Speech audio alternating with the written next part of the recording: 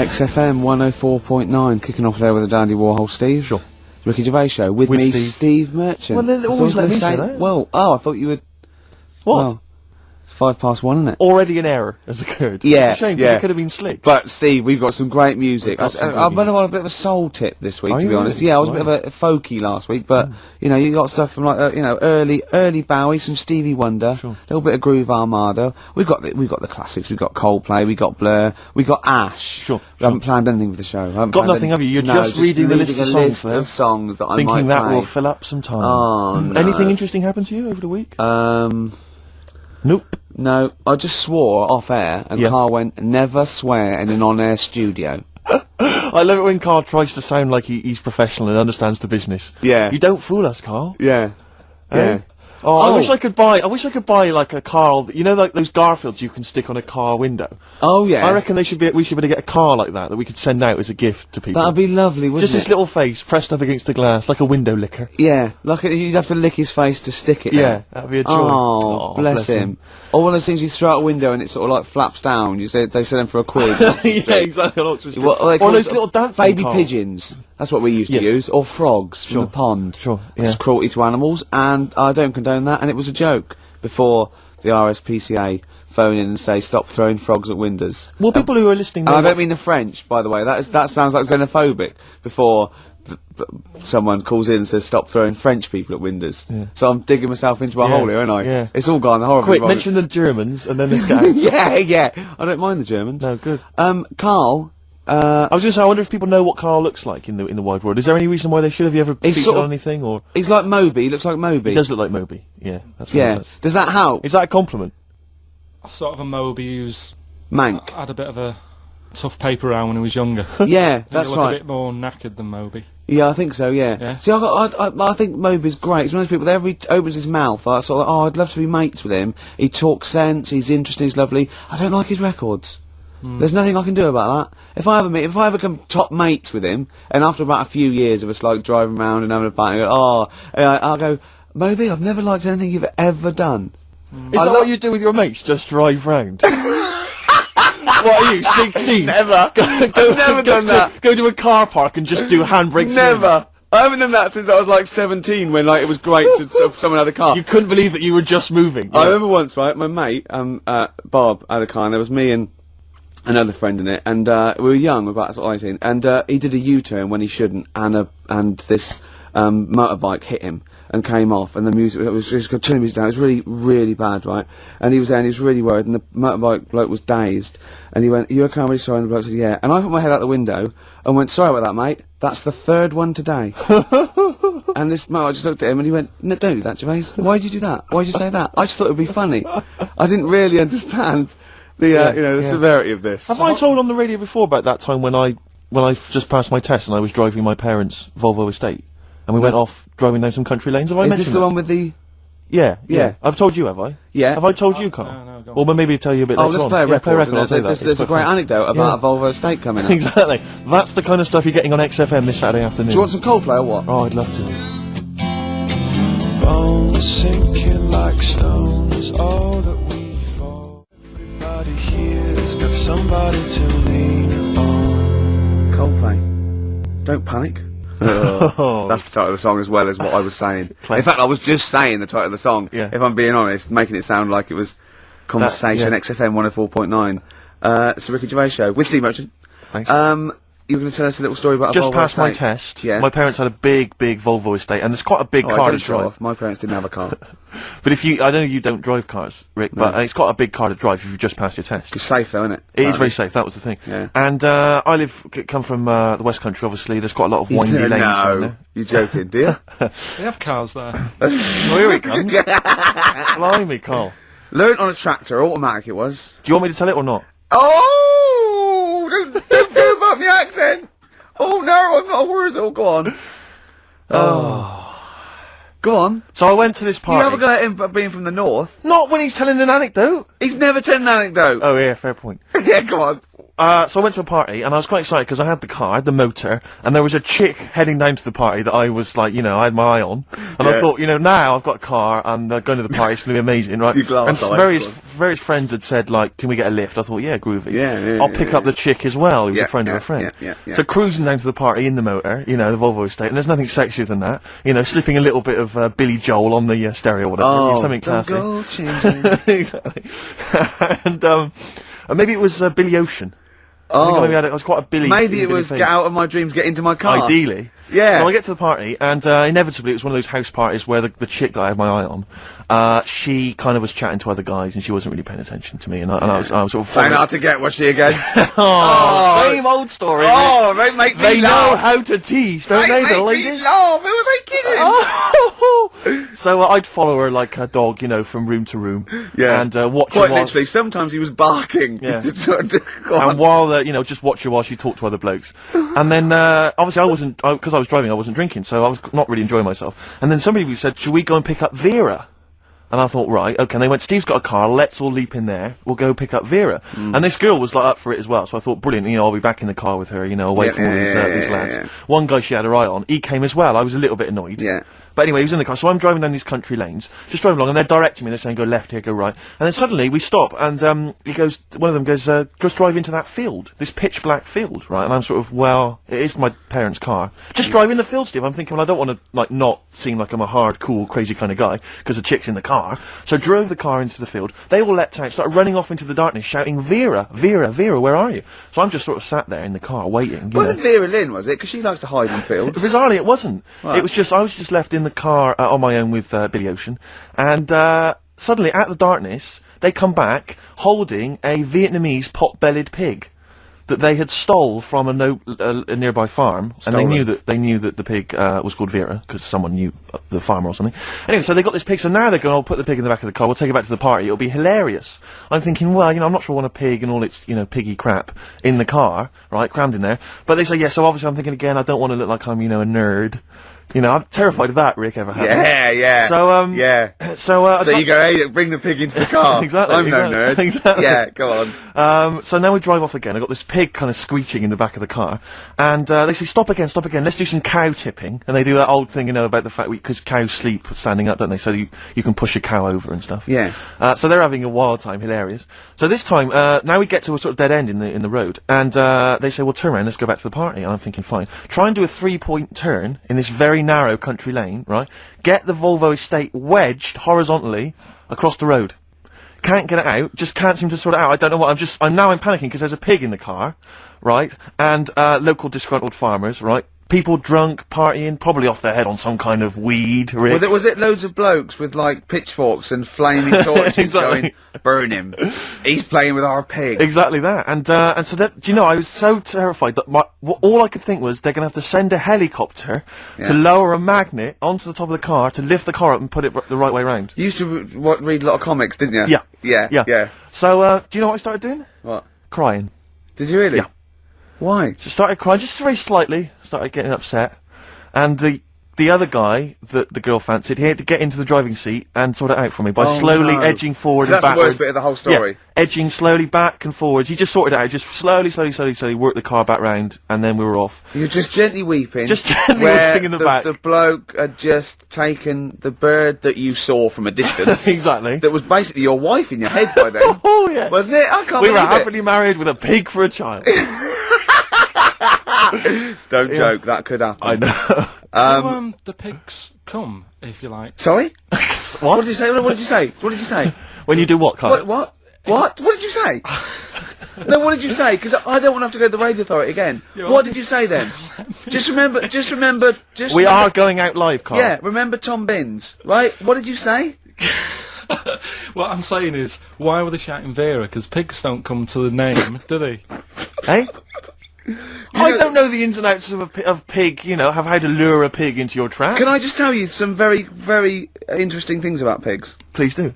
Right. One, everyone knows they have a corkscrew-shaped penis, right? Yeah, A corkscrew-shaped Yeah. penis. That's Yeah. the tail, isn't it? Two, they can't look up. They can't put their head back and look up, right? Three, they can have a 30-minute orgasm. Rick, is it only pigs that have got a corkscrew-shaped penis? No, and landlords. Okay. Very handy. Here's one for you. Go on. Like insect facts and stuff. Go on. If a man was a flea...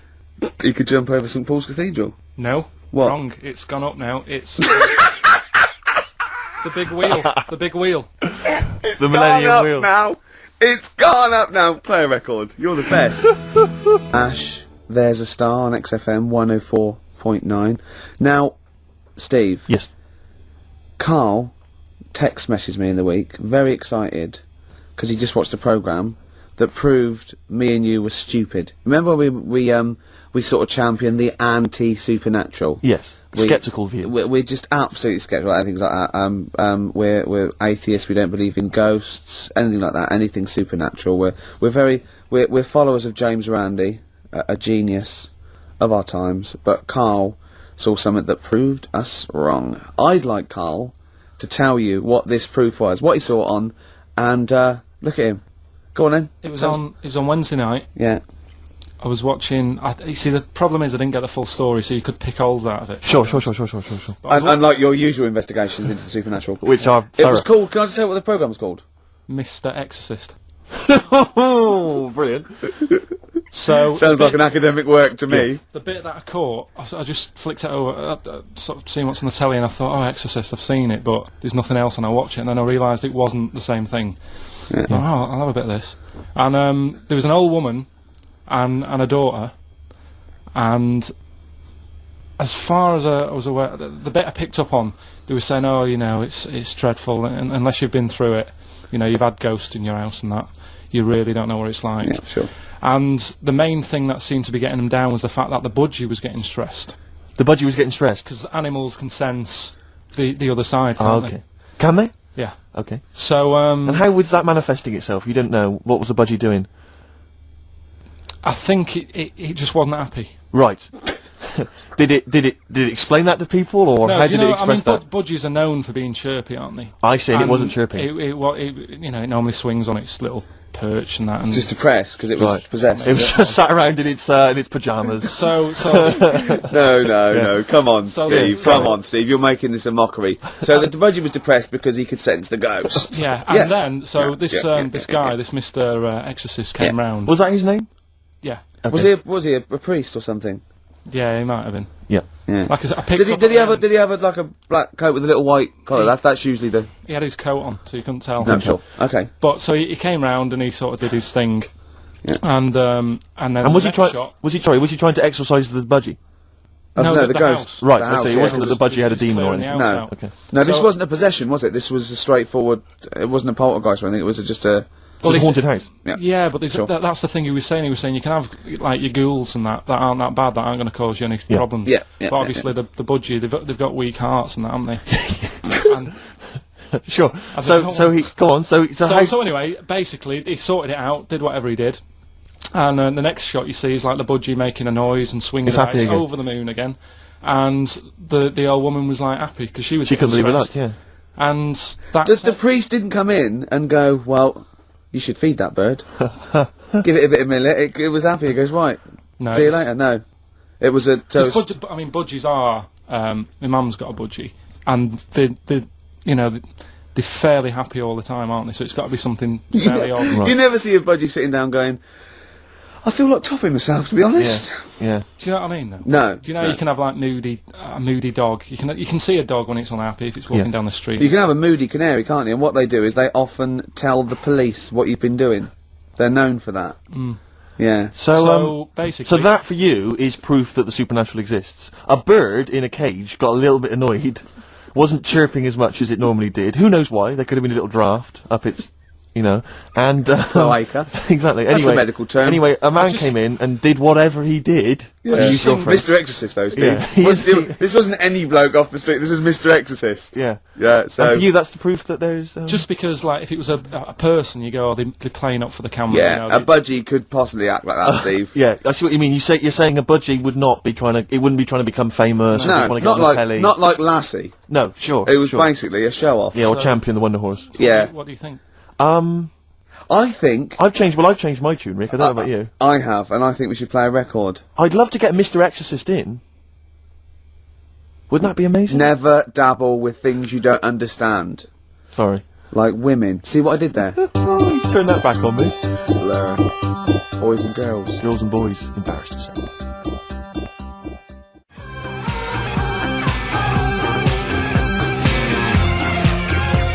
Blair. Girls and boys there, Steve, on XFM 104.9. So, it's not so bad, really, because we didn't plan anything, you know. No. We've proved the supernatural. We were wrong about that. Well, just one other question. Was there anything else in this woman's house that led her to believe that there were ghosts, or was it just the fact that, you know, Tweety, or whatever his name was, wasn't chirping? You see, this is the problem. I was watching UK Style. I was watching something on that. What were you watching on that? It was, do you know, it's not changing rooms, it's like that, but cheaper. Quite seriously, right? You might be the most interesting man in the world. I'm fascinated by it. I'd like to follow you. I'd like to have a hidden camera on you. I can ask you any question. You know, I'd like to have you in a cupboard in my flat. So I just think about it, I wonder what Karl thinks of that. And I'd just throw something at you, and you know what I mean? It's weird, because that's what my dad did. Just kept me in the cupboard. You know what I mean, though? Yeah. I wonder what Karl would You're think never about stuck this. for a conversation point if Carl's around. That's No, what's genius about it. he's always got an opinion. He's got an opinion about everything. Yeah. It's But I love the fact he was watching UK Style without a shadow of irony. Yeah. No, It's that's just what like- that's what I like about him. Exactly, that's what's I wouldn't brilliant. like it if he was trying to be No, he's not. kitsch Yeah. and stuff like that. I like it because he's down the line, straightforward, no nonsense. Yeah. This is what I like. You know what I mean? He's going to be sort of like Jeffrey Boycott, Dickie Bird when he's about like 60 or 70. He's going to get on a bus and go to the driver somewhere. You need an haircut. You look like a scruffy get. You know what I mean? He's going to be a great old bloke that you. Genius. He doesn't get chinned in the pub. Yeah. Right. People protect him. You know, because he's like 70 or something. But it's great. You're looking forward. You're actually in that nod. That nod went. I can't wait to be 70. Yeah. Wasn't it? Yeah. Can I make a suggestion that we just get people, they can email in just questions or comments they'd like to hear from Karl. Maybe they just want to know his opinion on the Afghanistan situation. Yeah, like, or you know, like last night's Coronation Street, whatever. Yeah, like they do it, you know, in the NME or magazine that coming up to the election, they go, Billy says Labour. Yeah. Ooh, I think the Karl. Sun has White Van Man. Each day they interview a guy who drives a white van, see his opinions on various topics.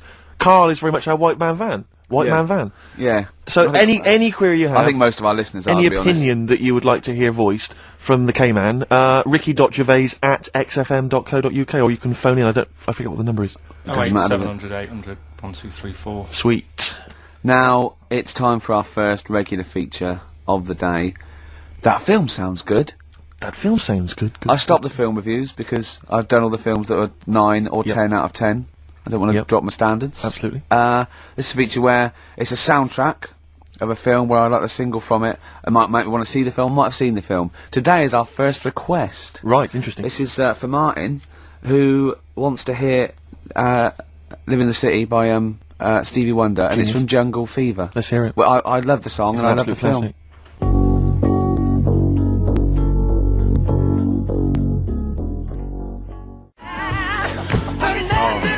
Living for the City. Genius. Stevie Wonder. The man's from a the god. film Jungle Fever. Absolutely. It's a great film. Yeah. Well, not to be confused with Living in the City, which I think is a Desiree track.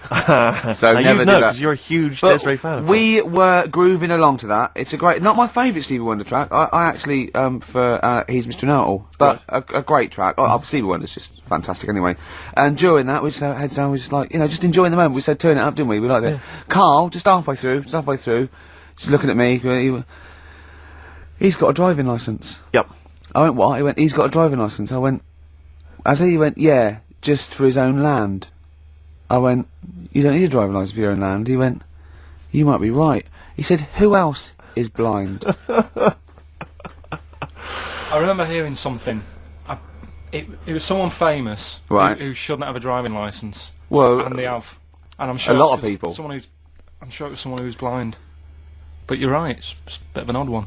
Isn't it? No, but don't forget, this hasn't just happened, this is in your head. So you can't say that and go, isn't that weird? How did that happen? It's in your head, don't forget at the moment. There is no proof There's of no this. proof of that. You can't say something and then go, isn't that strange? You said it.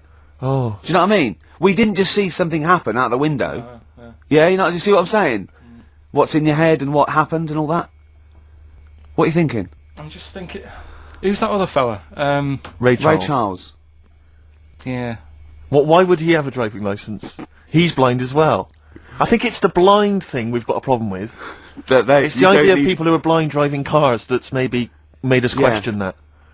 I mean, Stevie may have a driver's license. I very much doubt that he's passed his test. No. He probably hasn't even... I mean, he could have done the theory one, maybe. But And that's touchscreen.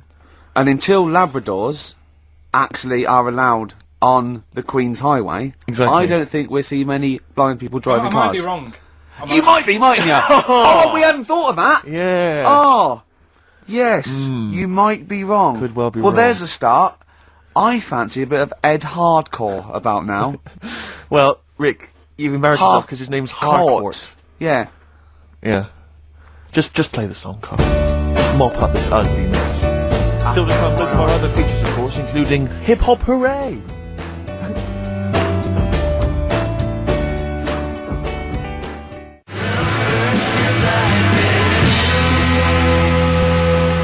Black Rebel Motorcycle Club, Love Burns, XFM 104.9. I'm Ricky Gervais. My name's Steve Merchant. Carl, what's your name? I press the buttons. That's it? Carl, I press the button. Yeah! Oh, bless him. He's People got are loving the K-Man, aren't they? They are, people are saying they love him. He's just, He is, he's I think we've created a whole new Will McDonald.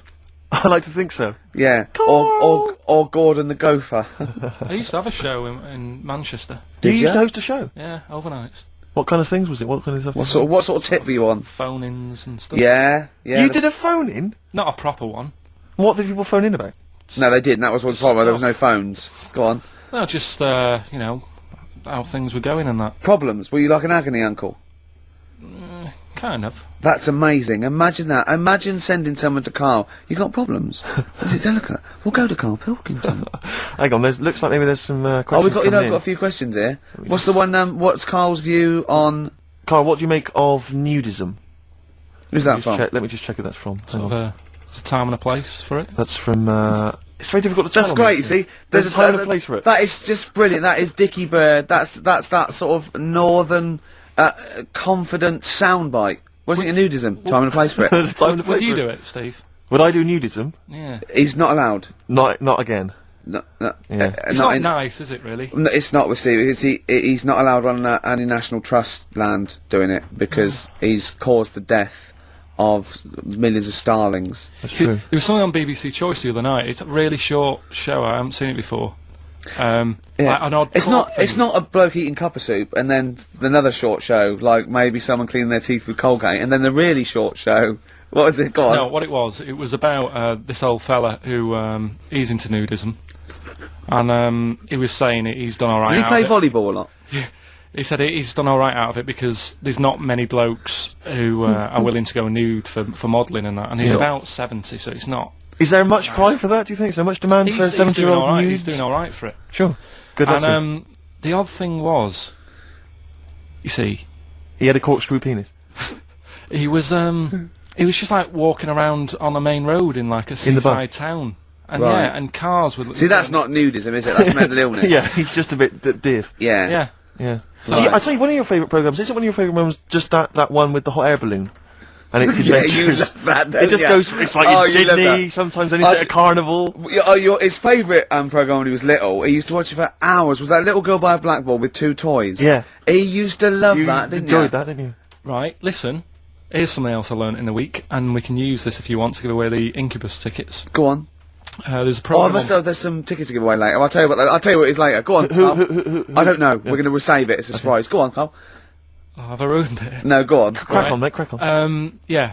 There was a program about the body, Sure. and what is it? Right, Barbie doll. Why couldn't that be real? Yes.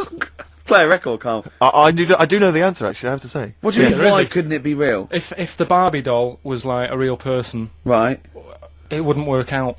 I don't understand the question! If you do, this is what worries me. I do understand the Don't say question. Why do you understand it? Because it's one of those facts which I've heard in the past, but so therefore, because I know the answer, the question makes sense. But unless you know the answer, the question makes no sense. Well, of course it doesn't. That's what's brilliant. Is it worth using for the tickets? Do you think? Is it that good?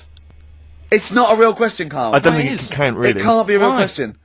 Well, because it's like one of those things about, a man went into a field and died. Why? You have to ask a question. You go, because his parachute didn't open. Well, I've got a million explanations. Okay, she'd be hollow. Do you know what I mean? No, he's right, actually. It is too vague. Why don't you give the answer, and then you'll understand what your question meant. What was the answer? She'd have to walk around on all fours, because... No, physically, the proportions of Barbie Yeah. could not be replicated on a real human woman, because she just couldn't have those dimensions. Yeah, we know. Yeah. But that you know what I mean? Yeah. Same goes for Fred Flintstone. Do you know what I mean? His head's half his body. It's a cartoon. Right. Don't have a go at Karl. He's the caveman. People love him. Sorry. God, they're Have I going gone to too far? alienate yourself. I'd like some hip hop, Steve. Seriously. laying into I'd him. like some hip hop, Steve. We'll come up with a question. We're giving away some Incubus tickets later. Look forward to that. Yeah. It's time for Hip Hop Hooray! This is from... Hooray. Whoa. Hey. Whoa. Hey, this is from De La Soul's 2000 album, not the current one. Artificial Intelligence, Mosaic Thump. Yeah. They've changed a bit, haven't They they? have, and a lot of people have dismissed De La Soul, but there's still some tracks you can dig out. Not as that are good. jazzy, but this is a soul tip to this This show, is a isn't wonderful track. This is With Me. Play it, Karl.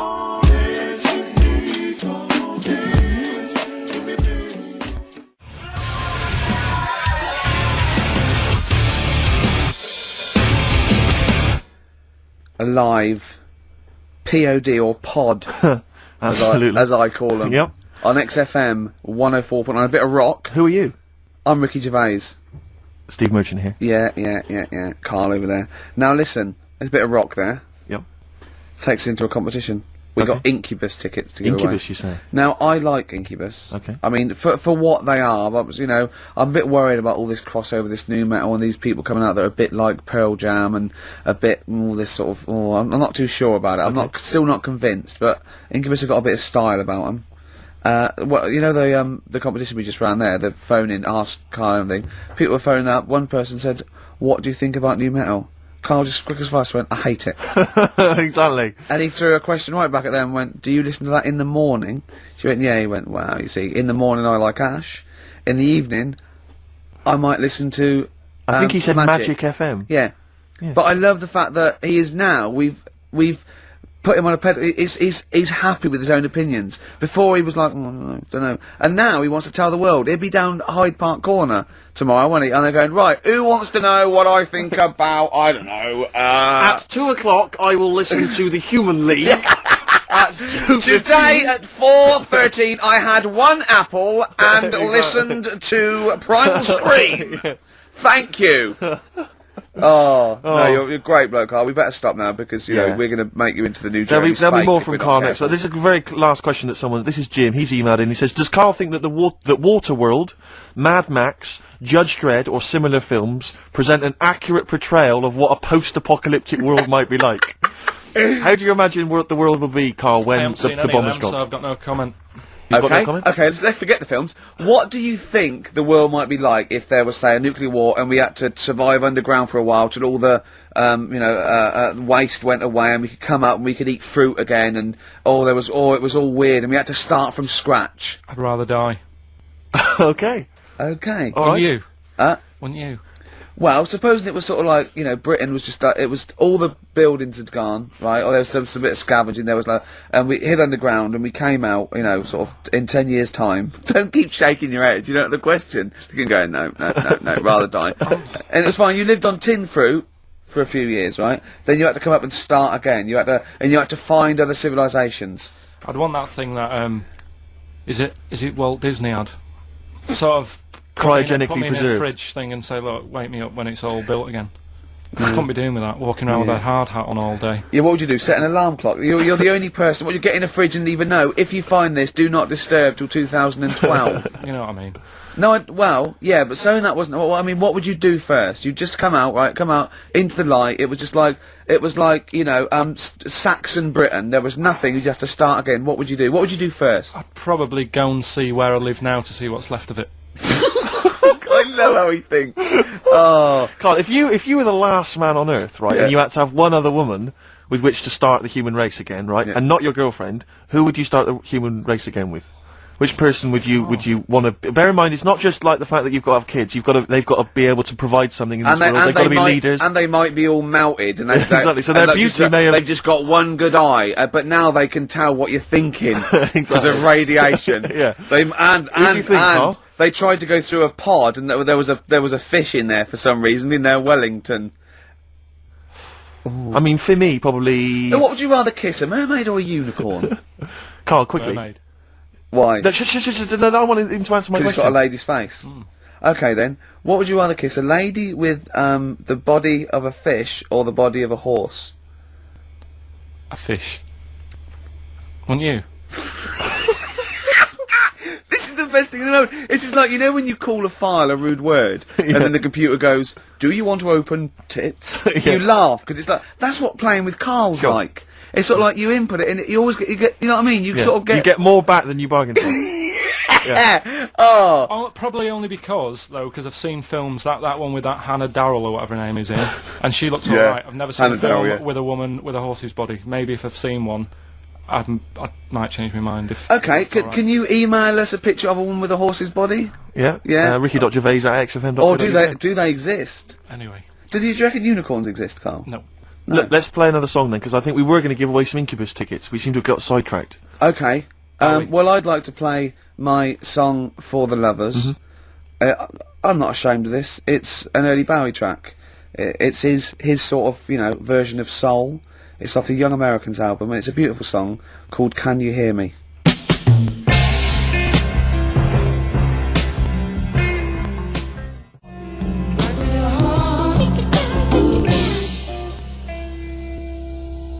David Bowie, at his best there. Yeah. Young Americans, Can You Hear Me?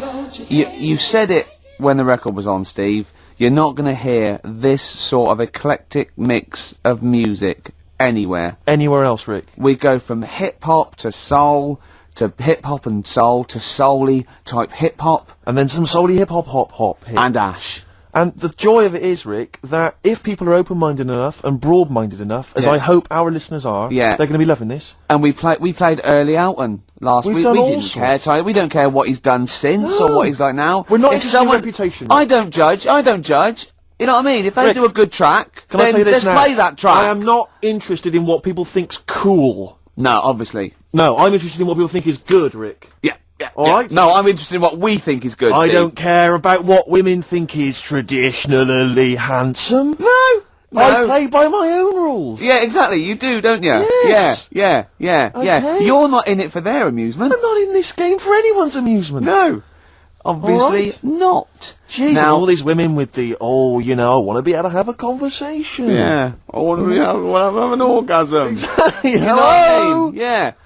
Now that was David Bowie there. We've played some great tracks here, but we've got more to come, haven't we? We have indeed, yes. Plenty more to come, Rick. But we're going to give those Incubus tickets We've away. got a competition now. We were talking about people keeping an open mind. Now our listeners have got open minds. They're like they're not only open, they're blank. Yeah. They're, you know what I mean? Yeah, Really. empty canvases. From the ones that have Empty been, heads. yeah, from the ones that have been phoning up, I Yeah. don't know how they dialed. No. I think they're wrong numbers or they sat on the phone or something. Sure.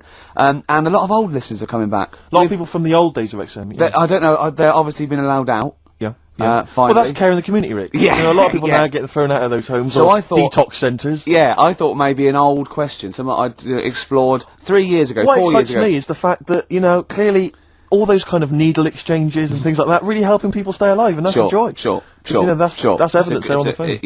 Yeah. Now, what about this? Now, you know the answer to this. I've done this before. Okay. Right? There is one London station. Rick, we've done this in the last couple of weeks. Oh, you think I'm going to say St John's Wood? Yes. No. Okay. There is one London station that has no vowels. That has no vowels. No, it's not. Oh no! You've not thought this No, through it's at one all. vowel. It's one vowel.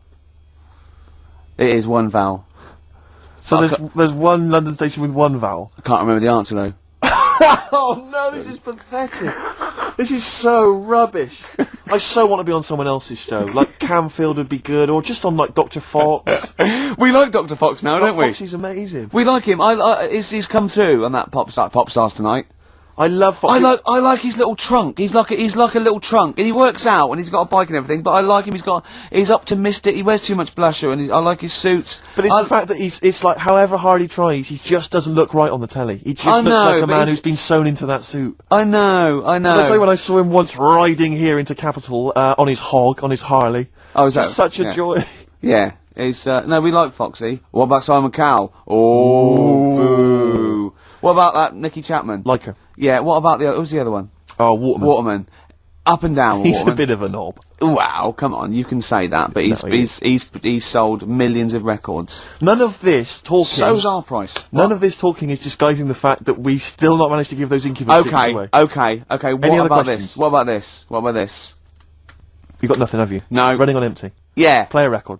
Hives there on XFM 104.9. Right, we've got a competition question. Steve's come up with it at the last minute. This is just to check if you are a regular listener of the show. Yeah, we Okay? would like to reward loyalty. Exactly, absolutely. So, last week on the show, Ricky described a story that happened to him back in the 80s when he was making his TV appearance on Razzmatazz with his band, and he had to fly out, was it to Newcastle? Yeah. And he tried to get on a plane, and a pop act of the 80s tried to help Ricky sneak aboard an aeroplane, But failed. but they failed to do it, At the height of their powers. and they were at the height of their powers. What was the name of that outfit? Should we put them on the line? Absolutely, let's hear Well, it. this There's is the people there dangerous, already. isn't it? This is to win Incubus tickets. Please do not be mental. Don't be mental or swear or say anything libelous or nasty. Yeah. Just be nice. You won't win if you're not. Go on. Hello? Hi, who's that? Oh, I've got my headphones on, haven't Put your I? headphones on, Rick. I'll just keep her talking. Oh, no. Hey, how's it going? Hello? Okay, hello. Hi. Hi there. What's your name? Lindsay. Lindsay. Where are you calling from? I'm Clapham Junction. And do you know the answer? I do. Okay. Is it Bucks Fizz? It was indeed Bucks Fizz. It was the Fizz. It was indeed the Fizz. Well Do done. you like Incubus? Yeah. Right. Right. Oh, yeah, you see, if I was interrogating you, I'd go, you hesitated. Yeah. There's so many people phoning up who are desperate for these Incubus tickets. Please don't make They us are give them to rightfully, you. no, to be fair, they're rightfully yours. Right, you, I tell you what, I'll have a T-shirt if you give them the tickets. Okay, is that just any old T-shirt, or No. can we send her a t-shirt? Carl's nodding. Right, think we can send you a t-shirt? Right, we'll get you a t-shirt. How are you going to do that then, Carl? Because you've got to take her name and everything now. You keep talking a minute. Yeah. This is pathetic. This This is wouldn't amazing, happen isn't it? with Dr. Fox. He'd have it all Foxy planned. wouldn't do this. Can I say as well, there's a bank, there's a train station with one vowel. Yeah, but there's loads, aren't there? He hasn't thought it through. Bo as well. There's many. Listen, Carl, take a note of her number. It can't have been that. I can't remember it. What was it? I remember I tried it the last time I tried it. I This think is a shambles. and I couldn't work out. Then there was wrong answers. I remember Aldwych came up. Maybe it's Aldwych. What's Carl doing now? Who's he talking to? I don't. He's talking to her, but what? Say again? Look, quick. Let's think of something. Come on. Hello, are you still on this line? No, he's picked up the phone now. So what am I doing? We're giving away. We're letting people behind the curtain. Let's keep up this veneer of professionalism. This is so rubbish. Come on, no, It's okay. don't draw attention to it. Okay, all right. But let's just talk and make. So, Steve, what are you doing tonight? Looking forward to Pop Stars? I'm looking forward to a lot. Who do you wanna win? I'm glad you've asked, Rick. I'd love to see Darius have a bit of success, but I don't think it's going to happen. I think it's probably going to be the stutterer. I think it is going to be Gareth. He has a name there, Steve. I think it's going to be Gareth. Yeah, apparently in the polls in the week he's getting twice. We're back, don't we? Okay. All right, Carl. So she's getting a T-shirt, is she? Lovely. Right. Who's that on the line? Next contestant, Hello. This is amazing. an error. I mean, we couldn't do this worse. Go on. Exactly. Hello. Hello, Hi. Who's that? it's Dan. Dan. Hello, Dan. Danny. All So, right, do you want to go to Incubus? I'd love to, man. Okay. Hold on. This is pointless because he's just heard the last. He's heard the answer. Yeah, it's definitely Bucks Fizz. This is mad. We didn't think this through. No, but let's be honest. He wouldn't have been on the line if he didn't know the answer. Are you cheating, Dan? Dan, he said he's not cheating. This is fail-safe. That's fail This safe. is our rigorous. I can't Screening believe this. process. Dan, you're going to Incubus. Oh, cheers, man. Well That's done. blinding. Well done. Oh, Nice one. Thanks for listening. cheers. Cheers. Carl, what do we have to do? Do we just hang up, or what happens? No, you play a song and Play a song then. You've got his details. yeah. Oh, Play God. Just what is it that you want to do? Feeder, just today. That reminds me of this Christmas where my 51-year-old brother wouldn't let anyone near the PlayStation 2 because he was playing Gran Turismo. And he has to build his car up and buy it. He just played it from about 6 o'clock till sort of 3 in the morning. Was it Really. bought for him, or About 3. I don't know, but we had to watch him. Brilliant. Why that song particularly? Why It's that on. song? It's on it. Oh, It's it I features think. on it. I think Feeder feature all over it, don't they? On the Right, soundtrack. Yeah. So there you go. Yeah. I was on the tube the other day, Rick. I Sure. was just coming into Finchley Road. Yeah. And I was on the train. I mean, I know you don't travel on the tube anymore because No. you're too famous. But I never did. No, fair enough. It's not that I don't really recognise. It's just that it's beneath me. Fair enough. And and then on the tube in each carriage on these newer ones, there are kind of these flaps that are normally locked closed, and there was one of them that's swinging open.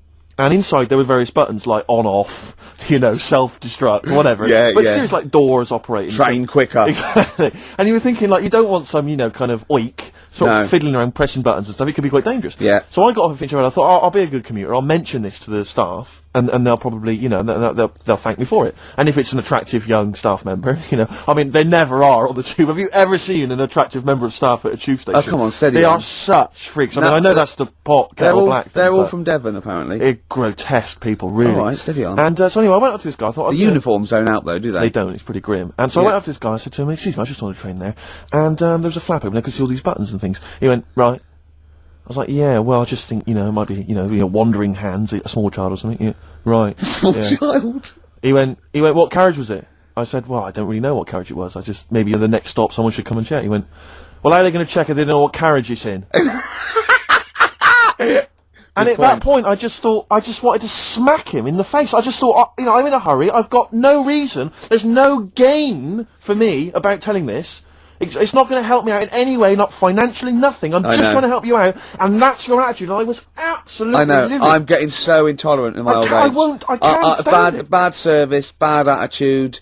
Just it drives me mad. It makes my blood boil, and Livid. I was one time, right, I was down in the centre of town. This was after some of the big explosions. The IRA had, various things.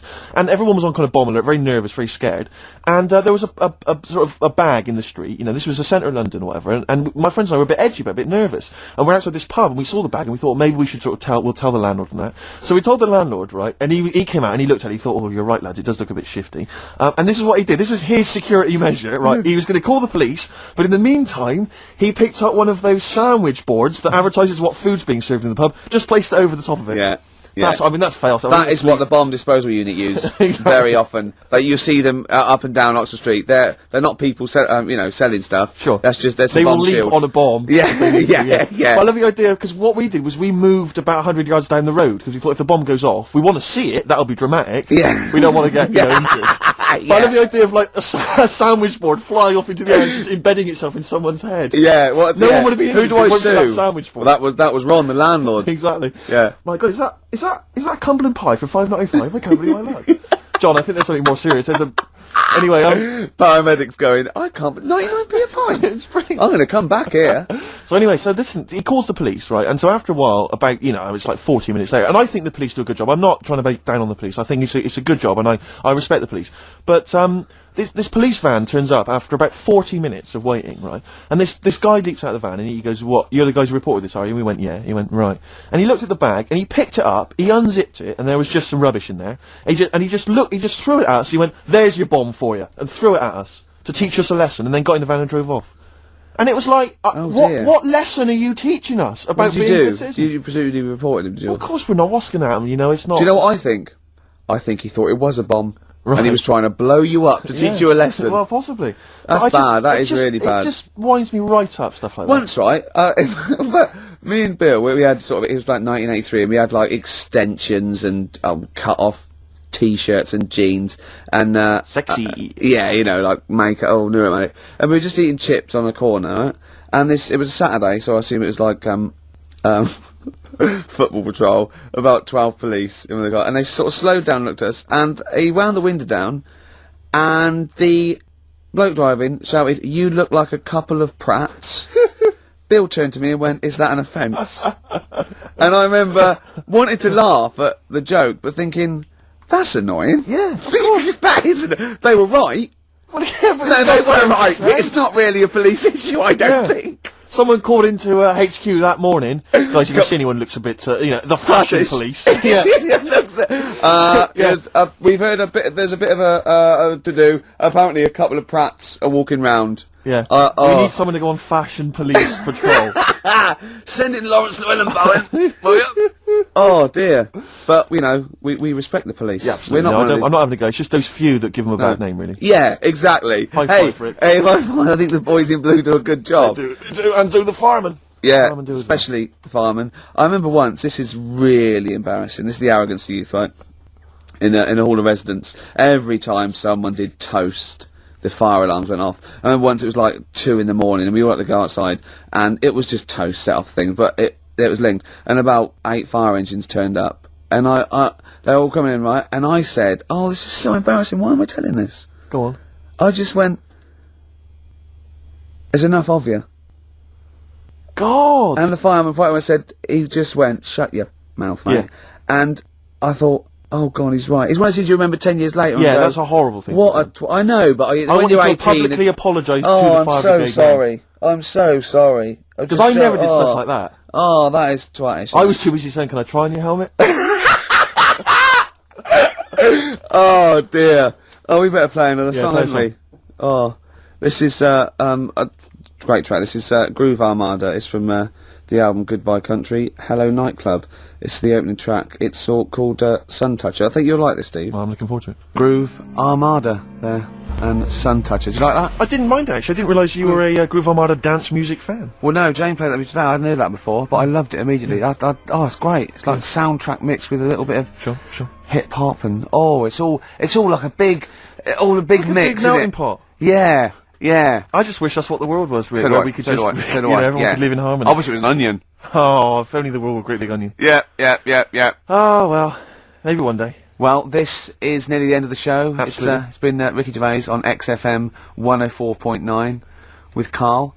And it's been a great show, and I've just there's been some laughter, there's been some tears, there's been been some a few laughter jokes, tears. there's been some political satire, I'd like to think so. but above all, there's been some chat with friends. And there's been some bloody great music. Let's not forget that. I don't think we need to swear at this time. It's late juncture. Yeah, because you make yourself look a cock, and me look a twat, and true Karl look like a complete... Song for the Go on. ladies. Rarely do you get a chance to play on a radio station wanker. 7 minutes worth of Led Zeppelin. But screw it, I thought, damn, Hey. it's the end of the show, we don't give a damn. It's Be an amazing careful song. with the language. Screw damn and bloody. Do not a sermon make. Rick, it's a beautiful song. If you're not a Zeppelin fan, stick with it. It's not roaring rock as you'd expect. The Rain song from Houses of the Holy. See you next time. See you later. Buy it in bottles. Richard Ashcroft on XFM 104.9. I'm Ricky Gervais with me, Steve Merchant and Karl Pilkington. Now listen up, right? It's the Sony Awards this Thursday. Now, for those who don't know, the Sony Awards are like the Oscars for radio presenters and producers and everything, right? So, and as you know, me and Steve, we love to win. We want to win this one. This is the last time the panel will be listening, so I want a good, clean, tight show, Okay. right? So no swearing, joking aside, no swearing, nothing controversial and nothing in bad taste, alright? Good luck out there. Aren't we a little bit buggered then? Well, yeah. So, alright, Karl? Yeah, that's alright. It's just when you say things like, make it a good one. Sometimes it sort of puts a bit of pressure on and things slip out that you shouldn't say and stuff like that. Do you know what I mean? Have you ever had that? What, when you can't... It's like, I'll tell you one story, right? I'll tell you a couple, actually. That one's just come to mind right now, right? There was a fella who my dad was going to meet. I don't know if I told you this before, right? But, I have told you, when it was a party, and everyone was saying, Dave's coming, he looks like Ken Dodd, but don't say anything, have I told you? yeah, go on, what is it again? And, everyone's like, right, and my dad's like, I've never met him, I wonder if he does look like Ken Dodd, and everyone's saying, yeah, but don't say anything. Yeah. Because you'll accidentally, say it, and... Young Bunctious, you might go, Young Bunctious to meet you. So, the thing is, when this fella turns up, he did look like Ken. My dad couldn't believe it. First thing he said, nice to meet you, Ken. Oh, His name's Dave. And that's the sort of thing. There was another one, right? At a station that I worked at in Manchester, right? There was this girl who worked in the newsroom, right? And she had a plastic arm, right? Right. And this presenter, nice bloke, he didn't, he's not out to hurt anyone, went up to her, sat down, was chatting for a bit, touched the arm, said, what lovely skin you've got. what did she say? I mean, she's probably used to it, so she wasn't bothered. And then, right, this is brilliant. This is a sort of gaff he made on air, right? like I say, he's a nice bloke, so he meant nothing by it, right? But he does this competition on the air, gets a caller on, right? And he's talking to the woman saying, you know, thanks for calling in and to play, I don't know, what have I got in my pocket or whatever they used to play on the show, right? And talking to the woman, in the background there's this noise, right? Like that, right? So he's talking, and he goes, have you got a pet parrot? She said, no, it's my Down syndrome kid. Oh, dear. Oh. The thing is, awards don't matter. No, I don't think so. Play record? I don't think so. So, we're not out to offend or annoy. Appropriate words there. That's the Smiths. And Panic. Don't worry about it, Carl. People know that you haven't got a malicious bone in your body. So, they know it's confusion. Don't worry. No, it did happen, so it's I know, yeah. So, what have you been doing this week, Steve? Well, I'll tell you what, at the beginning of the week I was, incredibly annoyed by Karl. Why? No, because I remember you had a little discussion with Karl a while back saying that, you thought he was lazy at times. Yeah. And, you know, you had various criticisms of his work. Yeah. And I got a call from him, he said, oh yeah, I should have told you, I had a phone call, someone said that they were trying to get hold of Steve Merchant to offer him some lucrative voiceover work. Now, you know... That is money for old It's money for old rope. That's you're in there for about 20 minutes, and it's thousands of pounds. If there are children listening who are still at school, they should definitely, when the careers guy says, what do you want to do? Try and get voiceover work. Just become a voiceover artist. It's money for old rope. Yeah. So I can't believe my luck, because, you know, I love money for old rope. Yeah. And, I said, well, what's the information? He said, I don't know. I deleted the message. It was on his answer, and he deleted the message. I said, right, when did the message come? He said, last week. So he took a week to tell me that he had deleted the message. Why, just because it wasn't for you? I mean, I don't know how selfish that is, Karl. No, what happened is, right, I got back off holiday. I was at home. Yeah. So I called up my voicemail, right, because I can do that. Yeah. Remote access, right, because I've got to know what's going on at work. Of course. Called in, it was still my day off, I was going through the messages. Yes. Heard one from some company saying, we're after Steve Merchant. Yeah. We want him to do some voiceover work. Yeah. Right? I can't remember the name of it, but Thanks. I thought, right, I'll remember to tell Steve. A week later. It doesn't matter, does it? You still got the message, and they What message? Yeah, but voiceovers have to be done in the next couple of days. But I didn't get the message. All I got was, there was a company, I don't remember the name, and they phoned you, they wanted voiceover work. How does that help me? There are hundreds of thousands of media companies. You didn't take down a number, you didn't take down a name, nothing. I was more puzzled why they'd want you to voice anything. He's having a go I don't know why. No, but listen to that voice. No, you must be annoyed. You must be annoyed. I mean, talk about rubbing salt into the wound. No, but listen to you. Oh! God. I don't know how you think, I don't know how your mind works. Well, I was thinking there must be a tractor sale on somewhere. What do I care? No, hang on a minute. Wait a minute. Wait a minute. The worm has turned. I don't care if they want me to advertise, you know, the latest designs in pirate fashion wear. I will do a voiceover because it's money for old rope. I don't care what you think of my voice. Someone was interested. They were offering me money. And you decided arbitrarily, oh, they probably wouldn't want it. They probably made a mistake. They wouldn't like the way he talks anyway. I'll delete the message. No, the thing is, right, What if I'd been a girl? I get paid to sit here on a Saturday, right? Play CDs and that, help out with the show, get you decent prizes. I think I do me bit. Sure. Right? It isn't about running your voiceover work. So hang on, so Karl, let me just get this right. If someone was ever to phone me, right, trying to get in touch with you, to offer you work, you'd want me to just ignore the message. That is what you're saying to me. You'd prefer that I deleted the message, I ignored it altogether. That's what you'd want for me to do. That's what you'd want me to do. What, someone's calling you for some Someone's phoned me, they say, oh, I can't, I don't know, I'm a friend of a friend, I've got your number, Steve, love to use Karl Pilkington for an exciting called me, so has it happened? Well, that's what I'm saying, in the future, if it was to occur, do you want me to just ignore it? Is that what you prefer me to do? Well, it's not like that, though. I did tell you, I told you the message. You didn't what? You told me a week later with none of the information I needed. Carl, that doctor called last week, that kidney's ready for that, little girl that you were doing that sponsored walk for. I forgot to tell you. Oh. I hope it's still alright. They keep it on ice, don't they? I think they do. Selfish, Karl. So selfish. And you've lost us to Sony. Beautiful bit of Snoop on XFM, yeah? Kicking it with Ricky old Gervais. school, yeah, Sweet. Steve Merchant and Karl Pilkington.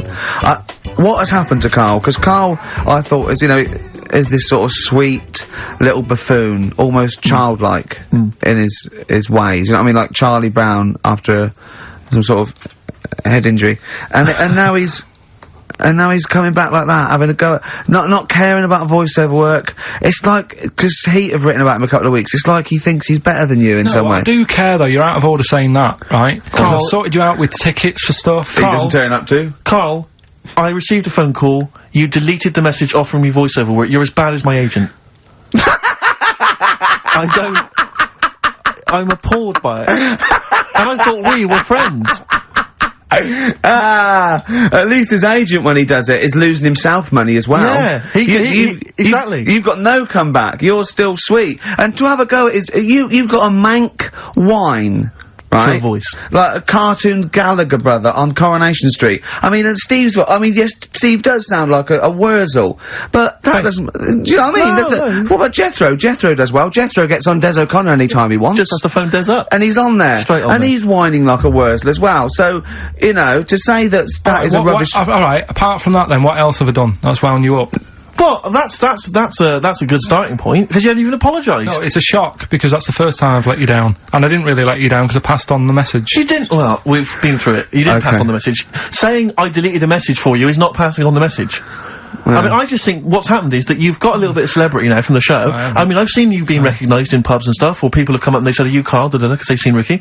Now, it just seems to me that you are not keeping yourself grounded. You are just, you cannot deal with fame, you've not got the intelligence to cope with the celebrity, and you're just becoming this kind of ego-driven monster. Now it's getting. It scares me, Karl. You're not the man I remember. Look, I put a lot of work into this on Saturday. This isn't even my proper job, right? Where were you in the week?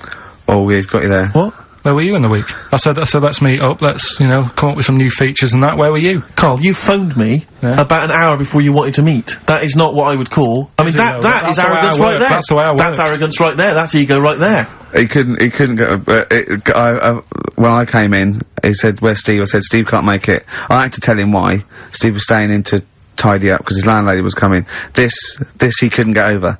He could not get over that you couldn't make it because you had to stay in for your landlady. He talked about it for about the hour when we were working. What are you talking... last week I had a bad throat. You wouldn't tolerate that. You wouldn't accept that. When you had a bad throat, where were you? Why couldn't we do any work then? Because you were at home with your mum and your dad. You were on holiday, weren't you?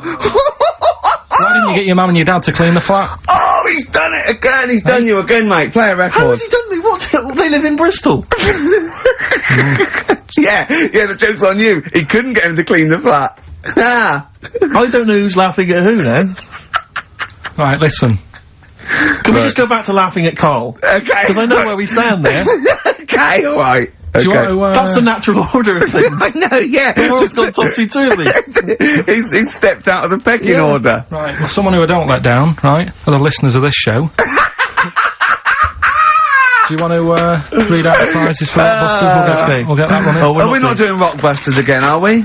Yeah. Well, it was a shambles last week. We cancelled it 2 weeks ago. What?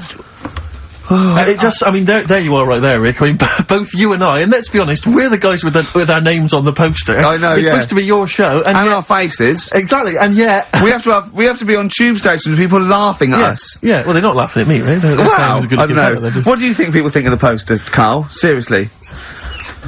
No, I don't want to know his opinion. It's just going to be insulting. My point is this, Rick. He was looking at you. My point is this, Rick. We used to be able to decide what the content of this show was. I know. Now, it's him. It's just him. He wants to do Rockbusters, he gets to do it. I know. And it's awful, but like Tourette's Trent D'Arby. Not only is that offensive, it doesn't work as a clue. Saying that, have you come up with anything for this week? What's the prizes? I'll read out the prizes. We've got a brand new XFM, stylish XFM DJ bag. That is actually quite nice, actually. Yeah, we've got in there a 12-inch from the XFM Remix album. This has got The Cure on there and the Prodigy remixes from them, which is quite handy. We've got a little mouse mat there with the XFM logo on, and here's what everyone's waiting for, the CDs and DVDs. Yeah. Once again, the X List. This is the compilation that XFM have put out. It's actually very good. Smash Hits, the reunion. Let me see what we got on there. Aha, obviously, Wham, Duran Duran, all your favourite 80s and 90s classics. Another copy of DVD, Steve Coogan's Run DVD. What else is this here? Low Fidelity All Stars, blah, blah, blah, blah. There's Voodoo House and Ghost Funk on there, Rick. I'm sure that'd be right up your street. And, also on DVD, Man Is that Child. with or without Wrecked Train? So yeah, not a bad little selection there, Carl. You've done well there. So go on and do the clues then. Let's do Rockbusters now. Well, I'll bung a song on. And wow, yeah. I love the fact that he was taking the piss out of your voice. I'll bung a song on. Hey, it's Tripe and Cowwheels tonight. Now as griddling as gravy. To be honest, Carl, let's be honest, if Ricky Gervais can get voiceover work, do you know what I mean? There's got to be a place for me. Where do you think the place for him is? Well, look, right, you were talking about your face on the poster. It's not all bad, because I read something last night that can help you out. Right? And it's amazing. So we're talking about that. Play a record, Carl. Warren Zevon ain't that pretty at all on XFM. 104.9. I'm Ricky Gervais with me, Steve Merchant and Karl Pilkington. Right, Karl, calm now. The Sonys, they're listening. We've got to win this award. We're just bickering. Right, what's this thing that can help Steve out? What are you talking about? No, we'll talk about that in a bit. What are we doing now, We'll do Rockbusters, get that up and running. Yes, sir. Get the email busy. Thank you, sir. Yeah, Right. okay. Go on then. Right, so, you know how it works. Cryptic clues, initials. Well, And as you I work say out. every week, they're not strictly cryptic. It's more, what am I thinking that starts with these letters? Is Sometimes. craptic a word? Is that a word? Craptic? Because... Oh! Anyway. Oh, God. So last week, one of them was, these people from the East Midlands can't help swearing. Yeah, Tourette's Trent D'Arby. Tourette's Trent That's D'Arby. the sort of shite we're dealing with to try and get a Sony. Right, so, here's the clues and that. First one. And that. What are we after here? The artist? Yeah. The band name or solo artist? It's, I'll tell you in a minute. Okay. Right. Go on. So the first one, the hitchhiker needs a lift, but in something bigger than a car. Go on, what's the initials? VH, right? The hitchhiker needs a lift, but in something bigger than a car. Yeah. Right? Second one, don't be selfish, and some of it out to your mates. Right. The initial there is C. Right? Yeah. Don't be selfish, and some of it out to your mates. And the Sure third that's one... not what is Karl, he's selfish. No. Begins with C. Right. And the third one, the Scottish fellas can't get into their emails. Right, okay. The Scottish fellas can't get into their emails. Go on then. Right, the initials there, KL. Right, so quickly again, the hitchhiker needs a lift, but in something bigger than a car, VH. Yeah. Don't be selfish, and some of that out to your mates, Right. that's C. This is your last chance, Karl. And the Scottish fellas can't get into their emails. If I hear KL. anything like Wet Knee Houston, or D Trout Spinners, or Tourette's Trent D'Arby coming out of this, we're never doing it again. Okay? Have you got monkey news for this week? Don't know if I want to do it this week. So, just 'cause breakfast do it and that, and just leave it maybe this week. See what happens. See if we need it. We'll see. Sometimes I don't know. Play a record a minute, Karl. I'll talk to you off air. Play a record. Well, what? What's the email address again? ricky.gervais@xfm.co.uk. Okay. Right? That's where the email the answer's in. So we've got to remind you whose show it is. Play a record. Right. Stop My Head, Ivan Dando, on XFM 104.9. I'm Ricky Gervais, and with me, arguing like nutters, are Steve Merchant and Karl Pilkington. Okay, alright? Calm down. Right. Right, let's just chill. Let's just Okay. chill. Yeah, right. What did you do last night, Rick? I watched I'm a Celebrity, Get Me Out of Here. I tried last week, I knew Tufnell was going to come through. I knew he was. I went to put a bet on, and it was 11-4, and I thought, oh, that's not worth it. I could put on 400 quid, and I reckon I'd have won 1100, because I reckon he's going to win. Yeah. So, That is annoying. I suppose if you could go back in time, you'd probably change things. You know what I'd do if I could go back in time? I'd go back in time, stop Hitler from being born. But then it might be worse because someone else might have come along and he'd been even better. It's like a novel. Yeah, you're Like right. Ben Alton would write a novel like that or something, wouldn't he? Yeah. Well, how things would be different. Yeah. Yeah. I popped to the cinema last night, and it was a joy of an experience because for the What'd you first see? time I went to see X-Men 2. I enjoyed it. I want to see that. Yeah, really I saw good fun. one. I don't like that sort of thing. I've never been a comic book, never been a geek like yourself. Not yourself, but I mean, you're not a geek in that sense. You're different. I mean, Not in the traditional sense. No. I'm one of those sexier geeks. Those modern sexy geeks. Yeah. But I really enjoyed it, and 2's meant to be even better, isn't it? I really enjoyed it. Yeah, Oh, excellent. it's good fun. But but more so than the film was the fact that the actual cinema experience for the first time in a long time I actually enjoyed because I just Honestly, had such a problem with the cinema. Well, I can't go. I have to wait about 3 weeks till it dies down and go in the afternoon. I can't be sat next to people. I don't know why people go to the cinema to eat. Have something before you go in there. Yeah. Rattling, crunching. Why is this experience? This film has cost £50 million. It's meant to be an emotional, artistic experience. It's not meant to be something that's on while you're chowing down. Yeah. I don't know. But people leave their mobile on. I want when someone answers it, you go, I can't talk now. I want to go, don't smack them on their face with it. Yeah.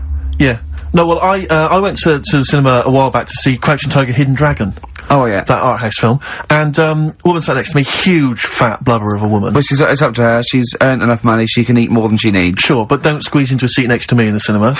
Right, with your flesh, you know, curving over the armrest that we're having to share. Oh, right, God. next to her little weasel of a husband. She's got one of those huge kind of, you don't reckon he was- hog-sized barrels of popcorn. You don't reckon he was one of them feeders?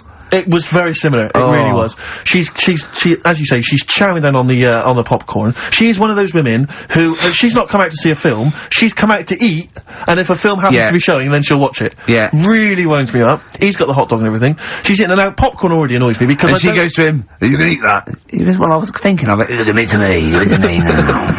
But I don't know why it was that popcorn became the thing you eat in the cinema. It's like you say, you've made these films, and someone's there thinking, well, we've made this great film, we've got the sound mix right, but what we need is something that'll just slightly irritate everyone during the film. And just see the crunch of size, popcorn. just see the size of the buckets that go in there with popcorn. But And why not serve soup or something? Or Oh, yogurt? the slurping would drive me mad. But And something the where it's not spoon gonna make touching the the noise. bottom of the thing would drive me mad. Don't serve anything. There's no reason you have to do the cinema and go, "Oh God, I need to eat." Well, this Eat, was- plan it. You don't go and play tennis eating what you plan it, don't you? Well, exactly. Exactly. Eat before we come out. Yeah. Have a sandwich. Have a corned beef Do you know sandwich. then what, come right? out. What annoyed me is I found out in across America when they showed Schindler's List, they banned popcorn, right? Out of respect to the film. What? So they're saying all the other films, oh, sod it, Yeah. doesn't matter. Yeah. Well, this one cost 100 million. Ah, it doesn't matter. You can eat popcorn through that. Yeah. I mean, ban it through all films. Well, this woman was one of those ones. She may as well have had a trough in front of her. I mean, she was a state, right? Oh, and she's don't know. God. She's an idiot as well because the trailer comes from. I remember at the time the trailer came on for AI, that film AI. Oh yeah. And I don't know if you've seen the trailer for it, but it's something like I don't know exactly, but it's something like Martin is a 6-year-old boy. Yeah, he's 20 kilograms, he's 3 foot high, yeah. But he is not human. Yeah. He's a robot. Yeah. And she's watching. She's just watching that. Right. Bear in mind the point of the trailer. He's a robot. Yeah. She says, "How old was he again?" I wanted to slap her. I was livid.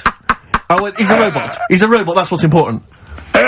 She says, a trailer comes on for a war film. She goes, "I shan't be seeing that." She just announces it. "I shan't be seeing that." And I'm bored with war films. Bored with them. Next. Oh God. And then so the title card comes up for Crouching Tiger, Hidden Dragon.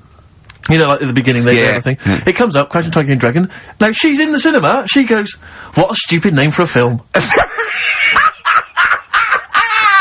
I was thinking, but you paid to see it. And then it says subtitles in brackets. She goes, "Oh, it's not subtitled, is it?" So it comes on, and I don't, in the film, I think they speak maybe Mandarin or Chinese or something, I'm not sure, but let's say it's Mandarin.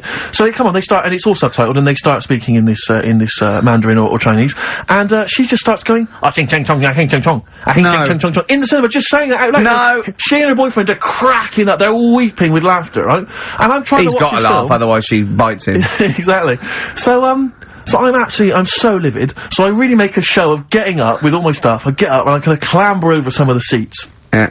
I sit down next to these two teenage girls with the mobile phone. Oh, God. Mobile phone goes off, and like you say, instead of, I mean, it should have been off anyway. Yeah, of course. But let's say, instead of it being, instead of immediately thinking, oh God, and switching it off hurriedly, they take the call in the cinema. I'm in the cinema. Yeah, no, I'm in the... Start having a conversation. And I was thinking to myself, you're 16, unless that is your business partner in Hong Kong phoning you, saying the deal is not gonna go through, which I suspect it's not. I suspect it's probably Gareth, or Gavin, or your boyfriend Tony saying, do you want to do me behind the bike sheds later? Yeah. I suspect that's who it is. Yeah. Switch off the phone! Or at very least, get out! I know. Get out of the cinema! But it just, I can't, I mean, I don't know where these people were brought up, or raised. I don't know who it was that told them this was behaviour that you could do. I really want to have cinema police. Yeah. Right, you go in there, and if the phone goes off, you get your money back and you're asked to leave. Yeah. Straight away. Any whispering, go, if you whisper again, you know, if you're too stupid to be able to figure out the plot. yeah, just, they tell you what age you should be, right, to get that film. Yeah. That's it. If you listen and you're not eating and you're not talking, then you should be able to get a film. Well, I was in the cinema last night, and as I came in, there was a big queue, and as I came in, there was people there, taking your ticket, showing you to your seat. Now, when did it happen that I was no longer able to find my own seat at the cinema? Why is it that I can go in the daytime, I can find I'm left to fend for myself? But now it seems that on a Friday night, there's so many stupid people out there who can't find their decent seat. No, I think that is policing. I think that's to stop people thinking I'll just sit here and having to deal with it themselves. Because, I mean, if someone was in my seat, even if there was another seat, I'd go, well, no, that's mine. I want lots of policing in social occasions.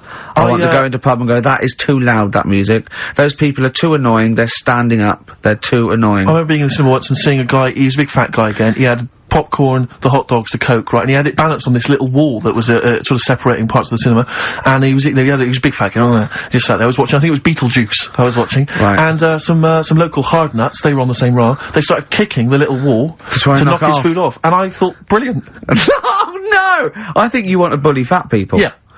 Play a record, Karl, it's getting really nasty now. Can I pick on you? 50 Cent in the club on XFM 104.9. I'm Ricky Gervais. With me, Steve Merchant and Karl Pilkington. Still arguing, this time about having help from your mum and dad. What do you think, Karl? No, I'm not. I don't want this to turn into some sort of wacky type thing where we're pretending we're arguing. Yeah. Well, we're not pretending. We're not pretending, you are arguing. Yeah, I know, but people will think we're messing about. Oh, right? I wouldn't have thought so. We just need to... We can talk about it later, sort it out. Yeah, it's just that Karl's a little bit stressed. I'm not stressed, though. And he doesn't really understand that, you know, me and Steve have got lots of different jobs in the week, he's just got one job. Yeah, and we sort of rely on people getting messages to us, you know, as soon as they get them, you know, and not sort of deleting them from their phone selfishly. Yeah. Just things like that, you know, people being on the ball. Not just thinking about themselves all the time, not just thinking about number one. What do you think, Karl? Whatever. Do you know what I mean? Whatever. Don't get all maudlin again. Just having a little discussion. Yeah, this will annoy you. Guess what? Think of this, you little slaphead twat. Apparently... that's so in his arse. Right, apparently, women can get bald treatment on the National Health Service, but men can't. What do you think of that? Do you think that's fair? Is that a fact? It's a fact. We should point out that Karl is, would you say balding? Yeah. Would that be fair? Well, either that or a wide parting. He looks like Charlie Brown. He's got the same sort of hair arrangement as Charlie Brown.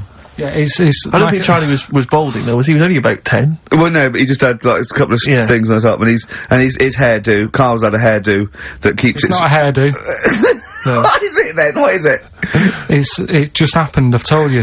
Noel was in, right, once. Noel who? Gallagher. Oh, yeah. Right. Oh, right, you're on first name terms. Right. And, from the hood, isn't he? And whoever was doing the interview said, oh, you know, what, will Liam be able to keep up that sort of hard attitude, right? Say when he gets older and he goes bald, and, you know, could he still carry off the sort of attitude that he's got? And he was like, no, he'd never have that style. He couldn't have that style that lad's got in there, and pointed at me. Yeah. I said, it's not a style. I said, I didn't go to the barbers and say, can you just, like, shave the top bit, leave the sides. Yeah. Can you remember the Friar Tuck? That's the way it is. Yeah. Right, and you were just saying to me, what would you do if you went back in time? I'd probably use a better shampoo. I wish we could tape the conversations we have off air. Yeah. Because, I mean, they are ridiculous.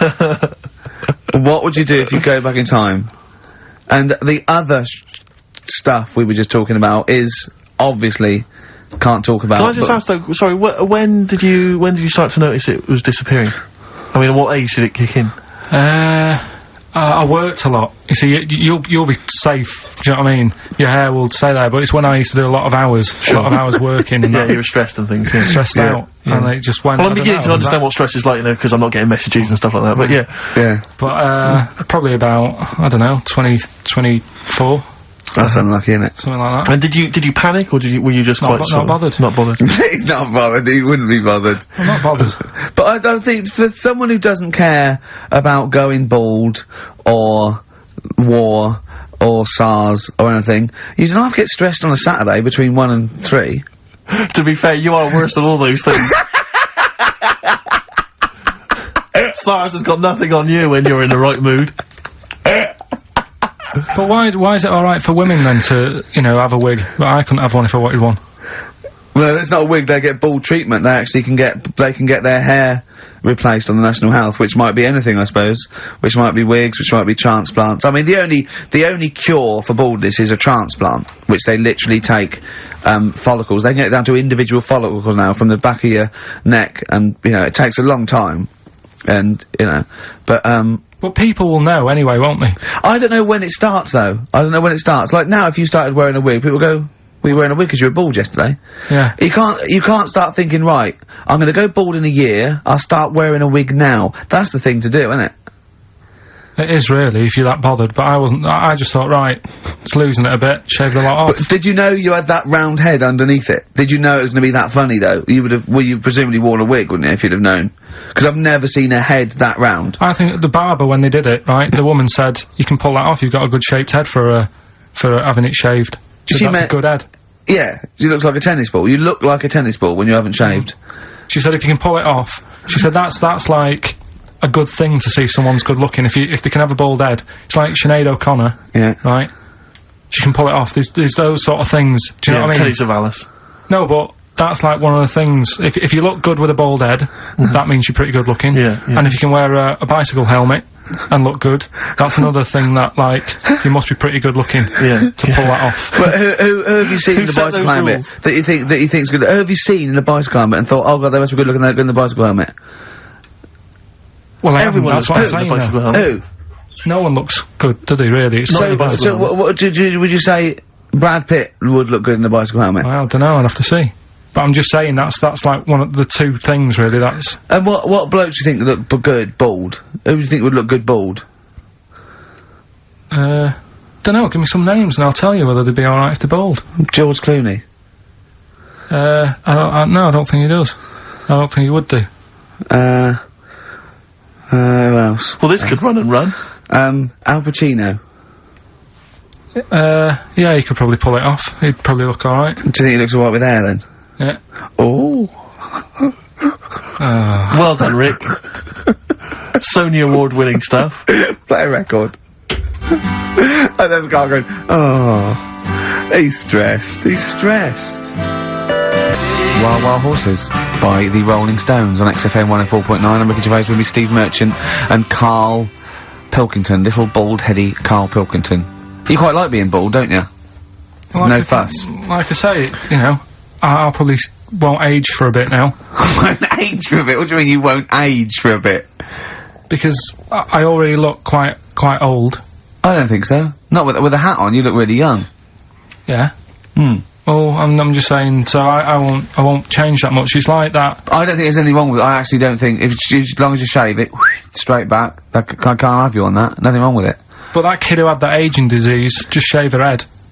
And she wouldn't age that fast anymore. Do you know what I mean? So this is the 5-year-old girl who had an awful disease where... Well, we don't know much about it, to be fair. No, we just know that you fell in love with the title of the programme, the girl that was older than her mum, right? And you were annoyed that people wouldn't serve her fags and alcohol. If she's, you know, she's living like an 8-year-old, let her have a fag. Doesn't that sum up this show, though? Carl's comment, we don't know much about it. Yeah. We're still willing to make comments about it, to discuss it in length and possibly make crass jokes, even though we're ill-informed, as ever. Yeah. Right, well, there's something for you, right? Go on. This is what I wanted to tell you about, right? Me. Yeah, face transplants. There's there's some kid somewhere, right, who had a bit of an odd-looking face. Right? A bit of a what? Bizarre-looking face. Yeah. And, there's a doctor somewhere who said I can sort that out for you. Right? Sure. And basically what they do is they've got to get a face off a dead person. Right. Sorry, just, in this documentary you saw, did this documentary feature, say, John Travolta and Nicolas Cage? was it that documentary you saw? Right, listen, you see... Go on. So, okay, no, so you can't get a face of a dead person, yeah, go on. Sorry to dismiss the idea of face transplants out of hand, but go on. So, yeah, it's got to be a face of a dead body that isn't older than, like, 4 hours old. Right. 4 hours dead, whatever. They can take it off, fit it on the new face. It makes sense. But it's not just your face that you lose it, but it's the muscle tissue and bones, isn't it, when it's, like, disfigured? It could be through fire or whatever, or disease or whatever. So they can't just literally plonk a face on, they have to do something else, don't they? You're asking Karl, like he's gonna know. I forgot then. He looked at was that in Russian? Yeah. I wish we could get him on telly just to show the look on his face when I said that. Yeah. It was brilliant, wasn't it? It was, you know when you, go to a cat, hey, we want some food then? And he just looks at you and he goes, it's almost like he can understand what we're saying. Go on. It's like if you had been caught holding a mallet over a dead body by the police. What I'm saying is, it would sort of work, yeah. If you peeled your face off and put my face on it, oh my god, why don't you and Steve, for an experiment, swap faces? And the great thing is, I wouldn't age. Yeah. Would you do that if it was safe? I think I'm getting the rough deal here, though. To be honest. Yeah. Well, no, you get some money back. It'd be part exchange. I mean, it would, you know, it's like you'd make up the difference just to wear your brilliant face for a week. But the doctor was saying how, it's not complicated. He said the worst thing is something about, the people who were related to the dead person. It's a bit weird for them still seeing the face of someone they know walking about when they're dead. Yeah, I can see that would be odd, yeah. I love you, Karl. You are brilliant. Honestly, you're never a dull moment. It doesn't matter whether you're talking or I'm squeezing your head. I'm never bored. I never go, oh, that's enough, Karl. Do you know what I mean? I had battling tops, I got bored. It's like computer games, you think it's the best game in the world, and someone goes, how are you getting on with Tomb Raider? You go, oh, I don't play it anymore. I go, how's Karl? I go, he's brilliant. He's brilliant. I was squeezed it yesterday, I was squeaking in his face, I got him down to the ground, he said this, he said that. I'm never bored with you. Do you know what I mean? It's brilliant. I'd like to rent you out to people. See me, I'm different. I would happily leave him now in the bottom of the cupboard.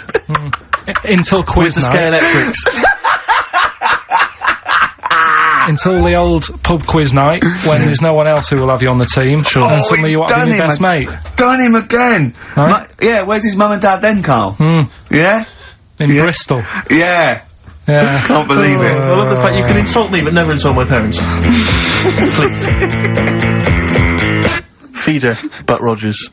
XFM 104.9, Ricky Gervais, Steve Merchant, Karl Pilkington. Karl just said to me, so what face would you have to me? And I went, what do you mean? He went, well, whose face would you have? And I went, I don't know. A boy's, so the skin would be regenerated. He went, oh, no, it'll be a bit weird. He said, oh no, someone famous. And I went, I don't know. I went, whose would you have? He went, Barry Sheen. No, but what I meant was, when I was talking to Suzanne about it, saying this is amazing, she said, well, whose face would you have? Right. Now, it's got to be fairly recent to have the skin fresh, because it can't be too old. Right. So I had a choice of, like, Barry Sheen, or, what's-her-face off Last of the Summer Wine. Who? Who's the old woman who just passed away? Thora Hird. Thora Hird. So that's what I meant, if I could have any face, because she said, well, you could have had Tom Cruise or something.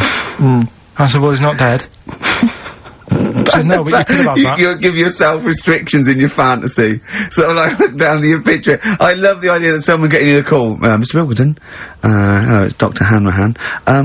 Barry Sheen has just passed away. And you go, oh dear. Yeah, bad news and good news.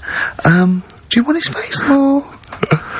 Do you want his face? Does Suzanne go out with you, like, for charitable reasons? Is it like you can adopt a boyfriend? I love the fact that she encourages you.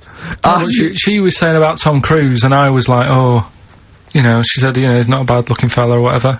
Well, what she's saying is, Carl, is there any chance you could go and get a different face? Maybe something like Tom Cruise would be good. Yeah, but then I was saying, right, first of all, he's got to be dead and he's not.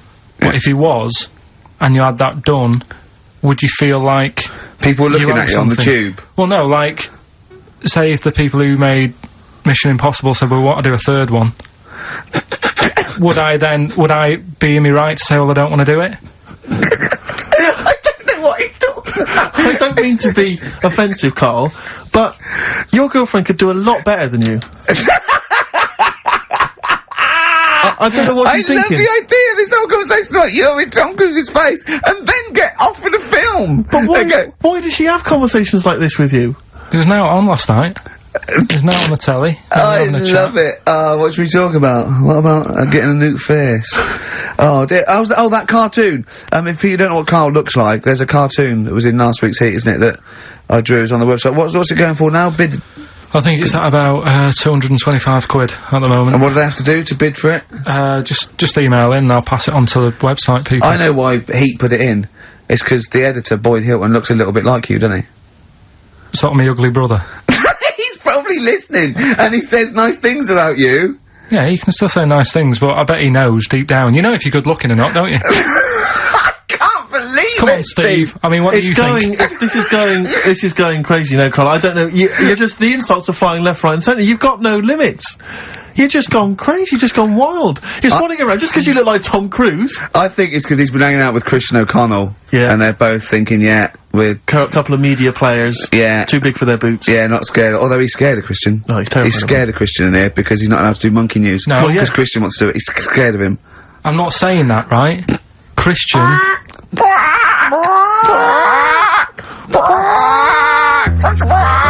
do monkey news, but Christian wants to do some monkey news. I'm not allowed. Once around the block. Badly drawn boy. I like him. He's funny as well. You know what? I think he looks like if me and you were put in a blender, Karl. Do you know what I mean? He's sort of, he's got my sort of shape. He's got your sort of accent. And... I think when you put in a blender, does that... would a voice sort of mix? The times I thought of putting the two of you in a blender. Do you remember, I told you that thing about the sponges, didn't I? Yeah. Yeah, that freaked him out. You know, if you get two sponges, and you dye one red and one blue, and you liquidise them, we pour them into a tank of water, after a couple of hours, there's a blue sponge and a red sponge, because they're cells now, and they reform. And do you know what he said? He went, how'd you kill a sponge then? Yeah, of course. Oh, what a great thing to say. Oh, my back's killing me, because I went, you know, I did my back in last week, and I had to get a chiropractor out, and I couldn't walk. Well, as soon as I could walk, I mean, I came in here on my day off and did when you were in Bristol with your mum and dad looking after you. And then I went to Selfridges Sunday, and... Well, you got a bit of money now, why not? Yeah, and, I went into the sports department, and, there's a golf simulator there, £38,000, and it's just like a shed, and I was looking at it like a kid in a sweet shop, and the two blokes that work there, they recognised me and went, oh, right, I said, yeah, good. When I was just looking at that simulator, it's brilliant, isn't it? He went, do you want to have a go? And I went, no, I'm crap, I can't do it. I said, and I got a bad back. And then I went, you have a go, and he did it in a couple of times. He went, oh, that's not bad. And he went, do you want to go? I went, yeah, go on then. and I put the water on, and I really tried my hardest. Of course you did. And it took off, and it was really good shot. And he went, good. I went, well, I said, I'm gonna go. And I was thinking, I've got to hit this one as well, I've got to hit this one too. And I hit it again, I had 3 goes. I hurt my back after the first one. Yeah, but you carried on. And it went, right, I said, cheers, thanks very much, and I walked away. And I went to Jane, I went, I've got to get a cab. She went, I've done my back. She went, well, why did you show off? I went, I had to.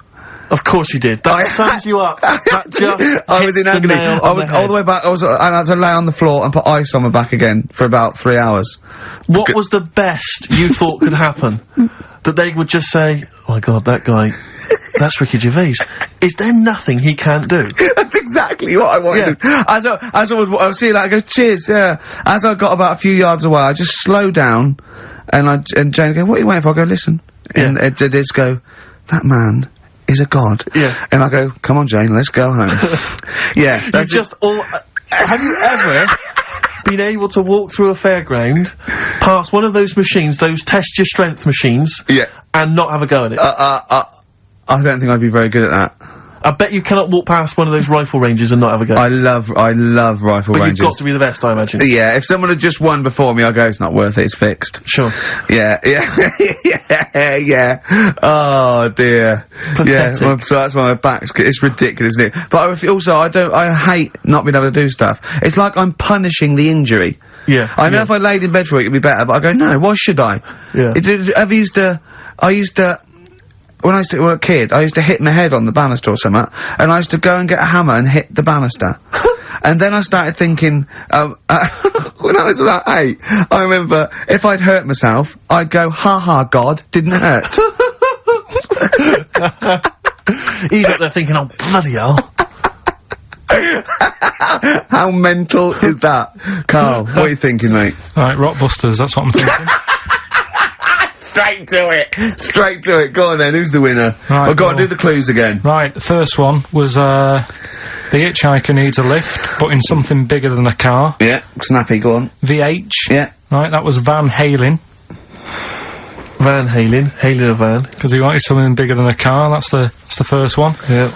All the Second one. tenses are mixed up, everything, it's just, go on. Second one, don't be selfish, and some of that out to your mates. That was C, that was share. Alright. It's alright. Yep. And the third one, the Scottish fellas can't get into their emails. The initials there, KL. They, Kenny Loggins. Right. Right, that's the last time we do Blockbusters. That is the last time we do it. No. It is. That's the the last time. Give the prize to someone. Kenny Loggins. I'm gonna give that one to Kenny Loggins. Helen Perrott. She has emailed in, and actually, Helen, I need you to email in your address if you would, so we can send you those goodies, DVDs in the bag and stuff. But who would get Kenny Loggins then? If the clue was good, who would get Kenny Loggins? What did he do? Footloose? Yeah. That famous I have film to say about though, where, Rick- where dancing was banned. Yeah. In that nebulous...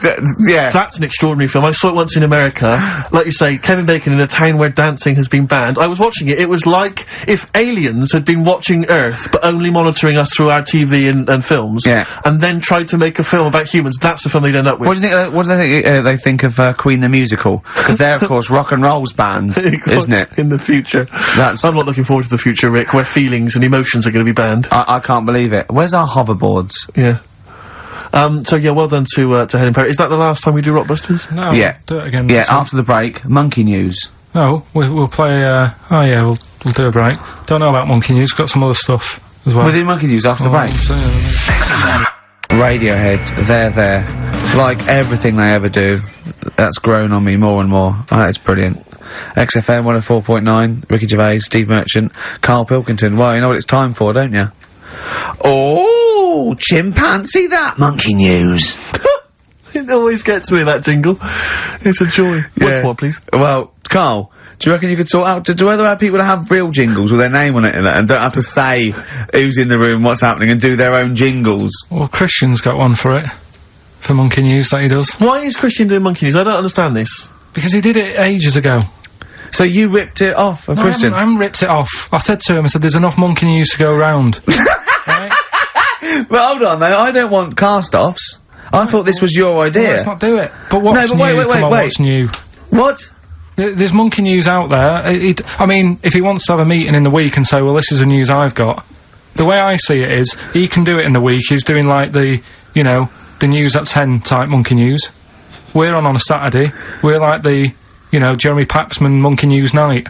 We look at stuff more in depth. Well, you can very much get behind the Monkey News, it's true. Yeah. You sort of interpret it. You give it your own spin. You're the man behind the monkey behind the news. I mean, I know that. Yeah. But ours isn't called Monkey News anyway. It's sort of generic term, like the news, but ours is called Chimpanzee That, isn't it? Yeah, but he's seen a bit of monkey news in it. Oh, So are we doing it or not? Well, I've got no reason to stop doing monkey news. He probably played Radiohead as well. Well, Should we not do that? I said that David Attenborough did monkey news before all of us. Do you know what I mean?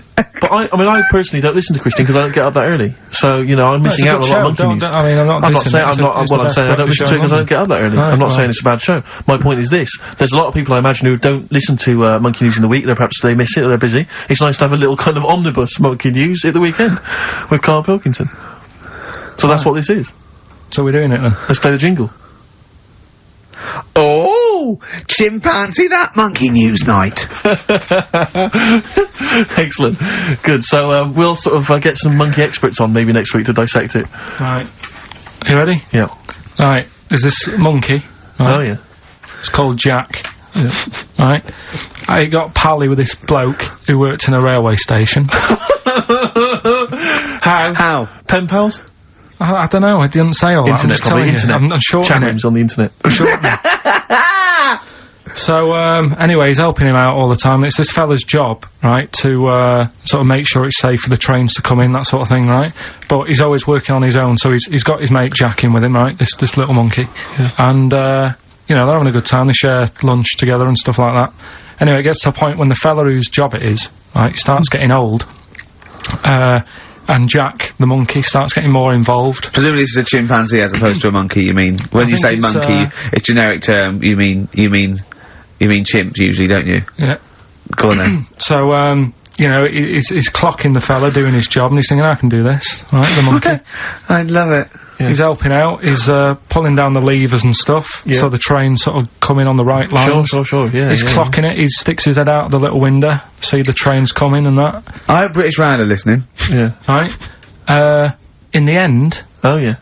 The fella whose job it is, he lost a leg for some reason, couldn't work anymore. Lovely. Gave Jack the job. Yes. Right. Okay. The railway company are happy with that. I'm sure they interviewed a number of people, but he was the best monkey for the job. And that's good, isn't it? Well, it's not true. Right, once again. Well, it's not true. Don't hand Steve a piece of paper that someone put on the internet who is probably a bigger mentalist than you. That's not proof. It's not true. At no point did a railway company give a chimpanzee the job of signalman. It was ages ago. What? Steve, when was it? It was before trains, probably. Well, it's in the 1880s. Yeah. According to this piece of paper, which is what you've based your monkey news on. Now, of course, I think ITN and a lot of the news channels, they tend to get lots of independent confirmation of their news before they give it out as fact. But you've got an email from someone, so let's assume that's real. It says, for this, Jack was officially put on the railway payroll, earning 2 cents per day and have half a bottle of beer on Saturday. That's what we pay you, isn't it? He doesn't even get the beer. Oh, dear, he's not allowed to drink, are you? Someone emailed in, actually, and said, Karl, some years ago, did you die? And they took your face and transplanted it onto that of a chimpanzee. It would make a lot of sense. I've never seen you. He always has, t-shirts right done up and long sleeved. I bet he's hairy under there. Yeah. I bet you are hairy, because you have to shave right up to your eyes. You're one of them, aren't you? And I can see the growth, and it comes out the top there. Are you really hairy underneath? Pretty hairy. Are you really? Well, what's up with that? You're a humanzee, aren't you? That's why you're fascinated with them, and why your IQ is sort of about 80. I think you might be. You might. I don't mean there was any. I think it was a genetic sort of throwback. Well, you're pretty hairy. Look at your arms. What? Just look, give me that banana and shut up. Play a record. That's mine. Cheering breaks. Average Man on XFM 104.9. Well, nearly another show over, Karl. You know, I've got a squeaky chair there. Why don't you sort that out? Have it oiled. What do you do in the week? Do you know what I mean? Can I just nominate a woman that annoyed me today? Go on. On the tube. I got off at Piccadilly Circus. The sign says mind the gap. Big sign saying mind the gap. Voice on the tannoy says mind the gap. Woman steps over the gap, goes, oh, that's dangerous. I was livid. I was just annoyed. I wanted to slap her. There's always one in there every day. So as you walk down the street, I just feel like I want to squat certain people out the way. Well, swat them out the way. We went into this little restaurant me and Karl. Was it Thursday? And we're sitting down there, and it's busy outside, and we go to get at the back. She went, that's no smoking. I went, yeah, we're not gonna smoke. So we sit there right at the back, right? We get there, and there's two women, there, right? And I'm sitting there, and they light up a fag. And I go to Karl, there's meant to be no smoking. He went, yeah, so what? I went, well, it's the principle. Rules are there. He goes, rules? You say twat, muff, and shit on air. Never mind rules. I went, well, they've annoyed me now, right? Yeah. So the waitress comes over, and he goes, oh, God, he puts his head down as well. I said, I don't know why I said it like this. I went, I thought it was just no smoking. Of course, right? Yeah. She went, it is, yeah. And I went, right, okay, well, that's smoking. She went, oh, well, you'll have to move then. I went, what? She went, do you want to smoke? I said, no, I don't want to smoke. I said, they're smoking. Over there, right? Try not to, And she went, oh, well, I told you. I said, no, I don't want to smoke. They're smoking! She went, oh, right, and I got them moved, didn't I? See, that's what a little snitch. Yeah. But it annoyed me. Do you worry, though, that someone's gonna look around and go, it's like Ricky Gervais off the telly? Yeah, well, I can't complain now. If I go in, I get bad service, I can't complain, because I think, oh, look at him, he thinks he can complain. So I have to do it, secretly. Yeah. You know what I mean? But, oh, there was, oh, God. Right. People come up to me, they recognise me, and they give autographs, and I don't mind it at all. I don't know, I never know what to say, and I'm always, I say, thank you very much, I say, love the show, whatever, I say, of course, and that's great, and they're polite. And I was in the pub the other day, and I was just with Johnny, and, people had been coming up, they go, do you mind if I said, no worries at all, yeah, that's absolutely fine, right? And then this group came in, about 20-somethings, right? And they're a bit pissed up. And this woman comes up to me, right? And she stands there, she goes, right, we like you in our house, right? But you're not as good as Paul Calf. And I went, oh yeah, Steve Coogan. I said, he's brilliant, isn't he? She went, yeah, you're not as good as him. I went, oh, well, it's not bad to come second to, is it? And then, because I did that, she went, no, you're great. I've just done my dissertation. I went, oh, right, well, it's in nursing. She went, yeah. She went, right. Anyway, she went, can I have a hug? And I went, well, she went, can I have a kiss? I went, well, not really. No. And then this woman who wanted to take a photo, she went, oh, you were so nice on the BAFTAs. I went, well, I am being nice. I'd rather, I don't know you. And I was like, oh, God, it was embarrassing, right? And then, so I took a picture, right? And then she goes, anyway, and they sort of dragged her away, the mate sort of dragged her away. And then, I was going, oh, God, I've got to go now, because they're over there. I said, I can't stand it, I don't mind. And, she came over and she went, Ricky, and she sat down, and I went, I'm going. And I had to go. And then I was with Johnny, and Johnny went, oh, God, I've left my bag there. So we had to go back to and she's going through the bag. Oh. And she went to me, you bastard! I'll never effing watch you again! I thought, well, alright. I don't know what to say, really. Nice of her to clean up her bad language. Yeah.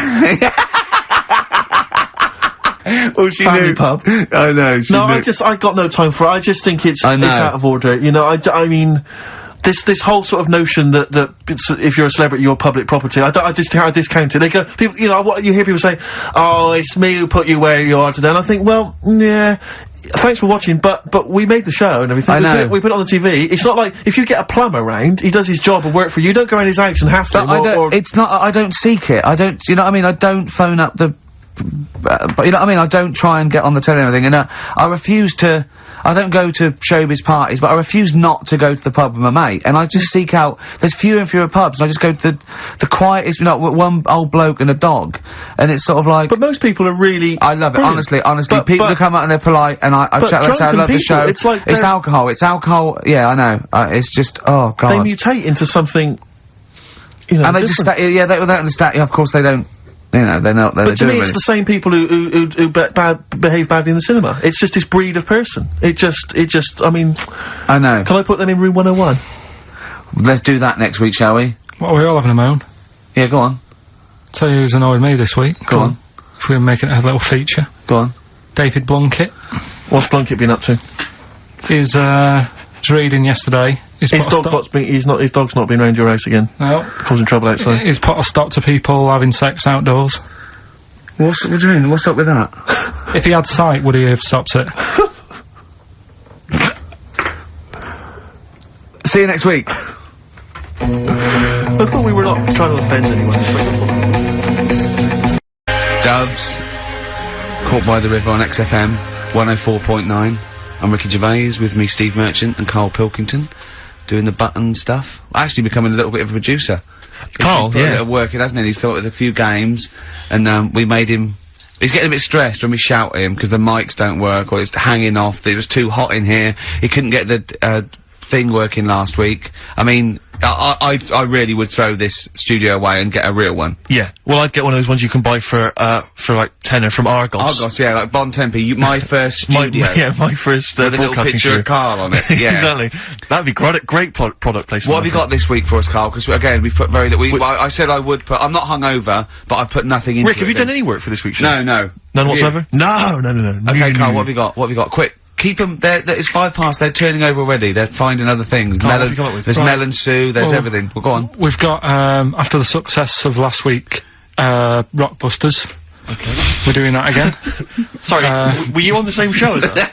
I thought it went alright last week. Yeah, okay. Good. Right, so we'll be doing that. Got some nice prizes, which, What prize? What arbitrary films have you got? Have you got? Don't tell them yet. Don't tell them. I'll tell you what. If it's Children of the Corn 2, then can I enter this competition? There you go. What is that? He's got some different prizes. Maybe I should just tease the audience with those a bit later, Rick, because there's some exciting stuff there. It's going to be amazing. Yeah. Right, so I don't want to give too much away, Rick, but one of them is a copy of The Office on DVD. Is anything like maybe Burt Reynolds' straight-to-video film? Are there any of those in Sadly, there? nothing quite as classy. Fist. Yeah. Right, Oh, so go we've got that lot to give away. Yeah. We've got, on. Hurry up, quick. educating Ricky, where teachers stuff. Because you taught me that people used to eat tomatoes off lead plates in the land of Narnia last week, which was good. Last week. Yeah. No, what Is was- it only tomatoes they ate off the lead plates, by the way? Why didn't they think other fruits and vegetables were poisonous? No, it wasn't. It was because tomatoes had acid in them. That was the problem. You see, you don't listen, right? Well, lots of fruits have acid in them. Yeah, but they didn't eat them back then. they didn't have bloody kiwi fruit and stuff. Don't did they, say back then? bloody. You're a producer. You'll start saying shit and cock and stuff. You start saying bloody. Tits. Play the.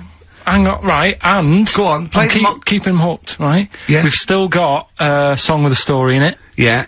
You don't want to play Babushka, do you? He doesn't like the idea of Babushka. I told him that was a story. Yeah. And, he doesn't like it. Devil went down to Georgia. Someone sent in. You know, he's looking for a soul to steal. Yeah. Doesn't like it. Why don't you like that? Do you know the song? Not particularly. Right, it's a song about a lad who goes into a pub on a normal night. And it's in, sort of the deep south of America, New Orleans, something like that. It's, you know, it's not the old Kent Road. Right, okay. Go on. goes into a pub. There's a devil in there. Who's getting a bit cocky. He's had a bit to drink, and he's saying, "Do you want to sort of gamble your soul away with me, and we'll see who's best at playing the violin?" Yeah. And I think the lad wins in the end, but it's not real enough. Whereas the one. Oh! What? Not like the Shadow that got fed up and started pushing kids off bikes? Rick, I think you're In referring Boston. to stuff that no one made sense of last week. Yeah, exactly. I don't think we should refer to last week. Let's play Mock Turtles, Can You Dig It? And then we'll come back and we'll talk about that. And I've come to the conclusion, Rick, we should never refer to stuff Karl said in the past, because it would just take too long to explain. Okay, alright, that's fair enough. Mock Turtles. Can you dig it? Indeed. What I've done there is I've taken the title and I've done it like I'm talking to someone. Sure.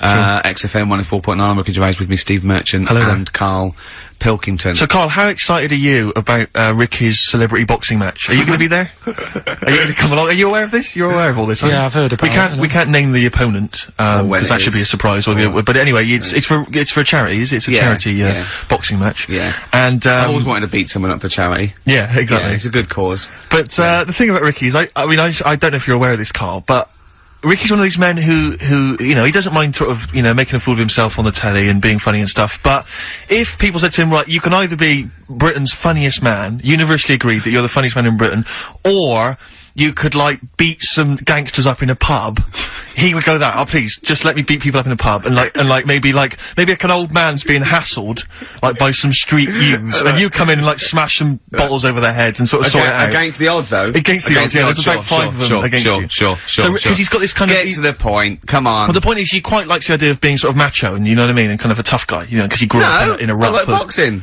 Yeah, but you'd love the idea of people going, don't mess with Ricky Gervais. I'll If tell someone you said, what, don't mess if I with was Ricky Gervais, that would be exciting, wouldn't it? Never mess with Ricky Gervais, he will destroy you. That's what you'd love. Go on. Because you used to do karate, didn't you? You were a karate. Oh, I used to go, yeah. Didn't you get all the way up to white belt?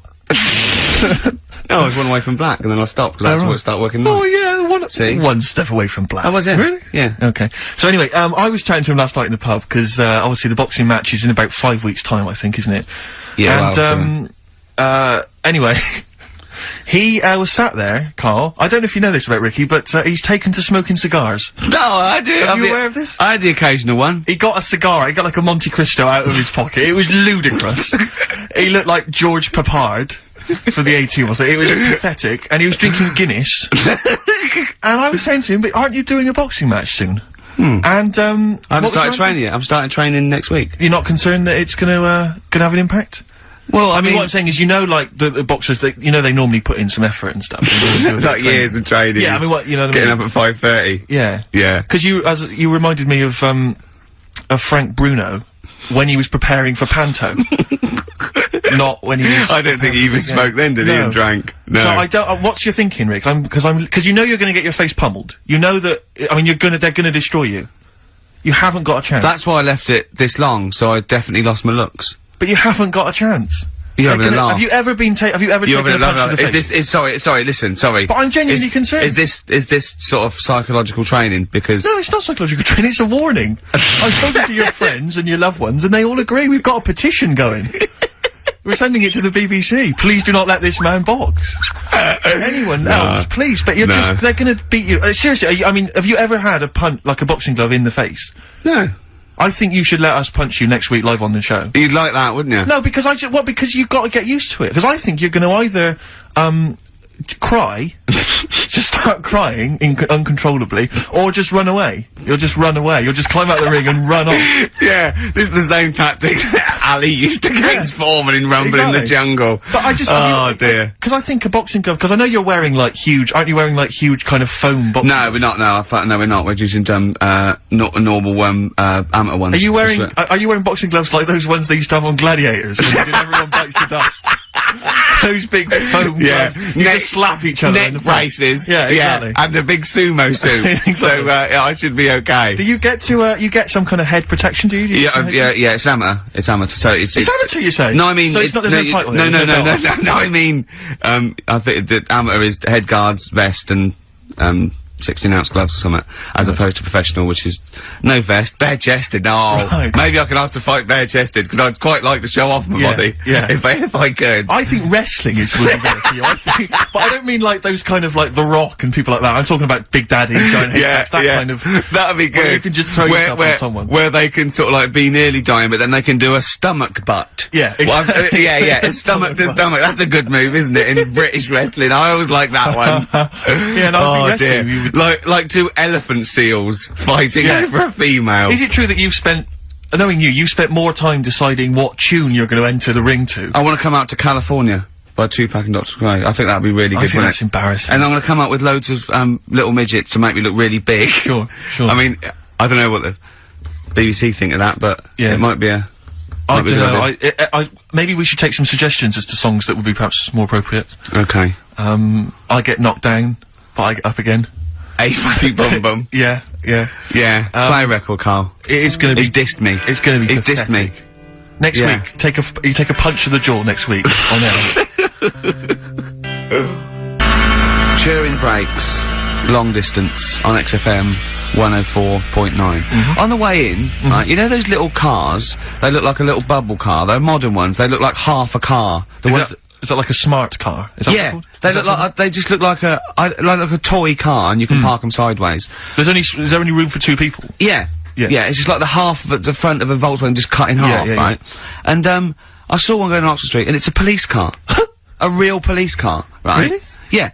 And I mean, I thought, well, what happens if they have to chase someone? They couldn't, but I don't think that's the point, because it was written on the side. It said something like cleaner, something more efficient. So I think they're making the point that we're cruising round in this car like we're on the beat, and it's using less energy and stuff. But the first thing I thought of, right, was that those two policemen, they must have been going, oh, Sarge, don't let us have that one.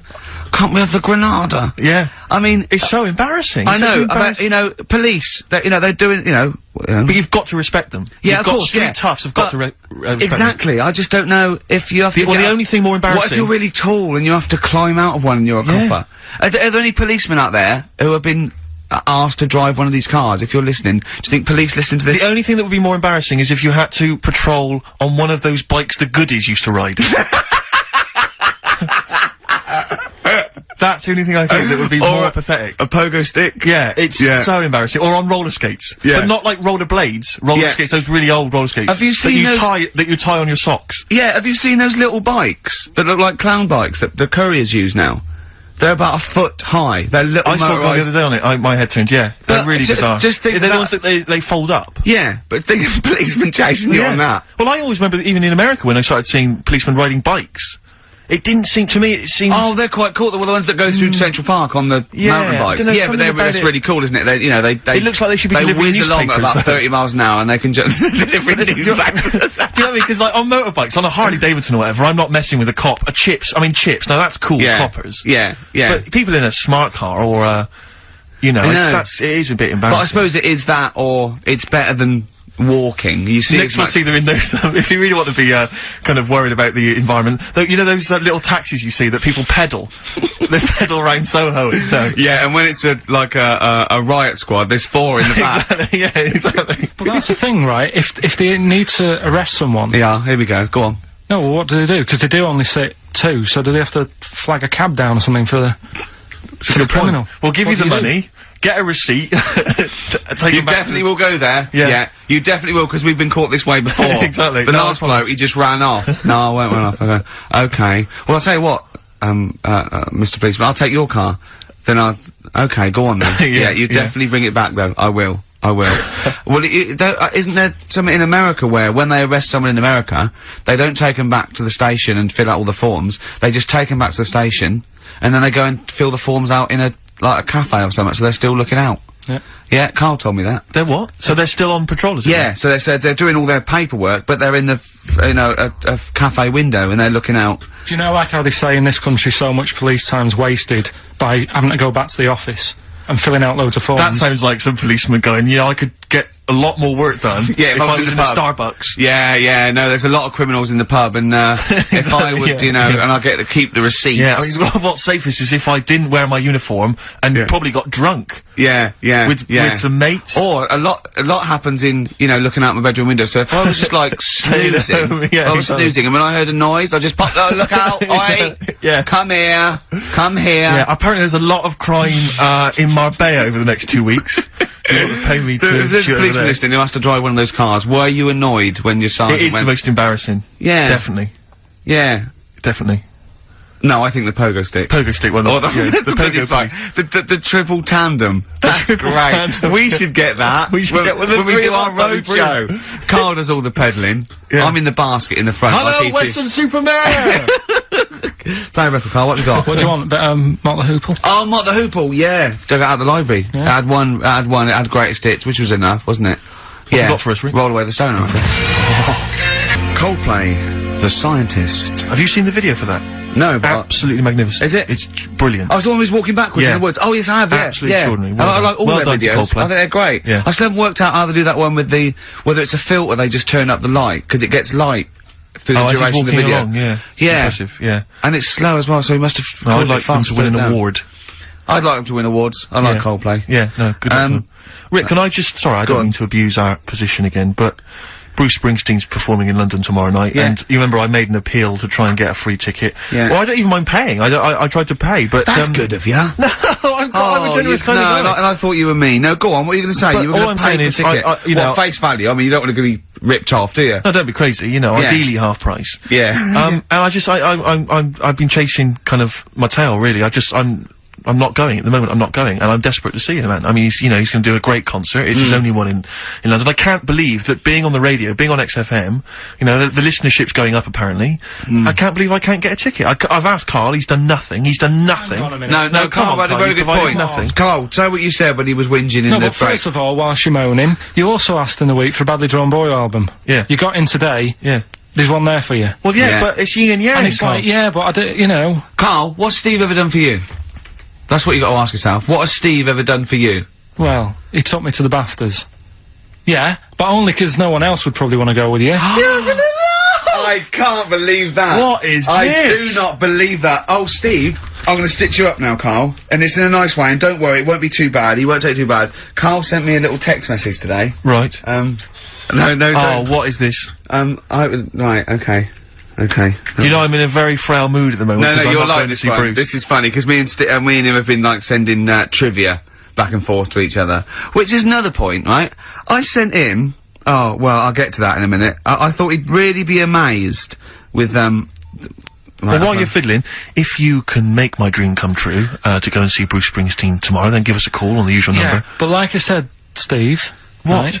Right, wouldn't be... Right, you just said when the song was on, can't believe it, right? We work at XFM, and I can't get tickets for Springsteen, right? Yeah. We work in radio, we should get tickets. Right, now think Which of the I'm willing amount to pay for. Yeah, but think of the... Yeah, but if it's sold out, it's sold out. Yeah. Yeah, right? but that's just something they say. Right, that's just what they say, is it? Right, so everybody on local radio stations say, do you know, I like that Bruce Springsteen, I want a free ticket, right? So another say... I tried to phone, I phoned for an hour and a half, I couldn't get through. Not long enough. I've put the hours in. Not long enough. Not long enough. What are you talking about? I've put the hours in. No. Right, so another 400 people turn up at the gig. They cram them all in. There's people being crushed. You know, they've paid the money early. They were up early that day when the phone lines were open, whilst you were probably sleeping and that. So they're dedicated, and they're the ones at the front getting crushed. What? Would your Why mum are and they dad getting be crushed? happy if you were there getting crushed? I don't mind. I'll sit at the side of the stage and watch him. Yeah, but I don't mind. But everyone will say that then, and then before you know it, Yeah. no one can see anything No, because you're all on Carl's the right stage. on this one. Right, yeah, Leave just it. read, right, I'm gonna give you this here. I'm handing over my mobile phone to Steve to read the... You can see it's from Karl at the top, but just read it out as you scroll down. Just read it out loud. Is this a text message from... Yeah, this is a text message to me from Karl. Read it out. To see at night as well as an owl, you would need eyes the size of grapefruits. If only Stephen could turn his head right round as well. Carl, I can't believe it. What upsets me most, Carl, right, is not the fact that you've been slagging me off behind my back. It's the fact that you've got the cheek to come on here and moralise because you failed to get me tickets and make a dream come true. You've come on here trying to pass the buck and say that it's a health and safety problem, when in actual fact it's a Carl Pilkington problem. Look at that, see that, I got it in a I can't, I'm devastated, you know, I didn't thought, let's play a record. I'm I should upset. have eaten this banana off air. What's the number? It's 08700 800 1234. But if it's sold out, Steve, it's sold out. A bit of a classic here. R.E.M. I bet if Ricky wanted to go, it'd be fine. I'm sure someone could sort it out then. Who? Oh, if Ricky Gervais wants to go, then I'm you can going. come. Are you? No. You want some tickets, so. U2, Electrical Storm, that's great. That's great, I love that. On XFM, 104.9, I'm Ricky Gervais with me, Steve Merchant, and Karl Pilkington. Karl, I want you to tell Steve what you told me in the week. About the snake, about the anaconda, how to... Right, this is Karl's method.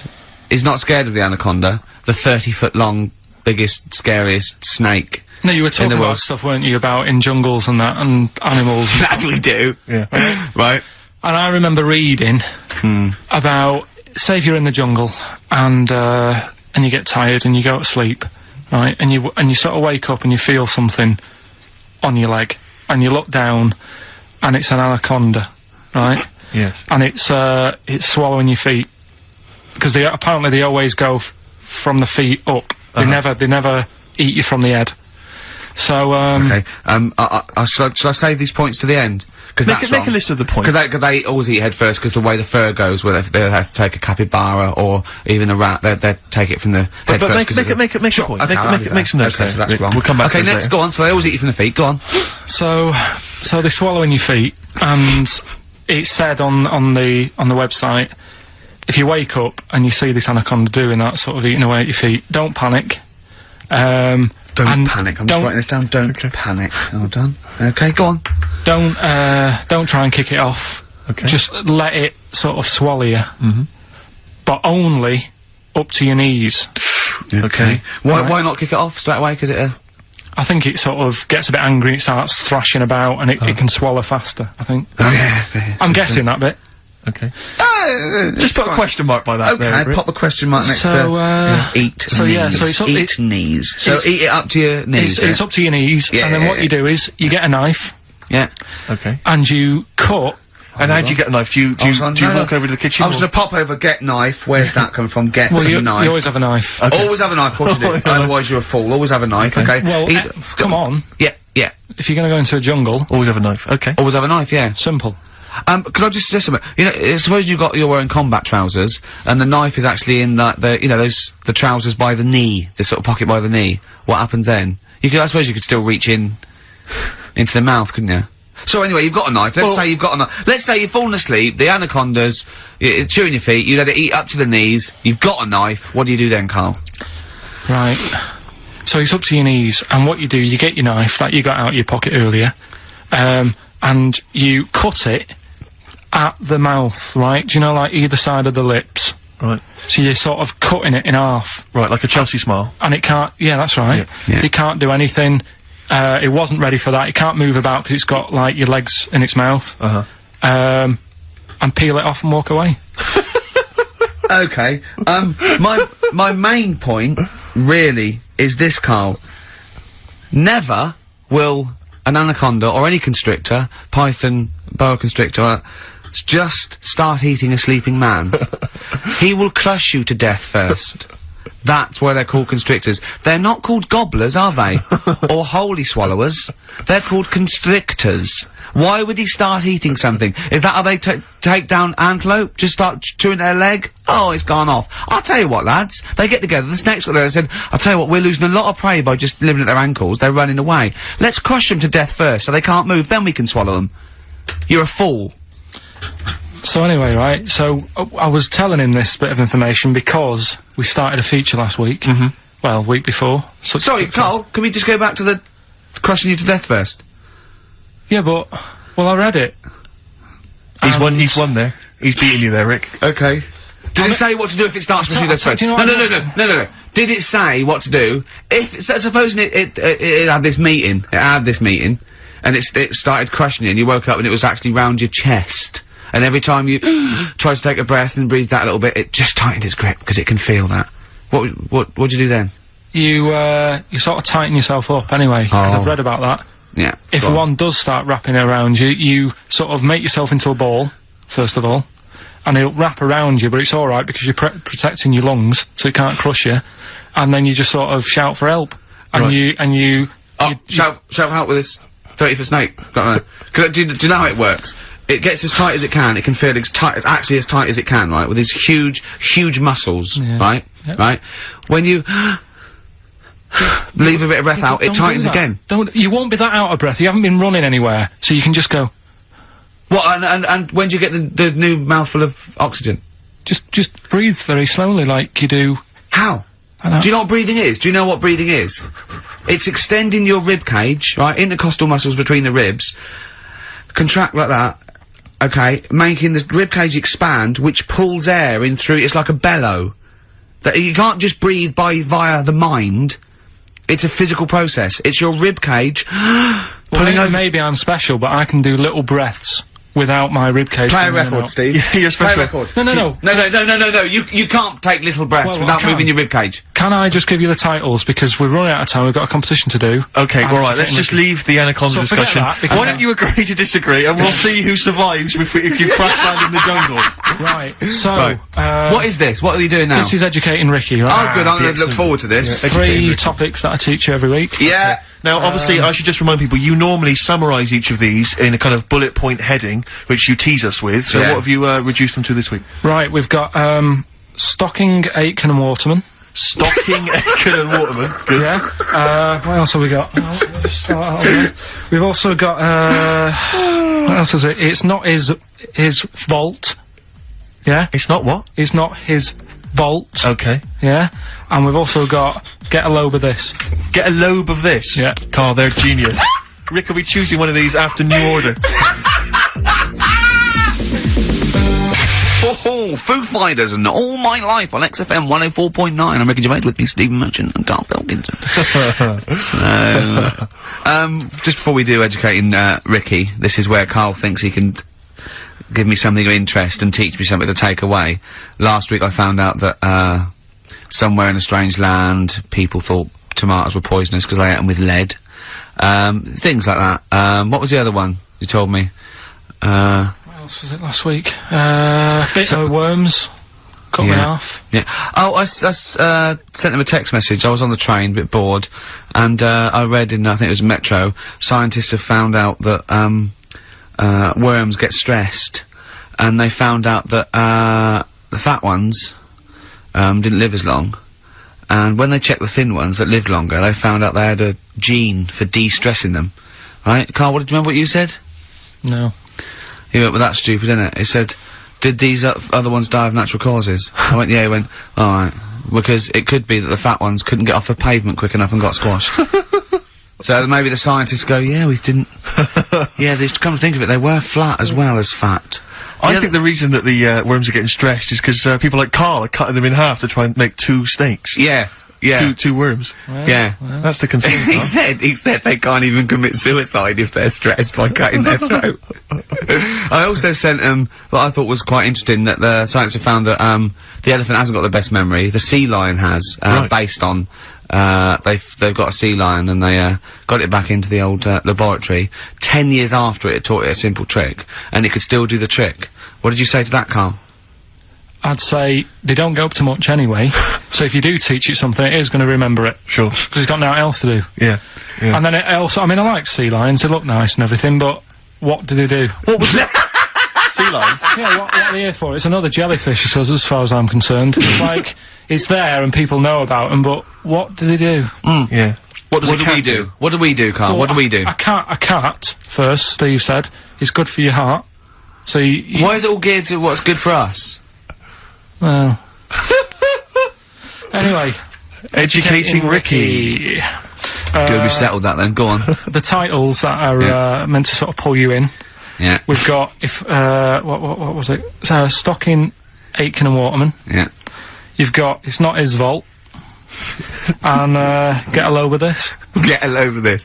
So, which pun do I pick first? I think I'll go for, get a lobe of this. Get a lobe of this. Yeah, get a lobe of this, yeah. Well, that's a story about a girl who, she was deaf, right, for 4 years. And, it happened quite a bit back this. What year? Or was it, About- I think it was specific ages ago, was it? About, yeah, quite a bit back. She was deaf for about 4 years. Having an argument with her mum, it said, which I didn't quite understand. Because I don't know how they do that.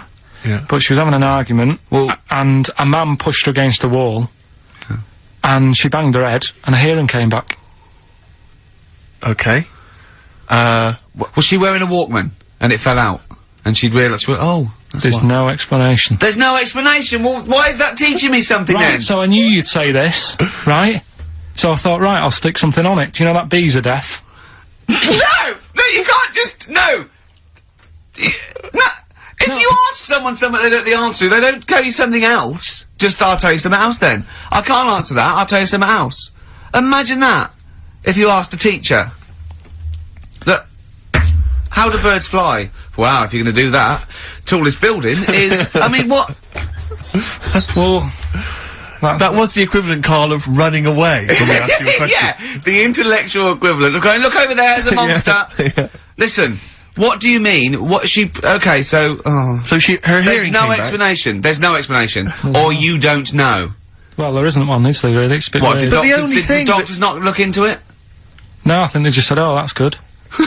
But, so again, I don't. Where did this information? Is that if you read this on Is the net? that Is that it? all they put on There the was net? once a deaf woman who hit her head and she And her could hear. hearing came back. It was bizarre things about being deaf. Was there And- three like? yeah. Was there I've sort got of, that book, yeah, it's a good book, that. Was there 3 Yeah. more pages you just couldn't be bothered to read on? Yeah. No, it was just a little bit, and it Was there a said- little picture, a cartoon picture? No pictures, I just We're read going, it. ow! Look, Ow, if you I don't can want to hear. know, if you don't want to learn, you know. Yeah.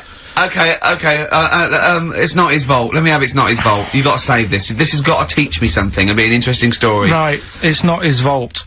This fella, Yeah. What year? Ages ago? Olden times. I'd say in the 70s, Okay. Would you? Any evidence for that?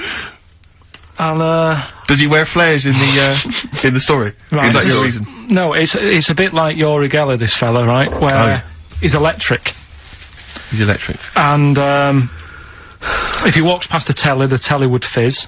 Uh-huh. If he walked past the radio, it all goes zzz, like that. Oh. His hair stuck up all the time, and he'd be having a bath, and everything would be alright, and then the power would sort of switch on in his body, and the electric in his body made him jump out of the bath. So... What do you mean so? What is that so? What does that so mean? You've given us nothing. You've given us nothing. You'd have to at least give us the scientific explanation. Yeah. Electric eels have 400 volts in them. Oh, is this the running away again? What was that one called? Yeah, but but It's not his vault. But there's a reason not his fault. It's not his fault. I thought it was going to be something about keeping it in a safe. I think we should do these the other way round. I think you should tell us the story and then we'll hear the pun. It's not his fault. It's not his fault. Right, let's leave it. Play a tune. Educating Ricky. Doing it. We're not doing it. No, we are. Oh. What? Don't look at me like that. Oh, Carl, you're in a bad mood. Carl, I'm all right. dreaming of you. Right, do the last one. Do the last one. Carl's saying we're never doing this again because we don't appreciate it. Yeah, Carl, you don't know how good this feature is, mate. Right, last one. Yeah. Stocking, Aitken and Waterman. Go on then, tell me about that one. What's that? What am I going to learn from this? Right, well, do you know the saying, put a sock in it? I like it already. Do you know the saying? Yeah. Right, well, do you know where it comes from? I assume it's shut up, so I'll stuff your mouth with a sock to shut you up. Years ago. Yeah. Sorry, am I right? No, not really. Ages ago. 1970s? 50s, Okay. I'd say. Do you know the old, I'd say. do you know the old gramophone? Yeah. With the big horn on it? Yep. Yeah. Right, well, those stereos didn't have a volume control on them. Right? So they'd be listening Oh, to so you their put a album, sock in the... and you'd mute. put something like a sock. That's a real one, you see. That's taught me something. That's good. That's excellent, Carl. That is the only one that counts, like chewing the fat, if they're true. I'm assuming they are. It works. It's of interest. I haven't got it verified yet, but that is educating Ricky. That's brilliant.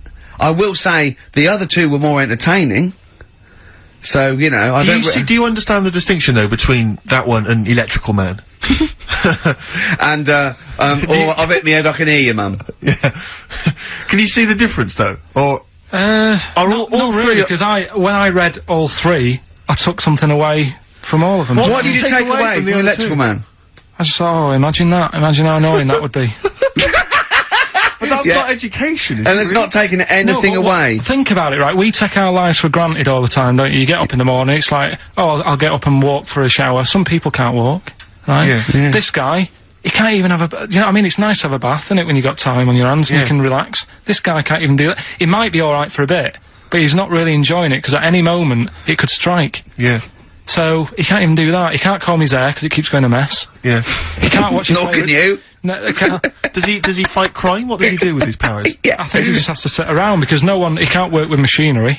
Right. Because he'll probably blow a fuse. Yeah, so he just sits around. Think about it, what can he do? What normal things can he do? Skateboarding. Going for long walks. Yeah. Put a wetsuit on. Well, he couldn't do that. Why? Ooh, water and electric. No, wetsuits aren't actually wet. They're dry initially. Just put a whole wetsuit on and walk round with flippers and A rub the wetsuit's sole. not like a dinner jacket that's like really wet. Well, all I'm saying is think. Do you know what I mean? Oh, okay. And what was the And other one the again? girl deaf for 4 years hits her head. Yeah.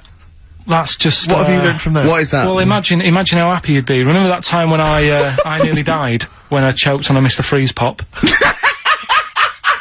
Right? No, tell us that one again. No, I told you, didn't I? Tell us again. Yeah, but the people will remember it, and then it's. They weren't listening. Go on. What happened? It was ages ago when my mum and dad used to go out shopping on a Friday. 1970s? Get the food in. get a week's load of food in the cupboard and that, and we'd, you know, they'd come in with all the food, and we'd all be like, oh god, you know, there's no food left on a Thursday really, so we'd all be hungry on the Friday by the time the food got in. I love that. And That I'd they be wouldn't like- eat it. I imagine him like jackal puppies. Yeah. Just like licking your parents' mouth for food as they So- come through the door. So they come in from the supermarket, they're emptying the box. Our kid had got some biscuits and what have you. Frenzy, just a feeding frenzy, like pigeons. I grabbed the Mr. Freeze pop and knocked it back really quick, but it wasn't frozen, so I knocked it back so it was like a liquid, and it went down the wrong way, right, and I was choking, right, and I nearly died. It must have been about, how long can you go before you die? A couple of minutes to do Right, it. I reckon about a minute 50. Right, I was really close to dying. How do you know you were close to dying? Did your life flash before you? No, but I just was like, There's loads of instances of him eating pops. Yeah, exactly. I just was dead. 40 of those. whatever, right? What do anyway. you think you'd see if your life flashed past you? What do you think, which elements would stand out for you, do you think? What? Start now, go back. What do you remember? What's the first thing you remember? as a kid. Yeah, just tell it now. Being in a hall and having our dog licking my face.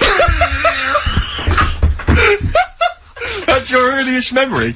Yeah. Okay, what's the next one? Right, next one's probably being at primary school with Lindsay. Yeah. Was that your girlfriend? Well, a little friend who was a girl. Sure. And we used to have like tins with letters in, and you'd have to write stuff. But anyway, what are we doing? I got confused! Right, so anyway, I'm intrigued by the dog that was licking your face. well, bin that. We won't win that! No, it's a great feature. I just think you need to be a little bit more careful about what you consider to be education. Gone Alright, funny. I fell over. Alright, well, We'll work on it next week. Play a tune, and what have you got for us? Because we've got a big competition. We've Come got on. to do the competition. We've only got 25 Yeah, well, come on Don't then, worry quick about then. it, Carl. Do Play a something, tune. play We'll a come back with tune. Rockbusters. What are we playing? Let's play a bit of Tupac. Oh, that's what I'm coming out to, isn't it? Yeah, The fight. exactly. Yeah. Imagine it. Whack it up, whack it up. Tupac, California Love. Yeah. And that's the big tune that Ricky will be coming out to when he has his celebrity boxing Yeah. match. Yeah. We're all looking forward to that, Rick. Yeah. Competition time, Carl? Oh, Carl's looking forward to this. He's just getting all stressed about his half hour. Like Pete. Oh, go on. Go No, on, it's sorry. just, we should have done this a lot earlier. 'Cause Why? it keeps them hooked in. Right, if you haven't heard the game before, I'll give you some initials, bit of a cryptic clue, and those initials and the cryptic clue makes up some band. Might not be an XFM band, but it's a band or a pop group or an artist or something. Yeah. It's on What's the email. feature called, though? What's the It's feature called called? Rockbusters. Rockbusters, yeah? Absolutely. Do you want to, will we do this on email? I think we ought to, because you don't like taking calls from the public, do you? Well, he can't work the machine. No, that's absolutely right. It's not that, it's just that then it's pretty fair for everyone because Anyone who's got a computer, you mean? So it's open to anyone who's got, you know, a computer or a laptop at their disposal at this precise moment. Anyway, there's some cracking prizes, Rick, you'll be pleased to know that, obviously, once again, Karl has managed to collect together an arbitrary assortment of Just looking giveaway round, stuff. looking round the office. I mean, where did you get these from? Did you just, I mean, seriously, where did you get them from? Because it's Right, such what- an arbitrary what- what have collection. we got there? I don't know what kind of a person would want these items. Right. It's such an arbitrary selection, I don't know what kind of person you'd be. Read them out, what have we got? Well, there's another XFM compilation, which you've obviously nicked from somewhere in the office. Yeah, it's Fair a enough. good compilation, remix to There's album. an album here, which is a promo album with two pigs on the front. I think it's the Smashing Pumpkins French live. Saunders. I can't be certain. Yeah. This is the album. Didn't we give this one away last week? This Well, is yeah. just an arbitrary compilation album. Again, one of those kind of. Is that the actual one you didn't send, Carl? No. To say- I've We've got a couple I've of got a these, job lot of them. surprise, Honest? surprise? The Office Oh. on DVD, which is ludicrous. Oh, I've then- seen it from here. What film? If it, like, listen, dear XFM listener, it's 2:30. You know, it's just a bit windy out. You're Probably gonna stay in this evening. Maybe do a bit of shopping. You got, and then in a sense, even. Oh, what film would you really want? No, I mean seriously. Think if you could see one film, right? What would you want to see? DVD. One of the DVD. big One of the- releases. Yeah, it's great. Put them out of their misery, Steve. They'll be watching this tonight if they're a lucky winner. It's the movie Stigmata. Stigmata with Patricia Arquette and Gabriel Byrne. Oh, So look forward to that's that. great. That's the big one. That is brilliant. You're playing oh, for- look at Carl's face. He's actually offended because he's the only one that puts any work into this show, and he's got competitions. He's got educating Ricky, Rockbuster. He's got the song with a story. He's got a song with a story to come that he's like gone through them. It's know. unbelievable. Yeah, yeah. So you're playing for that collection of arbitrary goodies, plus the big prize this week, Stigmata, featuring Gabriel Byrne. Oh dear. About a Go on woman then. who I think starts bleeding from the hands. It's a horror film, I think. You'll have to be 18 or over I've to seen take it. part. It's not terrible. Sure. It's all right. But Is it better than Children of the Corn, which was the big giveaway last week? I haven't seen Children of the Corn. Go on then. Right, so Next here's- week, Teen Wolf 2. Go on. Here's Go on. the, And Tony Banks's own solo album, Bank Statement. Tony Banks, remember, is the musician from the much loved Genesis, but we got that album to give away. alright then, so, right. To win those exclusive prizes. Yeah, Go on. yeah, you've got to email in ricky.gervais@xfm.co.uk. I saw a sellotape dispenser out in the office There's as a well, if pair you of want- gloves that I don't know who's out, but they're out there and they've been there for a week. So, Let's send them pair as of well. gloves, a sellotape dispenser, and Tony Banks's solo album, Bank Statement. Yeah. Okay, go on. Right, first one. Initials JT. Initials JT. What's the cryptic clue? Cryptic clue. At the moment, I'm in a river full of logs. Hold on. Yeah. JT, and what's the clue again? At the moment, I'm in a river full of logs. Full of logs? Yeah. Okay. So, who could it be? JT. At the moment, I'm in a river full of logs. Yeah, go on, next one. Second one, there's 3 of them you gotta get. Letter is W. Yeah. The clue, that lad's got bad asthma.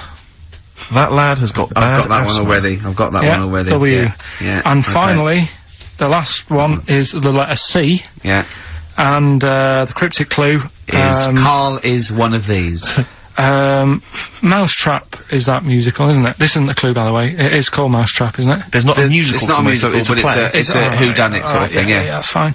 Right, here's a clue. I saw that, Imagine that. Imagine that on the real blockbusters. Yeah, mate. Bob Owen is going, oh, can we stop a minute? Oi, you with the 9 teddy bears there. Mousetrap, that's a show, isn't it, in London, isn't it? I think so, Bob, yeah. Right, okay, here we go. Yeah, carry on. So Put the camera's back on. Yeah. So, the letter is C, and the cryptic clue, I saw that Mousetrap the other night, but the heating in the theatre was knackered. What? The heating in the theatre was knackered, right? Ruined it. Well, I've got that one already as well. Yeah? I mean, these are, the first one's hard, but those two So are just a quick ridiculous. reminder, JT was the first one. At the moment, I'm in a river full of logs. Full of logs. Yeah. Okay. Second one, W, that lad's got bad asthma. Uh-huh. Yeah. And the last one, C, I saw that Mousetrap the other night, but the heating in the theatre was knackered, and it ruined the whole thing. Okay. And, ricky.gervais@xfm.co.uk is the email address. You can win I'm confused with the various river full of logs, treats, actually. including I'm in a- Stigmata. I'm in with a Gabriel river Byrne. full of logs. Yeah, I'm in a well- river full of logs. Well, we'll do it in about 20 minutes. They've Yeah, got you've 20 gotta minutes stay think tuned about for the it. answers. It's not the quickest, so don't go rushing and sort of messing it up. Think about it, and it's random email anyway, so there's no rush, alright? And if you want to email, you're welcome to say, please do not send me the prizes even if I win. Welcome to put that on there if you don't want that junk in your house. Right. The reason we usually sort of play a record out of an outbreak, don't we? Yeah. Carl is so concerned with his little competition, he hasn't got a record ready. Sure. Got one. Okay, sorry, Larry. Yeah. Do you want to do a quick recap, quick recap? Yeah, Oh, I can't yeah, bother yeah. to even just say it. I'm not interested. I'm just not interested. Yeah, go on, Recap, quick. Still send your emails in. JT, it's some initials of a band, just in case you didn't hear it last week. If I said AK and an exploding pet, that would be Atomic Kitten. Yeah. Right? They know what a clue is. So JT, at the moment, I'm in a river full of logs. Yeah. W, that lad's got bad asthma. And C, I saw that Mousetrap the other night. The heating wasn't working, it ruined the night. And, yeah, that's it. Ricky.gervais@xfm.co.uk. Some stuff. Stigmata. With Gabriel Byrne. Richard Ashcroft. Check the meaning. Oh, I love that. That's brilliant. On XFM 104.9. Ricky Gervais with me, Steve Merchant. Karl Pilkington, who's our producer. A proper producer now. producer. No, but he's getting it. But it's more like it now, isn't it? Before he was someone who pressed the buttons. Then he was someone who pressed the buttons who we just made talk like a performing monkey. I hear he's going to be lured away by the Today programme on Radio 4. Because they've lost their news editor, I think.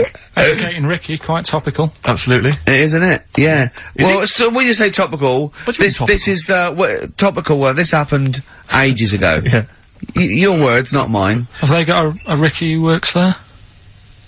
We can look into that. So this is the Carl big set a prizes they've got to be given competition. away, Rick. They've got to be given away. This is Rockbuster.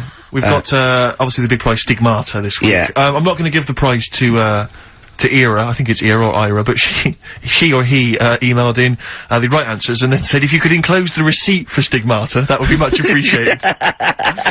But I'm amazed by the number of responses we've had. And someone wants a copy of Tony Banks's solo album, which I was mucking around, so we better buy that in the week to give it away, because I think that'd be an amazing prize to give away. If you just give the clues do again. the clues and then just give the answer. I'll tell you Come on. what the answers are. Right, well, the one that everyone was struggling with was the first one. Yeah. So I'll save that. So we'll go to the second one. W, Yeah, that lad's got bad asthma. yeah, we know that. That was Weezer. Yeah. Yeah. Good one, well done. The last one, C, the clue was, I saw that Mousetrap the other day. The heating was knackered in the restaurant. Yeah. In the restaurant? In the theatre. Yeah. And it ruined the night. Yeah, so it was a cold play, wasn't it? Yeah, that's a cold Yeah. play. Yeah. And, JT, at the moment, I'm No, in a I river- can't think of this one. At the moment, I'm in a river full of logs. Well, I had to say there were some wrong answers. What was it again? It was Justin Timberlake. Justin Timberlake. We had some wrong answers that included Jethro Tull and James Taylor. I don't know how that relates to it at all. I'm annoyed at lake when he clearly said river. I mean, that's the first thing that cropped up. Not I'm in some water full of logs at the moment. Yeah, I'm in some water full of logs. But he actually had to say river, so not lake. That annoys me. I mean, I didn't get it. Fair enough. I should have worked it out. I should have tried to think like you. Get it. A lot of people obviously think like you, which is which I'm, you know, worried about. But yeah, James Taylor is great. James Taylor. Just someone guessing. Yeah, James Taylor works. Have we got a winner, Steve? He's just going to randomly pick one. I did have a winner. I've just lost them. Oh. Needless to say, that lucky person won't be watching Stigmata tonight. Just randomly get it's a draw, by the way. It's not the first one. Okay, I said to Karl in the break, I said, "Is the first one in?" He went, "No, I don't want a competition that relies on speed because I don't want to be rushed." Okay. So randomly click on someone. I'm just going to randomly click on one. Go on. They've not put an address. Well, what we can do, we can email back and say, send us your address. Well, of course you can. I think if they haven't put an address. Well, no, let's read it out. All right. Yeah. Chris Beaumont. Lucky Chris Beaumont as Chris one. Beaumont will be watching Stigmata tonight with a club of Haagen-Dazs, if I'm not much mistaken. He'll be loving it. Well done to Chris. Need his address. Right then. That's the end of that competition. Right. Can we play a record or something? Well, we're on to another feature. Oh, what is this? This one is... Rick, were you not at the planning meeting? What is this? Go on. This is, that song's got a good story in it. Oh, is this that? Oh, God. So tell us the rules. Right, the rule is that it's songs that we play on the show every week, and there's a lot of music out that they just keep saying the same thing over and over. What is it? What's It's the song with the story this with week? a good story. What's the song with the story this week? Just say it. It's Gene Pitney, 24 Hours from Tulsa. Oh, I'm really sorry about this. If you're an XFM listener, we gotta listen to this. Go on. Well, do you know what it's about? Yeah, isn't he trying to get back to his girlfriend? Yeah, he's been working away. Lives in Tulsa. He works quite far away. Right. And he's Would this save us having to listen to the song? Well, it's always good to sort of hear the story before you hear the story. It's like you know. Sure. You I like this before a film. Yeah. no, go on. you might read the book before you see the film, type thing. Yeah. So never in my case. He's working miles away. His missus is in Tulsa. He's driving back. And he can't wait. He's only about 24 hours away, and I remember. He's about 24 hours away, and he's a little bit tired on the way home. He's thinking, oh, I don't want to look a mess for when me missus sees me. So he says, right, I'll stay at a motel, get some energy and that, you know, for when I see you, have a shave. Bar. So he pulls over at a motel, and he's locking his car up, getting his suitcase out the back. There's a woman in the car park. He's like, oh, she's alright. She looks at him, he thinks... XFM 104.9. I don't think the suitcase in the boot is mentioned in the song. I think that's maybe a 12-inch mix or something. I've not heard that. Well, basically, right... I don't remember... I'll play the record, for Christ's sake! Let them listen to it! I don't remember him saying, cool, she looks alright in the record. Yeah, well done.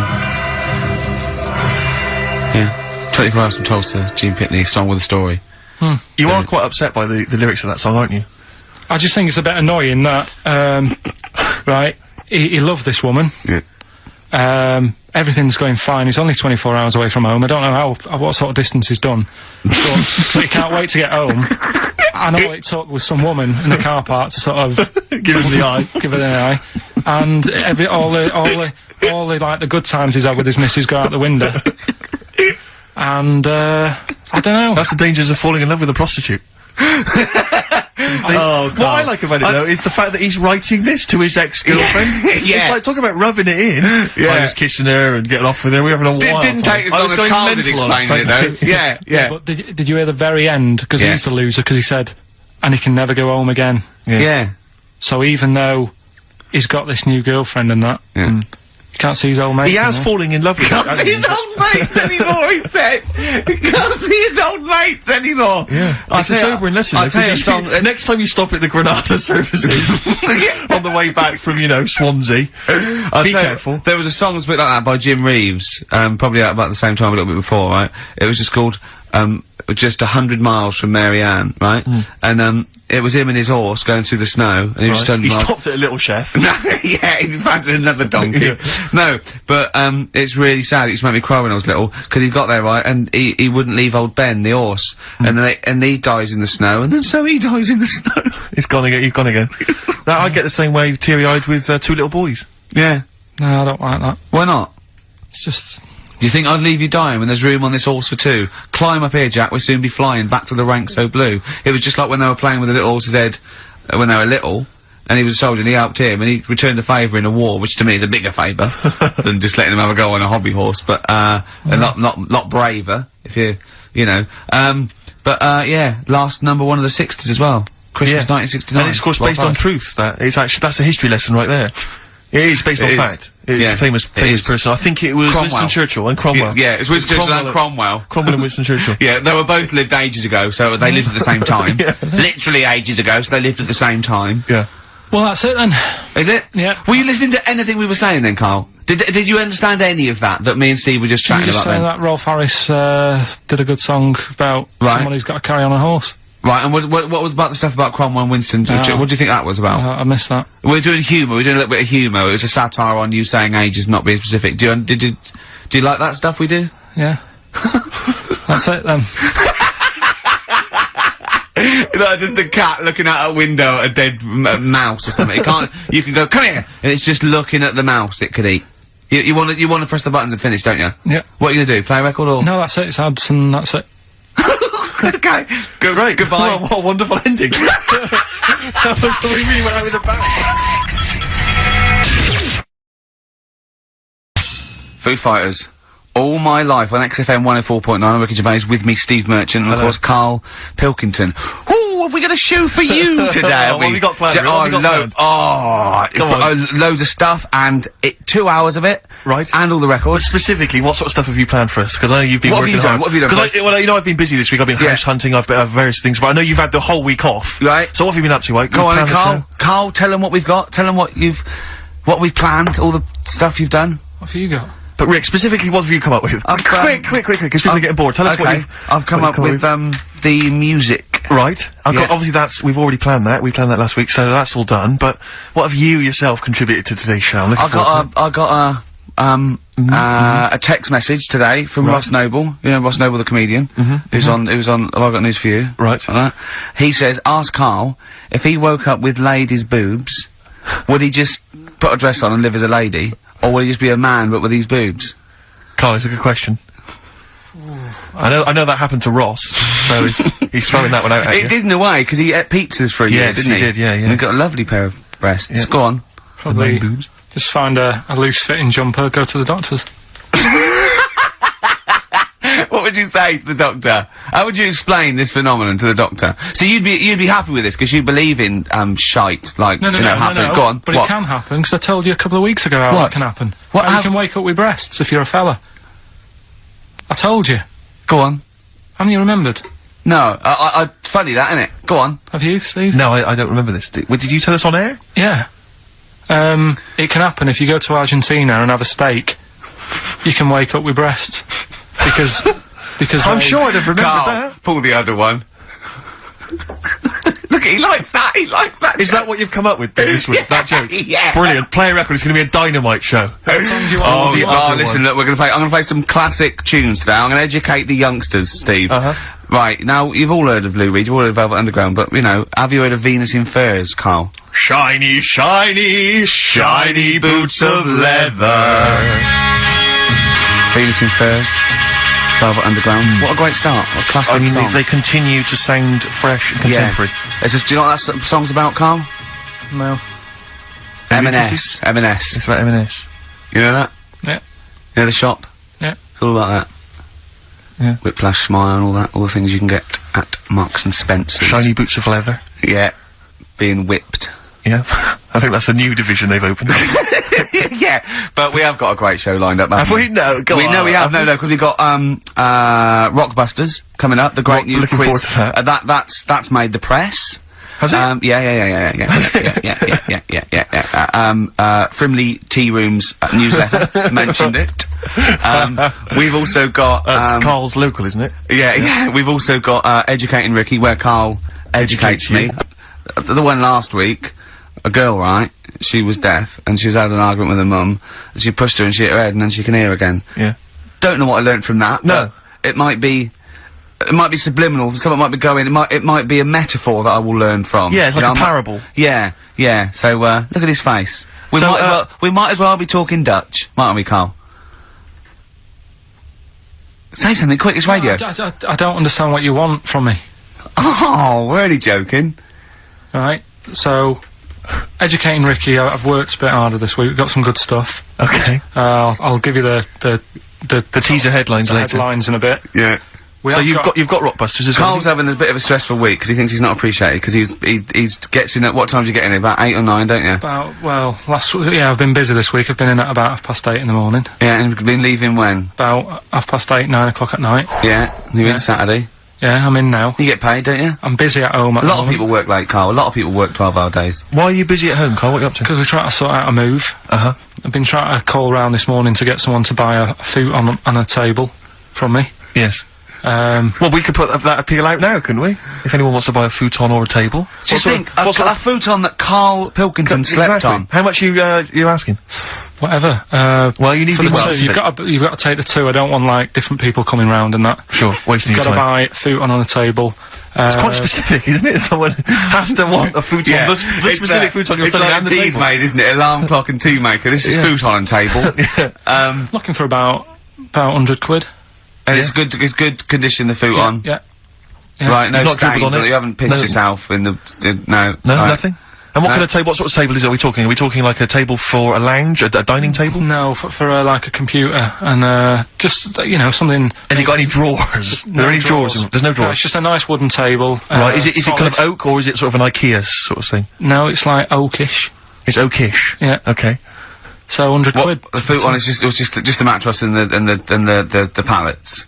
Yeah. Yeah, but it's not. You see, you get cheap futons, don't you? This is a good one, This is a good one. It's How much would that have retailed for when you purchased I think I paid about $2.50 for it. Right, so it's a bargain Well, for people. if you look at it, And how long have you had it? How old is it? This is a whole new strand. Well, isn't I'm it? thinking I this don't is a think great- it's legal. I don't think we should use. I'll tell you what I'm interested in Rick, is just finding out a little bit about the sort of thing that Carl's got in his home, you know. I'm interested in if people will phone up to spend £100 just to go round Carl's house, yeah. No, I won't be. No. What? No, they'll come here. I'll bring it to work, and they can pick it up here. I'm going to bring a But they can meet you. futon and a table to work.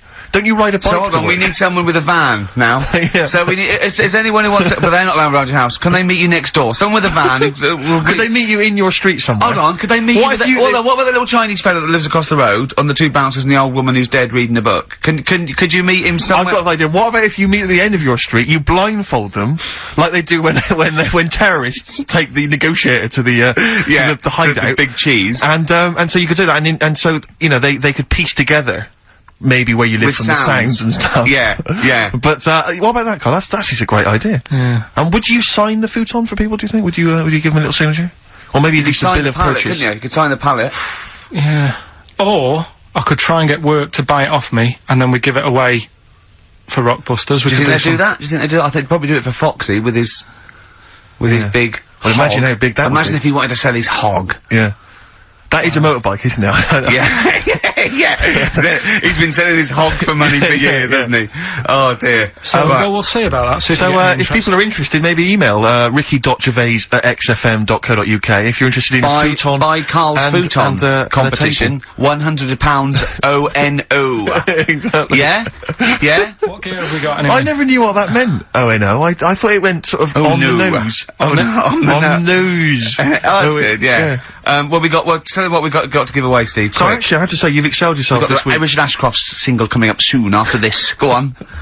Since when have you taken to talking like that? It does amuse me. Go on. This is a nice little collection here. This is a 3 DVD set. David Attenborough's, The Life of Birds, Trials of Life and Life in the Freezer. That's a good one, isn't it? That's a selection of, animal-based documentaries. Yeah. We've got, and this What actually he's best at. Well, absolutely. This I hate is when he goes off the ball and does, like, fast cars. This is, very, very good indeed. This is a best of David Bowie compilation. It is a very good, Just, it's a in proper time for one, Christmas. not the rubbish ones that no one else wanted. This is a brilliant Yeah, compilation it's got of the excellent Bowie. selection on there. We've got this. Now, this looks like a madness. Oh, no. It's far worse than we could possibly have imagined. It seems to be some kind Our of House tie-in with the Our House Madness musical. And it's got a cast of 20 people who wanted to be singers. It's tricky to find out. I can't figure out if it's the originals or not, but needless to say, if you're a Madness fan, I'm sure that'd be an absolute you love treat. that, you love that, you'll love that. Now I know that, Steve, I wouldn't mind that DVD collection myself, but I can't. It's the giveaways that, no, we can't. I'm talking of great compilations. What about this? It's Country Legends. I'm seeing on the front there Glenn Campbell, we've got Dolly Parton, we've got, whatchamacallit? On the front. Whatchamacallit? He's a great performer. Yeah. Jake, whatchamacallit. Oh, excellent. Some great hits from him. So, that's there's well, Country what a Legends. collection. That's, same XFM compilation, again, easy to get hold of if But the big building. one, the film that Karl picks every week, the big DVD one. movie this week. Don't go out tonight if you've got a DVD player and a television set, because you'll be staying in and watching this fantastic film. It will tear your soul apart. It's Hellraiser. The original Hellraiser. Bear in mind, it has been on Channel 4 and Channel 5 and on most cable channels since it came out.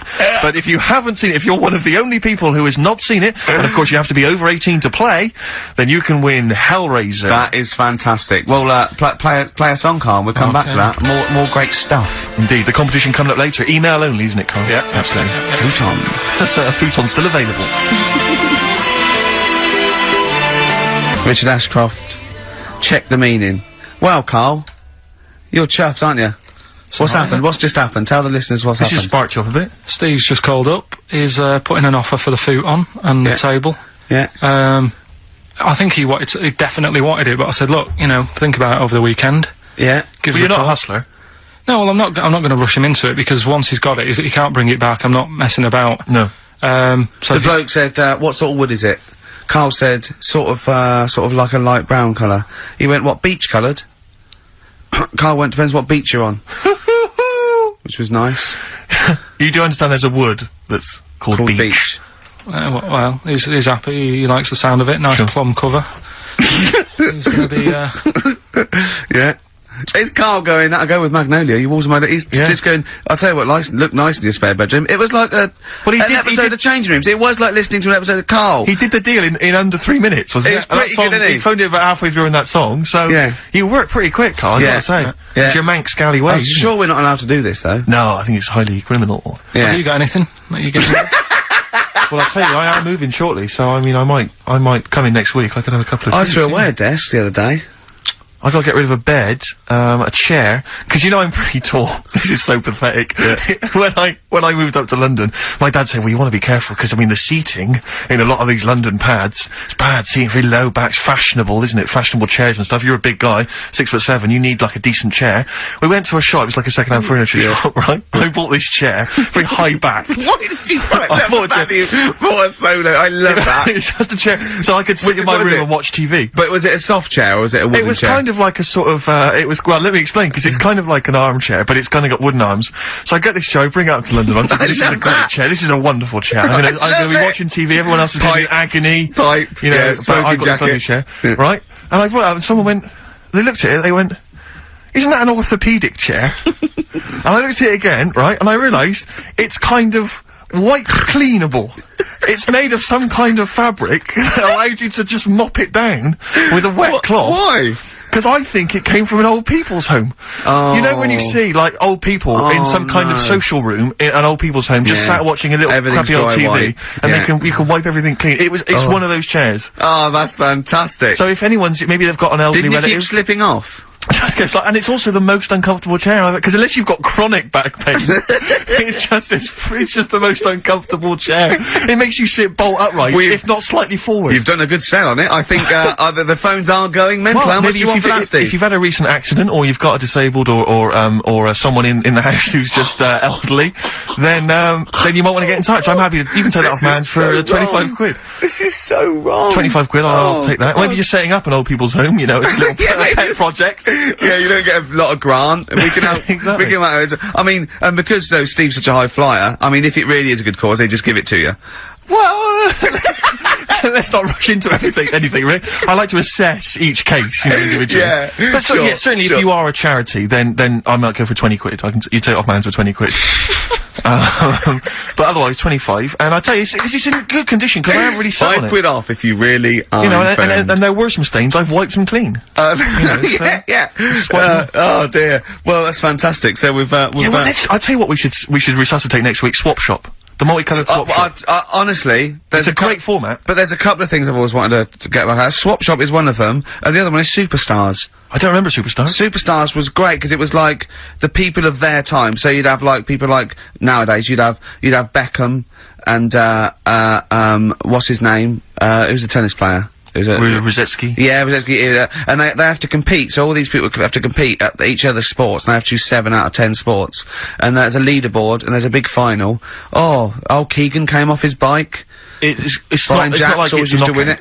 No, it's real sports. It's proper sports. Proper sports. It's 100 metres, tennis, weightlifting, all the real sports that you can't do your own sport. Well, I know you're a pretty big, guy now in British TV. You're a bit of a big shot. What do you reckon? Pull some strings?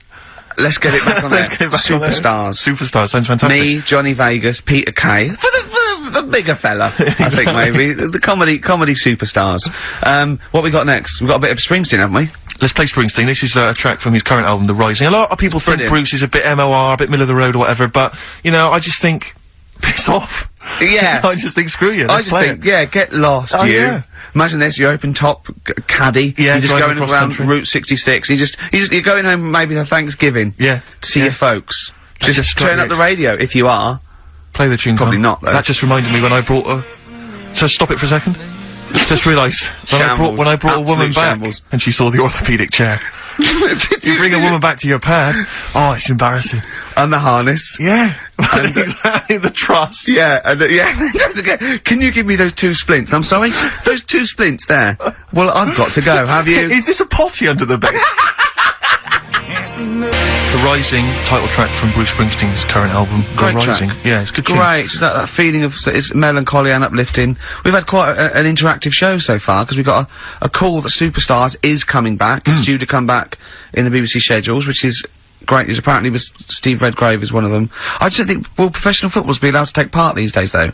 When they're on 50 grand a week, you can't really have them falling off bikes and their ankles, can you? See McCaskill last night. Yeah, slippery thick glove, yeah. Ian McCaskill. Oh, he fell off his haven't bike been about watching 3 times, didn't he? Oh, did you see Celebrity Thick No, Glove? I haven't seen it. There was a great moment where they had to go into a thing called a bod pod, and you sit in it, and it's quite space age, and it analyses you, and it tells you percentage body fat.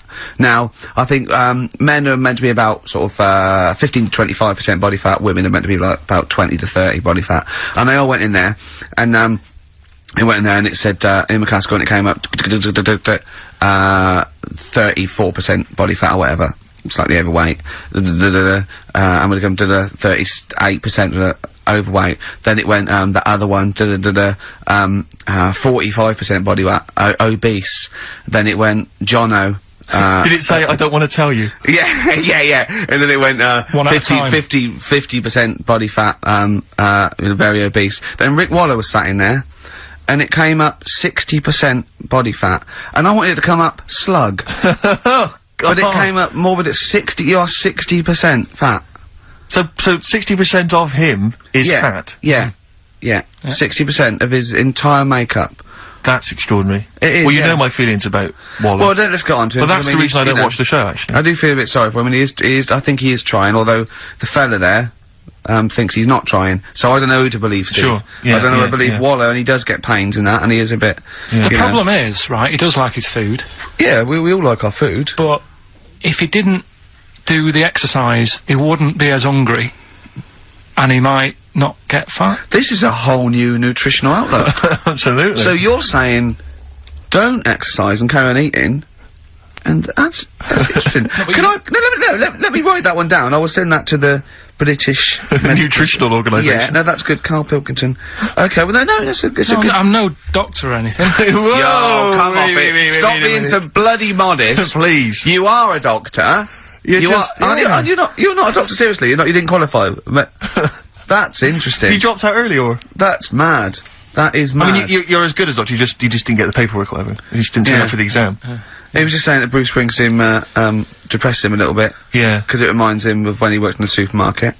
And, I said, it's funny how a song can do that, take you right back there. He went, yeah, nothing else can do that. I said, well, actually, smell is the most evocative sense, because smell is linked to memory in the brain. And he went, yeah, they probably said that before music, though. And now all signs are going, we better revisit this because there's music now. Yeah. We've had this theory knocking around for, 10,000. I went to see Bruce, you'll be pleased to know. I just want the fans of the show to know that I did make it to Bruce Springsteen's concert last week. And he started with that song we just played, and it was dynamite. I mean, he never let up.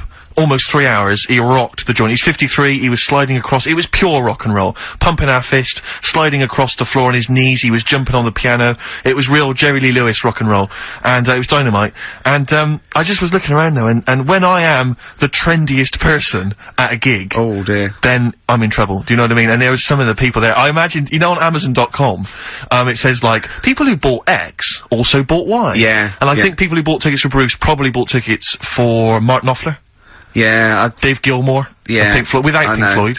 But Stevie Nicks. But there's also, all the monsters rock. They probably buy Stones when they visit, And probably Tina It's the Turner. blue wash jeans. Yeah, You know, it's the small waistcoats.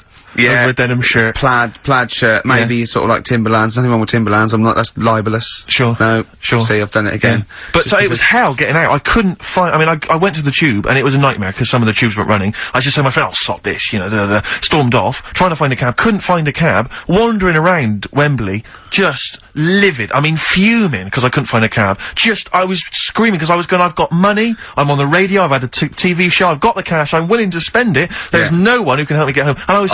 I've seen him shout this in Brewer Street. Yeah. Just to stand in the middle. Go on. And I was thinking to myself, what would you have done there? Because in the end, I just sat in a little cafe, had something to eat. But you, I mean, if you couldn't get a cab, what would you have done?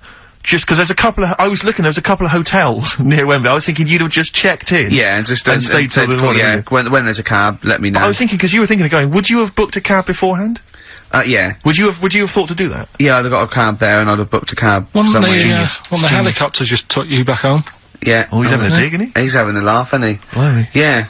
Yeah. Play the ads. Death in Vegas. Scorpio Rising. Featuring the voice of, is it Noel Gallagher? Liam, innit? Is it Liam? Sounded a bit like him. Liam, yeah. Yeah. Alright, innit? Excellent, yeah. Right, okay, let's get this show well and truly on the road. We better start, educating Ricky next, Carl? What have you got for me? I can't wait for learning. I need learning. I need education. We should just Teach explain, me something. obviously, for those that have just tuned in, Karl, tries to teach Ricky 3 things each week. Based on a pun title, and yeah, educating each of them, just to tantalise Ricky, is, abbreviated into some kind of headline. A cryptic clue involving a pun. So what have you got for us this week? They are really cryptic this week. Okay. Yeah. First story, little headline, is, don't worry about him, he can handle it. He can handle it. Yeah. Sounds a bit like he can handle it, but it's not. Brilliant. Second one. Oh, get a lobe of I'm Get a lobe of this. Some classics. Who can forget? Get a lobe of this. Yeah. Coming soon. And stocking 8 Waterman. Go on. Second one. Yeah. I'm committed to this treatment. I'm committed to this treatment. Yeah. Alright, tantalising. Yeah. And the last one, the police are causing a bit of a stare. The way he looks when he says it. I wish we could see. Can't we get Karl on telly? There's got to be a way. We cannot. With all the cable channels, anyone can get on telly these days. Let's phone up. Let's get you on Choice or something. Just Karl. What are you going for? Oh, he can handle it, I think. Don't worry about him, he can handle it. He can handle it. Okay, let's hear this one. Right, are you familiar with the phrase, burning the candle at both ends? Yeah. Do you know how it's come about? I know a man who does. I assumed that it was to get more light in the room. How would that work? Well, they'd put it sideways and light both wicks, so out of one candle they could get two. No, go on. No, what it is... I know what it means. It means you're doing too much, you're staying up too much, you're not getting enough sleep, and you're... Well, years ago... Yeah. When they didn't have light bulbs and that. Oh yeah, what year is this? Literally ages ago, specifically. Yeah, quite a bit back. Okay. Didn't have light bulbs and that, so they used to have candles when did the light bulb come in? Because I can't remember at the moment. Don't know. Okay, go on. So, yeah, so they've got a light bulb. You wouldn't know, you're a doctor, you're not a historian, go on. And people who worked a lot of hours, yeah. How many? Literally lots? They get up early in the morning because they have to be up early. Yeah. And it's dark outside, so they light the candle. Sure. And they wear it out a bit. And then they'd be getting in late as well. Yeah. and like they'd be like, oh, it's dark, I'll have to light the candle again, and they're burning candle at both ends of the day. So that's where the saying comes from, burning the candle at both ends. So, all right, that's a little lesson. Yeah. Lesson 1. Okay. Can I have? No, you can't have. You can't rush into them, Rick. You've got to. I've got to soak in that. You've got to soak that one in. Any questions for Karl off the back of that? What do you think? So people were. I mean, basically, where this comes from is people were literally burning the candle at both ends of the day. Sure. There you go. So we've still got. Go on. I'm committed to this treatment.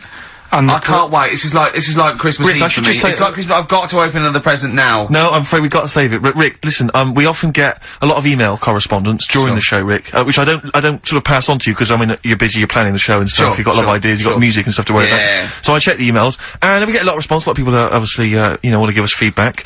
Just a sample one from Richard Anderson.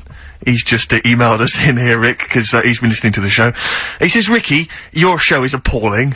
Are you actually aware you're on the radio, or has someone just secretly stuck a microphone on you? That's from Richard Anderson. So that's typical of the kind of feedback, Rick, we're getting today. So, is that good, is it? So that's the kind of, high positive praise that we're getting. So, I'm glad Anderson's listening, because I wanted him. I was gunning for him as a fan. I was worried that early on in our career, so I think he's hooked now, though. But thanks, Anders, for getting in touch. Good work. He's sitting through it for Hellraiser, though, isn't he? Yeah, well, that's still to come. Still to come. Still to come. What we playing? A bit of old dirty I can't say the word. It's offensive. Old is it ODB. Bollocks? Is it old dirty bollocks? No.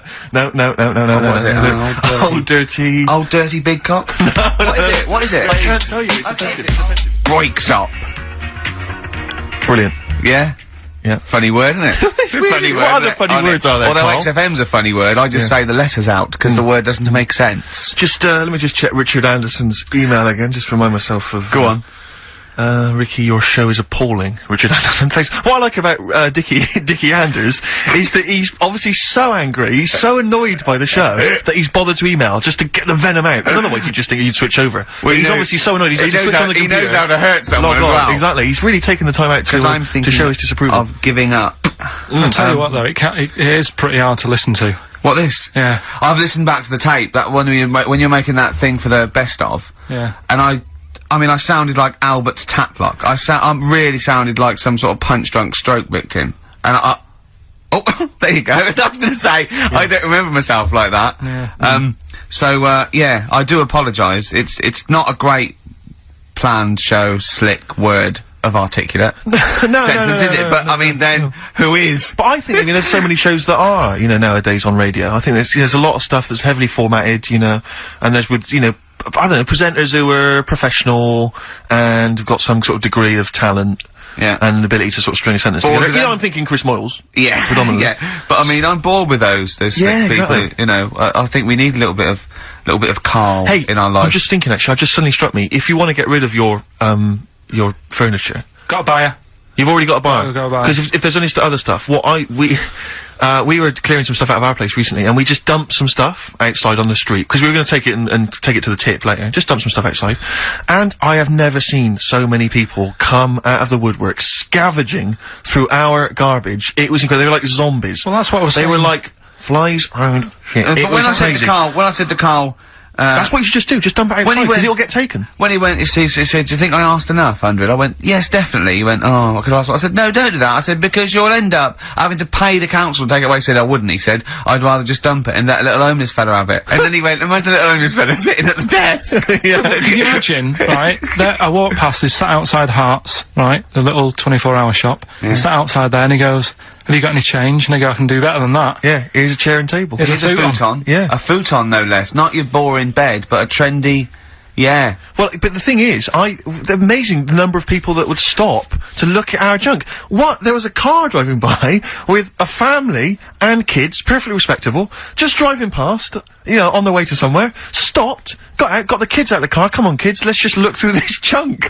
But I like the idea You said we were going to Walton Towers, Dad. No, sorry, no time. We're not going to the zoo, let's look through this rubbish. We're not going looking for people's rubbish Put again, these gloves on, look through this shit. Ow! That's a needle! That's a needle. It was, who does that? it was like a Saturday afternoon. Kids were just gonna go and look through some rubbish. And one guy, this is the most incredible one, one guy, I caught him going through the bins as I came in. I said, alright, what are you doing? He was one of those homeless guys who likes to remain dignified. Why did you say, what are you doing? Well, because it was my house, I had to go I had to squeeze It past wasn't in your him. kitchen. He was in our front garden. Oh, was he? Yeah, going through it. He'd torn the bags open, he was going through it. I said to him, what you up to? He went, oh yeah, just looking at stuff. Don't worry, I'll clean it all up afterwards, just looking for a few odds and ends, blah, blah, blah, blah. I said, oh well, you can take what you want, you know, it's all going away. Yeah, thanks very much, thanks, yeah. So he went off, right, I didn't think anything of it. I was walking past the shops the following day, there's a little sort of, kind of 7-Eleven, right, I was walking past. I thought, oh, that's interesting, a Gil Scott Heron album for sale. And I looked, I thought, wait a minute, this is all our rubbish. And the guy had set up like a little car boot sale outside the 7-Eleven on the pavement. He'd taken our junk, he'd marked on prices. There's like an old RAC book from 1976 that had been lying in the house, a Yellow Pages, you know, and he'd marked up the How prices. much is Yellow Pages? So I'm glad you asked. What year was that 50p, from? I snapped it up. I thought that's a bargain. And, it was incredible, the cheek of just selling our junk outside. Enterprise, Carl. You did that. What did you used to do? You used to sell flowers. I sold flowers. I sold fizzy drinks at school. Did you? Yeah. What that you made? It was Soda Stream, yeah. Yeah. Made some, Well, of course, when you were doing your Pilkies making music, your disco, Yeah. you used to go into Mum's bedroom and find a pair of tights and a cigar. they'd be prizes. What else Did have I your done? dad used to smoke cigars in tights, or your mum? No, which one of them? He's just gone. Right, look, let's, Yeah, we're educating Ricky. No. We'll tease him that. Rockbusters. Well, I think we should play a tune and come back with Rockbusters. Oh, the show's fallen down. We were going so well, and no, it's just the energy, isn't it? The first hour we got through. I'm still in good spirits. Is this still good? Is it this I'm show? enjoying it, yeah. Yeah, I'm having a good it's time. still good, is it? Let me just check, just check what Richard Anderson thinks of it. Good evening, round again. No, he thinks it's appalling. The Dixter thinks it's appalling, so, we should play a tune, because he prefers the music. What's this? Bit of Aqualung. Aqualung. Rockbusters next. I like that. That's great, isn't it? Not bad. Aqualung. Good time's gonna come. Well, Carl, we've got loads of ideas. We've got emails coming left, right and centre. I think you've caused quite a stir. I think you've turned this show around, to be honest. I'm being, honestly. Yeah, no, you've done really well. You're actually acting a bit like a producer, isn't he? And, you're coming through in your own right. Yeah. We've had a great suggestion. We've had a great email here. Let me just check. Listen to this, Carl. Let me just check. Listen to This is from Jeff Dunn. He's a big fan of the show, and he's just had a genius idea. He's saying, "You're moving house, Carl. Why don't Ricky and I come round? We can do a live outside broadcast from your flat. We can observe from your kitchen those weirdos that live opposite. Yeah. We can maybe just wander around, just see the kind of place that you've got. You know, maybe check out your record collection, your clothes, what you got in the bathroom. It'd be amazing. Your futon. It'd be like Louis Theroux, wouldn't it? We'd be Louis Theroux. Come on, Carl. This is a dynamite idea. Nah. Why? I don't want you coming around making a mess and that. We won't won't make a mess. What One will we person make will a take our mess shoes off. with? When have I ever made a mess in the studio? Yeah, exactly. No, No, but do you know what I mean? We're not going to make a net. We're not going to have anything with us. But what's in it for anyone? Well, it's just a fascinating insight into you. Yeah, but, right, when I see that little Chinese kid across the road who's dancing about in his underpants, Yeah. that's in the evening, Yeah. right? He's not gonna be doing that on a Saturday. So you'll be disappointed there. Sure. That old woman. But you could at least show us the room in which he dances. Yeah, when you say little Chinese kid, he's a 35-year-old man, isn't he? Yeah, well. Yeah, you don't. That's 28. Yeah. That's But 28. anyway, that's beside the point. You know, we'll find our own amusement. No, I don't. And the woman downstairs has got a baby, and if we make loads of noise and that gets We're not stressed going to out. make noise, are we? We're just going to have a conversation in your flat. Have a cup of tea. Yeah, but if we're doing OB, we need to get like a car outside with a big aerial on it, and Well, the that's fine, parking's that's not a bad round our way. What do you mean you have to do what do you mean? To do an outside broadcast. Can't they put in an ISDN line just for the dance? No, because I'll make a mess of the wall, and I won't get my deposit back. So, we'll leave that. Thanks for the idea. You know, he's going around painting all the little holes, to get his deposit back in the wall. He wants to get his deposit back. He's probably cost him about 400 quid redecorating. Let's remind people, Carl, of the prizes for Rockbusters this week. It's dynamite stuff. We've got the David Attenborough DVD Nature Collection. We've got a number of CDs, the best of David Bowie. We've got a Madness CD, not quite sure whether that's songs from the musical or their original tunes. Country Legends, 2 CDs there of great country music, and the remix to XFM compilation. Plus, of course, the big movie prize this week. Hellraiser! If you haven't seen it already, then I assume you have never seen a film before. Because I don't know if there's anyone who hasn't seen Hellraiser. But obviously you have to be above 18 to join, to play the competition. Come on in. So, How long would you want to be around for? Is this just for the... Just for the show. A couple of hours. 2 hours. Did you get the desk in there? A live OB. We could check out the futon, we could sing its praises. Check the fault right, yeah. Oh, you might have sold that by In fact, now. we could have someone come round and buy it live on air. Yeah. Yeah. Think about it. Think about it. Think about it. It's great. How did Graceland start? 'Cause that was... that was his normal house, and then he took over. Right, anyway, Rockbusters. Yeah, go on. I give a cryptic clue. Yeah. And a letter, and it makes up a band, He right? never said the word cryptic a few months ago. I love it. Do you know what I mean? I feel it's like our own little Eliza Doolittle. Yes. Right, even Richard will like this one. Here we go then, first one, there's 3 of them, go on. and you email in. If this doesn't turn Dickie round, nothing will. This is an email-only competition. Email only. Right, here's the first one. Initial is B, so it's B. a band starting with B. Okay. And the cryptic clue is, I don't like them birds, they shouldn't be allowed in this area. I don't like them birds, they shouldn't be allowed in this area. Next one. Right, the next one. He doesn't like women, yet he's got a couple of kids, that's a bit weird. Is that a cryptic clue, or is that just... Is that just a general point? Is that it? That's the cryptic clue. Okay. And the initials there are PD. Okay. And, the last one, I've got that one. That's terrible. That's terrible. Okay, quickly. Oh, God. And the last one is, that bloke who does... Come on! It's making me laugh. Come on, Karl, be professional. Right, the last one. Right. I can't do it, it's making me laugh. Oh, come on, I'll come and read them then. No, hang on, Come on, Karl. Right, here we go. They don't do this on Blockbusters on TV, do they? No, come on. That bloke who does sport on telly. He's got a little kid, right? Initials DC.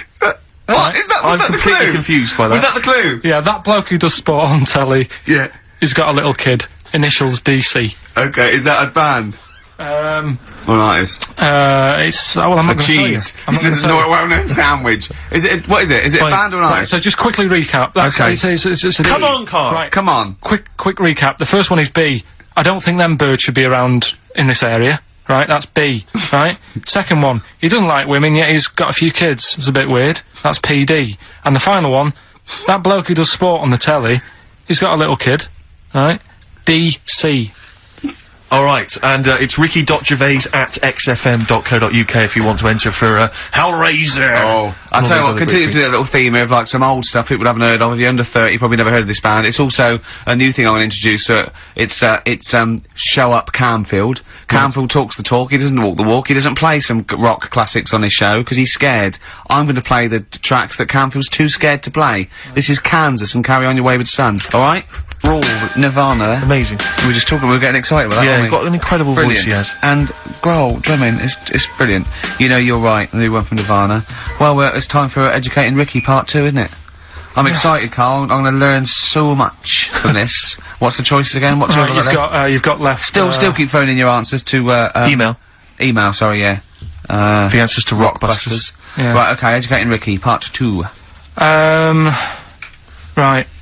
I'm committed to this treatment. Yeah. Is one. Oh, of I've them. got to go for that one. Yeah. Yeah. Or the other one is the police are causing a bit of a stir. He still says it like it's the best thing he's ever come up with, which in a way it is. It could be. Right, go on then. I'm committed to this treatment. Right. Do you know the saying? Is it just sayings now? Are they all sayings this week? No, they're not. Okay. No, the other one isn't. Frog in your throat? The saying, there's a frog in your throat? Yeah. I assume it's, when you, croak a little bit. You sound like a frog. No. Right. Might seem a bit weird, this one, right? But years ago, Oh, yeah. Sorry, what is that clue? Committed to this treatment? it's about frogs committed. Is Probably works better with a K and an ER written down. Well, also, if you'd pronounced it committed, yeah. but not committed. Committed to this treatment! Right, go on then. That's genius. So yeah. For what? You go to the doctors and you go with throat hurting a bit. Right. And what they did ages ago. Ages ago? What year was this approximately? We are going back quite a bit with this one. Oh, okay, go on. And the doctor would say, did history. Imagine years ago, go on. and the doctor would say, right, keep your mouth open, I need to look at your tonsils. And the jaw would ache a bit, because they weren't as quick back then, because they didn't have the technology and stuff, and they'd have to, like, stare at it and study it and stuff. And, like, they get an achy jaw, right? Keeping their mouth open. Yeah, like you get, you know, Yeah. when you eat a Mars bar or whatever, it's a bit, So, they'd sat there, and they used to always close their mouth, and it used to annoy the doctor, right? Sure. So what they did, they used to get a toad, Right. and put it in the mouth, Rubbish. Okay, keep talking. Keep talking. and that way they couldn't close the mouth because either they'd squash it, Right. or apparently you're not allowed to lick a toad's back. So the doctor would have them for breaking the law? No, but it's poisonous, right? A toad's back. You should never lick a toad's back. Sorry. Or put it in your mouth, really. Oh, just stop for a second. Wait. What? Can I just ask one question? Go on, Can I just ask one question? I've got a few, but No, go on. sure. My initial thought is, it sounds like a brilliant bit of sort of medical, knowledge there. It's a great idea. Yeah. My only thought is, how does the doctor see past the toad? At your tonsils? What's he actually looking at with the mouth open? Surely the toad is Isn't in it the like way. hopping around in the way? It didn't say. Sorry, and my first question is, was this on the internet? Yeah. Yeah, okay. Carl, that is bollocks. That is, I mean, Well, alright then. Let's turn this round. Where does the saying, you got a frog in your throat come from? probably because you sound a bit croaky. Probably that. Probably because you sound a little bit like a frog when you've got a sore throat. Carl, did you not question it just for a moment when you read it? Just for a second, didn't you think, that seems an odd approach? Firstly, why a frog, of all the different Because species? it's poisonous. A toad. So it's a toad as well? Yeah, well, it worked. I'm committed. Worked. No, not that. no, It's my point is it's frog in the throat. I was gonna change it to, have you heard the news Toad Day? But I went with the frog. Oh God! Right, so that's think rubbish. about it. So that's rubbish. Next, can I have, Let's play a tune, let's come up with the God. last one. Oh, Can I just say, Carl? no, just play it. yeah? Yo, Carl. I have to thank my mate Dave, who sent me an incredible 4-disc compilation. That was one of the tunes on there. It looks professional, it's amazing. It's incredible, The yeah. effort Oh, is he's gone to too much commendable. effort. Ben Queller, it's a track called In Other Words from his album Sha Sha. Open wide. Oh dear, that's interesting. Oh, here, doctor. Look, you've actually got a frog in your throat. I didn't get there. I put it in there. That's the most ludicrous story I've ever heard, Carl. Why don't you think when you read these things? I think there's always going to be a bit of truth in all of these. I mean, that fella called up, didn't he, and said, I'm not sure about the, putting a frog in your throat if you've got, problems with your tonsils or whatever. But he said, years ago, if someone had toothache, Yeah. they'd get hold of a frog and strap it to the face. Yeah, sure. So, maybe, down the line, maybe they did. Yeah. Maybe they Hang did do on, it. guys, I think Caligula made what is emperor, a horse and emperor as well, but I mean, it doesn't, go on. Dick Anderson's been back in touch. Excellent. I think, so he's obviously... We've turned him round, Well, he loves it now, he's been doesn't tuning in, he He says, loves it now. He says, Ricky, thanks for a really forgettable 2 hours of radio. I think I'll spend the time next week counting my feet. That's from Richard Anderson. So, we've turned him round. No, do you know where the phrase counting my feet comes from? Well, in the olden days, right, and I'm talking ages ago, when you really loved something, Yeah. you used to, as a sign of respect, like, say, a radio show, you'd count your feet. And that's where that comes from, Carl. Well, what about the frog thing with It's nonsense. with a poisonous back? It's rubbish. That's true. No, the toes have, the secretions in there. Why? But they didn't put it in people's mouths. No, so, Why? well, I'll tell you why. When a badger or a heron tastes the toad, it's horrible. Ugh. The toad might die, but it's for the good of the species, because then, think how many toads, looking like that, a heron could eat in its lifetime. So, the fact that one toad sacrificed all those other toads in that heron's manner will be safe. Why? I mean, you know, we've talked about animals a lot on the show, right? Yeah. And when God made a toad, Sure. Right, okay, well, So go on, you I'm gonna say- stop you there, straight away. Don't. Just let him carry on. right? Okay. Like, there's annoying things out there, you know, jellyfish is a big problem with me. I don't understand what they do in the sea and stuff. Right. Right, but we'll leave them. God's right? a problem for me, but go on. We won't talk about jellyfish. No. With the toad, right, if it's to protect itself, Yeah. right, now No, it's not to say... protect itself, it's to protect his species. No, yeah, but that, surely, right, if the toad had a choice, if God said, right, what I'm gonna do for you here, you can have something like a lobster's got claws, big claws to have a fight. Or, I can give you something that if someone's having a go at you, you've got to try and persuade them to lick you back. As a defence. Yeah. What use is, right, Oh, right, God's... Well, I'll tell you why. What is God The up fact to? that there are still toads around is a testament to that defence working. That's all I'm gonna say. Okay? If the toad had died out, you'd have a point. But they're still around. It works. Alright? And don't start slagging God off. He's got a lot on his plate. Basically, I think he took on too much. Particularly in 1 week. Exactly, it was crazy. Danger High Voltage, Electric 6, XFM 104.9, I'm Ricky Gervais, with me Steve Merchant. Carl's getting all flustered because I put an elastic band round his head. And we've had a definition of, Well, hang on a frog sec, in the throat. because there's an update to that, Rick. Go on. We did just have, one, definition here of, a frog in the throat. Apparently this has come from some, internet site, so who knows, how convincing it is, but it says frog in the throat, meaning suffering from temporary hoarseness, needing to clear the throat. Origin from the Old English frogger, meaning hoarseness. That's from Chris. Now, that sounds slightly suspect to me. Why? But, frogger? I mean, it seems odd that it would derive from that when it so clearly appears to be you sound like a frog when you have a sore throat. Yeah, but the word frog could come from Frogger, because it Frogger. sounds like it's I think croaking. wasn't Frogger a game you could play on the Yeah, on the Spectrum, Spectrum? That's a yeah, great game. yeah. But Yeah. listen, hang on, there's an update to that because just to The common defend, frog, of course, Rana temporara, that's the Latin name. well, Your toad is Buffo Buffo. you Alright? may be trying to show off, but I think you're about to embarrass yourself as Go well on. because you've been slagging off young Karl. Yeah. It says here another email. It doesn't tell us who it's from. Although it's hard to believe now, at one time medieval physicians believed that the secretions of a frog could cure a cough if they were coated on the throat of the patient. That in itself Yeah. sounds repulsive, but what makes the idea even worse is the application of the secretions. Instead of painting the treatment on, something which may also have seemed rational, a live frog was placed into the mouth of the sufferer, where it remained until the physician decided that the treatment was complete. Right. Apparently Shakespeare's son-in-law, that's a question mark, I don't know what that means. Anyway, it's no wonder that today a froggy or croaky attempt at speech is said to be a frog in your throat. So, you can see that what's happened there is Karl's misread, or been slightly misinformed about, a medieval practice. In a sense, you're both winners, just for taking part. What's your final one, Karl? Right, the final story is, the police are causing a bit of a stir. I can't wait. It's about this fella, I think it's in England somewhere.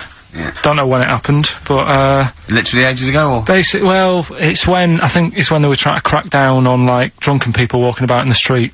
Oh, yeah. And they found this Saturday. fella. Be Saturday, that one. And, found this fella, and, all the local people were saying, oh, look at him wandering around, he's drunk and what have you. That's not right. Get the police in. He got arrested and that, and they got him in the court. And, the judge was there, and he says, so, you know, what's all this? What's going on? What are you doing wandering about when you've had a drink? You know the rules. You shouldn't be doing that. You had a glazed expression on your face. Blah, blah, blah. What do you have to say for yourself? He only had a glass eye. So that you have was- 2 glass eyes? No, he had one. But that was, they were about to sort of lock him up. Was he a What, bit pissed 'cause he up had- as well? Well, he was pretty livid. But was he also drunk with a glass eye? No, that's Oh, the right. weird thing. He wasn't even, he hadn't even had a drink. So they just thought, because he had a weird stare. Because his eyes were all glazed. Yeah. Where'd you get this from? Why are you telling me this? No, but why are you telling me this? I mean, thank you, because it's, you know, killed a couple of minutes, but why is this educating me? What are you telling me here? Because there's a bit of a thing there, a bit of a fable, that don't always judge a book by its cover. Yeah? So, the guy, he hadn't even had a drink. He'd probably just been shopping, Yeah. walking down the street, and everyone's, like, getting involved. Like, what's he doing? He shouldn't. Hang on, I don't understand. He's walking down the street, happens to have a glass eye. He was doing nothing else to suggest he was drunk. You don't pick people up just because their eye looks like Oh. that. But even if it happened, why are you telling me?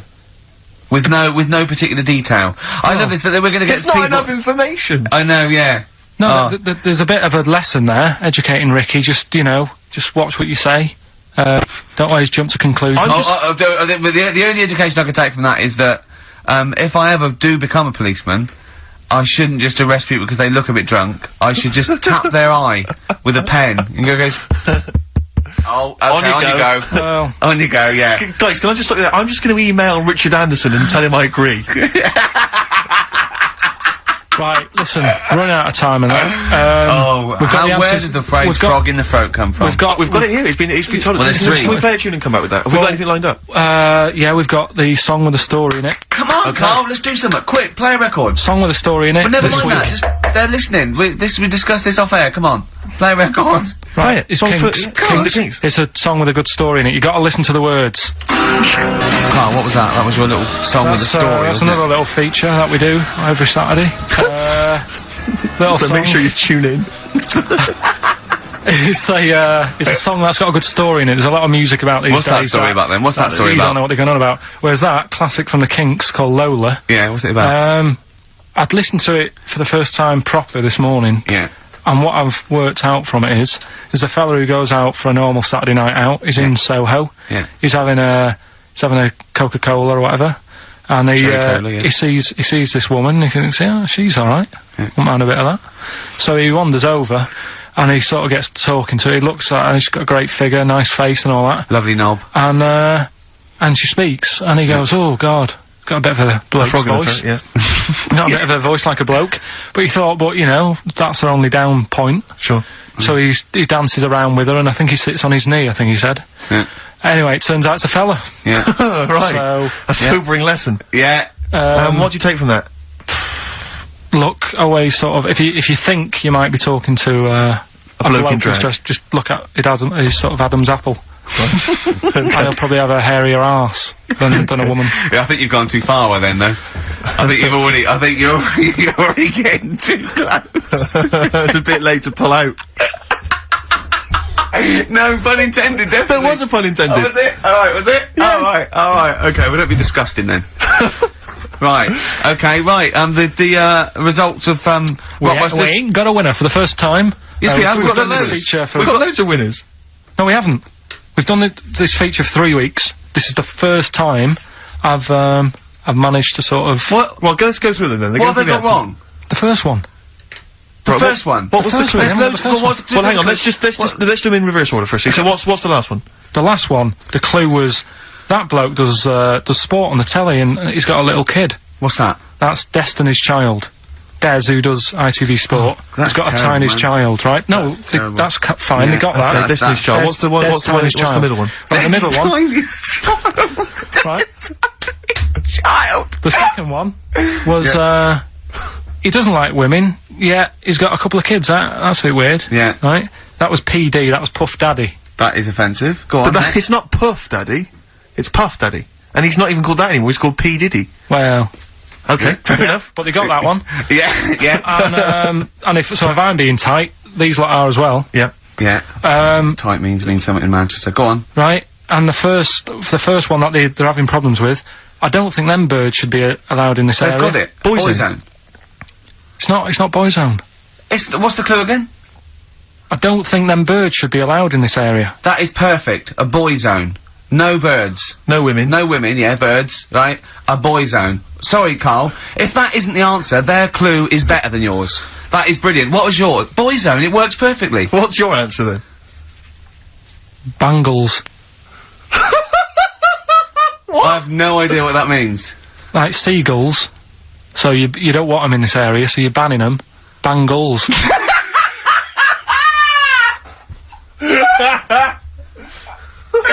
Oh! Well, give it to boy zone, because boy zone's better. Don't use birds to be allowed in this area, it's a boy I think zone. we should have a rollover. Carl beat them. Carl beat them. You have to use his logic, But surely. theirs works. You can't do what am I thinking. No, that's not what I'm thinking. It perfectly. It works perfectly. I think you've got to give it to the ones that got the boy zone. Well, how about, right, because they didn't actually get into my head. And my way Well, of thinking, heaven right? forbid. How about we just keep back the David Attenborough, and they can have, I'll chuck in the Hellraiser, right? Okay. Nice of you. And Blondie album and the Madness Yeah, one. okay, pick a winner at random. Pick a winner, Steve. I'm gonna give it to Paul Sloman, who got those answers, and he also says, P.S. Karl, you're a moron. So, I'm giving that to Paul, and good luck to him. Right, well, He's got a crazy night tonight. If we can rush these over to him, he's got a cracking Saturday night. well, if I'm a moron, I might get your address wrong when I send them to you. Oh, Coming right back at you, Paul. Yes. Right. Joe, play your song. Is this Carl's annoyed because they didn't get banned goals. A song from song for the ladies. I think we seem to have missed this a lot of weeks, but this is I've been wanting to play this. It's for not like ages. us to forget things and that. This is a band Frente who kind of came and went and no one was particularly interested, but they did this lovely acoustic version of the New Order tune Bizarre Love Triangle, and this just shows you how incredible the melodies and the words and everything are. Brilliant. I'm a fan. New Order. Just play this. Good night. Songs for the Bye-bye. ladies. Is this the week? Do you reckon Richard Anderson will be back next week? Yeah, Richard Anderson will not miss this show. Excellent. Every time I think of you, I get a shot right. Coldplay, The Scientist. Have you seen the video of that? Great. It's just brilliant. I think I might have worked out. What is, he's walking backwards, it's all filmed backwards, but he's singing forward. Now, the only way I can work out they've done it, without CGI in it and cheating with the lips, is that he had to learn it backwards and did it sort of like bit by bit. Did he do that? He was on Zoe's show like about a week ago or something, and so he he actually sang it backwards. So he learned phrases and they filmed that. Yeah. But he didn't learn the whole song, did he? He couldn't possibly have learned the whole song. He must have, like, stopped it and... Don't know. It's a great video, though. They always do a good video. No, it's very good indeed. So it was, The Scientist on XFM. Wonderful one. I'm Rick Gervais, with me, Steve Merchant and Carl Pilkington. I had a bit of good news this morning. Go Rick. I was on the tube coming down, and I don't want to sound arrogant, I don't want to sound pushy, but I was at Green Park, and I'm fairly certain, Rick, it's not 100% corroborated, I'm fairly certain that a woman pinched my arse. So what do you think of that? Yes. There's a lot of pickpockets around Green Park. No, my wallet was still there. Really? But even if it wasn't, that would have been money well spent. But but the wallet was still there, so what do you think of them apples? Eh? So what did she just pinch your arse? I can't confirm it at this stage, exactly what happened, but it certainly felt like a pinch. I looked round, there was a woman behind me. Right. She was fairly old. I think she's probably in her mid-30s. Right. Kind of reddish hair. Right. I don't know if she's listening. Right. But, she knows where I am. And, so I don't know how to proceed, really, Rick. I don't know if it's worth putting up some posters around the Green Park area. Well, what you could just to try and corroborate it. If you saw a woman pinch the lanky guy's arse, you could probably get in, contact with British Rail and go back over their CCTV cameras, yeah. And then they could probably zoom in and, sort of identifying sort of birthmarks, or she might have been holding some Then I could hire a private eye. Yeah. Again, money well spent. Well, so there you go. I'm just saying, I'm just saying maybe maybe things are looking up. Things it's getting towards Christmas. The worm has turned. I mean, it's a little, sexy story to get the show going. It is but pretty what do you make of that then, Carl? Because I know you're quite damning. What's your answer? Well, I mean, you're quite a tall fella. Sure. So, she must have really wanted to sort of reach up and have a pinch. Hmm. Well, you think she was a dwarf? She did it with her teeth. He didn't say she was a dwarf. No, but Steve's taller than, his arse. Yeah, but his arse isn't 6'9", is it? His arse is about 3 foot off the floor. 4 foot? What? 4 foot off the floor? No, I don't think so. About 3. She'd have to be a midget to have to reach up to pinch Steve's arse. He is very tall, but... I don't know what your point is there, Carl. You're just trying to, you're just, I think maybe just a little bit jealous. Just a little bit of jealousy. Well, do you know what happened to me on the way in? Go on. A homeless person called me a dickhead. How did he know? Do you know him? Is that why? He's like the local big issue fella. Oh, yeah. Yeah. And he knows me, he sees me walking up and down the street. Oh, that's how he knew you. Right. So I normally have a bit of a chat with him and that. And I walk past him. And, I can be a little bit cheeky with him, because I've been cheeky with him in the past with stuff. You pinched his arse? No, just, saying stuff like, God, you're always there, you got home to go to, and stuff like that. Yeah, just breaking the ice, go on. He knows, and he laughed at that, right, last time, so I thought I can be a bit cheeky, right? So he goes, do you want a big issue? I said, no. He said, come on, I've got loads of them, right? So I sort of said, oh, when I was a kid, and I used to do a free paper around the free papers one, I said, just put them in the bin and go home, right? And he went, yeah, but how am I going to get any money doing that, you dickhead? You see, I can see his point. He is homeless and having to sell newspapers to get 50p or a quid or whatever. Yeah, and sometimes I treat him, right? And today I didn't have any money. I had a takeaway last night and I normally give them a quid, and I felt bad not being able to do that because I didn't have any money on me last night. Right. I couldn't look him in the eye. Did you explain this to the homeless person, the traumas of the takeaway without the tip? Did you explain that, you know, you've had it hard as well? I go, look, you don't I had food delivered to my warm flat. Yeah, it was a nightmare. You don't know what that's like. You don't know what the trauma is because you can't have food delivered to your flat because you haven't got one. So please don't look at me like that. You should have said. But most people ignore him. At least I gave him a bit of acknowledgement and sort of... took the mick. Yeah. I didn't think I was just was being friendly. No, I know. You gotta be careful with the homeless, because this is true, and this is, you know when the clocks went back recently, so you got an extra hour in bed? Yeah. And, I was at Cash Point with a friend of mine, and there was a homeless person sat by the Cash Point, and, you know, we would get some money out, and she said, spare some change, and my friend's, he's a bit awkward, he just trying to make conversation with her, he went, oh, clocks go back? Extra hour in bed? Oh no. I gave her 2 quid, I felt so bad. He didn't do it intentionally, he didn't realise what he'd said. Just making conversation. It's tricky making conversation with the homeless, because there's so many areas you've got to avoid, you know, what was on the telly. Yeah. You know. Although I get recognised by homeless people and think, I don't know where... Well, you gotta remember, that's very much your demographic, Rick. Yeah. You know, people who watch TV through the window of Dixon's. Yeah, in Dixon's, yeah, there was a... Ricky Gervais as well. Yeah. Well, they can smell the alcohol on you, they think you're one of them. Oh, I've had to cut down on that. I've been really good with this training thing. The boxing. Play a record and I'll tell you about that. I had my first week of training. I'm in trouble. I'm struggling. What do you want to play? Oh, we've got a bit of, have we? Stone Roses, classic. Feeder, come back around. XFM 104.9. Ricky Gervais, Steve Merchant, Karl Pilkington. Alright?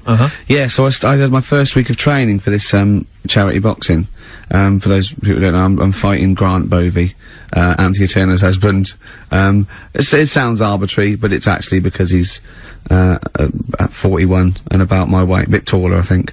But, and we've never done it before, but, no, it'd be fun. Battling someone for charity. Yes. No, but, it's, and I can't believe my luck, because I've been a fight fan for like 30 years, and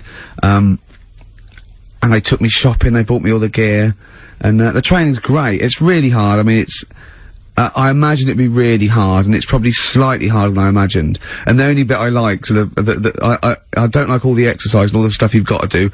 I like the bits that look a bit like something I've seen in a Rocky film. Right, sure. You know, we did that thing with the string along the ring and I have to pop up and punch and that. Right. That was great. Right, nice. Skipping's not bad. I'm trying to get good at that. I like that ball that you go... Are you any good at that? Is that I'm getting good at it. And what's that teaching you, that particular thing? It's just the rhythm, is it? It's rhythm, and of course your arms are up for that long, so you've got to keep your guard up all the time. Yeah. So that teaches you to keep your arms up. And you were up at 6 this morning, you broke some raw eggs into a cup and then you ran up the steps of the town hall, didn't you? I know. With loads of people following me, and I shouted, Bovey! at the top. No, I'm not going mad. Just, you know, once every other day. But I'm struggling now. I woke up today and it's like I'd been hit by a car. Yeah. Just everything aches, so the muscles you haven't used. But, anyway, I had a meeting, the first time with the people, the program makers, because they're following me for a month and everything, and Grant as well. And they said, you need a sort of nickname, just for a laugh. And I went, what's Grant using? They said, I think he's gonna use Gorgeous Grant Bovey, or Grant. I went, I don't know, so I better go against that. What about, Ricky Jippo Gervais? Yeah. Right? Yeah. And, yeah, so, anyway, I had a meeting with Frank Maloney, meeting the next day, and, it's sort of like, you know, you've got to do this nickname.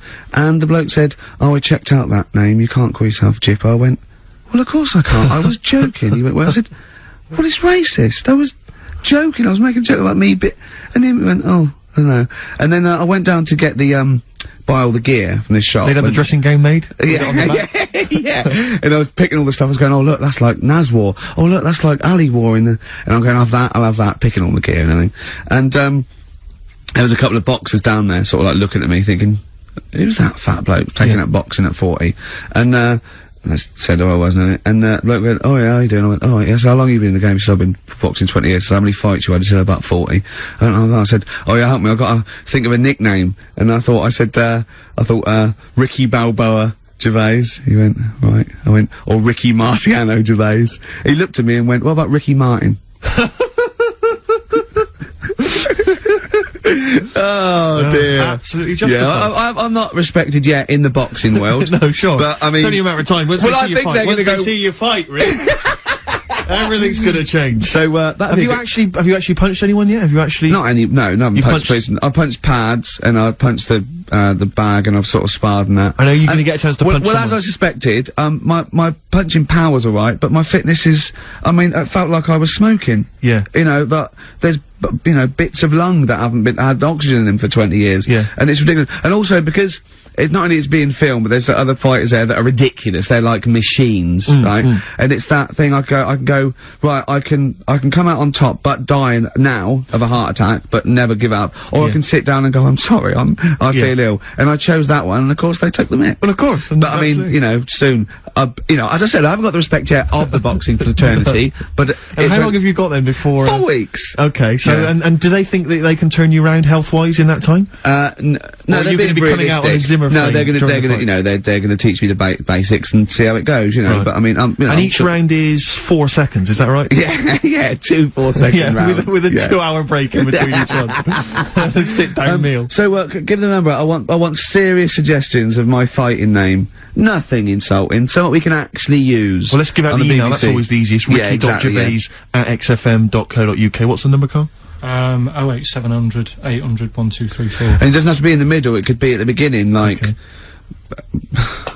the Rage. Okay, Ricky the Rage. Ricky the Gervais. Tits. Sure. Ricky the Man. Play a record.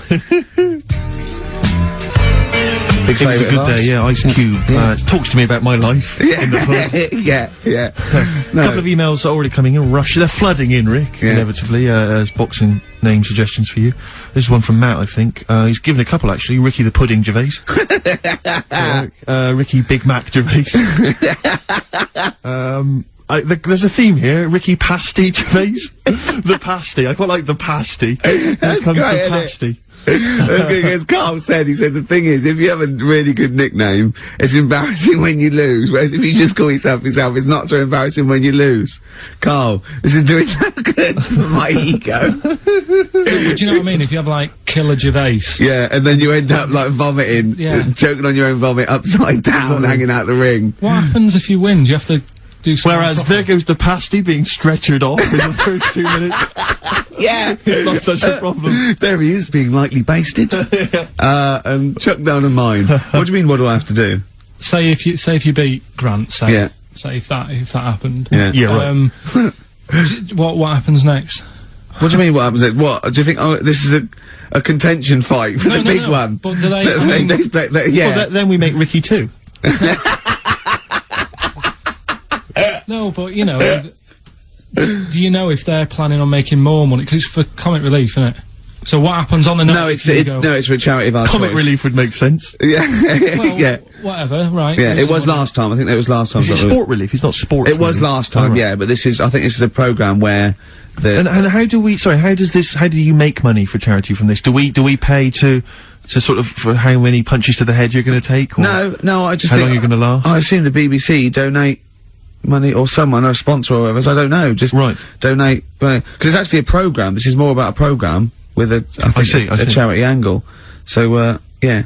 So as if you get, like, killed, there's more money and food to go around. Maybe. But no, I mean, the thing is, what's the next step? Because if they go like, right, yeah, well done, you've won, thank you very much. Well, Karl, what do you expect? That its winner stays on? Yeah. Like in a fair, where I go out there and I let people punch me in on Bird of Manning. Yeah. And then my twin gets up. Yeah. It's just it's a programme. He's it's not like, gonna turn pro. It's like faking it. Yeah, but what's the point if it's not gonna go anywhere? Well, look, A proper boxer. Sorry, him fighting Grant Bovey in a ring is not entertainment enough. yeah, What's the matter with you, Karl? Man's gonna get his face pummeled in. That's gonna be No, but, hilarious. right, when I did boxing at the youth club, Once, when he did boxing, he fought once, he fought a little weak kid, because it was his first day, battered him. Next week, it was someone else's turn, and he got battered and he left. yeah, I said, right, I've had enough. But there was Yeah. there was a ladder there that I had to work, right? And I decided after the sort of the first step, I thought, it's not for me, this. Yeah. But if you win, it's all kind of like, right, well, Yeah, the world's There you your go. oyster. But it's a programme. It's just a one-off programme, isn't it?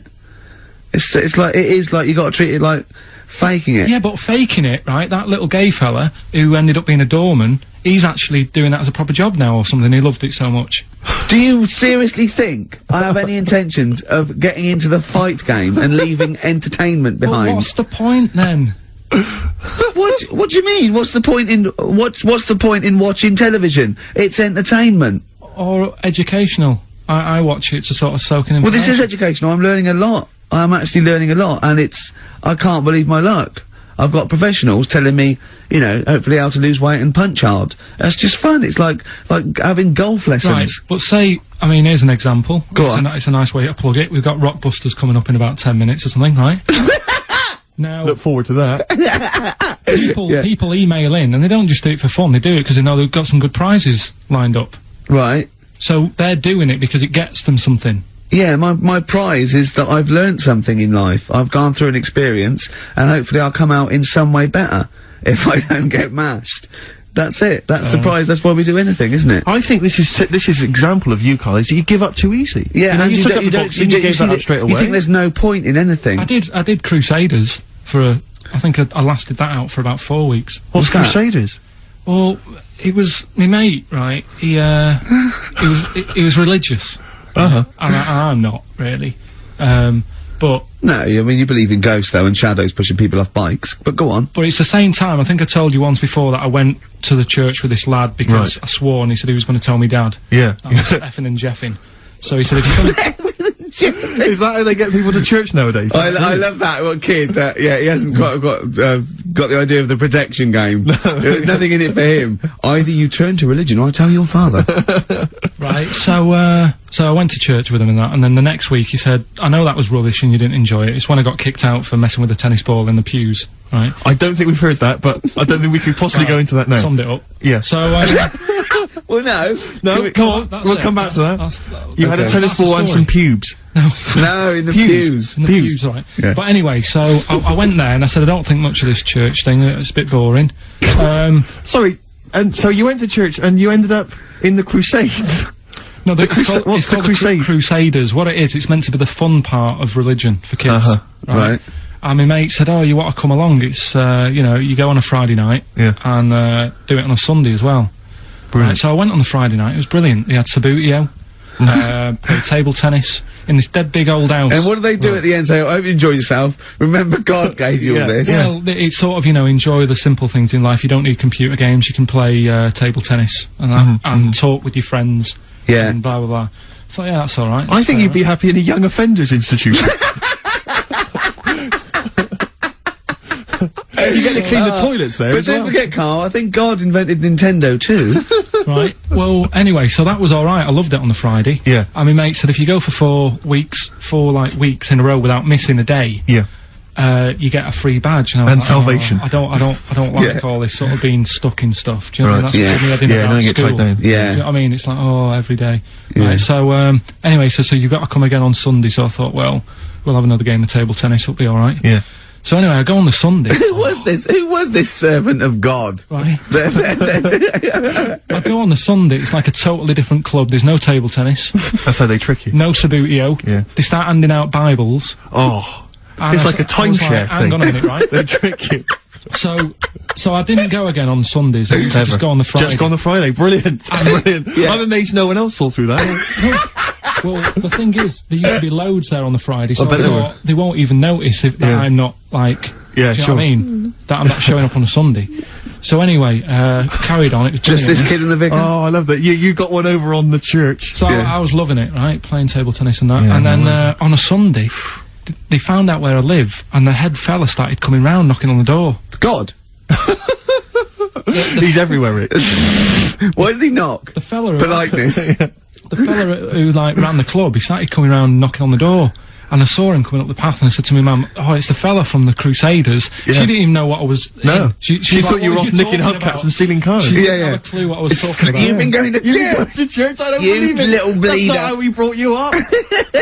So I said, "Look, just tell him I'm not in. Tell him I'm not in." And she had to keep doing this, and they were coming round every Sunday to try and make me, like, go on a Sunday. It was really important that I went and that I was abusing the system and all this. Anyway, I didn't go. And then Why didn't they just tell you on next time we turned up on a Friday? Yeah. No, well, because there was so many people there on a Friday, you just get mixed in the crowd. Yeah. It was jammed. It was well popular on a Friday. Yeah. Yeah. Right. But anyway, on one of the Sundays, it was quiet for a bit, and they stopped coming round. So I thought, right, I can go out again, right, on a Sunday, because I used to avoid hanging around the house in case What sort of reign of terror is this? Incredible. So I thought, It's right. like the Spanish Inquisition. So I thought, great, they forgot about me. Yeah. Everything, I can carry on in sort of normal life now. Yeah. And I was playing out in the avenue. Fella comes round. Oh. And he goes, "There you are. You know, you're always busy on a Sunday. You enjoy Fridays and that, don't you?" I was like, yeah. He goes, "Well, come on, you've got to come with me." And I couldn't get out of it. Do you know what I mean? It's like, what could I say? Charlie says. Right? Yeah. So, anyway, he nearly killed me in a car crash. So that was the excuse I used next time. He had a Mini, right? And he was driving us there, and he hit the curb, nearly sort of turned over the Mini. Right? There was like 3 of us in the back. So I said... Is that a record? So next time Or was it a joke? Next time he came round to pick us up, I said, "Look, really enjoyed it and that." I said, "But ever since that journey, I really, you know, I don't want to get in the car with you again, because it scared me a bit." And I said, "All right then, I didn't have to go again." That's all right, isn't it? That's extraordinary. Yeah. He almost killed you in a car It's a crash. parable. Thank God no one was hurt. Yeah. I remember that. Your life moves in incredible ways. Yeah. Rather like God. Yeah. So, So there you go. they're probably round there now, aren't they? Going, is he coming tomorrow? What we got? Well, are we talking about the prizes next? Well, let's talk about the prizes. We've got the big game, Rockbusters, coming your way soon, Rick. I know you're excited about that. And is there more Educating Ricky this week? Have you got that planned? There is. We are struggling on that feature a bit now, because I feel like we've covered a lot of topics. Yeah, I know. Well, I know about hairy Chinese kids and deaf people that hit their head and can hear again. So I don't think there's lots more to learn in life. And the amazing Karl Pilkington. Right, prizes. List them. Rockbusters. Yeah. It's, one of the big exciting quiz shows, and this may be one of your last chances to play. There's rumours that it's gonna get ditched, Rick. Rumours that Karl Pilkington, the creator and mastermind behind it, has already grown tired of it. It's off and the way. You heard them earlier on, the very best of the Stone Roses. From that we played, I Want to Be Adored. That's one of the prizes. That's a nice little, Christmas compilation. Second hand now then, really, isn't it? Second hand, yeah. 50 years of the greatest hit singles. I'll tell you there's some great stuff on here. Oh, go on. Opens, Rick, with, Bohemian Rhapsody. One of the biggest, number ones of all time. If you've not heard that enough already, you're followed then by John Lennon's Imagine, Candle in the Wind, Elton John. You've got all on sorts one here. CD, Stephen. Well, it's These are some of the greatest rock minds. They've chosen some of the best songs by some of the best artists. Go on. Paul McCartney's Mull of Kintyre. That's on there. We've got let me see. That is pretty impressive though, because they are real big classic number ones, as opposed to, you know, the song by the artist they didn't really care about. You see those things on this is not available in the shops, and it's, you know, the second best song artists have done. It seems odd that we're giving it away on XFM because it includes Robbie Williams' Angels, Atomic Kitten's Whole Again, Spice Girls Wannabe, Kylie Minogue's Can't Get You Out of the Head, and I think it closes, well, it almost closes with Steps Tragedy. That's the penultimate track. It ends though, any ideas? Big hit single. But Did they know it's Christmas, Band-Aid? Perfect for your Christmas party, I'd have thought that. Sure. We've also got the Groove Armada current album, is that from them?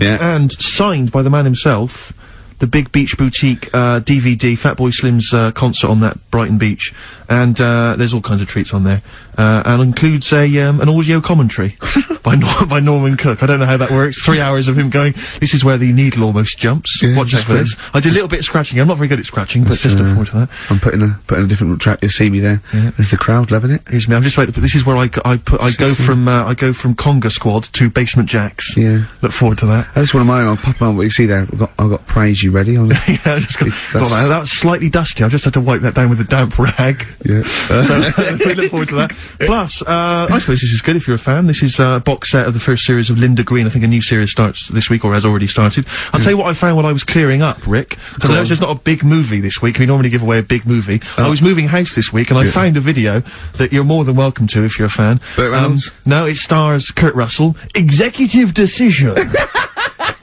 I've got that to give away if you're interested. Executive Decision with Steven Seagal in a cameo as well. So I think it's on TV this week, Rick. So if you miss it this coming Channel Friday, 5? you don't tape it this Friday. Well, here it is on video. bring it in, because I think Carl's excited about that. I think Carl would like to win that, wouldn't you? Great prizes Well, there. how about if you come up with an extra Rockbusters today for the bonus prize? I don't think I'm the man for the job, Carl. I think it has to come from your unique take on the world. Carl, I don't think you've quite worked out why you're funny.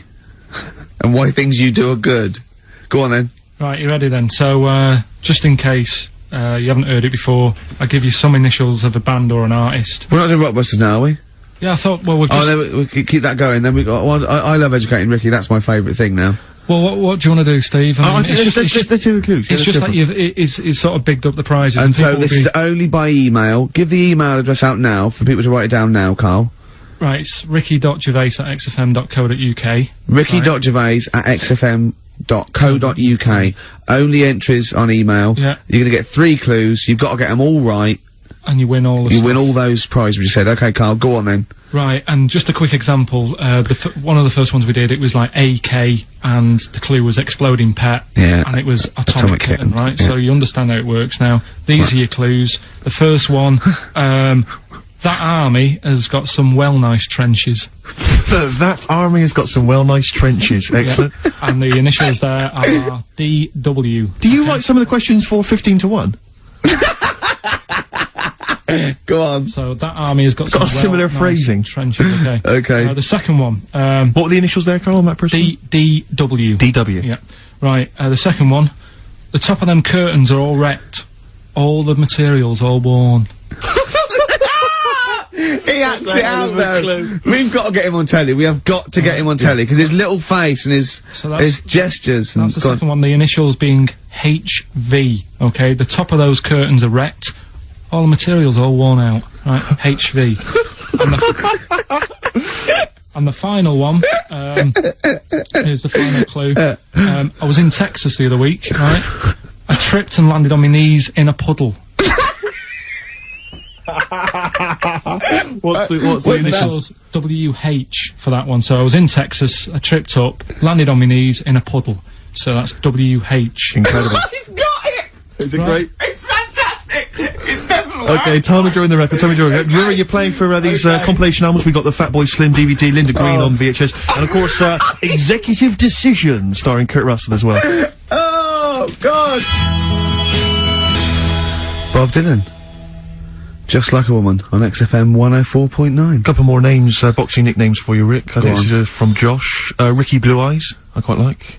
And he's also put Toad Rage. which I quite like. I'll tell you, our #1 fan has emailed again, I'm pleased to announce. Who? Richard Anderson, Dickie Anderson, he was in touch last week. Is back. Anders He is back. loves this show. He's such a fan of the show, and this week he's emailed in, what actually is the point of your show? Is it to confuse, irritate, depress, or what? All of those things, Dickie. Thanks for noticing. Oh, he loves this show. He's such a fan. He's such a fan. He's Because last week, you remember, Carl, he emailed in to say that he'd rather spend his time counting his feet than listen to this show. Presumably he's done that. Yeah. And he's decided to email in. Wonder how many feet. Incredible. Yeah. No, but he loves this show. Good, yeah. So, thanks, R.A. Thanks for listening. See you later. Missy Elliott. Work it on XFM 104.9. Ricky Gervais, Steve Merchant, Karl Pilkington. Educating Ricky? Yeah. Shall I do a bit of that? Well, the clues are coming in furious. The answers, I should say. Yeah. So go on then. Oh, this is what. Yeah, Rockbusters is well underway, Carl. Don't worry, you've done your work now. Okay. Right, come on. Right, Educating Ricky. This is my favourite bit now. You're just gonna tease us, aren't you, with 3 headlines, if you And I'm gonna choose one, then we got the other 2 as well. Yeah, that's the way it works, and at the end of it, you learn some stuff. Like I say, I'm struggling a bit with knowledge. Yeah. At last he confesses. Yeah. Go on. So the 3 headlines for you to pick from, we've got, first one, we'll have a big fire tomorrow. I got a feeling there's some vegetables involved. Yeah, go on. Maybe. Second one, he's a bit of a nuisance. Okay. Alright? Right. And, third one, I'll bacon in the morning if you're sick of having me here. Oh, that one. I'll bacon in the morning if you're sick of having me here. Right, I'm having that one. That's brilliant. Right, well, it's a saying. Do you know, cold shoulder? Giving someone the cold shoulder? Yeah. Alright, if you have someone round at your house, and, you know, you try to get rid of them, and they're hanging around and stuff, and you're like, oh, I wish they'd go, I'm tired and that. Well, years ago, When? Literally years ago. Well, ages ago. sort of, Olden times. I think it said medieval times. Yonks ago then, yonks ago. Yeah. Medieval, yeah. We're going back quite a bit on this Well, one. you know when you find out these books, why don't you just pop down when it was? Just make a note. I don't think it says all the time, it just sort of says, you know, a few years back. Yeah. No, it doesn't. Well, Never. alright, I'll make an effort next week. Okay. Right? So, it's annoying that, because my girlfriend said to me, just make a note of the time and they'll stop having a go at you. Yeah. Yeah? And I kind of thought, oh, it's alright. Didn't listen. I don't think it matters anyway in this one. We're looking at the saying, right? So Yeah. it's giving someone a cold shoulder, right? And what it is, right? Ages ago, there wasn't enough houses for people. Right. Because there wasn't much money being made. You know, there weren't big businesses. People weren't earning good money like they are now. So there wasn't as many houses, right? So what you ended up getting is like, you know, the rich people having a nice place to live. Oh. And the poor people were like wandering about, you know, looking for places to live and that. And what they ended up doing is, they had like, people would go round to the mate's house and say, look, I haven't got anywhere to live. It's a bit cold. Can you let me stay? Right? So they'd go, oh, alright, then you can stay a couple of days. But they ended up staying for like weeks. Yeah. Right? So, to sort of get rid of them, what they'd end up doing, they'd be making the dinner, and they'd, be making a lovely dinner, like, bit of meat, nice warm meat, and, nice veg, gravy, and This happened every time, did it? works. This is where the saying came This is from. what happened, Rick. This is what happened happened. every time. It was in that vague book. The book of vague sayings and stuff. Right, so yeah, so they'd be making a nice meal, but what they did, they looked after all the family, but the person who won't go home, they just give them some, like, sort of a cut-off of cold meat. Right. So they'd say, you're giving them the cold shoulder, meaning... Right. Okay, that's rubbish. Okay, absolute. Carl, why does that necessarily work? Yeah. Why Is do it not they always, in every situation when you want to get rid of a lodger, well, still feed him every day, but make the meat lukewarm. So we They want always leave then. Yeah. Oh, this food's lukewarm. I'm gonna become homeless and they again, go, wandering the hold streets. on, are you giving me the cold shoulder? Yes. Do you want me to leave? Yes, just say leaving. No, I like to do it cryptically. That way, in years to come, someone will have a little saying about it. Well, yeah, that was our bacon in the morning. Yeah. If you've had enough of meat, we'll leave that. Well, Bacon in the morning! Oh, bacon in the morning if you've had enough of me! we'll come back. What are the others? Just tease us again with the others. We'll come back to those. You've got, he's a bit of a nuisance, and, Brilliant. we'll have a big fire tomorrow. Nice. Looking forward to that. Okay. Nirvana in their version of The Man Who Sold the World, the David Bowie tune. It's Good tune. taken from that new Nirvana compilation. I like that version, I like the David Bowie version. You can't decide, can you, Rick? You're torn. In fact, I like the Lulu version as well. Is there a Lulu version? Maybe we should play that one Wow. week. Yeah. Was this recorded, what, in the 70s? I think she recorded it about the same time as David Bowie. I don't know if he released it as a single. I think it was just on, so, off the album. Interesting. Karl is studying. Okay, what's the next one? What's the educating Well, Ricky? I don't know, see, like I say, I was looking around and there's stuff that is interesting, right? I was looking on the web. But there's no point. Well, it's just that I found one about, What's the point? about a lad who, 8 years old, but he's still breastfed. Now, I don't know if you can get anything out of that. Is that what his mum said?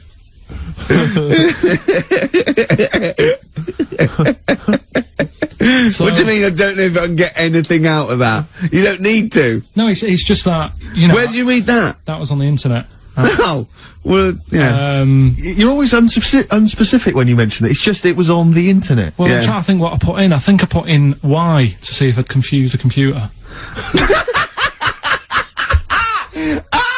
And then, Carl, you are... No, I did no, honestly. I did a search, put in Y, and he came up with funny things that, like, why is this person doing that? Why is that? And it had a picture of this 8-year-old lad, sort of, you know, on his mum's nipple. And, it was saying, you know, is this healthy? You sure that wasn't asking you that question? What? I put in Y just to confuse the computer. Like, the computer go, what do you mean? Yeah. Stop it! Yeah. Oh, look, yeah. Last week, I was walking, home with him, and I went, he was saying something stupid, and I went, I've got a competition for next week. Let's do a phone-in, and it's called Karl Pilkington, Genius or Fool. Yeah. Right? And he went, no. I went, why not? He went, well, it'd be confusing, because they say there's no difference between genius and being a fool. We do though, don't we? No, but it's rubbish, and people say there's a fine line between madness and genius, and, you know, it's a ridiculous soundbite. They don't say there's a fine line between a genius and an idiot. Well, the people who do are idiots. Yeah. So what would you do there, though, just to sort of wrap that little thing up? What would you do? That lad loves his mum's milk. What are you asking me to come up with? No, I'm just... A title for the story? No, it's just what would you do?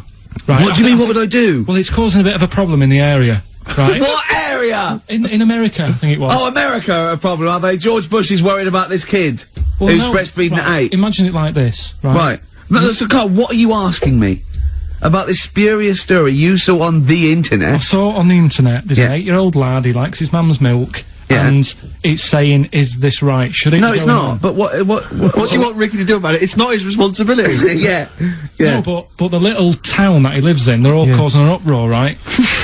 Going, this isn't right, you know, I can't let my kid play out in case he's in the garden with his mum getting a bit hungry, right? So, oh, God. What should they do? Because his mum's saying, well, he likes it. Yeah. And he, you know, so what do you do? I don't know the laws. No, but I'm not asking you to sort out the laws. I'm just saying, if you lived in that neighbourhood, what would you say? If you went up to him and said, look, everyone's getting a bit fed up with this, look. I'd say, what would I do? What do you mean, what would I do? What are you asking me? Right, it doesn't matter. No, what are you asking me? What are you asking me and Steve and the public? I'm just saying, say if you live next door to this woman. Yeah. Right? The kid's hungry, 8 years old. He's out playing on his bike and he goes, Mum, I'm getting a bit peckish, and he goes, alright, son. She whops one out. And he starts having his milk, right? You live next door, you're putting your washing out, and you see this going on. You're getting a bit sick of it, because it's gone on for months. 8 years, I assume. Why is it your business? Why are you such a nosy neighbour that you're concerned? What would you do, Carl? Let's turn it back on him. What would you do? What's your solution? What would you do? Well, I thought I'd say, right, why are you doing this? And she'd say, because he likes it. And I go, alright then, put it in a bowl first. And you think that would sort that out? No, because I was thinking about the whole thing, right, and you do that when you're a baby, and everything's alright, innit? Yeah. No one bats an eyelid at a little baby having a bit of milk from its mum's breast, right? Yeah. You'd almost say it was natural. But you grow out of it. It's like, you don't see. It got me thinking about things you don't see. And you don't see. Did you put this into a computer? Show me things you don't see. What else don't you see? Well, you don't see, like, an old man having a Twix. You never... Oh! So what? You know the terrible thing about all this, Steve, is he's right. You don't see an old man I eating a know, Twix. that's a terrible thing. So what they have got, right, they've made old man toffees, haven't they? They've come up with burgers. Is that a song? Oh God! You don't see it. No, listen now. So they've got their Werthers, right? Yeah. So look at him! You think he's giving a lecture at Oxford? It's not going anywhere. No, go on, sorry. Go on. I'm just saying, right. You grow out of things. Yeah. And the old man, I'm sure when he was a kid, he'd have a Twix. Yeah. But now it doesn't look right, so he's having... It doesn't look right! So, Right. I don't think Werther's originals were specially designed for old people. I think they were sweets that just happened to have been made for years. That's why old people eat them. Yeah. They didn't go, hang on, there's a market here. I've noticed old people aren't eating Twixes. Quick, let's make some old man sweets. But the little advert, he gives it to his grandson as well, doesn't he? He goes, have a Werther's original. Now, I think it cuts, though, before he throws it back in his face and goes, get me a Twix. And a damn curly-whirly. Danger, high voltage on XFM, 104.9. Sums up the show. Danger, high voltage. Indeed. Ricky Gervais with me, Steve Burchin, and the amazing Karl Pilkington. So, other things you don't see, Karl? Got any other ones, or you obviously been thinking about this? What confuses you? When you look out your window, what confuses you with the world? What do you walk around going, oh, that's a bit weird? I remember, when you were in, Edinburgh, you were confused because you saw someone putting a parking ticket on some rubbish. Which confused you. Yeah. That was weird. Yeah. The world's a crazy place, isn't it? I mean, whatever you look at, you can... Do you know what I mean? Like what? Like what? Oh, anything. I mean, you could look out the window there and you'll see something, you go, why are they doing that? Yeah. What are they doing that for? Yeah. I'll tell you this, maybe we should bring back White Van Karl. There's some interesting questions this week, Rick. Yeah. We could pull that out of the bag if you're interested. Shall we do that? Just to get, Karl's take on, the world's Let's do it, views. let's do it. I'll tell you what, we'll do that in a second. Let's have another educating Ricky, because I think you got sidetracked with your talk of Well, just the other thing breastfeeding. on things you don't see. Look at the way when I went to school, there was 2 kids with them big heads. Now, You don't never see them. Sure. Yeah, but no one else saw them anyway, Karl. It was only you that saw 2 of them, not related, and wouldn't hang around with each other, because you think they thought it would be too obvious. Webbed fingers and big heads. That's amazing. And there was a kid with a pigeon chest. So. Oh yeah, and the lady with the head like a bag of spuds. Let's not go through these don't wanna again. go It just through that. raises too many questions that can't be answered. Yeah. Right then. So, we've got, we'll have a big fire tomorrow. Yeah, go on. Is that the one you want? Let's go for it. Right, I think this was like round the 1700s. Bluffing. And Just bluffing. Who was the king then? Dunno. Go on. But it's about the word bonfire, right? Bonfire. Bonfire. Yeah. Do you know where it comes from? No, go on. No. Right, what happened is it's got nothing to do with Guy Fawkes and that, which is what I thought when I saw it. It's got nothing to do with that. But ages ago, at 1700s, Yeah. right, didn't have enough houses, like I mentioned. Okay. Yeah. So, if that happens, you get people living on the streets, you get Sure. diseases, people aren't cleaning properly, so you get more deaths. Alright? Yeah. So, think about it, you've got all these dead bodies lying around, they're running out of space, because there's, like, I don't know why they're running out of space, but they haven't got much, I don't know why, really. I was gonna say they should have just buried them, but there's probably more land back then than now. Think about it. He doesn't need anyone else in the room to have a conversation with himself. Yeah, we could leave and we'd come back and you go, I've sorted it. Yeah, But anyway, for some reason, They presumably, if it's going to be they burnt them, it's presumably to do that it also kills the parasite or whatever's carrying the parasite on them, as opposed to burying them and not killing the disease. well, yeah. So there you go, you've worked it out. They piled them up, and they turned it into a celebration, because there was a lot of fed up people at that time. Is this to be the word bon, meaning good? No, I'll tell you in a minute. Go on. So, you've got all these people who are, like, going around, and like, oh, you know, so-and-so died the other day, and, you know, nearly every week someone they knew was dying, so you can imagine, like, just constant, like, being depressed. So, and they've got all these bodies lying everywhere, it's like, oh, God, what are we gonna do? So they said, we're all too fed up at the moment. Said, let's make this a better world. This was 1701 by the time they got together. Yeah. So they said, what we need to do is have a big party. So they said, yeah, Good thinking. see what you're thinking. So they go, right, well, we'll put all the bodies in a big pile, and they're all diseased and that, so they set fire to the bodies, and they said, let's have this as a celebration to remember them by, and, you know, we'll have a drink and that, and have a chat. We'll have this big fire going, and it came from bone fire. Ah, right. So Bone it was fire. it was all the bones. Bonfire is bone fire. Yeah. Excellent. Yeah. Yeah. That's interesting. So that's how it came about. Yeah. In the 1700s. Yeah. That was? No, probably. Okay. I reckon it was 1600. Probably earlier. I reckon it was the plague. I reckon it came from. But interesting stuff. Interesting Yeah, so stuff. that's Did you celebrate Bonfire Night? Is that a big celebration for you? Do you like the fireworks? I'm sick of fireworks. I just think they're rubbish. Yeah, I'm not impressed. I've never been impressed by fireworks. Even as a kid, you know, you have to go to like sort of community kind of gatherings with the bonfire and fireworks, and some local vicar or whatever would come out and. But I also think the adults think the kids love it, and if they just got together and said, "Should we go this year?" They'd all go, "No." Yeah, let's not absolutely. Go. Let's not go this year. What would be better is if the vicar had wheeled out like a massive rocket, climbed in, gone last one to the moon as a bender, and then fired himself off. Now that, I'd pay to see. That's a fireworks display I'd like to see. As it is, it's just rubbish. Dear. Yeah. That's excellent. Karl? Yeah, I'm not keen. No. Sorry, what clue was that? We'll have a big fire tomorrow. Bone marrow. Bone marrow. Genius. Let's play the record. Oh, God! Right, what's this? Go on. Go on, just get on with it, because I just can't believe what you just said. What are we doing? Are we, final one? Yeah. Right, the last one, like I said... No. Say the record.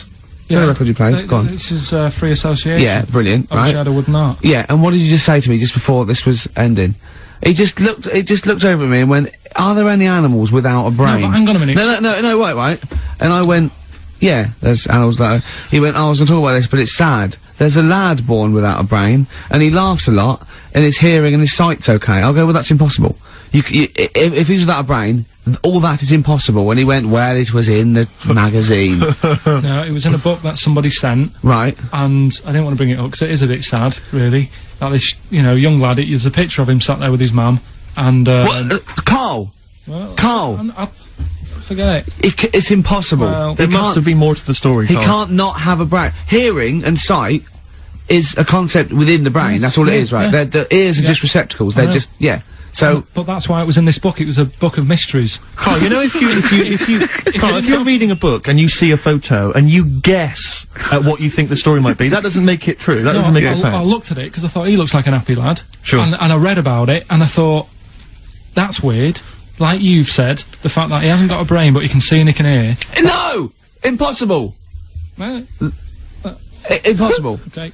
Go on. I don't know who to believe.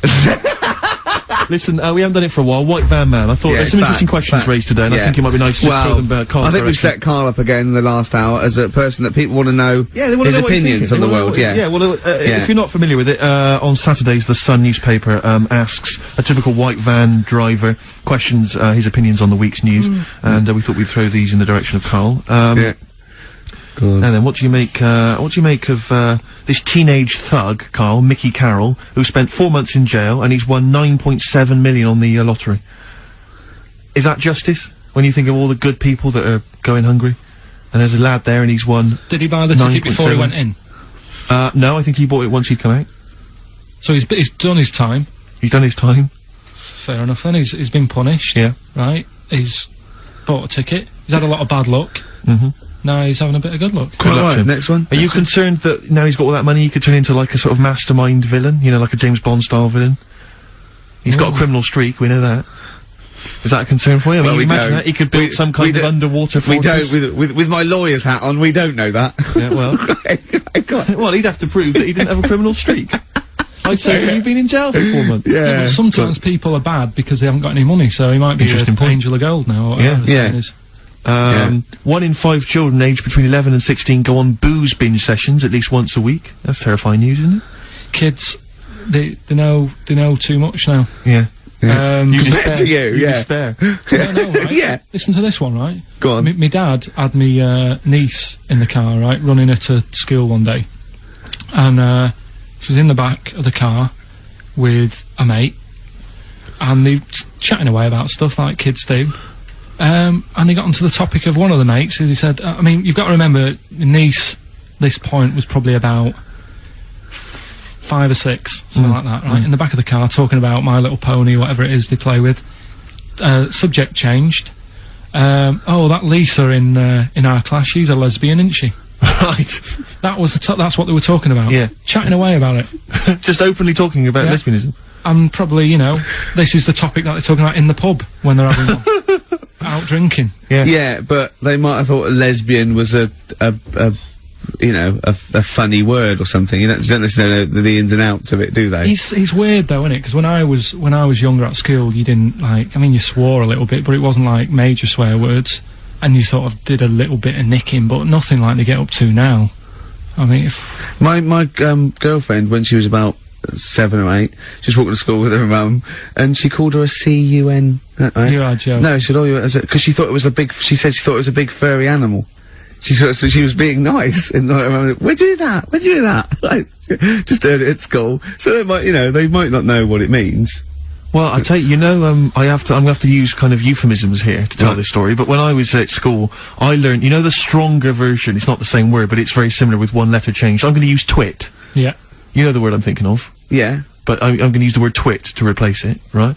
And I went round... You think they're twat? Yeah. That's what I'm thinking of. And, so can I say it? Am I allowed to say it? No, it's weird though, because some people from Cornwall use that like saying twit. So, if people listen in Cornwall... Do you know a twit is a pregnant goldfish? Well... Well, I learned the stronger version of twit. Yeah. Twat. For those that aren't sure. I learned this at school when I was like 10 or whatever, and I didn't know what it meant. I thought it was just a stronger version of twit. Yeah. I thought it was just if you were really annoyed with someone because they were a real twit. Because I is worse than I. Exactly, apparently. So, Karl would be a twit. And so I started using this at home, because I didn't realise what it meant. I started using this at home, oh, you twit, you're a twit, and saying it to my dad, you're a twit, but not saying twit. Yeah. And my dad didn't know what it meant either. That's great! I couldn't believe. So he started using it as well, right? So then we'd be driving in the car, he'd be saying to my mum, you stupid twit. Say to my mum, you don't pull over, you're gonna bum it, you twat. Saying this. Then I learned at school from Mark Johnson what it really meant. Yeah. Stopped using it, obviously finding out it was quite an offensive word. Yeah. I didn't want to bring it up to my dad. I didn't want to sit my dad down and say, Dad, you know that word we've been saying? Yeah. You know what it means? So now, to this day, I've never brought it out with him. So we'll be driving, I'll go home for Christmas, we'll be driving around, he'll be calling my mum that word. Left, right and centre. I think she knows. I think she's just embarrassed. Or she's just upset, and she knows what it means. She goes, why does he keep calling me this terrible word? But he's the only one, I think, in our family who doesn't know what it means. No one's got the guts to say, I don't know whether I should tell him this Christmas. What a twat. I know.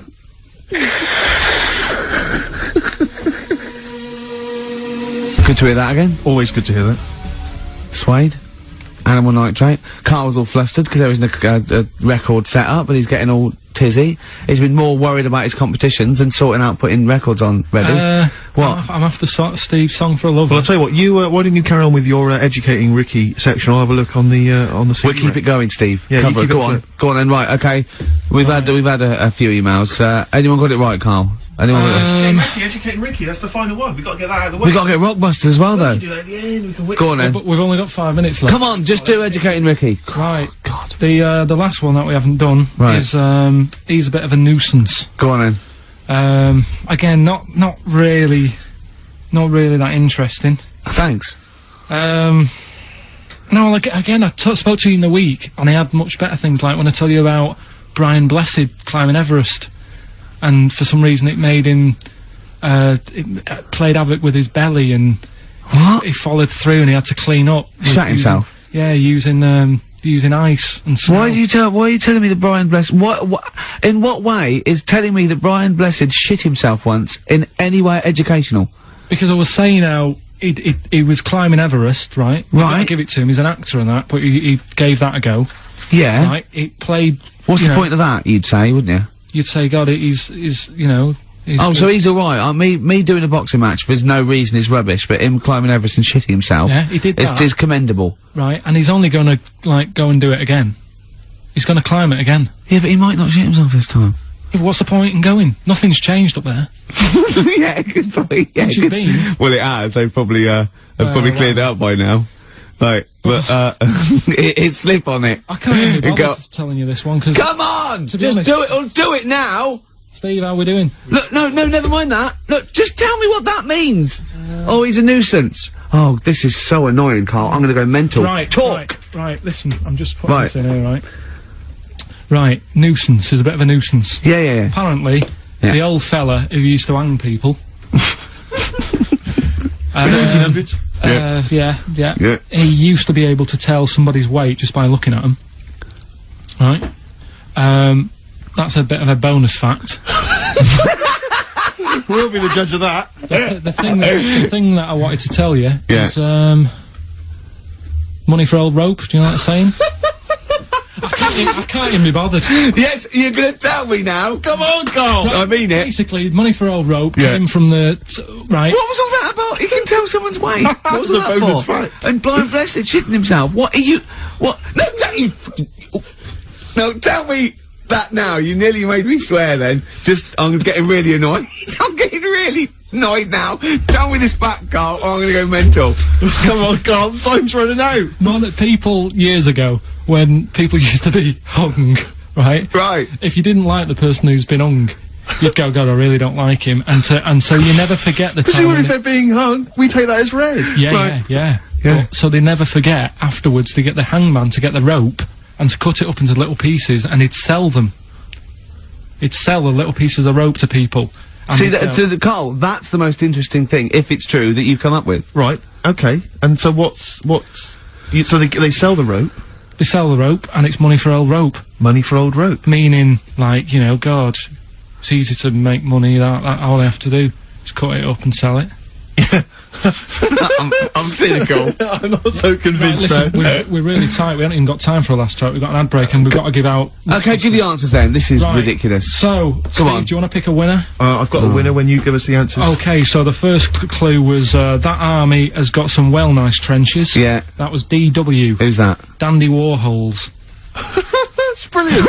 That's brilliant. That's good, yeah. The second one, the top of them curtains are wrecked, all the material is worn. HV, that's Holly Valance. Oh, he got a phone call for a woman saying I haven't heard it, and he was talking to her off air, and she went, what is it? So-and-so said them curtains. She went, oh right. He said, you know the thing around the top of the curtain is a palmet, not a valance, and he went, cut her off. Yeah, but my auntie's always making balances on everything. I'll tell you about that next week, right? I'm looking forward to that. Right. Is this the one that farted for 5 minutes? Yeah, the very same. Yeah. Right? So, we'll talk about that. I was in Texas, I tripped up, I landed on my knees in a puddle, WH. Yeah. Wet knee Houston. Right? Wet knee Houston. Yeah. So, you're a maniac. So, who's a winner? We've got Pete, Catherine and Laura in Newcastle upon Tyne. They're listening online, I assume, and they're going to get those great prizes. And remember, they got loads of stuff. They got the DVD here. They got Linda Green. They got Stone Roses. They got another compilation and Executive Decision. What did you read about Brian Blessed? Is it actually true, or have you lied with someone else? It was an interview with him in it. And what did he say? Come on, what did he say? He said I climbed Everest and I played havoc with me belly. Let's talk about it next week. We've really run out now. Oh, you're a fool. Foo Fighters, All My Life on XFM 104.9. I'm Ricky Gervais with me, Steve Merchant, and Karl Pilkington. Indeed. Genius Karl Pilkington, as Heat magazine said. Really? Is that what he's referred to now? Yeah, yeah. Genius. Saying about people tune in just to hear his games, such as Educating Ricky. Have you got some Educating Ricky for me? Got some education. I need some education, Karl. That's I desperately need some education. I want to learn about Chinese kids that are born hairier than average. I want to hear about deaf girls that can hear after their mum hits their head against a wall. These are the things I need to know. I mean, I don't wish to be disrespectful. He doesn't look like a genius. He doesn't look like But then I don't know what a genius looks like. Exactly. So, Steve. you know, I don't want to be an unfair. Look at Einstein. Yeah. Yeah. His mum thought he was mental as a child. Where'd you get that information from? That was in the Einstein book. Well, it was in the Einstein book, then it's presumably true. Which Einstein book is that? His Theory of Relativity? The big book of Einstein stuff. Oh, yeah. Yeah, the big bumper book of Einstein stuff. It's for a coach trip, and you have to fill in E equals MC1 squared, 2 fish, or 3 hello, and then it's multiple choice, and you fill it. It's great. It's Did his mum think, A, he was a genius, B, mental? Most people go for A, but it is in fact B. She thought he was mental at the age of 28. Oh, Karl, you never let me down. You never let me down. So have you got Educating Ricky for me? We've got Educating Ricky coming up. We've got Rockbusters. We've got Rockbusters. Some great As seen and talked about in Heat. In Heat magazine. It's got really tough this week now. We're not messing about anymore. Right. Got some good prizes. Absolutely, yeah, we'll talk about those later. Because, I mean, was it last week that you had the classic? Was it, I can't remember, I'm paraphrasing, Karl, apologies. Something like, I'm here in Texas, I've fallen in a puddle, and my knee has got wet. Yeah. Wet Knee Houston. Whitney Houston. And Yeah. also, it was last week when there was a little bit of confusion over, the one for Holly Valance. Of course. I don't think it was confusion, I think it was your error. No, it wasn't. And it was Holy Valance, and you meant Pelmet. Then Becky, who called up that time and said, "Oh, if you're getting mistaken with Pelmet," right? She sent me an email in a week saying, "I've done a bit of research. It was my fault. I've made an error. It is a Valance." Okay. And I know about Valances, as I told you last week. At the very end, me auntie loves them. Yeah. Right? She makes them. She started off just like putting them on top of the sort of window around the curtain. And then she thought, oh, I can do more with this. And she had a little coffee table that had magazines underneath, and she said, I'm sick of seeing them magazines when I'm sat down. She sounds like a Pilkington. So I'm sick of seeing them magazines when I sit down. So she put a Valance round the table. Yeah. She just got Valances around everything now. Then, next step, she tapes everything. She never actually watches telly, she tapes it all. Because she gets sick of listening to the adverts and that. So she tapes everything, so she's got loads of videotapes and that. And the video used to get on her nerves. When she was watching a film, she'd see the clock changing. And it distracted her from the film, so she put a Valance round that. That's genius! Yeah. So, that is or is it mental? Only Mrs. Einstein can tell I don't know. She's even made a little, Jack Russell look like a hovercraft. It's great. So everything's got a Valance. If you go round and you stand still for too long, the chances are she'll put a Valance around your head. This is this is Auntie who? Auntie Nora. And this is the one that farted for 5 minutes. Lest our listeners forget. Farted for 5 minutes, called his mum, saying I'm farting. 2 minutes into the fart. She said about 2.5 minutes in. God. She said I'm about 2.5 minutes into the my fart. mum said, how long's it been going on for? She said, well, it was about 2.5 minutes before I called you. Yeah. And then it went on for a further 2.5 minutes or something. And, then it stopped. And, She couldn't time it because there was a Valance over the clock. Yeah, because it used to annoy her when she was on the phone that you put her off seeing the time. She was guessing it was 5 minutes. This was one consistent fart. Yeah. I mean, it wasn't making a noise, it was just... Oh, it wasn't making a noise? Just gas. Right, endless gas. So, there you That's go. fantastic. Well, we started off with a new one. A little bit of Foo Fighters. We like new and old on this show, don't Indeed, we like to mix it up. I'd like to play the Smiths from their debut album, I Don't Owe You Anything. I Don't Owe You Anything. The lads from, Karl's hometown there. Indeed. The Smiths. Brilliant, that one. Wow, I went to Manchester, didn't I, the other day? Went up to Manchester for a little corporate. It was alright. He went, wait till you get out, you see Piccadilly, it's better than Euston. Right. It was, you know, it was nicer. I went outside and there was a ridiculous queue, and sort of one cab. Right, yeah. So, horse-drawn. Yeah. And so I walked, and it was okay, it was only down the road, it was a bit dark. It was wet and raining. Obviously, it's the north. I know, yeah. The hotel was very nice, but no minibar. I've never seen that before. I've travelled all over the world to see them in a hotel without a minibar. No, so I don't know what's going on then. I don't know what's going on there. And then I did this corporate gig in Old Trafford. The pitch was up, I don't know what they were doing, but, you know, very impressive. Big impressive. I think they're British football club, aren't they? Karl? Yeah. You did a gig at where? Old Trafford. It was in a function room. Oh, there well, I thought it was the stadium. No, I'm not that big yet. No. But I mean, you know, I can't really comment on Manchester. I do know that Liverpool was voted most important music city via poll. True enough. So, Karl, you're making noises while I'm talking. Yeah, but you do this all the time trying to wind me up.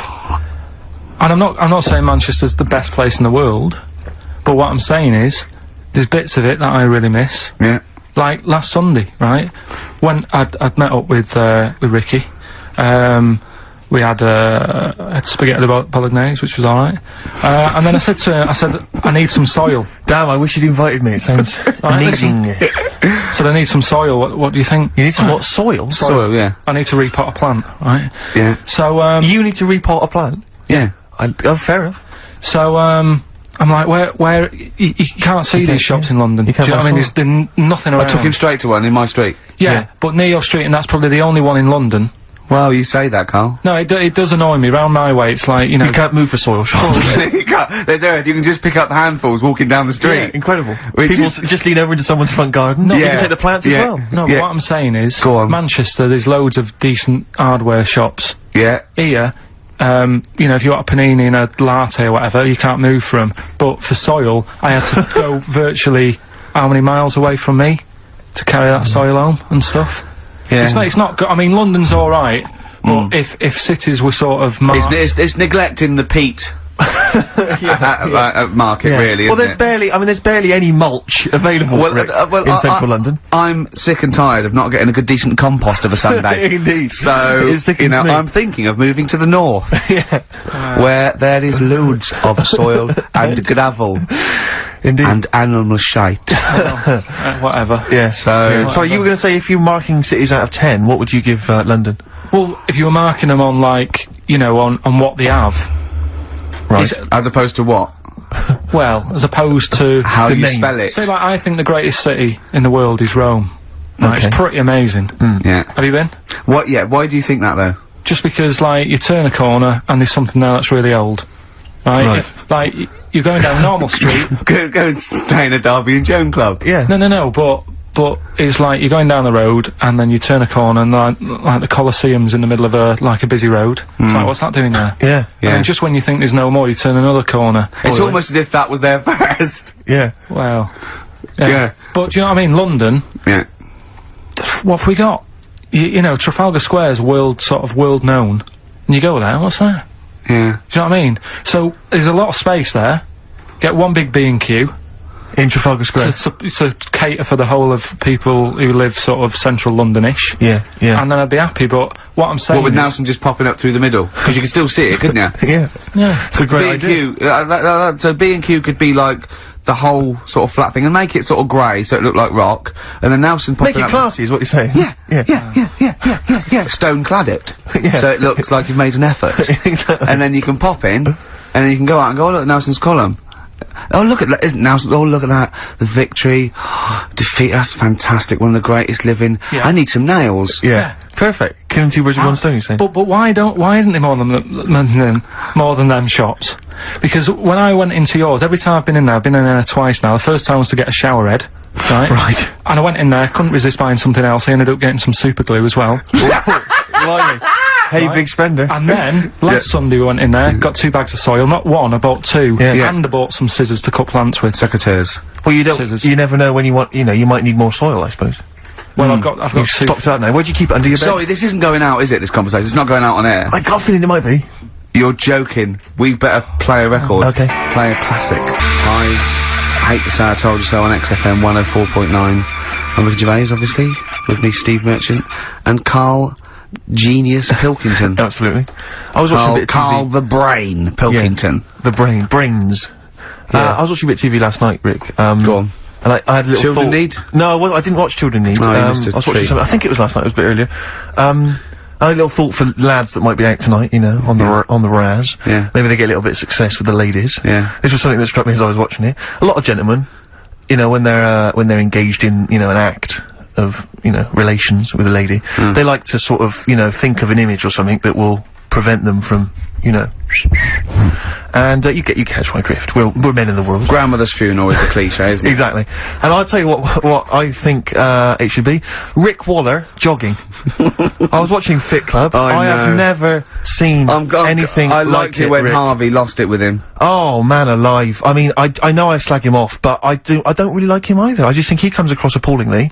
And I think, you know... When he just walked away in that mid-conversation talking to that bloke, they're doing it for his good, really. But he's like 31 stone? I think he lost a bit. I think he's 29 now. Don't exaggerate, Steve. You make him sound like a fat.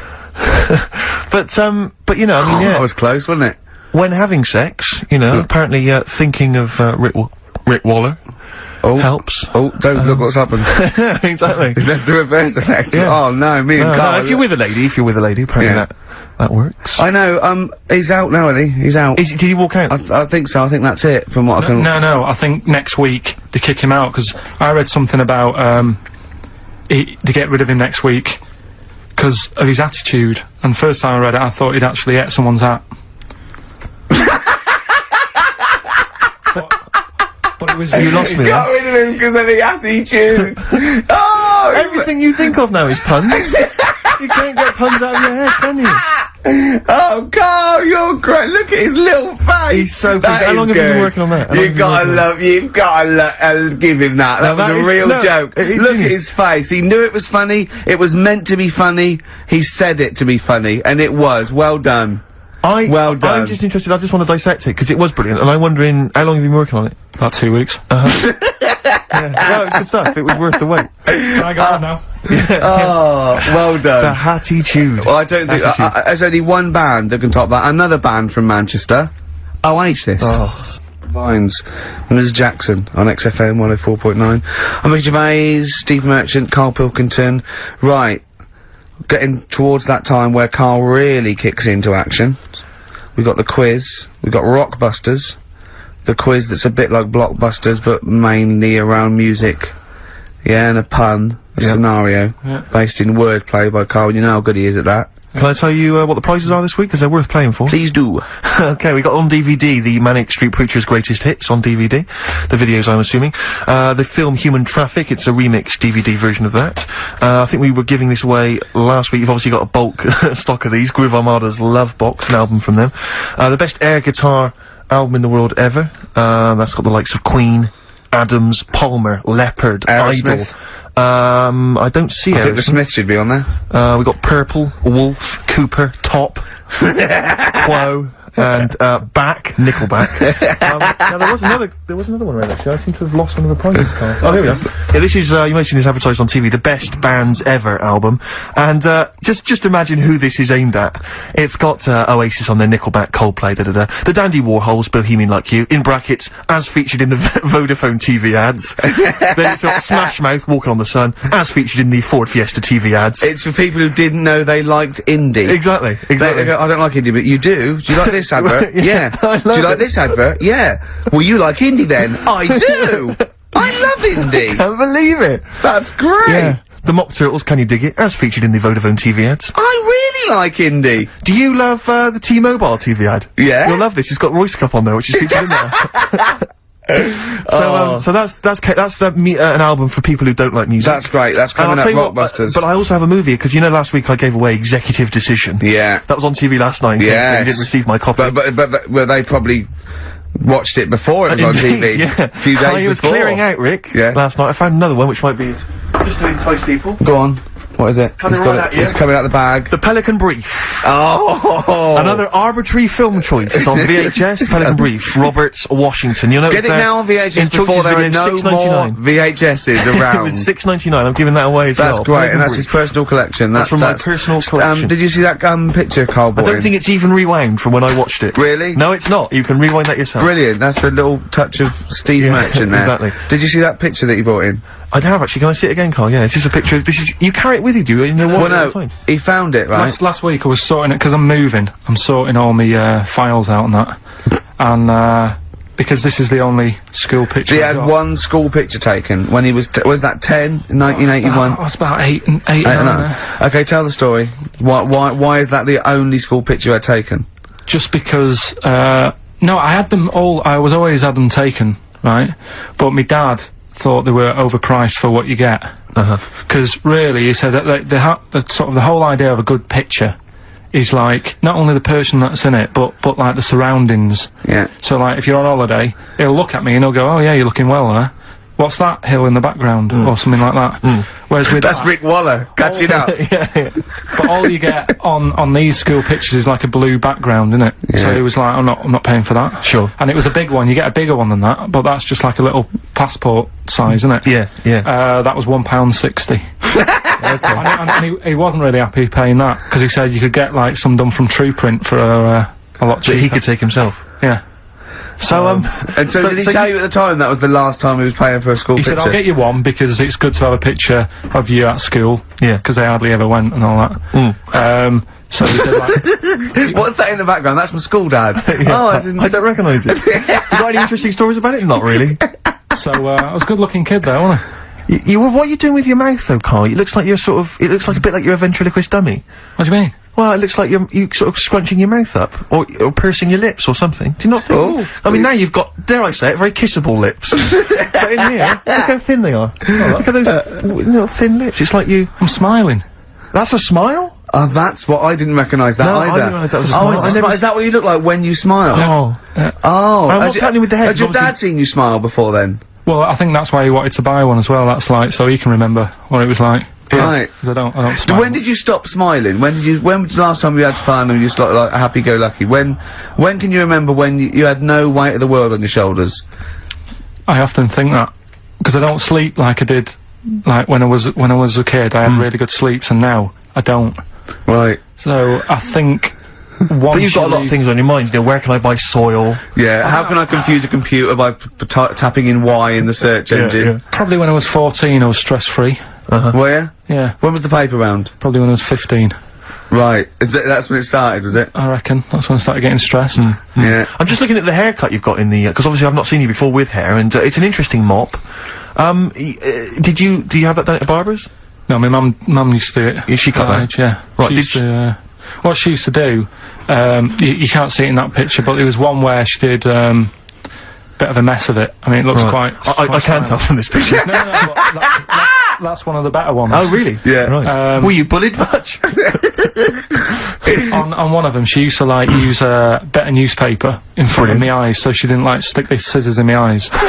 So newspaper stops scissors every time. Yeah, because I think they use that for bulletproof vests. Yeah, the tough fabric of a reconstituted newspaper will stop the scissor any time. No, definitely. I remember, because I know a lot of UN guys, when they're on patrol, they use some old copies of The Sun. They put it in their pocket. Yeah, the Daily Star. Sorry, yeah, okay, yeah. So, she used to always be on a Sunday night when, like, Songs of Praise is on or something, nothing was on the telly, just before Last of the Summer Wine or something.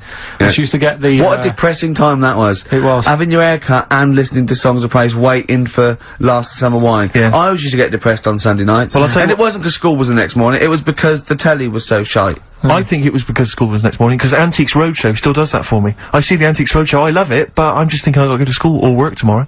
Yeah. The Roadshow, I wish they put it on the week. But I know, I've never really had that.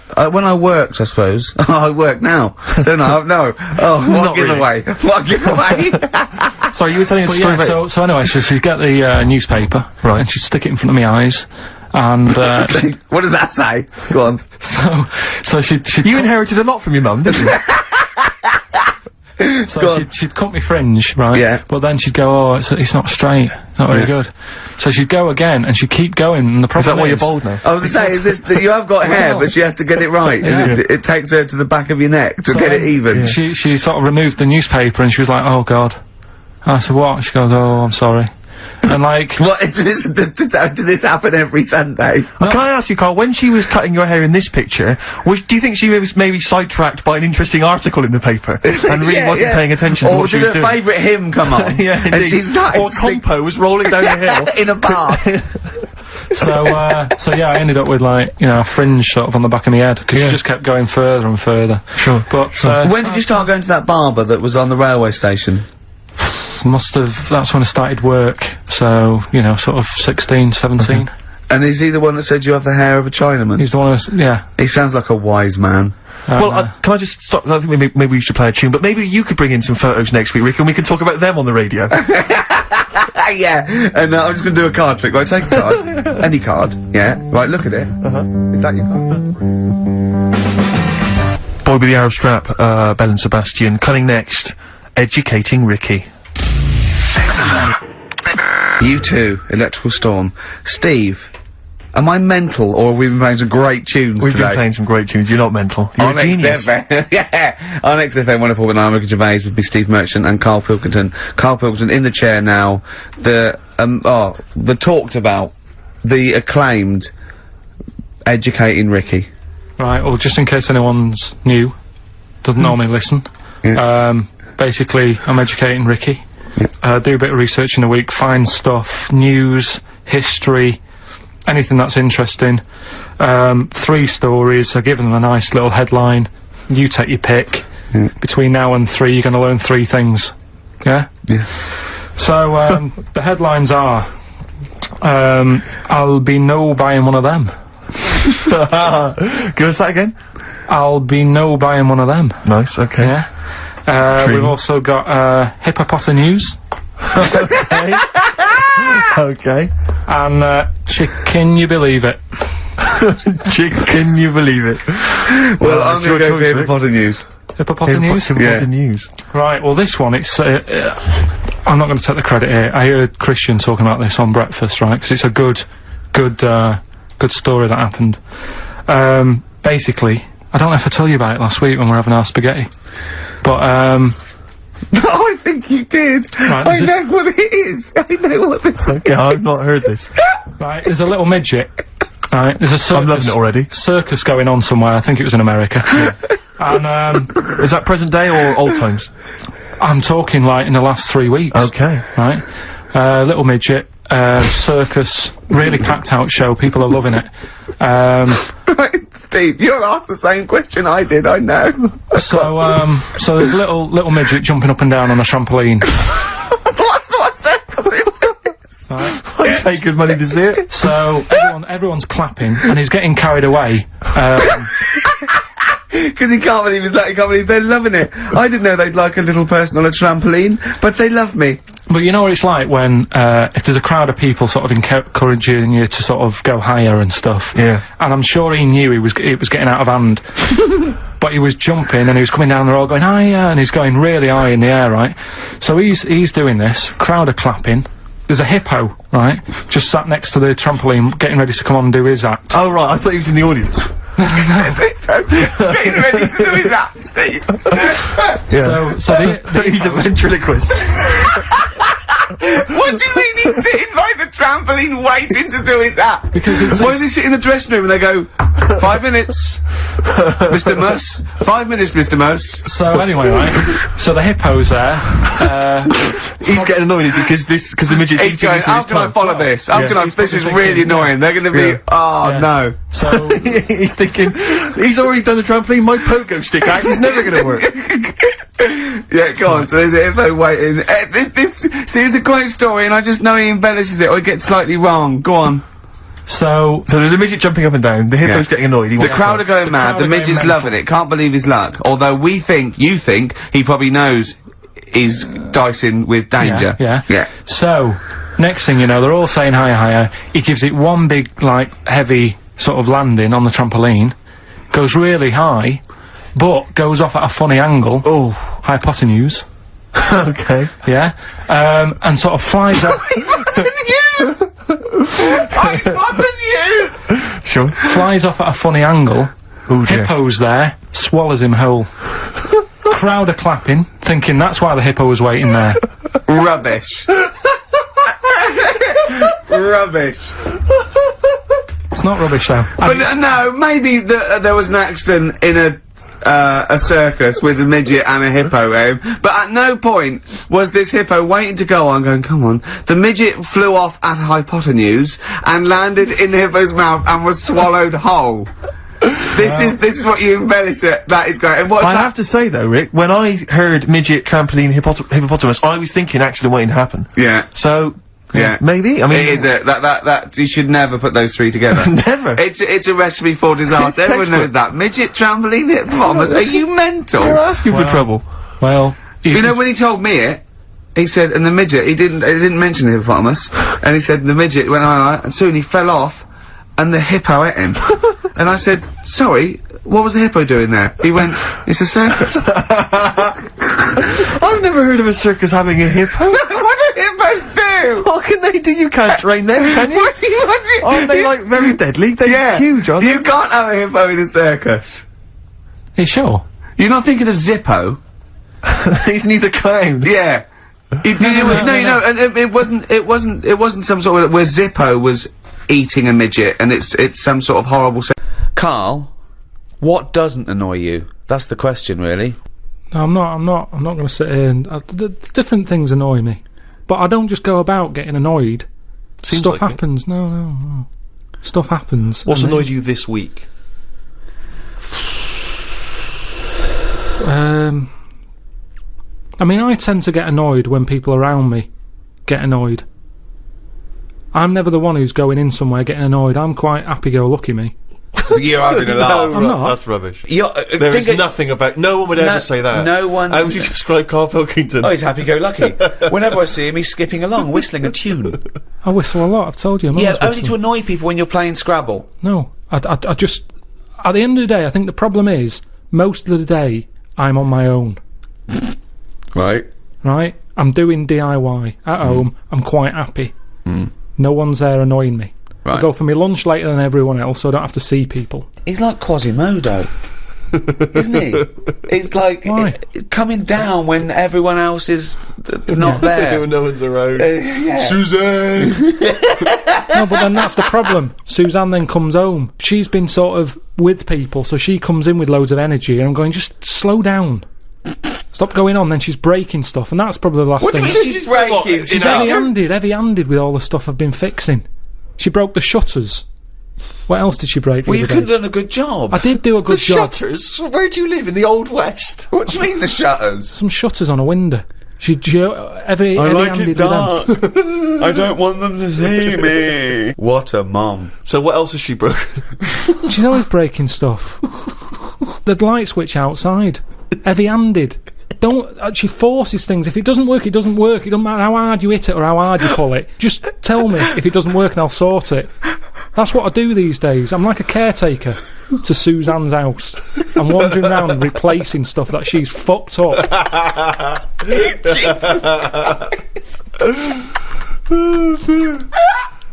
So she annoys you. She comes home. You've had a lovely day of peace on your own. So the only person that likes you and talks to you annoys you.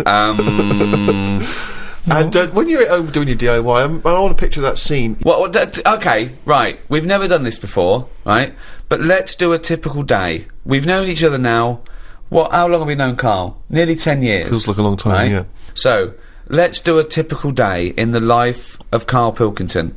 So, for my first question is, what time does Suzanne have to wake up? Does that annoy you? Does she have to get up earlier than you? Because she's got a proper job. The alarm goes off. What time? About 7. That seems early. Yeah, but I'm used to it now. Okay. At the Now, you moment, spring out of bed, make her a cup of tea, do you? no. Right. I let her get up, mess about. By mess about, you mean get ready for work? Yeah. Right. She's not being quiet, so I'm awake now. Right? What do you mean she's not being quiet? Well, she's just banging about, like I say, heavy-handed. I don't know how she does it. It's just doors and stuff. Everything seems like the Hulk's in the house. Bounding about. Just don't be heavy-handed with it. When even like pulling the curtains shut and stuff, because it's not her who has to fix it. Do you know what I mean? When she's yanking at them and pulling them open, it's like just pull them like that. I've put them on a nice rail. Just pull them slowly like that. Right. It's things like that. This sounds like these jobs aren't done correctly. That's what They I'm are thinking. done proper. No, because if you get if you get a bad pair of jeans and someone says, "Oh, you've ripped it," a good pair of jeans, they won't rip, boy. No, just look after it. Doesn't matter if you've got good jeans or poor jeans. Treat them the same. Look after your stuff. I've always been like that. I know, I've yeah. told you from a young age I didn't like people sitting on my bed after I'd made it. It was like, I've gone to the trouble, I've made it, there's no creases in it, don't sit on it. There's a chair there, use the chair. Sure. Okay. That's mental, but yeah. It's not mental. It's the behaviour of a It's not psychopath. mental. Yeah. So, Suzanne's she's bashing about the place. So the doors, I mean, what's up with the doors? Do they squeak, or is the No. catch been done wrongly on them, No. or No, is it the hasn't. wrong No. wood or something? No, just heavy-handed. No. Right, okay. So then, she has a shower. right. If I have a shower, I like to go second, because I've got the Mr. Muscle spray that she doesn't do properly. Right. do you breakfast together? Just sit on the bed, have some... Have you made the bed yet?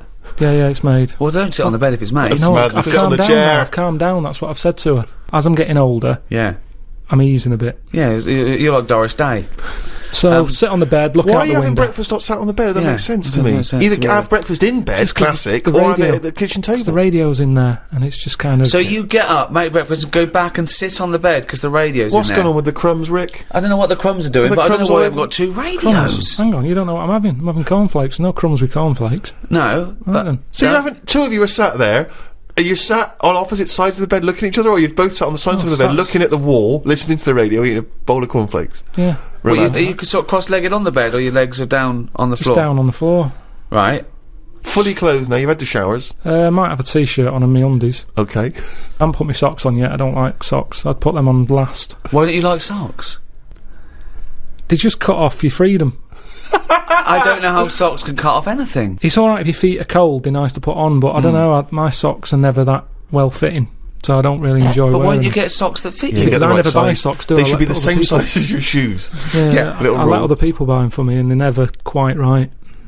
But, hold on though, this is a rule you've imposed on yourself. I'm only telling you because you've asked. I didn't come in here moaning about it. I'm just Socks saying. cut off your freedom. Never heard that before. Okay. Mandela said it. Well, yeah, never heard socks compared to the Berlin Wall. Yeah, I think William Wallace said it as well. Right. Yeah, imagine that in Braveheart. Just takes his socks off and goes, Yeah. freedom! Yeah. Anyway, then I'll say, right, on your way to work, take the bin bag out. Right. She'll do that, and then I get on with whatever I've got to do that day. A little kiss on the cheek, on the But forehead. why do you say... Pat on the head. Who pats who on the head? I'll just sort of rub the back of her head. There you go, see you later. Then what? You're there, you got your pants on, you got your t-shirt on, Well, you've you had listen your to the cornflakes. news, you listen to what's being said on the radio, we'll have a little discussion about it. Sometimes she's in the mood for it, sometimes she'll go, don't worry about it. Right, what would she say that to then? What would you worry about if you heard on the news? I heard something about worms getting teeth. Right. And she was kind of going, you know, you're not meant to worry about this news story. This war's going on stuff, you never listen to them. Do you remember the story of the worms with the teeth? Should we be alarmed ourselves? What was the information? It was just saying how, it was all about nature versus nurture thing. Right. And saying how worms that are growing up in a family where there's loads of food around. What do you mean growing up in a family? Just a family of worms in the soil. Right. They're going through the soil. If there's loads of food for everyone, they don't have to fight for food. Right. They're quite happy, they don't have teeth. The ones, like the rougher worms, where there's not enough, it's like a massive family, that kids left, right and centre, but they haven't got the nutrients to feed them all. They fight against each other, and the ones, they're growing teeth now. I didn't hear the news story, so I'm going out on a limb here. I don't think it was about a worm being maybe more working class and chavvy, though. With like big families, look at that, their big family can't even feed them all. And then you got middle class worms going, well, we've got enough food for everyone because we haven't overbred. You know what people are like now? They've got researchers watching all sorts of stuff. Right. Keeping their eye on everything. When you don't have to worry about it. A worm with teeth, if they've got teeth or not, to me it is not a problem. Not a problem at all. I normally save a worm if I see one. So, In the rain, on a pavement. If I see it there, I go, someone's going to stand on that, and I chuck it, and I sort of watch it for a bit, see which way it was going, give it an helping hand. see which way it was going, like it had an aim. Well, See they do. which... No, they do though, don't they? They're always going somewhere. Yeah. He was going to the dentist. You can't tell. You don't know which end its head's on. Do you check that it's got teeth first? Because there's some crunchy food or there's some soft food. Like I said, it doesn't concern me, but I listen to it because it's on the radio. Okay, so it's 8:05. Suzanne's gone out. You've rubbed the back of her head. She's took the rubbish out. You're there. Pants, t-shirt, No socks. no socks yet. What happens to the bowls of X cornflakes? Where do they go? Have you got? I wash up. You wash up. That's the next thing you do, is it? Right. Okay. Now then, do you plan ahead for the day? Do you think to yourself, Carl, make a list of stuff to do, or do you just let it go? I let it happen. I just let don't it happen. like the worst thing for me is planning. Yeah. I've told you before. Yeah. You don't get anything done by planning, is what you said. I don't like the idea of waking up going, I've got to do that today, because that's when you don't look forward to doing the thing. Yep. Whereas I get up, I'm washing up, I'll look at a wall and I'll go, those tiles aren't very good, I'm going to rip them off. So, Jesus Christ. This is amazing. This is amazing. I mean, forget Idiot Abroad. Forget the Ricky Gervais show. Let's just have 24/7 Karl Cam.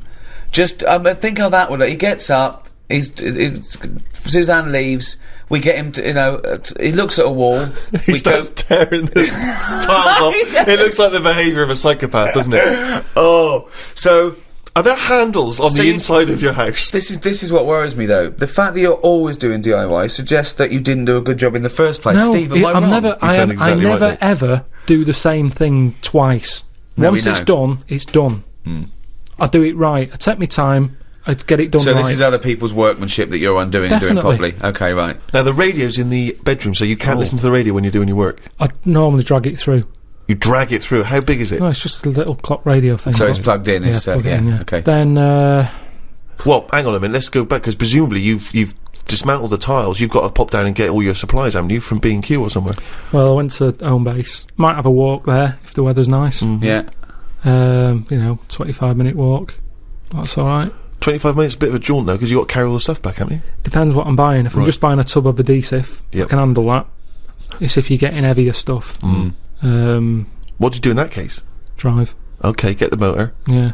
But Now, I don't are you- like shifting that because you lose your parking Now, space. do you put Doesn't like on... moving the car because he loses his parking space. So don't use the car for fear of losing the parking space. Yeah. Not if I can help it. Now, question. When you go to Homebase or B&Q or some sort of tile shop or a lumber yard, do you affect a more working class accent like I've heard Steve talking to his carpenters? I always do that, yeah. I don't have to talk to anyone. I know exactly what I'm getting. Straight in there. I know the layout. I've been in there plenty of times. I might have a bit of a browse whilst I'm there, like looking at different tools. So if it wasn't for meeting up with me and Steve and Suzanne being home between, I don't know, 6 o'clock at night and 8 the next morning, you wouldn't talk to anyone, would you? Do you have any friends that you might talk to? Yeah, talk to some people on the phone. But then I soon get bored with that. Right. About 5 minutes in, I realise I'm not listening anymore. Who's the last person? You have to name names, but just give a generic name. Who's the last? Who's What's the point of that? old schoolmate, or is it someone you've met more recently? Showbiz Someone pal? more recently. Right. And, it's fine at the beginning. It's like, oh yeah, that's good. So what were you talking about that you got bored about? I can't remember because I got bored with Yeah. it. And I'm normally... You see, the thing is, these days, people haven't got your proper attention, have they? Because it's a mobile, so you can carry on doing what you're doing. Yeah. So I was ripping old raw plugs out of the wall. Jesus. And he was talking, and I kind of thought, I hope he doesn't say, what do you think of that in a minute? Because I wasn't listening. Right. So what's the point of having the conversation? I don't know. But hold on, I call you up. It's presumably the first phone call you get. It's the first phone call I make. I call you up, and I go, what's going on, boy? Right? Yeah, but most of the time I don't tell you because you'll go, right, what you doing DIY? Pay someone to do it. And we have to have all that every day, the same chat. If I'm not doing DIY, I wouldn't be doing anything. And then I get grumpy. Suzanne comes home, she goes, what have you done today? And I go, nothing. And I get fed up then because I don't feel like I'm worth anything. I work harder for your career than you do. I'm always doing stuff to try and get you to do stuff. I'm always trying to get you shows and things, and I'm always trying to get you to get out there and do something towards it. I don't want to do it. I've done it now. Yeah. I've done it. Yeah. We did the programme, it goes out on the telly. Job done. If people want to watch it, they watch it. There's no point me cropping up on Loose Women, asking people to tune into my programme. They either want to watch it or they don't. If they're watching Loose Women, I don't want them watching my programme. There's a lot of crap on the telly, and that's why, in a way, people go, oh, it's amazing, isn't it, that you're on the telly? No, not really, because there's loads of garbage on there. Anyone can get on it. Yeah. Well, that's It's true, not special anymore. It That's used to true. be special in the 80s when there was like 3 channels, 4 channels. Now it's a doddle. But that's why you should make special TV. I like the fact that in anything you do, 90% in any framework, in any genre you work in, is crap. That's why it's nice to be in that 10%. That's why it's nice to do something that's special. You know, the great thing about Idiot Abroad is people haven't seen anything like it before. I'm so proud of it. It's great. So the fact that you're in a genre where something is 90% crap, that makes you look better. You should relish that. No, because I don't think people who are watching Loose Women like it. They want some sort of flump telly, don't they? That's that they don't have to. They don't have to think about. Yeah. Do you mean the programme The Flumps? He didn't say flump. He said flump. Oh, I'm sorry. Now how are you spelling flump? It's FLUMF. PH flump. PH flump. PF. PF. Oh, PF? Flump. Okay. Flump telly. Yeah, flump. Flump telly. So take it this way. So And what would be an example of flump telly? what's flump telly? No, I don't want to go slagging stuff off, but I'm just saying I watch Who less would and less feature telly in now. flump telly? Who would be a typical Who's person? typical? Is it those awful docu-soaps when people live their life like an open wound, saying, "Look, me fanny fell off." And I haven't seen that, but yeah, all that sort of stuff. I do honestly. The amount of telly I watch now compared to a few years ago, it's non-existent. Suzanne comes home at night. I might watch a Grand Designs to get some tips off it. Other than that, so that's work. You count that as work, don't you? Research, at well, least. at least you learn something. Does Suzanne like Grand Designs? She likes to see the end result, to see what it looks like, but she gets bored at the beginning when it's just a load of bricks.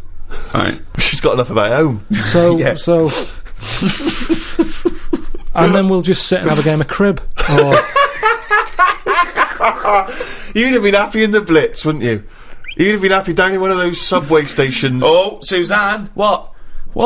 Chimney's gone. Oh no, what was that? Doodlebug. I better go up there. Oh, leave it. Well, it's fine. Oh, that's bloody heavy-handed. Them Germans. They're bloody heavy-handed. Well, let's go back a bit here. So you've gone down B&Q. You got your supplies. You've done a bit of tiling. Good job. Please, you're halfway through. Spot a lunch around 3ish. Yeah. What do you do? Do you pop out for lunch in a cab? Depends. Sometimes Suzanne, as I pat her on the head, she sometimes says, "There's some ham in the fridge." I'll go, right. I love it. Like, there's a little choreograph.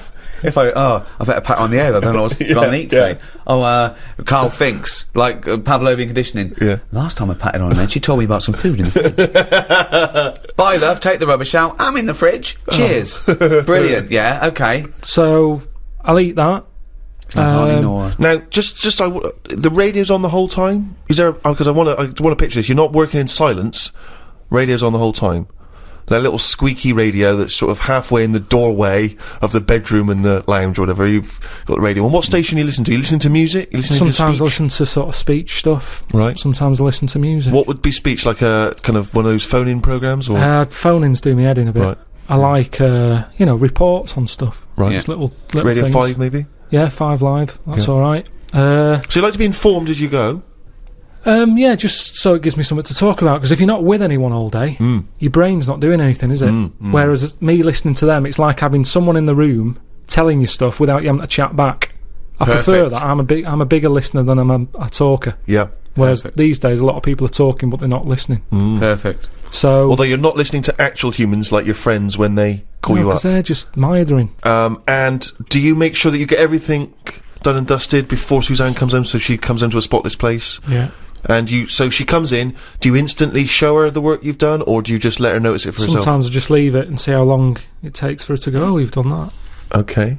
And if she doesn't notice it, are you annoyed or are you excited to tell her? Sometimes I forget. He does it again the next day. That timing's a bit shoddy. I should do that. Wow, sometimes you forget. And so it's not the equivalent of when a lady comes to him and says, oh, you haven't noticed my new hairdo. Is it sort of the equivalent for you? If she hasn't noticed, you don't get frustrated? Now, you do notice her new hairdos, don't you? Because you say you don't like them. So what does she say about your tiling? No, most of the stuff I do, she goes, that's good. But sometimes she'll go, why don't we just get someone in to do it? What, before or after? Well, it depends what it is. If it's something that's big and has been bothering her, but it's not bothering me, I'm saying I'll sort it out. Well, what's an example of something that's big that bothers her and not you? I had some wires hanging out the wall that I needed to patch up the plaster. Now, these wires, were they exposed wires, for example, that you could have touched them and got an electric shock? Or? Yeah. Well, that is a big thing, isn't it? That is. Yeah, but we haven't got kids running about the house. Who's coming in messing with wires on the walls? Just don't touch it. I know they're there. You know they're there. Right. We don't need to put up a sign. We don't need to cone it off. We know they're hanging out. I'll sort it. Right. Don't worry about it. Okay. She's going to get someone in. Well, no, I won't get someone in. Because, you see, the thing is, she got someone in once when the oven blew up. Right? I said, leave it, I'll sort it, I'll look at it. No, you don't know what you're doing, get someone in. No, let me have a look, no, get someone in. She calls someone up, they come round. The old £80 call-out charge business, straight away. They pull it out, they go, it was the fuse and the plug. Now, I could have sorted that out, but she didn't give me a chance. So now it's good now, because I've got that on the old back burner. So every time she says, let's call someone out, I'll go, oven. There's a little reminder. So I'm glad in a way that she did. But so now she just leaves it. She doesn't interfere. No, Karl, I've got terrible pains. Oven. Have you sorted that problem? Not yet. No, so the wire's still hanging out of the wall. Yeah, but I know what to do. It's just that I want to do the other jobs first. Yeah, but she's concerned about that one, and it's also very dangerous. It's not that dangerous. Steve. Oven. I mean, you said if I speak to anyone in the day, I normally speak to my mum and dad at some point every day. Really? Do you? Every Give them a day you call. speak to your mum and dad? Yeah. Could you take us through a typical conversation with your dad? He calls up. What does he say? What does he say? He said, I've just been out, got your mum some medicine. Well, every time he calls, he's No, been I'm out. just telling you the last call out. Oh, I see. Sorry. Right. What's the weather like? What's up with your mum? Oh, she's got a cough. It's cold, isn't it? Winter, cold. Yeah. Expectorant? Did you get? Was it a tickly cough or a chesty cough? I think it's chesty. Because They've got like a coal fire, and it's when I go there, I'm always coughing and that. It's like smoking 20 a day, having one of them in the house. So she's always coughing. So yeah, he'd been And out. she smokes 20 a day. Been out. Got some Benylin. Does she smoke, your mum? No, she used to. Yeah. Jacked it in when I was born. Oh, really? Yeah. Good. It had already done the damage. Yeah, she smoked more through the pregnancy. She looked at it and went, "Oh, I'm not smoking again." Yeah, or drinking. Look at that fucking head. So yeah, he said, "Oh, the weather's bad. Is it bad there?" I went, "Yeah." He said, "I've just been out, got some medicine. What are you doing?" I said, "I'm ripping tiles off the wall." He said, "Oh, that's good." He said, "Your mum wants me to do the tiling in the kitchen." Yeah. I said, "Why don't you do it?" He said, "Oh, it's too much of a big job." I said, "Just do a wall at a time." He said, "Yeah, I might do." Right. He said, I'll tell you what, I'm getting fucking bored. He said he might just sort of plaster over the tiles and sort of, paint over that. I said, well, it's not that good though, is it? Because if you drill into it and you smash a tile in, the plaster that's on the tiles can crack and go right across. So it's easy just to take them off. So it doesn't take that long to take them off. Just do the job properly. Steve, you're going soon. I'm actually going the weekend, Rick. So anyway, he just said, I might do that. But he's got nothing else to do. So that's why I was saying... Doing let him again in. Oh, that's good. Just... sorry, go on. And then my mum might get on, and what's she got to say? Look forward to this. She just tells me a bit of it. She, like, what was it the other day? She said, "Oh, have you seen them tablets? It's not a food." She's so like you. She's just like you. Oh God, was she a fucking astronaut? Have you seen them tablets? What a food! Oh, Go on. What are the tablets that are like food? No, that's what it is. It's like the spaceman food. They've come out and we're just chatting about them. She's saying, "Oh, what do you mean they've come out? Really?" Yeah. Because we live in a busy world and everything, where people haven't got time to have a proper lunch. Are you and sure this isn't like one of those innovation things that when you can buy oxygen in a canister? Well, didn't you buy one of those ones, Rick? Yeah. What would you need oxygen Well, in a because I was canister having a race with my mate, and I thought, I'd just have a bit of that on the way round. Right, it didn't work. How far were you running? I don't know, it was a race over a mile. And I thought, So you were laden down with an oxygen... unfair advantage here. While he was out training, I was just buying something from the innovations catalogue. Yeah. So you were running and you had a little... You pulled it out and you went, what curses? I took it beforehand. I thought, well, of course, well, one, it didn't work, and But two... what's it supposed to do? To just I thought it would oxygenate my blood more, so I could... I mean, it was flawed. It was a flawed argument. It was a flawed argument. How much did you pay for it? I'll be honest. I don't know, £5 or something. So, you had a life in which you had enough time, knowing that there was a race coming up, to order something from the innovations catalogue. Yeah. What was this race? We had a little challenge. Was this a common thing? You had often had challenges? I think I was on the dole at the time. I think I was about 25. And, I mean, if you're on the dole and you've barely got any cash, you're buying air.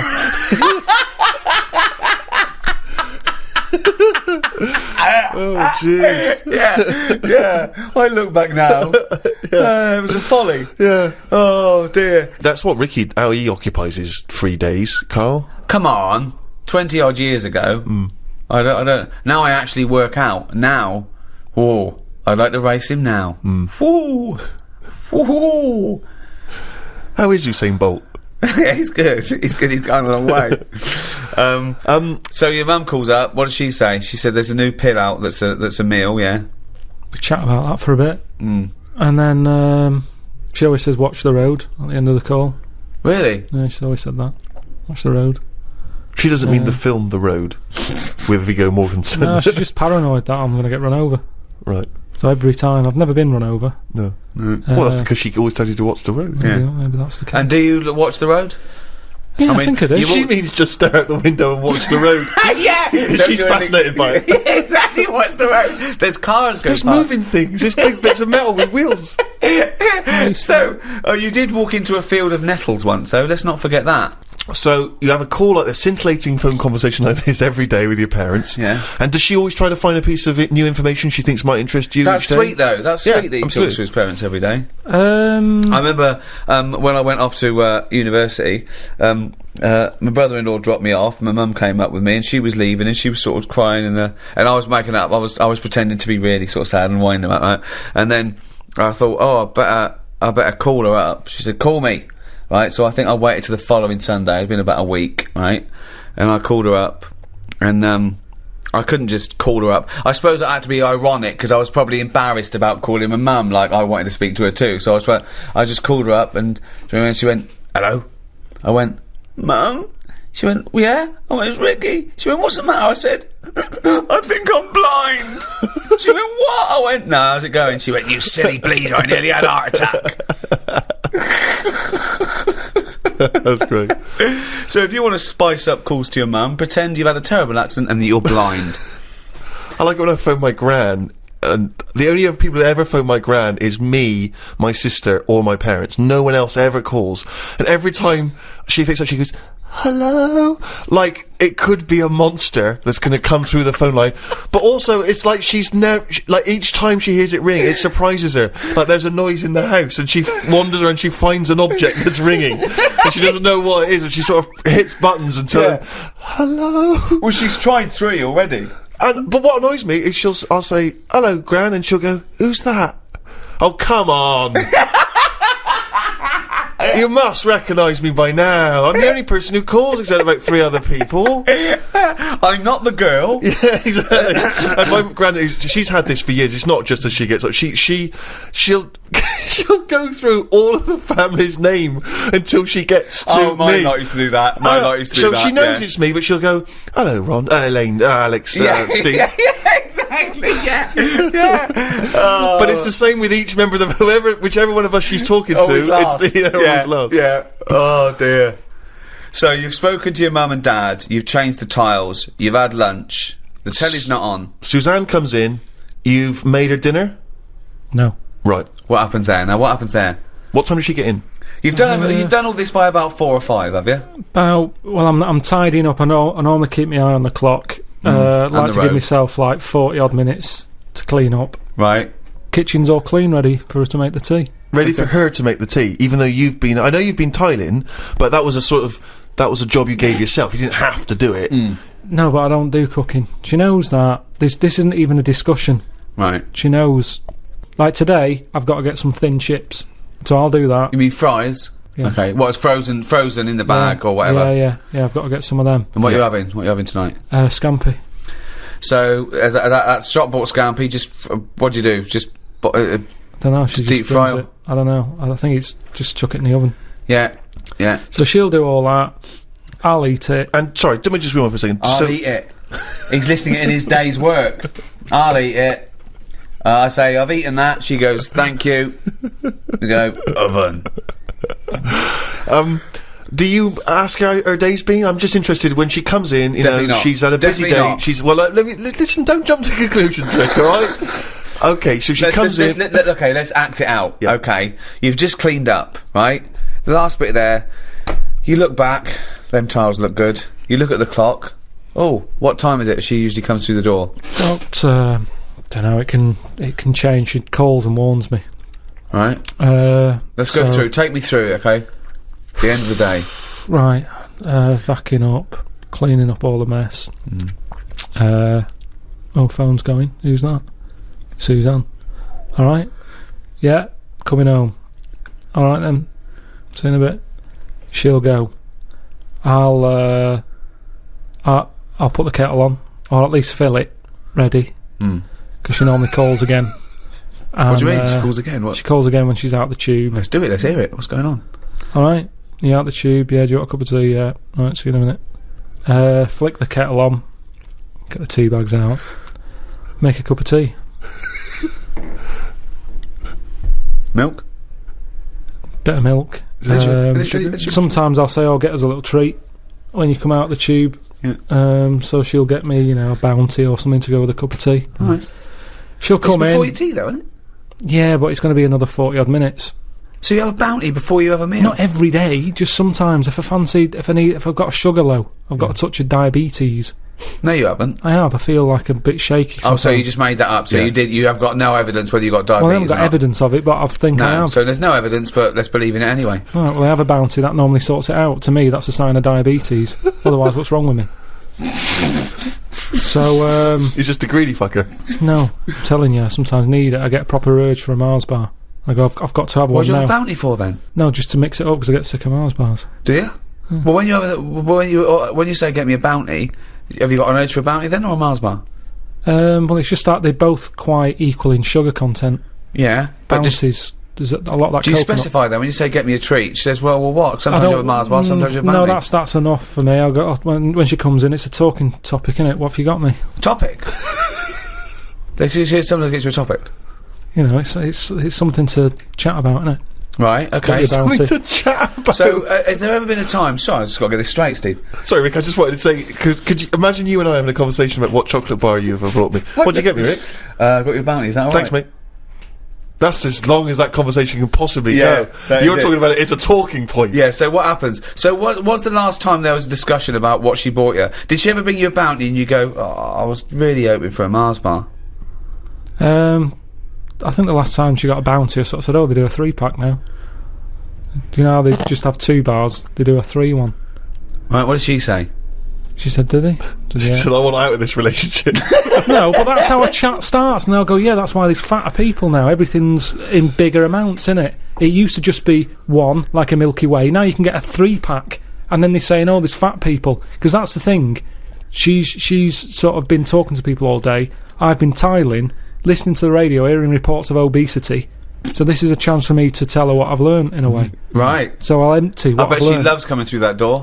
Well, she comes through, took her coat off, I'll go, oh... She'll go, what, are we having scampi still, or have you gone off the idea? And then I'll go, oh, we should get them tablets my mum's been talking about. She goes, what tablets? I go, the food. So see how it's all coming together? Yeah. So it's like that, and that's what does she say to the idea of now living on tablets instead of having some scampi and chips when she comes home after a hard day's work? What does she say just sort to of that? goes, oh, right. She says, oh, right. Yeah. So this important information which you're imparting that you've garnered during the day, her response to that is, oh, right. Yeah, so, and then I'll get her attention at some point. I'll say there's worms with teeth. I'll get her attention at some point. I'll say, I'm going to bring out the good big guns now. Imagine. Right, she's ignoring me. Okay, wait for this. Suzanne, I see you're ignoring me. Yeah. Worms with teeth. Oh, God. Amazing. Oh, God. So what does she say to worms have teeth? I can't remember. She just sort of said, oh, have you got the facts right? I said, yeah. That's kind of it. And she'll either go, oh, right, or she'll... I mean, it's pretty rare that it's anything more than that. So it's not a conversation, really. No, because the response twice now has been, "Oh, right." Right. So she's looking forward to some scampi and chips. She hands over your bounty. You go, oh, they do 3. Yeah, whatever. Right. What happens next? Take us through. I'll sort of say, anything to report? Anything gone on today? And she knows it's. I sort of phase off again. It's like a phone call. She'll go, oh, so and so's leaving or whatever, and I don't know these people, and I'm not that interested. And she senses that. Yeah. Yep. So she'll go, oh, have you paid the insurance? I go, no, I forgot. She'll go, I told you to do that. I said, yeah, but I've been doing the tiling. She's going, yeah, but you weren't meant to do the tiling. I asked you to sort the insurance out on the washer because the washer keeps breaking. And she won't let me fix it, even though I know what it was. It was a heating element. I said, I know how to fix that. But she was going, no, I don't want you messing with it, because if you flood the kitchen out, it's, makes a mess. So anyway, so I've got to sort that out. I still haven't done it. I should have done that today. Then have a game of crib. Oh, God! Oh, it's God! like being in an old people's home. I know. But I'll tell you what, put the telly on, because there's some flump on there that might give you an insight. No. No? No, not until... like I've said to you before, unless she knows what she's putting it on for, it doesn't go on. Right. None of this flick it So on. when she says, let's put the telly on, you go, OK, Suzanne, what are we going to watch? Yeah. Yeah? Yeah, what... And what- she goes, well, I don't know, should we have a look what's on? I say, look what's on first. But have you got a Radio Times or a TV? Yeah, I've got a magazine that comes with a paper at the weekend. Okay. Look through that. If there's anything on your fancy, we'll look at it. If not, we don't need it on. Put the radio on. Right. And then she has a look and she'll go, The Apprentice is on. I'll go, OK, you can have it on. Right. If she goes, oh, there's... I can't remember a time when I've said, no, you're not having that on. You're quite patriarchal, aren't you, wouldn't you say? What do you mean? Well, that the man of the house rules the roost. Yeah, you pretty Not much lay the really. rules down, don't you? No, because she still does what she wants. Even though I'm saying you're clumping about again, making a racket, she does it more. But it works, doesn't it? Yeah. Sounds like it. And so you've had a lovely game of crib with Suzanne, because, you know, the magic's still there. And what time do you hit the sack? Don't know, about 11. Do you go to bed at the same time? Yeah. So that's it, yeah, that's So, the day, really. well, hang on, we haven't finished yet. So, any conversation before bed? Depends if the radio's on. I might say, look, here's that story about the worm. Yeah. And then she'll go, yeah, but look, it hasn't got teeth. It said this, that and the other. And I'll go, oh, yeah, forgot. Good night. That's the end of that, really. Another day closer to death. Well, that was a free podcast. I suppose we'd call that a day in the life of Karl Pilkington. That's a little thank you to all the fans who bought the audiobooks. It's not much of a gift, is it? Wow, it's something, isn't it? I mean, I know Karl did it begrudgingly, but thank you for downloading the audiobooks all these years. Karl's very grateful, really. It means he can go and buy as much grouting as he'll ever need. And thank you to people who've bought the book, An Idiot Abroad, and watched the programme. If you still can't get enough Karl, the DVD An Idiot Abroad is out. That's a lovely Christmas gift for all the family. Order that now at amazon.co.uk or Com or Yeah, HMV or your retailer or Play. of choice. Your retailer of choice. Or go out and buy it. Go out for get a off your walk. arse and buy it. Go out for a walk and buy An Idiot Abroad on DVD and the book. And what a lovely Christmas gift the Ricky Gervais show would make as well on DVD. Animated ramblings from the round-headed moron. Some people don't even realise that The Idiot Abroad is Karl Pilkington from the Ricky Gervais show. If you're on Twitter and Facebook and MySpace, or if you've got just friends you actually talk to via the mouth, then tell them if they enjoyed An Idiot Abroad to get the Ricky Gervais show on audiobook or DVD. And while you're at it, buy my new stand-up on DVD, Science. I don't know, Rick. That seems a shameless plug. Yeah. Well, what was all the other shit then? Yeah, that was just talking to the fans. That's because you get a third of all the other stuff. All right, let's not reduce it to money. Karl's on it. On what? On the Science DVD. I've done a special programme where I interview him for Science, which is amazing. But my favourite bit is probably when he meets Warwick Davis. I stitched him right up. He thought he was going to have a talk about science. We hid Warwick, right? Well, that's not hard, is it? We had to keep him in a different room, and then Karl sat down, thought he was talking about science, and I went, got a little fella, and Warwick walks out, and your little face, and Warwick confronted him over some of the words he's used. Midget. Yes, I remember the famous midget hippopotamus story. Yeah. I'm sure you used the word midget there far too many times. Yeah. So there's a few things to buy at Christmas. Go out and buy one of our DVDs or books. This was free. Now pay for something. Eminem.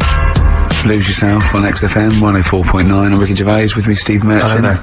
But not Karl Pilkington. No Karl, no. He's gone back to Manchester, isn't it?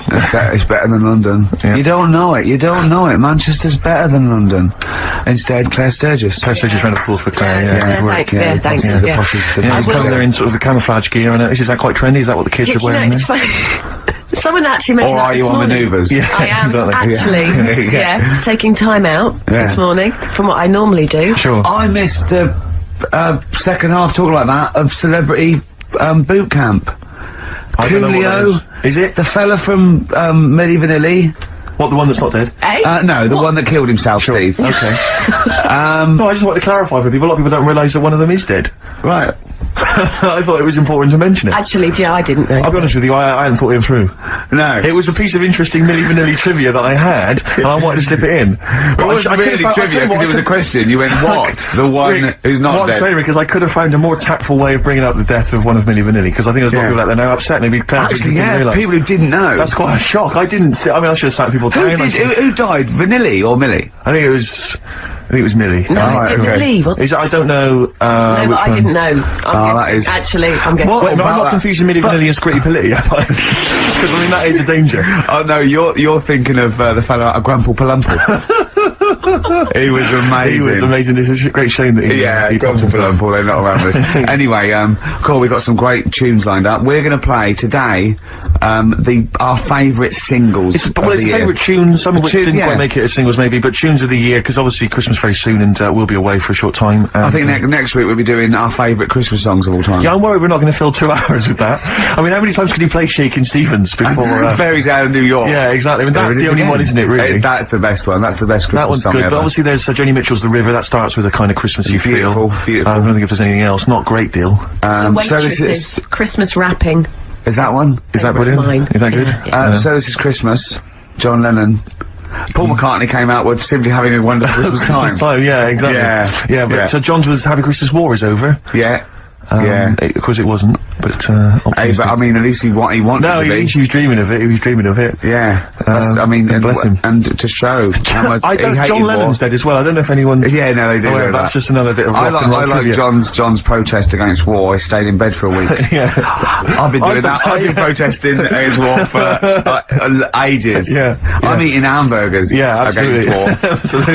I just go into Burger King on the way here. I went to the counter. But of course, let's not, I mean, not product placement there, and there's a number of other burger joints that people may wish to go to if I they often go to choose. McDonald's. Yeah, I often go to exactly, McDonald's. But I went into Burger King because it's close. And I went in there. It's convenient, but then often McDonald's will be convenient. I mean, Convenient. McDonald's is just it convenient. Depends where you are. Just as convenient depending where you are. And I said, could I have a cheeseburger and small fries? Take away, please. And he recognised me. He went, oh, I've seen you on telly enough, won't you? He went, there's your meal, sir. I went, thanks. He winked and went, I'll put large fries in. Brilliant. So that's so it's paying off at last. True genius is being rewarded But I'm by just the intrigued to burger know, joints. because I mean, there's been a couple of times where I've been with you, and we've gone to a restaurant and someone's given you a free meal or whatever. And it's the know. way that it's like you don't ask for it; it's No. just kind of offered. But I don't know what they're expecting in return. Nothing. I mean, do they think that you'll go away and you'll always think fondly of Chad who works in Burger King? I just think they think, oh, I don't know, they make I'm like going to give him a little treat. Yeah, I know. I don't like it, but then I'm always grateful, and I never. Yeah. But the thing is, I'm slightly embarrassed. Did anyone around you hear what had happened? No. Because I imagine the resentment, just the whole room. No, they turning on didn't. you. I had to go around telling them. I went. I said, "Excuse me. Did you hear that?" He goes, "No." I go, he just gave me the free thing because I'm on the telly. And I went, "I don't recognise." I went, "You don't recognise me?" I'm terrified now that that someone could be listening at Burger King HQ. You know, I'm assuming this is an unorthodox procedure. And that little fella's got fired. Well, we know they know it's Leicester Square now because I just mentioned it, so they know which Burger King it is. Oh my God! I don't know. What was his name? Ralph Littleton. He had a name badge. Number 342. Well, I just hope Littleton doesn't get in trouble. So, what are we going to play That could be a first? sad Christmas for him. He's probably keeping his whole family afloat. But it's Springsteen. Well, tunes of the year. I mean, I know people dismiss Springsteen, but as I say, the gig I went to see earlier in the year, I made it in the end. Just couldn't believe we were going to play Springsteen. Brilliant. I just think, you know, leave aside what you think is cool and trendy and the fact that he's older now or whatever else. Really? Just leave all that behind and just listen to the tunes because, you know, he remains a great musician. Lonesome Day? Lonesome Day, current single, and it's the first track on the album. And, free chips. Absolutely.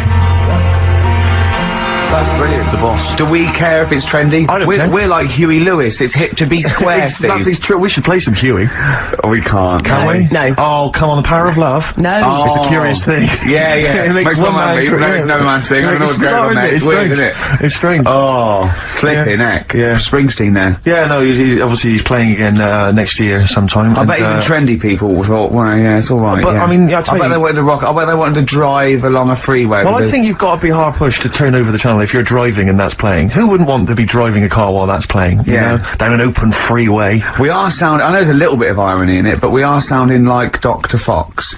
Did you see the final of Fame Academy? No, I don't watch Fame Academy. Foxy got in there. He was in the audience. Really? No. Yeah, How did not Foxy enough work being on Popeye. Always in there. And do you know who was sitting next to him Next to in Foxy? disguise? In disguise? In disguise, he had a little beard and a woolly hat on, looked like a badly drawn boy. Mackenzie Crook. Really? And we had to, we taped it, yeah, and I went, it is, and we taped it, and he was there. So he's back from America. Was and it obviously a false beard? No, I think he's... Is he befriended Foxy? Do you I think? don't know. Are they hanging out together We're now going to on see the him honk? tonight. We're going to see him What was tonight. he doing in the States then? What was he doing? He's doing the film, Yeah, so Mackenzie. yeah. In fact, he probably is wearing a beard. He plays, we can't say too much about it, he's playing a pirate, I think. Yeah. Oh, we'd make a good pirate. Yeah, exactly. So far he's been cast as a pirate and a ghost, which seems to make sense. Oh dear. So, I'll be pumping in for information about Foxy, because, you know, I'm a big fan of Foxy's, you know. I know. Both a DJ and a medical man. I like that. I like the way that you got Pumping and Foxy in the same sentence. yeah, absolutely, yeah. I loved him. Calm down. Did you just say you're going to see him tonight? Is it Comedy Wars tonight? Yeah. Yeah, it's the big so do, yeah. You're going, obviously. Yeah. of course. What are you wearing? Very boring, I'm afraid. What? Very traditional tuxedos. Tuxedos. We went shopping together and bought them. It's quite sad. I don't know. I should have said that. And lost a certain degree of rock and roll cool. It was funny, because I went straight in, I went 42 chest, 36, 30 leg, I mean, that's fine, right? Steve, I had to stay there looking at Steve trying about 9 jackets so the arms weren't too short. Yeah. I suggested at one point go down to London Zoo and see what the gibbons wear. Because it's every single... Those jackets you see them wear when there's an organ grinder. Now, who's making those? I want one of those. He's 6'9". Yeah. Oh dear. Have you got the cummerbunds and things? You've got Well, this is the thing. My father phoned up. You know, I have conversations with my parents, which are always, they'll phone up and it'd be like, "All right, how's it going? Yeah. What are you having for tea? What are you having for tea? Probably having a lovely. I'll probably have a spaghetti bolognese tonight, Dad. Oh yeah. What have you had, Dad? Oh, your mother just made a lovely lasagna, Steve. I mean, it literally, that's the conversation. It's like, yeah, I think every parent, it's just, they're just interested in food that you've eaten, food you're planning to eat, food you've enjoyed in the past, because they just want to know you're eating. That is And then, have you got enough vitamin C? Got enough vitamin C tablets? Because I can always send you some. I can buy them myself, Dad. I'll send you some, it's not a problem. Dad, I don't need to. So anyway, he says, what have you done? You know, and I'm trying to think, I think to myself, he'll be impressed if I bought a tuxedo. I say, I bought a tuxedo. Will he like that, yeah? He said, you bought a tuxedo, why didn't you rent it? I said, well, it was quite cheap. We went out cheap. Told him the price. He went, no, it's not bad, not bad. Elaine! You just bought a tuxedo! You just bought a tuxedo, Elaine! Yeah! He said, have you got a cummerbund? I said, a cummerbund. I said, do I need a cummerbund? He said, well, you're gonna be dancing? Like he knows the Like he knows, like he's some kind of, like, I don't know the man's ever worn a suit, let alone a tuxedo. What does he know about? I love your dad. Gonna be dancing? I just had the idea of him being at some kind of do, and right, Elaine, jackets off, cummerbunds on, time for a dance. You know a cummerbund? Do you wear it over your braces then? Because those things are, because you're not wearing a belt, I assume. No, you wear it under the braces, I think. No, you don't. Do you? I don't wear know. it over it, don't you? Over the belt, but braces is different. There's no belt.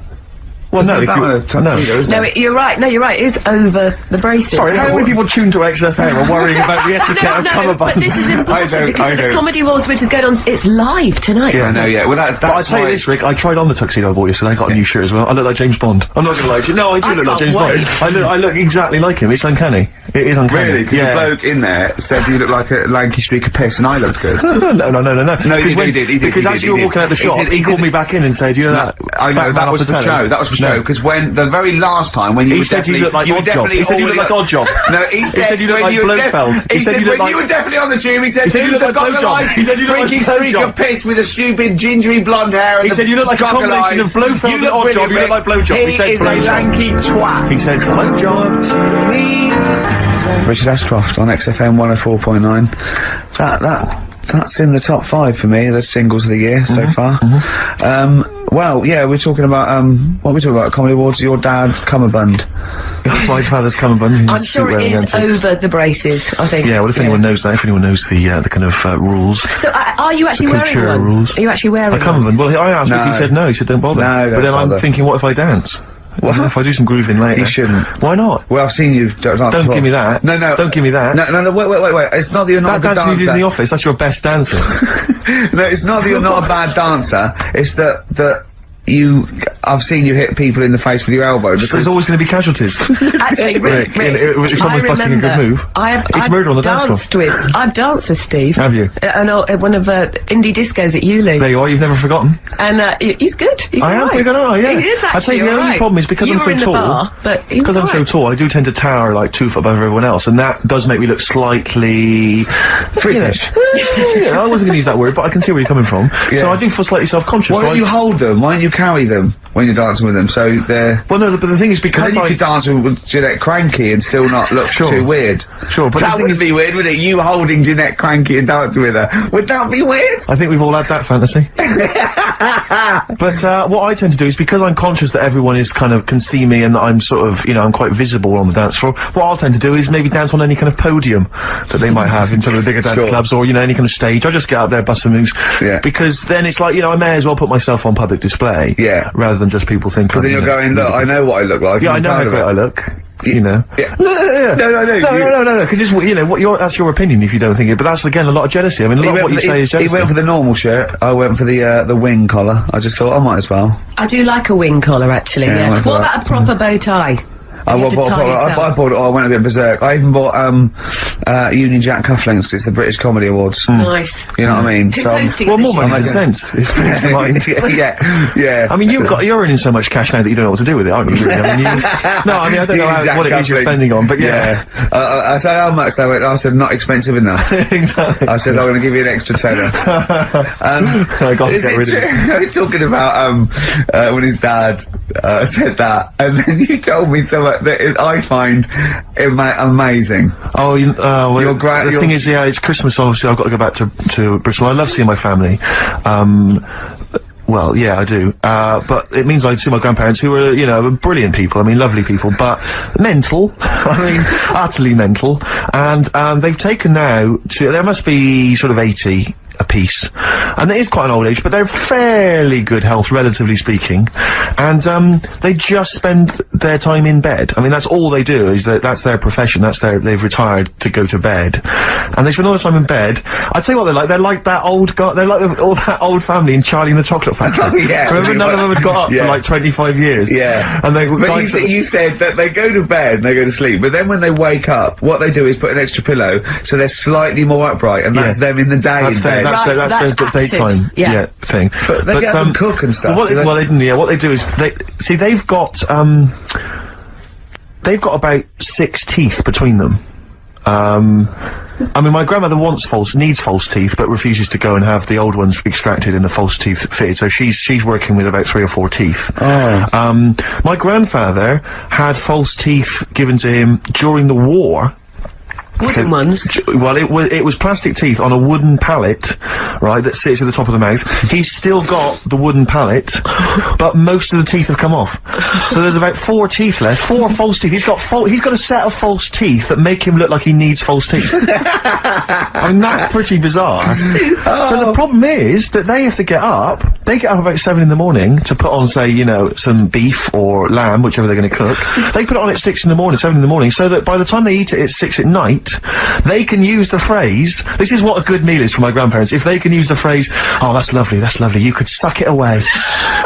You could suck it away. Who wants that from a roast dinner? You may as well blend it up and serve it as a broth. I don't want that phrase coming from old people without teeth. No, indeed. Because it must remind you of your rent boy days. Exactly. It brings it all flooding back. Oh, God. Flooding's the word. Exactly. Should we play a record before we get really discussing about your grandparents and blowjob? That is the worst thing we've said the word blowjob far too many times today. And in the same sentence as you, I can't believe. Anyway. And it's Christmas. Yeah. Don't forget what Christmas is about. Come on, spare a thought for the underprivileged people. Yeah. Steve, is it Ben Queller? Do you want to play love a bit of Ben Queller. I don't know, are you a fan? I love him. Yeah, well, this is a cracking tune. Okay. And I think we'll enjoy that. Let's just slam dunk it. Why don't we just stop and think about what we've done? I'll tell you, they do spend so much time in bed that they actually, I'm sure, war will have to see. Ben Queller, in That's other words. fantastic. That ending is, oh god, it's like Ben Folds 5, bit of old out, and that's great. You had him in session, didn't you, Claire? Yeah. Did you meet him, or did you? Because he's quite young, isn't he? He's very young. He came in about 6 months ago to do something for John Kennedy, and I also a session for me, and I repeated it this week as a best of the year sessions because he did 3 songs, stunning stuff. It's just him and the piano, was it, or him and the guitar? It was just him. Yeah. Him with a couple of instruments. Stunning. And also he did a Dingwalls gig for XFM listeners, and the reaction from the listeners phoning up trying to get tickets was incredible. Really? It really has touched a nerve. Yeah. Well, like you say, Ricky, I mean, it's really...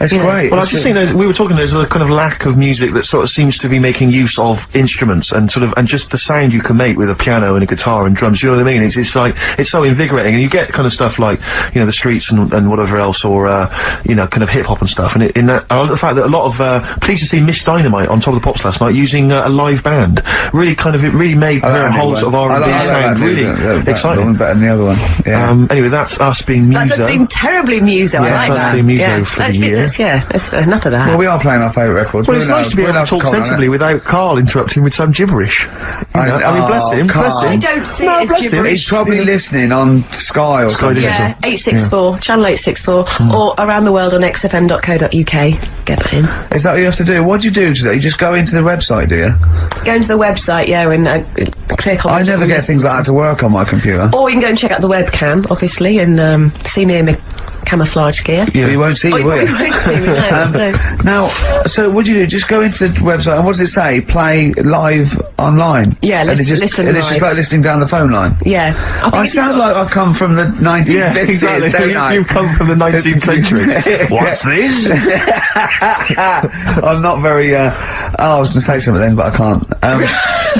No. Just very quickly, before we move on, because I'm getting very excited about the Comedy Awards. Now, I know what you're wearing, and you've got a table with all your mates there. Is Jonathan Ross doing it again? Yeah, that's why it's my favourite. And I hate awards. I do honestly hate them, but this is actually an event because it's Jonathan Ross. It's just. Well, I was talking to someone about it, and I might mention it before, but we did an awards ceremony. We went to an awards ceremony last year where everything was sponsored by corporate groups, you know, by businesses or by, you know, different. It was a kind of, everything was sponsored. And I swear to God, the pudding was sponsored by Electrolux. Yeah. And I'd never eaten a pudding before sponsored by anyone. And it was, you know, it was a very odd affair, that. I thought that was very strange. Because it seemed as though corporate people had paid for a table so that so when we came out, someone came on stage and said, well, we've got a lovely number, a wonderful collection of celebrities here this evening. Oh, God, do you remember that? And it was, please be upstanding for your chairman, Tom O'Connor. Yeah. We were made to give Tom O'Connor a standing ovation. We had to stand up so we could give Tom O'Connor, former presenter of Crosswits, a standing ovation. We're talking about the cream of British TV talent, giving him a stand-up. Not that he doesn't deserve it, I'm sure he's a great entertainer. But so I think Sir Cliff was there, wasn't he? See the back of the stage this week? I don't want to talk about it, it's too embarrassing. Why? Tom O'Connor's on there, thanking Mel Young, the BBC, for giving him a part in Doctors. Yeah. I love that, he had to take out a whole page. So sweet. He obviously spent the feed being paid for the show. He's just so pleased to be back on TV. What, an advert? Yeah. A whole page thanking the BBC for having him back on TV. Stop it. Well, we're laughing, but it's going to happen to you in about a year's time. Exactly. Oh, God. Anyway, I just want to know, bad behaviour. Who do you think's going to behave badly this year? Because I don't think anyone. Had, you know, well, we had the Barrymore and Clary. Clary, the fisting, and Barrymore throwing his monitor. That was funny. The Hearn, what was she? There's not any of the kind of. There's not really any sort of. There's not really any kind of wayward people at the moment, is there, in showbiz? In terms of entertainment comedy, there's no one who sort of seems to have a drunk or drugs problem. I'm worried about Ricky. Sadly, I'm worried that something might take hold. The devil may care. No, I think he's very careful. He's a bit careful. Yeah. He's too tired. Yeah, too tired. To shout and scream. You have been kind of coughing and wheezing throughout today's show. I had a fight, didn't I? Oh, we should talk about the fight. Yeah, we can't give out the result. We can't give the result out on the fight, but... No, I've got a cough. I just got a cough again. Got a bit of a cough? I'm scared I'm allergic to something. What if I'm allergic to... I was worried today that... What if you're allergic to wheat? Oh, no, well, that'd be terrible. But I was worried, what if I'm allergic to my cat? Get rid of it. Oh, no. Well, it seems that easy, but... Well, it is that easy. Throw it out the window. That's how I sort out that. I'm not a trained doctor, but that's how I sort that one out. I just like to apologise for any. But they always land on their feet, don't they, Cal? So that'll be They fine. do, And it's got 9 lives, so if it lands on a spike, it'll be fine. Oh, don't. What happened to me? Because you can't laugh, because of the fight in the ribs. Oh, yeah, You took quite a bad... I have to say, though, that I remember we were talking on the radio about what Ricky should come out to for the big match. For those that don't realise, Ricky at Christmas, there's a TV show on. Ricky, I don't know why, even to this day, why you agreed to do it. Nor do I. But he's doing a celebrity boxing match, fighting, and he was described at the beginning of the fight, Rick, I don't realise if you, I don't know if you know this, he was described as entrepreneur, Grant Bovey. Well, husband of Anthea Turner. I don't know what that means exactly. Well, he does bits of business, actually. Businessman. Sure. Yeah, businessman, entrepreneur. Yeah. But, Arthur Daly what was was I entrepreneur. described as? yeah, you were described as I think fat funny man. Oh, right, You might be great. something like that, or a comedian and actor. But Ricky came out to Mama Said Knock You Out by LL Cool J. Nice. I don't know whose suggestion it was, I think it might be mine, but it was blinding. And I noticed you were really, they'd obviously, I mean, it was ludicrous, really. You came out in the shorts, you had the, Well, I was acting up. I know, doing but it, you really they were going, don't you laugh, all my corner. And I think I overdid it, didn't I? well, he was kind of prowling around the ring, staring staring Bovey out and staring the crowd out. So embarrassing. And kind of looking really, but of course he's got this ludicrous beer belly. Do you know what I mean? So it looks like Johnny I didn't do all Vegas the is like training the I was meant boxing. to do. Yeah. And Bovey looks quite a sort of athletic guy, He's really so he fit, looks wasn't like he? he could actually be a boxer. But did you have like and obviously they're filming it for telly, did you have the production crew saying, right, stop, cut, can you just do that, throw that punch again? No, it was a real No, fight. they just So it really let them wasn't go. part of the I think fight. people are going to be surprised. I think they're going to see it's a realer fight And I than tell they you, it's imagined. unpleasant. I mean, it's actually an unpleasant Okay, thing. well, I'll tell you It now is, yeah. what Karl said, because What did he Karl was say? there, and he said to me, I can't do his accent. Right. He went, oh no, it wasn't nice. It No, it wasn't wasn't nice. nice. No, No, it it's was, although I have to say, I was really kind of riled up by it. I mean, I've never been to a fight before, and I just was like, come on, I was like, smash his face! I was really shouting, I was just going crazy. Shouting for me, though, were you? No, I was shouting for, then I just decided to try and freak everyone, so I was shouting, kiss him, snog him, lick him, ask him out! I was shouting that in a vain attempt to throw someone, and, it was extraordinary, but I tell you, I think you'd be better off, like, if they sort of brought back wrestling. Wrestling from the 70s, like Big Daddy wrestling and would be Hayes fun. Like Mick McManus. Yeah, Yes. exactly. Because I think you've got more the physique for I wrestling. think I'm too young for wrestling on British they were always television. about 65. I think they're 58, one of them, Yeah. Les Keller. Yeah, but the outfits are fun. Oh, they get, all a bit too tight, weren't they? Yeah, and it was always that kind of shiny, whatever preceded lycra. I know, with just a little winkle showing.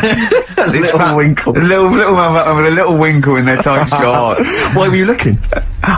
Oh, I've done you. Oh, play a record. I've done you. I'm not. Well, answers, please. I'm not one of them. You're not looking at mine now, are you?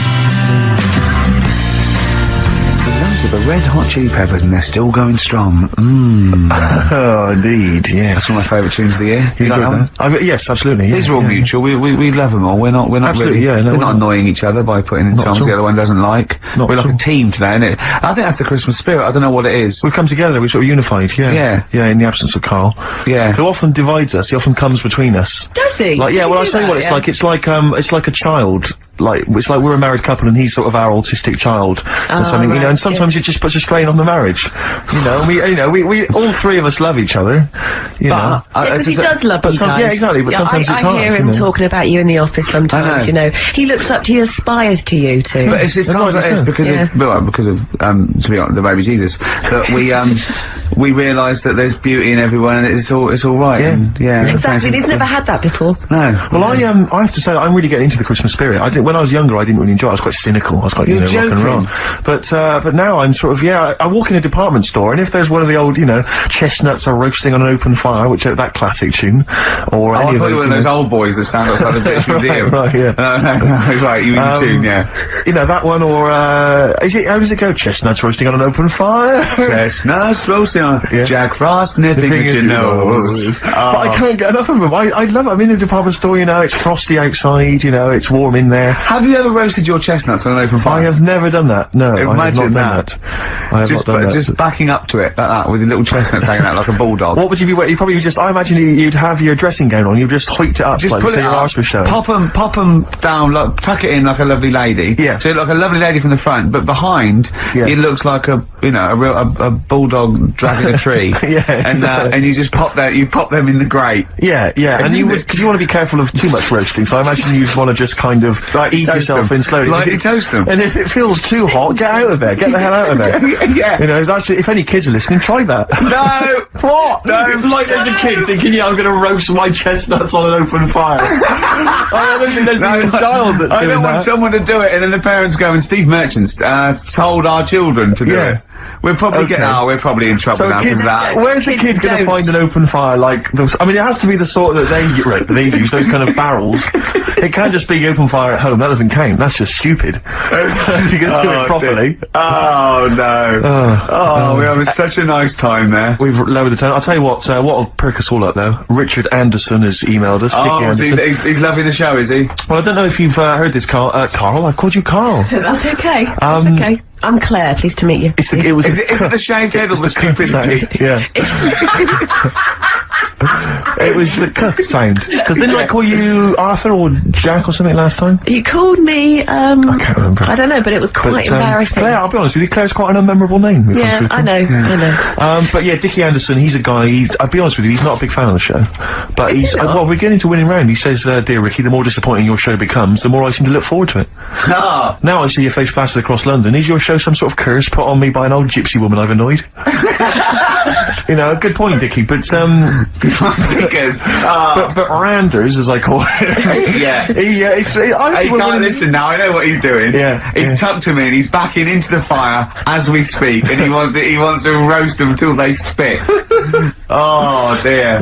Thanks for listening, Anders. It's a Merry Christmas to you, and Happy New Year. And as you know, you've got a lot to look forward to, because our first hour is always the best. That's exactly. So you're going to be loving it till 3, cockers. Oh, dear. What should we play? Well, this is, every so often I get sent, a CD by a friend of mine, Harry, who, just sorts me out with tunes that I may have missed. That's such a good idea. It is a great idea, and, this is one that I think it came out this year. It's a Teenage Fan Club, and they teamed up with Jad Fair, and I think it's a mixed bag, the album, apparently, but this is one of the good tunes on it, Near to You.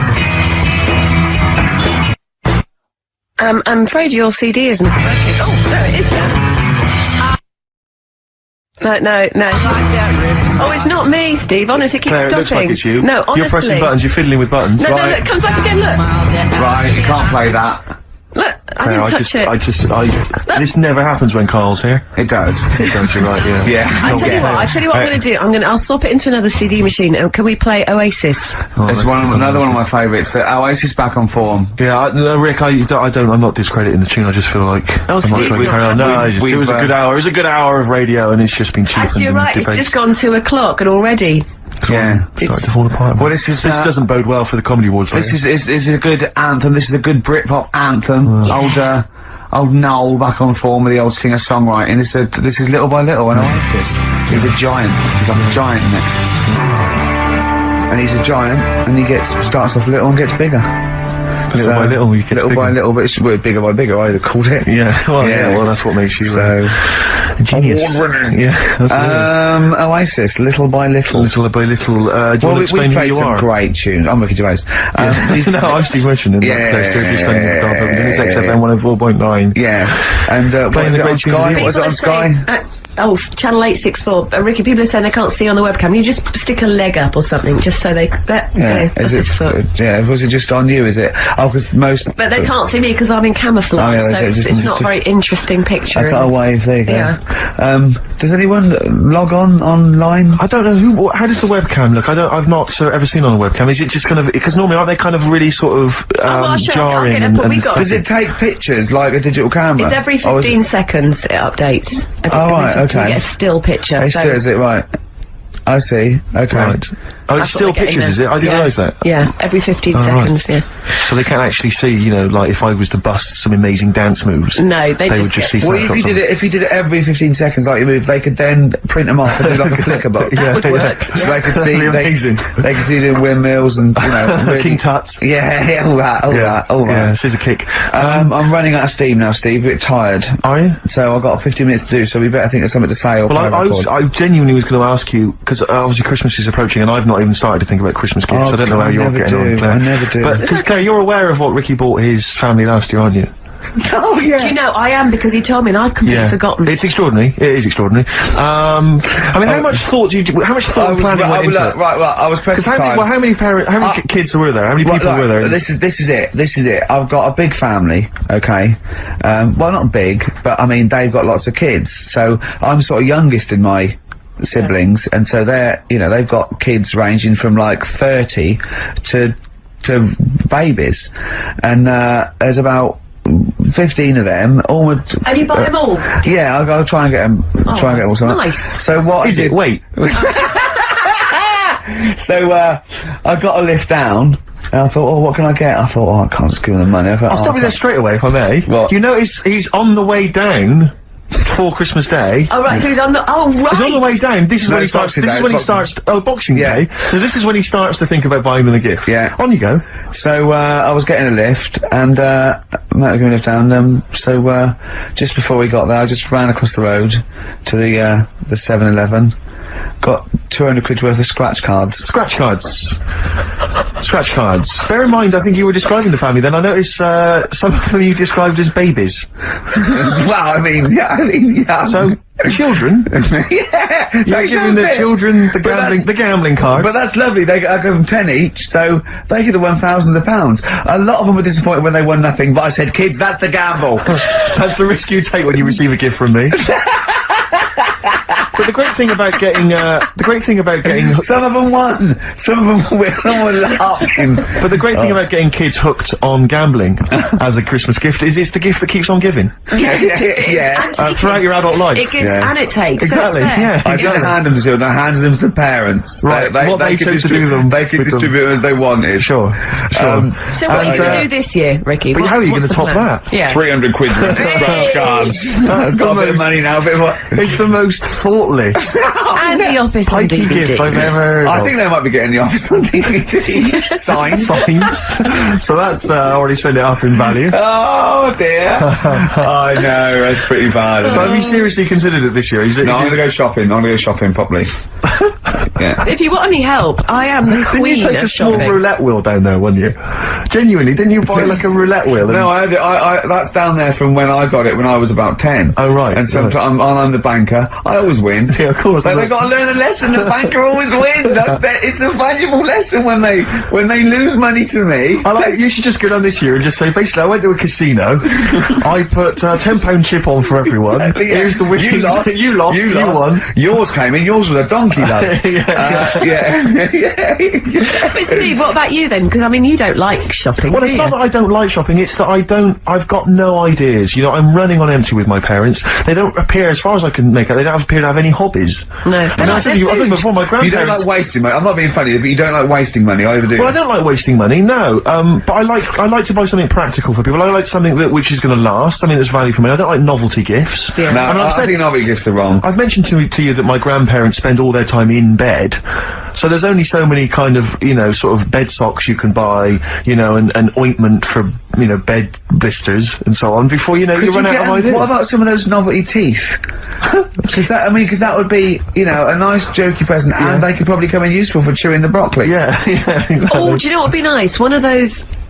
No, I'll tell you when. No, those sort of travel pillows. So you know when you're travelling and your head sort of falls down like but they travel from vertical to almost horizontal. They're sitting up in their bed. Get on one of them beds that come up. You're not made of money. What am I talking about? Like Thora Heard's bed. Thora Heard's bed. Does her feet ever touch the ground now? Do you know what I mean, though? No, it's literally... She goes shopping in one of those little trolleys. She goes straight into her room. She's up the stair lift. She gets lowered into the bath. Yeah. It's terrible. Ludicrous. I'm just lazy. I mean, I tell you that, but I mean... Well, there's a whole line... But yeah, but if you're earning the kind of money that, you know, that Heard is on, you know, with her songs of praise and whatever else. Exactly. Money for she was at the Comedy Awards last year, wasn't she? Well, I'll give her an award. She's up the stairs like a greyhound. She can move then. Yeah. But so I've got no ideas, absolutely no ideas. Okay. But any suggestions are welcome, Claire. What are you going to get your family? You've already Well, I know I've obviously can't tell you because they will be listening. Right. But they're all outside at the moment because my family are coming to meet me after the show and we're going to swap presents then because, Okay. outside. Are there any in Office Leicester DVDs? Square. No, I haven't. No. Because I should point out that the Office DVD is currently available. Good, I actually did go and buy. I actually went and bought it myself. You can also buy it and I am online. enjoying the scripts, by the way. Excellent. That's in. I love Do you the know fact what that I we're love? authors in the top 10. Yeah, we're in the top 10 bestseller list. No. But to be fair, we're at number 7 in the paperback non-fiction. Now I don't understand how that can be non-fiction. Yeah. Because it's the transcript from a made-up television it's not a real show. documentary. Exactly, yeah. But we're beating these poor people. But we're officially best-selling authors. I think that's fantastic. Which is excellent. Which is very good. My favourite bits are the emails at the start. I like Well, I mean, them. a lot of people don't know what you're talking about, Claire, but of course if they pop down to Waterstones or Books of Petrol, they can sort themselves out there. Oh, dear. Nice. I like your style. Can we have some more music now? Let's have, what plays? The Streets, maybe? I mean, the Streets is obviously one of the albums of the year, and this Best is one album of the year. This is Week Becoming Heroes, I think the last single, and Dynamite it is too. Eric Sermon, and what's the tune called there? It's called React. Yeah, it's got from his debut. No, his 4th solo album. Not bad. I'm enjoying the tunes. Steve. No, absolutely. I'm enjoying the chat. I'm enjoying the tunes.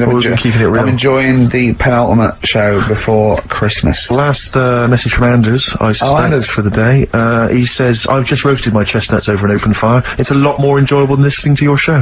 He's pretty snappy, is Anders. Yeah, You know, he keeps them coming, you know.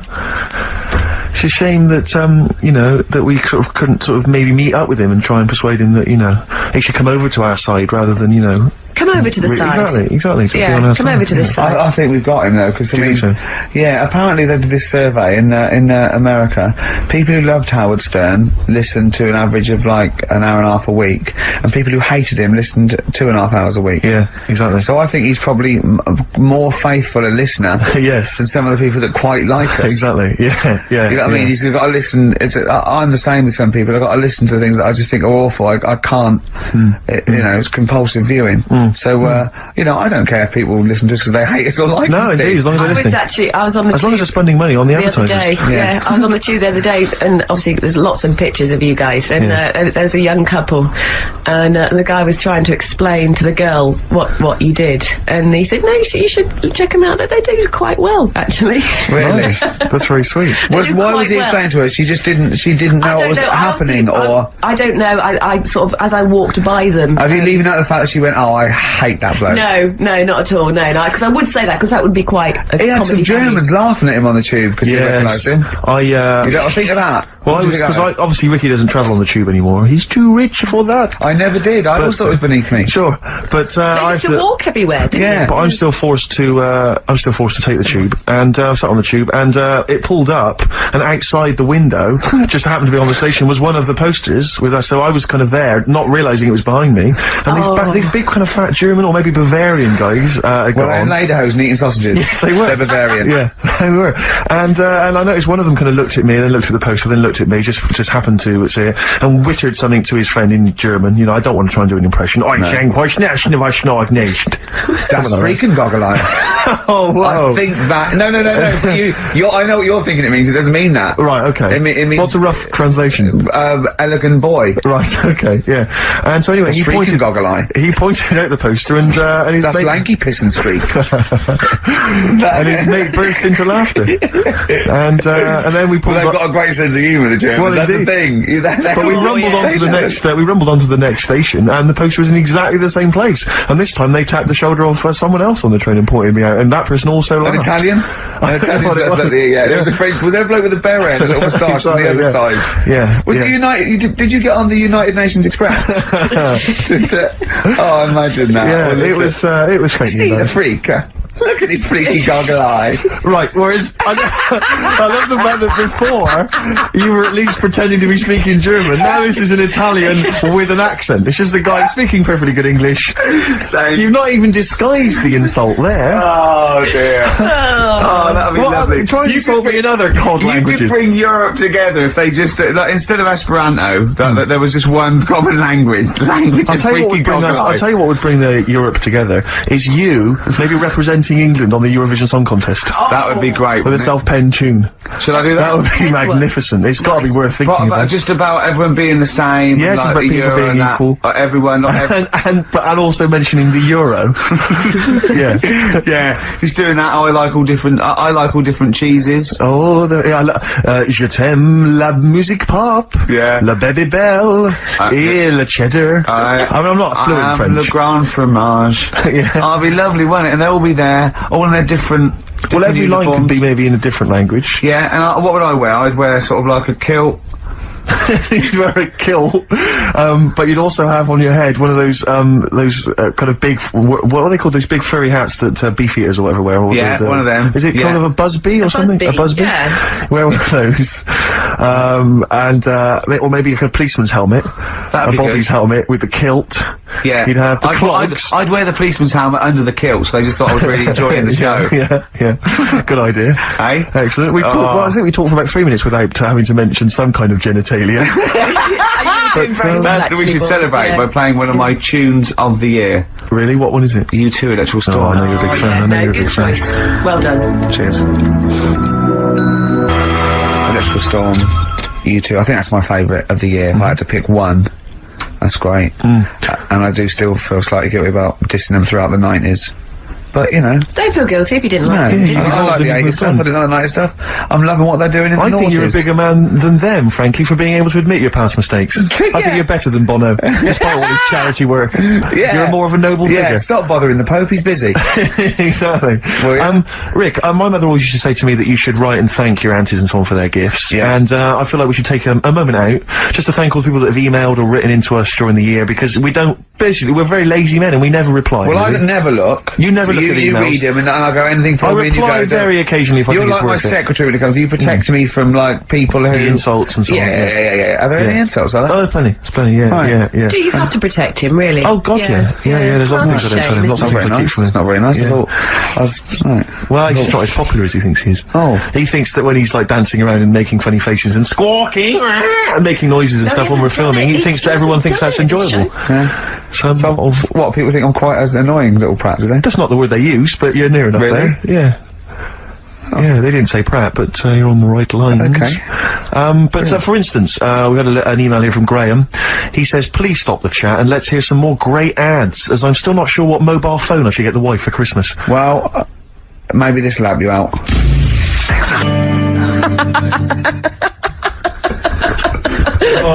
Just having fun with the webcam. Sorry.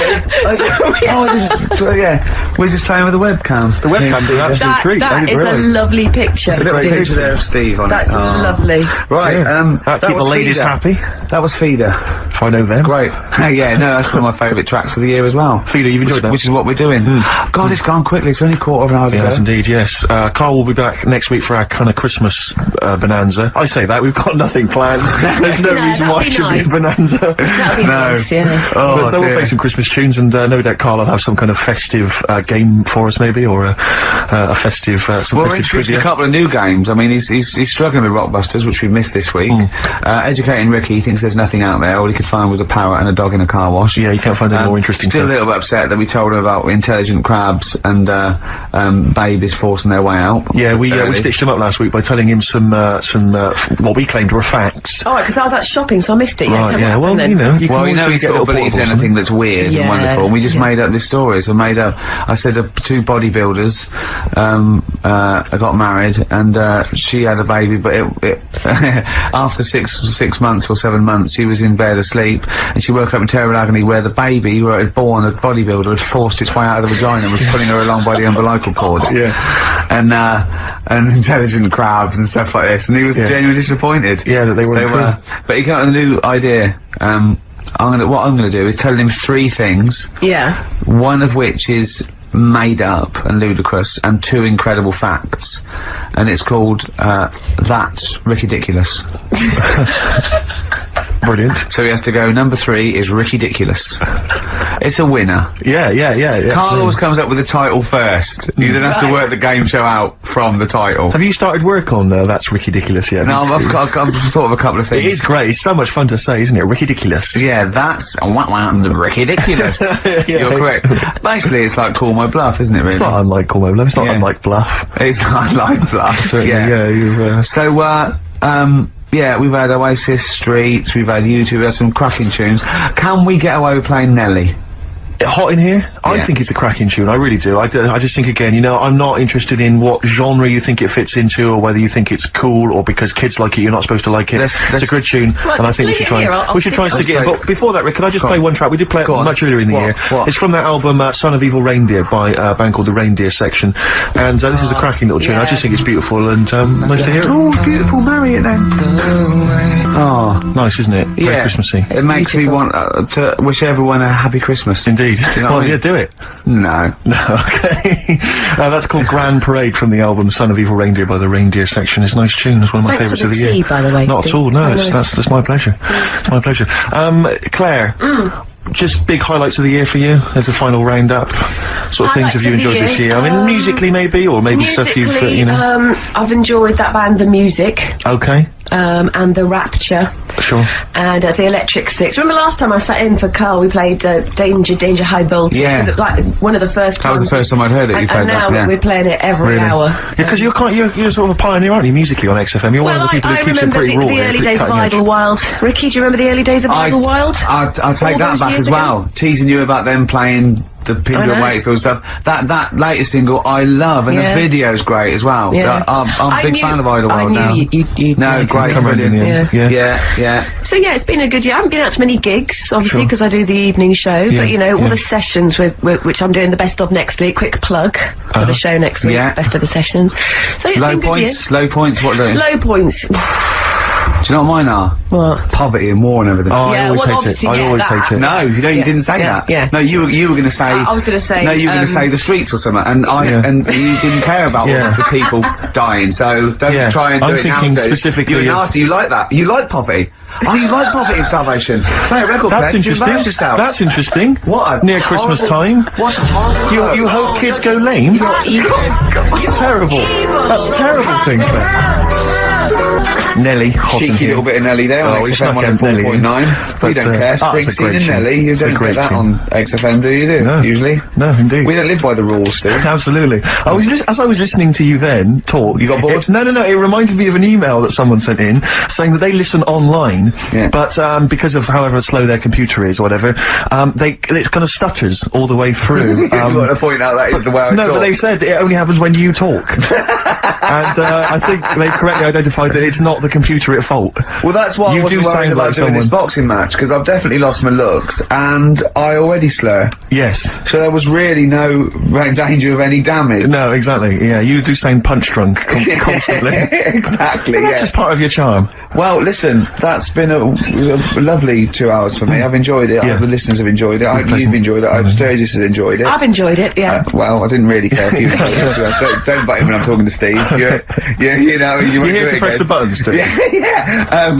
But we're going to play now a Christmas song for the lovely Christmas ladies. I don't say it's so much Christmassy, but it's one of the tunes I heard this year that really stuck out for me. Thing, so. Well, you're a fool, you've embarrassed yourself. You just showed up that there's no planning. This is, I was given away on a free CD on the cover of a magazine. I just think it's brilliant. It's a Lamb Chop, who are an excellent band always, doing a cover of an obscure Rolling Stones tune called Backstreet. A bloody good meal as well. That's true enough. So we'll leave them with this. It's Backstreet Girl, Lamb Chop, and see you next week for our final festive show. Yeah, thanks very much.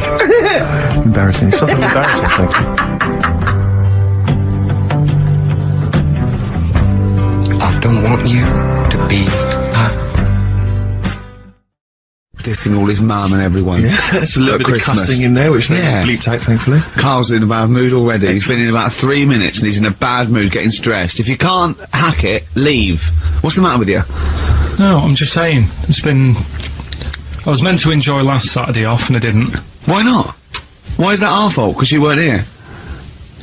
Just because, I don't know, but... Are you not in the Christmas spirit? Why didn't you enjoy last Saturday? What did you do? I went all the way back up north again, right, because it was Suzanne's dad's birthday.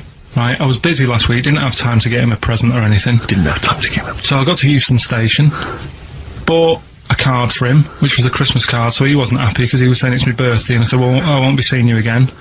So I've got a joint card, and then we went out. Did you get him a present? Well, no, because we went out on Saturday night for something to eat at this pub that he likes. It was a nice steak and onion rings, right? Lovely. So he should have been happy anyway.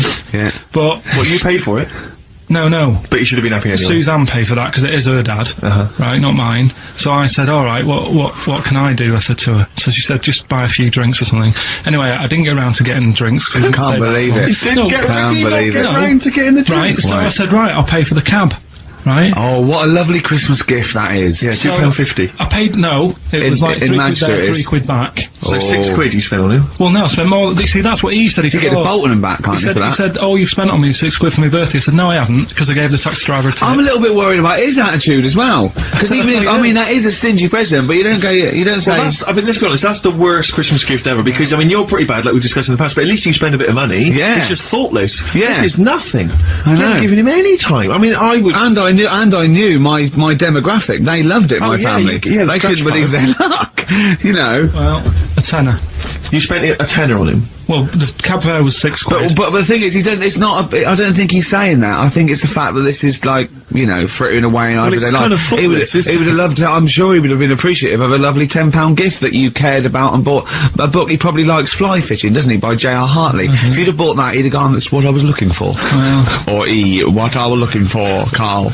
Bloody hell, Karl, you little bald twat. That's just what I wanted. So, alright, so just calm down. So what have you got planned for Christmas? Is this what, I mean, are you doing the same approach with Karl, Suzanne? excellent. You've paid me milk bill for this week. That were reet nice. I'm spent this year.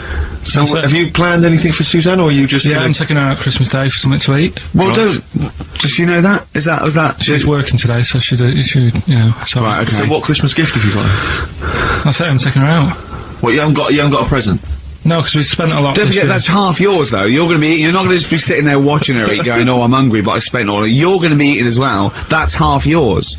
So she's got nothing to unwrap. He's like a cat who's been hit. She's got nothing to unwrap.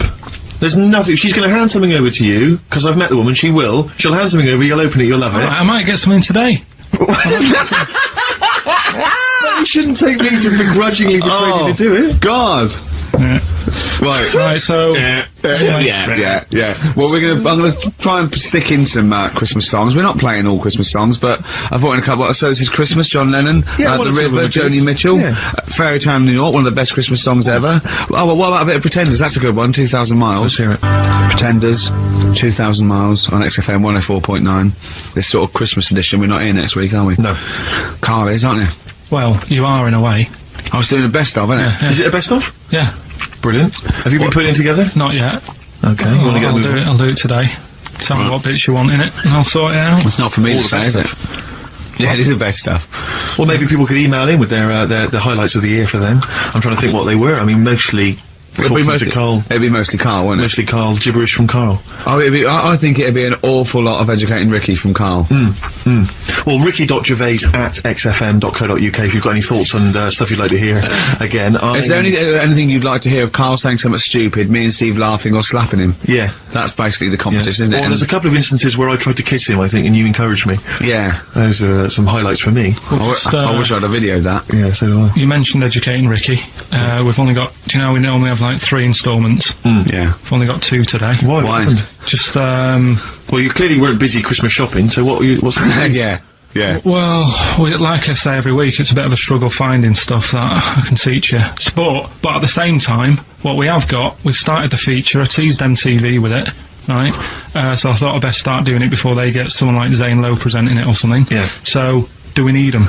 Do we need them? And you should explain do we need them for those that don't like the show. Well, it's sort of education about animals and stuff, and if we need them. So, like, David Attenborough once said, you can get rid of people off the earth and it would carry on, there's no problems, but, you know, get rid of a monkey and you could have problems on your hands. So is that a direct quote from Attenborough's current autobiography? I think so, yeah. So what I've done today, right? He also starts having with, right, so then. Yeah, exactly. So and he always ends things. You got yourself all sorts of problems. yeah. So that's done. That's coming up. Enjoy that. That. I've spoke to a woman about jellyfish. Oh yeah, because I know you're not a fan. Not a fan of them, so we'll be speaking to women or jellyfish. This is a woman. Either. Yeah. So we'll be sorting that out before 3 o'clock. We'll be finding out if we need them. Putting that one to bed. He's great, and he's great. And then we've got a Christmas edition of Rockbusters, which I found out yesterday. Go on. Channel 4 have ripped it off. Go on. It's on their teletext thing. That's outrageous. Yeah, on their teletext page, someone said. What are they doing then? Like Rockbusters, they're copying the format. You sure they're not copying Blockbusters? No, it's someone said it's a cryptic clue of a band and that, and initials, and you work it out. That is despicable. I mean, we should investigate this. So they've fundamentally ripped off the idea of being allowed to do a cryptic clue to guess a band. Yeah, but they sort of clever cryptic clues. They certainly ripped you off then, haven't they? I'm just saying. Hey, I should just point out, because it's Christmas time, we've had an email from Dickie Anderson. Oh, Dickers! Yeah, RA is, well, he's I suppose he's a long-time listener. Yeah. And he emails us most weeks. Ricky. If, as I suspect, I'm your only listener, I wouldn't bother with your show today, as I've got to attend some family Christmas nonsense at Auntie Marion's house. That's from Dickie Anderson, and he's good because considering he hates the show and everything we stand for, he does take the time to email every week. That counts. That counts to advertisers. Yeah. I think we've got a lot like him. As we've also had a lovely Christmas card here from Alexandra, right? Who's wishes she loves the show. She loves you, Karl, and she's enclosed some biscuits for you to save you a bit of money, because she knows you goes out and get your own biscuits, and we've got a lovely little packet of Fox's Well, why don't you wrap them up and you can give them to your girlfriend?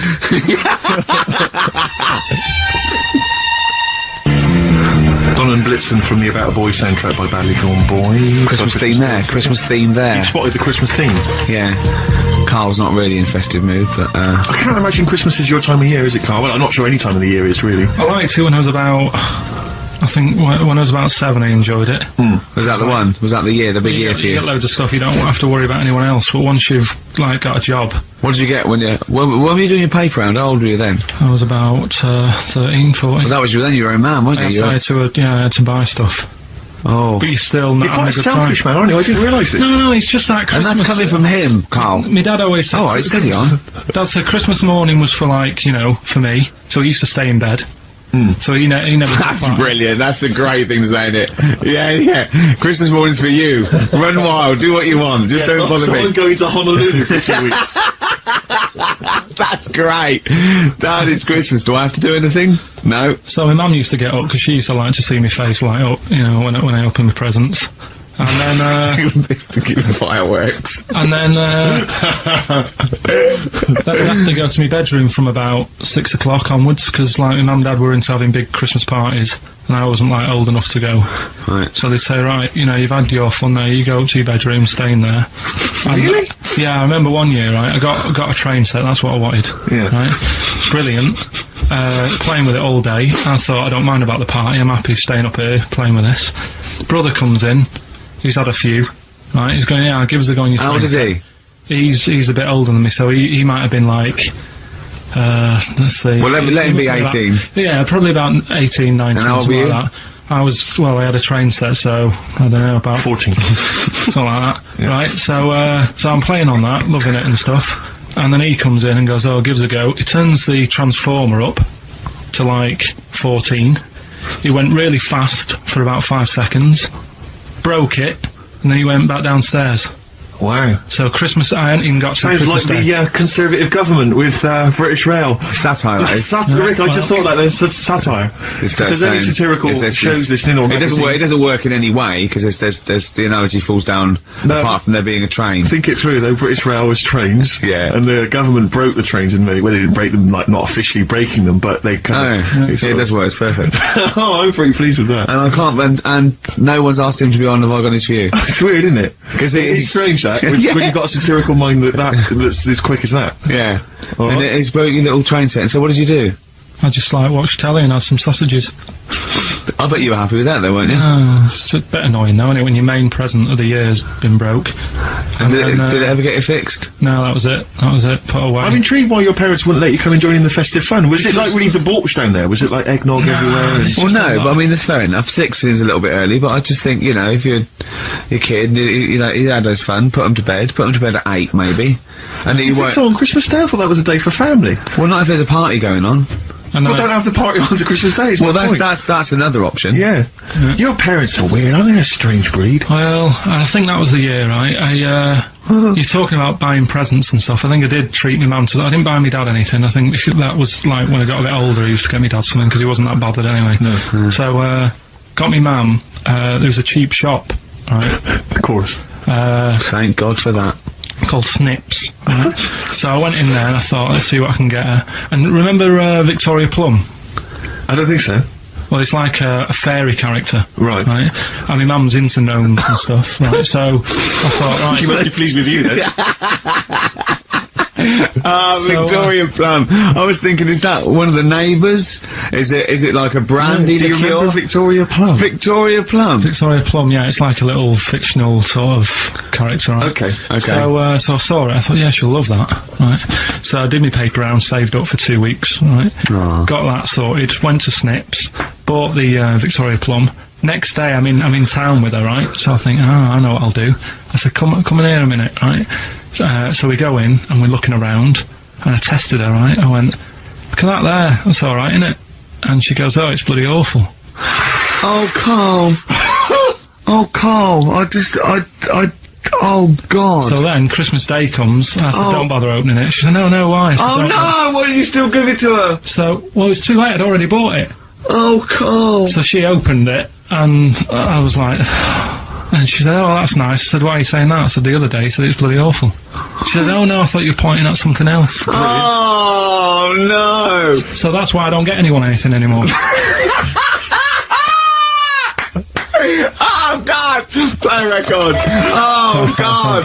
Oh. That's good, isn't it? Not bad. Gold Rush. Let you down. I'm actually quite affected by Karl's Victoria Plum scenario. Just the fact that that eagerness, he wants to make sure it's a great present. He's saved up his paper round. He thinks it's like a gnome, but modern. I'm worried that you're using it as an excuse now, and that's why you're not buying anyone any gifts, because you've had your fingers burned once. I mean, you were 6, 7 years old. To be fair. No, you weren't. You were about 13, weren't you, if you're doing your paper round? Yeah, well, I must have been, yeah, 11 or 12 then. Alright. Yeah, so I'd saved up. Oh, no, I'm not using it as a thing, it's just What did you get your mum this year? I've sent them some money so they can get a passport. So they can get a passport? What do you mean, where are they? Are they trapped somewhere? Well, they're in a holding bay somewhere in Dover. Yeah, I got a friend who's a truck driver, he's gonna sneak them across. What do you mean?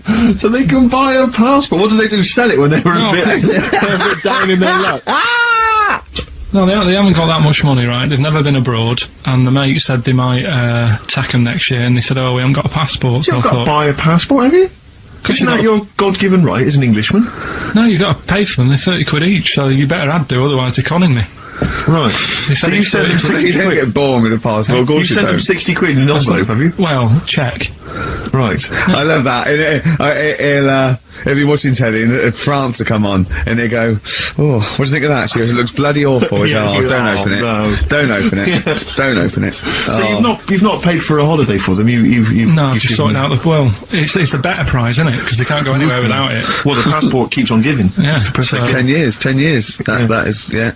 So, but no, I never used to, I mean, I can't think of other things. I used to get me dad once I started getting him stuff, it used to be a dressing gown, and then but as an extra surprise, he used to put like a cigar in the pocket, so he'd think that was it. Yeah. Then he'd put it on and put his hand in the pocket. Right, and then he'd just hit you because he thought you'd nicked it.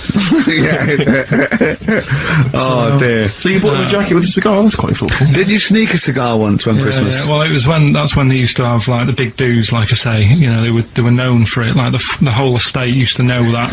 You know, we were having a party. Yeah. So they'd all come round. So they'd all come round and have food and drink and that. I cannot imagine how unpleasant that must have been. Awful. And you locked in your bedroom with a broken train set. Yeah, and looking at Victoria Plum, whatever that was. In the bin. Oh, in the bin, yeah. And hear a mum saying, and he got me this. Isn't this piece shit? of rubbish. You could hear him just throwing it against the wall and laughing. And all the neighbours laughing.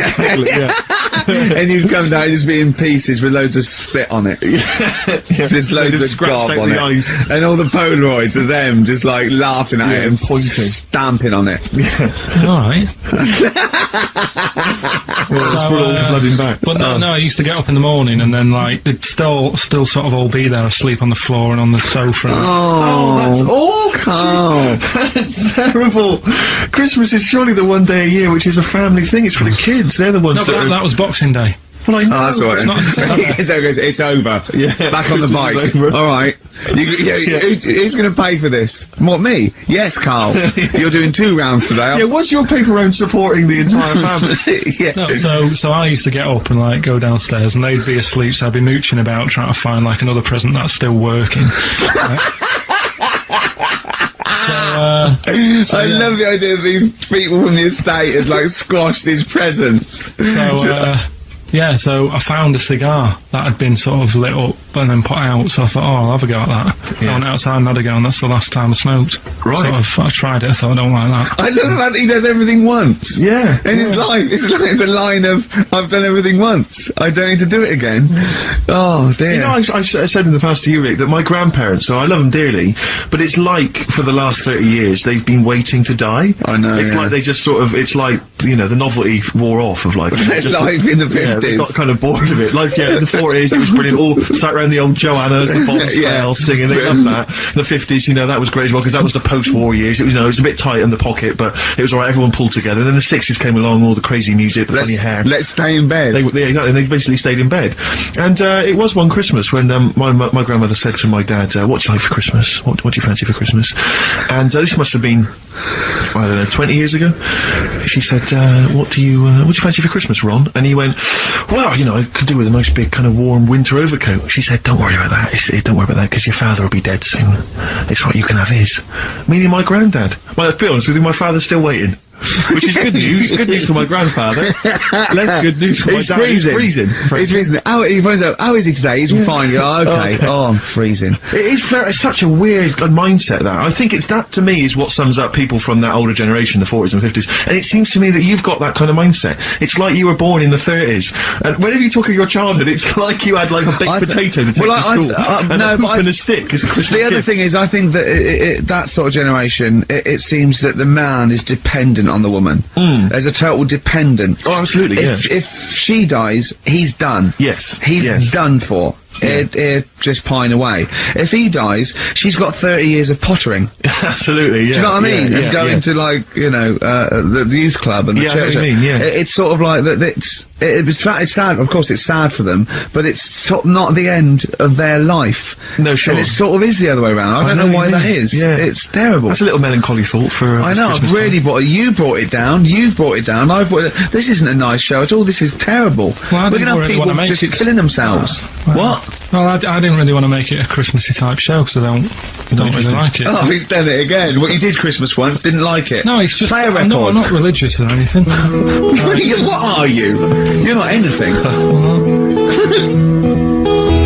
Teenage Fan Club from the XFM Christmas album, and that's Christmas Eve. Their guitar sounds are just brilliant. They're just always so nice.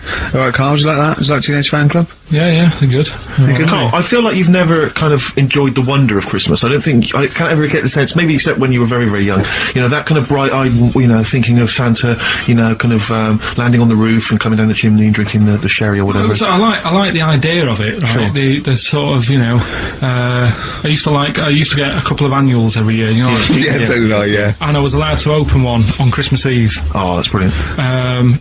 So they could throw it on the fire.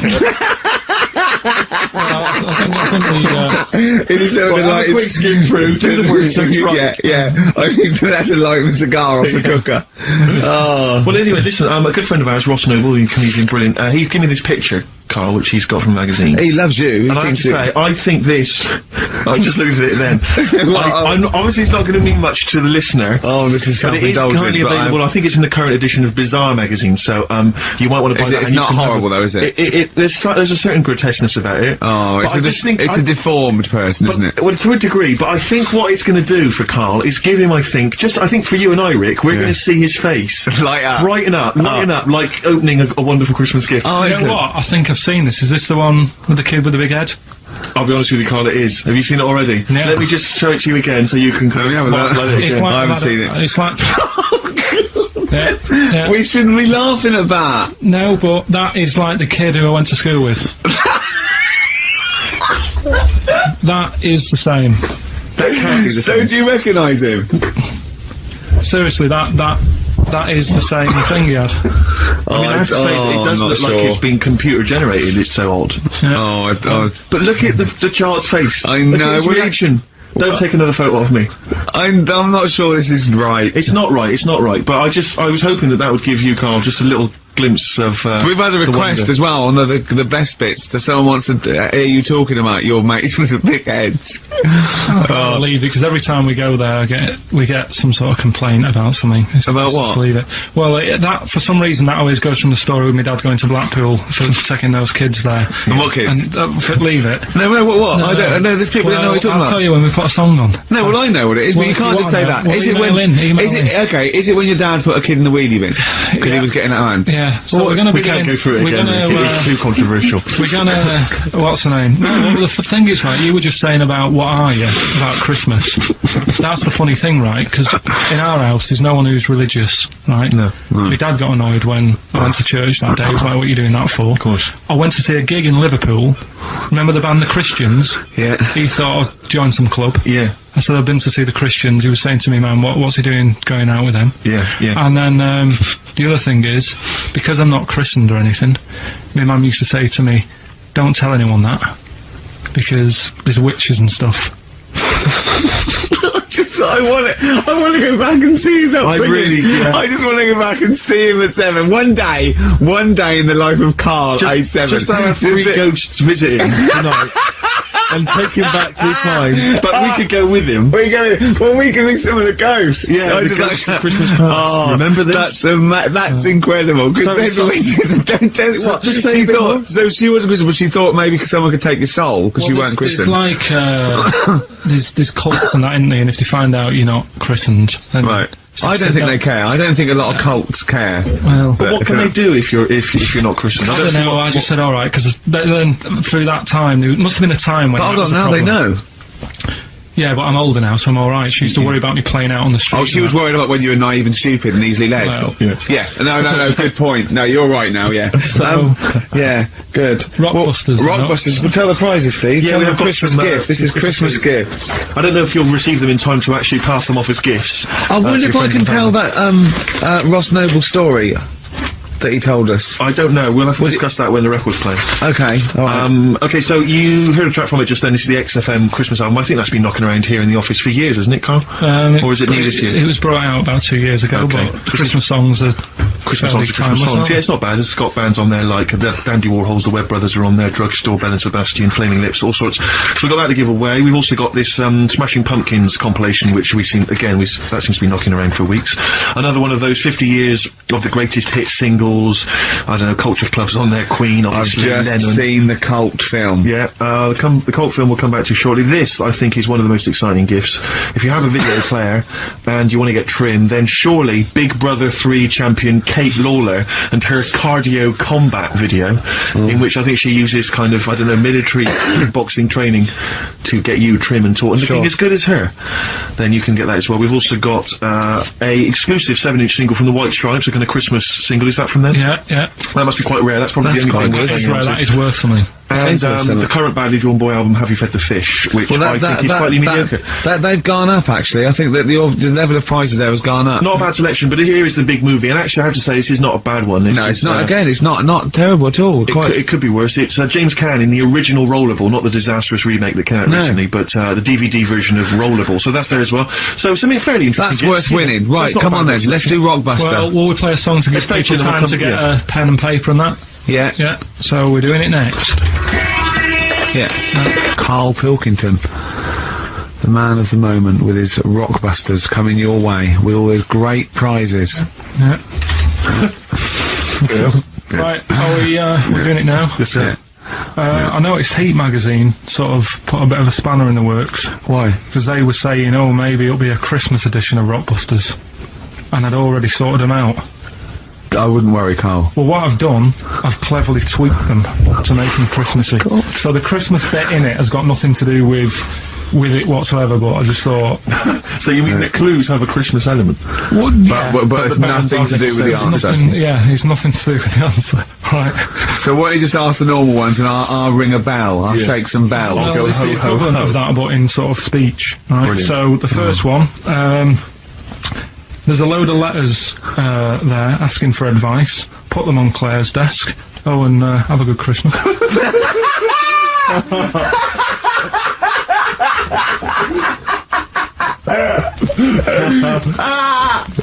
Oh, give it to us again. Oh God! Right, so there's a load of letters asking for advice. Put them on Claire's desk. Oh, and have a good Christmas. Right, but bear in mind, people, that the Christmas element may not be relevant to these clips. No, that's got nothing to do with it. I don't want to, you know. And the initial there is F, right? That's F. Alright. Right, the second one. Ask your mum if you should. After you've wrapped the presents. Right, so ask your mum if you should. Ask your mum if you should after you've wrapped the presents. That's S. S. Alright. Okay. And the last one, a couple of people were arguing in the supermarket at the fruit and veg counter. But it's busy in there because it's Christmas. That's probably what brought it on. So that's B. Oh. B. Oh God! So they're the three. Will I just recap? Yes, please. Yeah, I have no idea. I can't even. I don't know what to start thinking. Well, right. There's a load of letters there asking for advice. Put them on Claire's desk. Have a good Christmas. Have a good Christmas. Second one, ask your mum if you should. After you wrote the present. S. And the last one, a couple of people were arguing in the supermarket at the fruit and veg counter. But it's busy in there because it's Christmas. Busy because it's Christmas. That's a B. So they're the three things. It's email only, this one, please remember that. ricky.gervais@xfm.co.uk. ricky.gervais@xfm.co.uk. Yeah. Brilliant. Karl looks happy with them. He looks really happy with them. Rightly so, they're cracking. They're good. Yeah, they're good, so. Alright, is there going to be more Rockbusters in the new year? We're not sure. I'm still, thinking about new ideas that we can do. Okay. Are we starting Ricky Ridiculous today? Have you done Couldn't be bothered. Couldn't be hard. Look forward to Ricky Ridiculous. Well, he's worried about. He nearly said asked, and he just stopped because he's worried because he's the producer. Yeah, well, I've got to set a standard. Oh dear. Karl, you have, mate. You have. So that's that. We've still got to come. I'll tell you what. Why don't we have a lovely tune, right? You make the tea. We're opening these biscuits from Alexandra. Yeah. We'll be enjoying that, right? Maybe segue so we can have a nice little, rest. I don't want to talk through it. It'd be rude. And then we're coming back, and as part of Parkinson, and Do We Need Them? Do we need them? Yeah. Karl has interviewed an expert on jellyfish. Brilliant. So we've got that. Plus, of course, we've got a two-part Educating Ricky. You've got Educating Ricky still to come. With a Christmas theme or not? And we've still got things like the Pogues, John Lennon, Joni Mitchell, just David Bowie. Are you suggesting there's going to be some great music and some fun chat? And some fun chat. Lovely. Good. We've got our little biscuits, haven't we? We're loving it, aren't we? Cheers for that. I think I can just sum up the station, can't I, Steve, with that just last comment? I think you're probably right. I just came in, I just went to the toilet there, and it's a disabled toilet that's close to it, so you go there. I had a wee, I thought, oh, the thing doesn't work, didn't flush. I came back and I said, oh, the toilet doesn't work, doesn't flush. And Karl went, no, you just stick your hand down and pull that wire up at the Think of that. Put your hand in the water. I mean, just when, In the cistern water. when David Bowie interviewed Zoe, there's a toilet smell flash. He goes, "All right, Bowie, just stick your hand down, pop the shit down the U-bend, and just wipe your hands on your pants." Thanks very much. I mean, sums up this station, doesn't Absolutely. Tin pot. Have you ever done this? This is one of my most embarrassing moments. Is because sometimes you'll see. Well, you'll realise what I was going to say. What happened, Rick, was I almost leapt to the end of the story. Right. But I realised I had to go back a few steps. I just said, have you ever you stopped? It was going to be coming, but you'll understand in a minute when I finish the story that it's not coming in the traditional sense. Oh, right. Because it's followed by coming out of. Oh, sure. Alright. Yeah. So. And not your trousers. Okay. Alright, so, now, awkward moment, and I should just, if you're Christmas shopping, maybe you're in a big department store, and, you see the disabled toilet, and you think to yourself, I can nip in there, I can use that, because it's close to hand, because I've got to wander miles for the regular toilets. I went in there once, in the toilet, disabled toilet, just snuck in, came out, disabled person. Furious. That was, but it's really awkward because it is like it's their sort of private domain. It's like they're part of an exclusive club. They've not got many perks in life, and that's one of them. And here I was, kind of exploiting it. But they can't. Well, yeah, I suppose they can be annoyed. But what did you do? Did you affect a limp? I normally do. I often do. I've affected a limp many times. Like, for instance, if I take the lift in a building when it's only one flight of stairs, right, and they know, and I get up on the first floor, I always affect a limp coming out, so that justifies why I haven't come up the stairs. Like, who is it that I'm scared is gonna sort of say something? Yeah. But, oh dear, that's it's the same thing as if someone asks me for directions, I always pretend I'm foreign. I always go, I don't. Why do you do that? I can't, because I'm just terrified of giving them the wrong directions. And well, just now, I don't know, I don't live from I don't like, because I'm sort of, I feel bad, because what I used to sort of give directions, because I like giving directions, I like helping people out. But then I realised I didn't really know. You used to hang around going, you alright? Yeah, we're fine, yeah. Do you want to know where to go? I tend to have a go even if I don't know. Exactly. But I'm always terrified they'll come back and find you and go, you led us astray. Yeah. So I just affect a foreign accent. There's a fella the other day, about 2 weeks ago, when I was walking in. Little old woman, little old fella come up to me and said, where's Wimpole Street? So I said, I do know it. So I think it's over there. And then I'm not very good with street names, but I'm good that if you say, there's a Boots on it.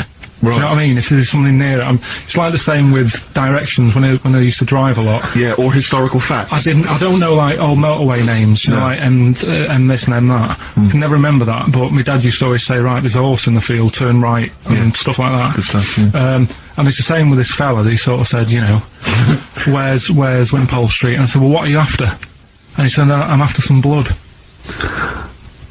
And it was a lot, yeah, there's doctors around there, isn't they? So I was like, so that didn't help me. What do you mean he was after some blood? He said, I need some blood. He must have had an illness. Bleeding? No, he just must have needed some new blood or something. He had some illness. And I was like, why didn't you go to the pet shop and get some parrots? No, but... Like, he didn't have fangs and a cape, did he? Yeah. No, but do you know what I mean? Oh, that didn't help me out. But what if he'd have said, well, some pile cream, actually? Can you go, you want boots then? Yeah, he would have been alright. But I didn't know where to start with that. I need some blood. Yeah, That's it's over there. Yeah, sort of pointed him away. But so he was losing consciousness. You sent him the wrong way. He's dragging himself along the pavement. Is there blood this way? The gash is growing ever deeper. Well, we've got to do Pilkington, haven't we? Do you want to? Yeah. Okay, we should explain this, I think. Well, it's Carl's new idea for a TV show. He wants to do a TV show called Do We Need Him, where he goes round and he talks to experts like David Attenborough, David Bellamy, maybe Lenny Henry doing David Bellamy. Right, yeah. If he can't get the real one. And he just picks on an animal that he doesn't really like, doesn't think you need him, and an expert will tell him, if we do, this is the first instalment. Let me put a song on, right? Now we've got him, and then I can set it up and stuff and tell, we can explain it fully. Explain it and that. Let's do a classic. Let's do a big stomp in one of the best Christmas songs of all time, shall we? What are you thinking? Fairy Tale in New York. Excellent. Oh, it's always my home. Featuring Christian McCall on XFM 104.9, the Christmas edition. Indeed. Next week, we've had loads of suggestions, Carl, for your best bits. It's basically all your best bits. Me and Steve are largely irrelevant in the voting. Yeah. So, you can compile your best bits next week, and they'll be loving it. We had a request for the little Chinese fella in his pants, a horse in the house, cutting your hair on the railway station. If you haven't heard those stories, what does that mean? The little Chinaman in your pants, you've got to be tuning in next week to find out what that is. The only thing is, the older horse in the house was in the last best of. Was it? Yeah. Well, that doesn't stop. What's his name? If you're one of those people that want to see these clips again, tune in. Oh, it'll be alright. Christmas. It'll be alright on the night 84. Yeah. Someone kill me. I think I'm going to live forever. It's like we said before, who goes to the recording of one of those? There's always people in the audience. Yeah. Aren't there? That would be great. Tickets for it'll be alright on the night. And they laugh at his jokes, but I don't know I what think the how jokes many are. takes it, how long it takes to record that. The show's about 3 hours, so the recording must be about 9. Have you ever seen Kirsty's home videos on Sky I One? think so. It's Kirsty Gallagher. dogs falling down slides. It's like you've been framed, but falling over in a wedding. It's got audience laughter. But I'm assuming it can't be a real audience. I'm assuming it must be like No, they've Flintstones. just lifted it from the Flintstones. Yeah. They laughed from the Flintstones. A lot of people forget that the Flintstones had an audience. If you watch the Flintstones, there's laughter when Fred does something funny. Yeah. The idea of people being shipped in But we were talking to watch about, a cartoon. I like the idea that some jokes weren't as funny as others. Like the director going, we'll put a laugh on that, and the producer going, it's not as funny. I think Dino it's not as funny. Dino should get a round of applause every time he comes in. Everyone knows him. The kids love him. We're making it up. Yeah, and Barney getting disgruntled because his jokes never get decent laughs. Yeah, he's like wise. Exactly. Yeah. He's like early wise. Okay, Anyway, Carl, so here we go. It's an exciting feature that I think will be picked up by Channel 5. It's going to be Karl Pilkington, Do We Need Them? Where Karl goes around checking out animals with top experts, asking them whether we need them in the world. Yeah. So, this is the first one. We won't do it next week, but I'm already sorting out the contact. We will be looking at octopus, because they're a bit weird. Okay. So that's what you got to look forward to in 20, Again, if you have an animal that you feel is unnecessary in the world, then email us, and I'm sure Karl will investigate for you. Well, the other thing as well, whilst we're on to that, I want to sort of have a bit of research with me, so when I speak to the bloke or the woman about the octopus, right, I want, you want to be armed with the facts? Well, sort of response from listeners, so I can say, well, 70% of XFM listeners said we should get rid of them. Sure. Do you know what I mean? Like Jon Snow does on Channel 4 when he does all, politics stuff. So, if you agree with me, just send an email saying yes. Well, so yes, we should get rid of them. Yes, yeah. Yes, get rid of them. Because the house believes always we should get rid of these animals. You're picking animals you want to get rid of. So yes is, get rid of them. No is, don't get rid of them. Well, and not no, it's Noah, because they go on the ark. The ones we keep go on the ark. That element I'd completely forgotten about, and I think that's a wise move, because I don't think that's working. I don't think you've thought through the whole Noah. So that's just complicating the show, I think. So yes, we get rid of them. Noah, they're saved on the ark. Yeah. Right, okay, so here we go then, jellyfish. So today we're looking at jellyfish in Pilkington.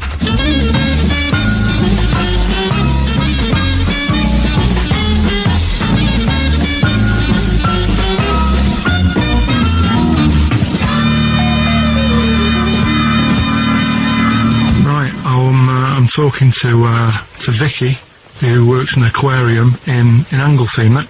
Yes, it is, yes. Right, brilliant. Today we want to find out if we really need jellyfish. I've got a bit of a problem with them anyway, because I've been stung by one, and I've done a little bit of research into them, so I'll tell you what I know about them. Okay. You might learn some stuff from me. Oh, well, you never know. And if I'm talking nonsense, just tell me. Absolutely. Yeah.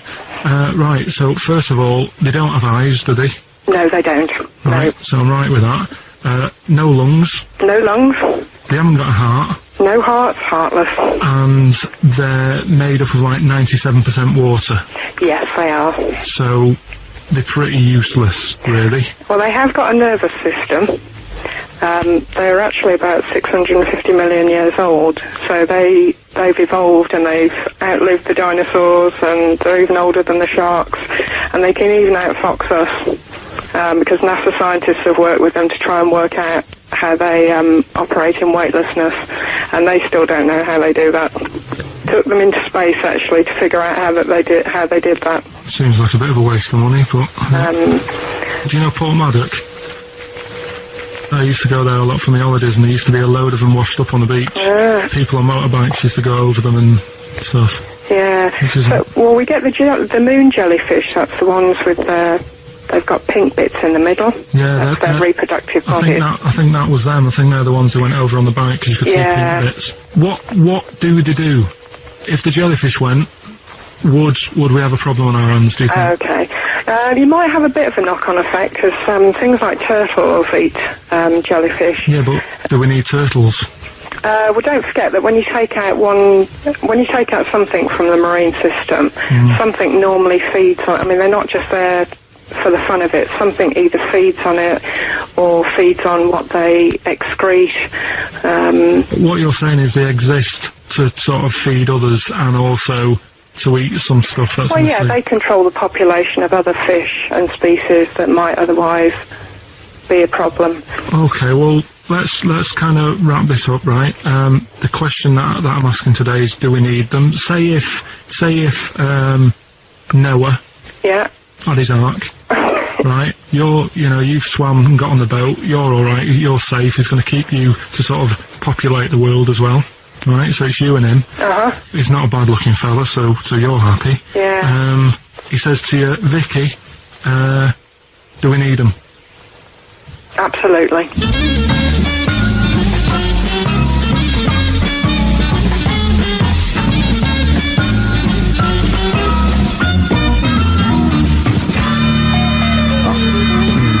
I don't even know why she even gave you that interview.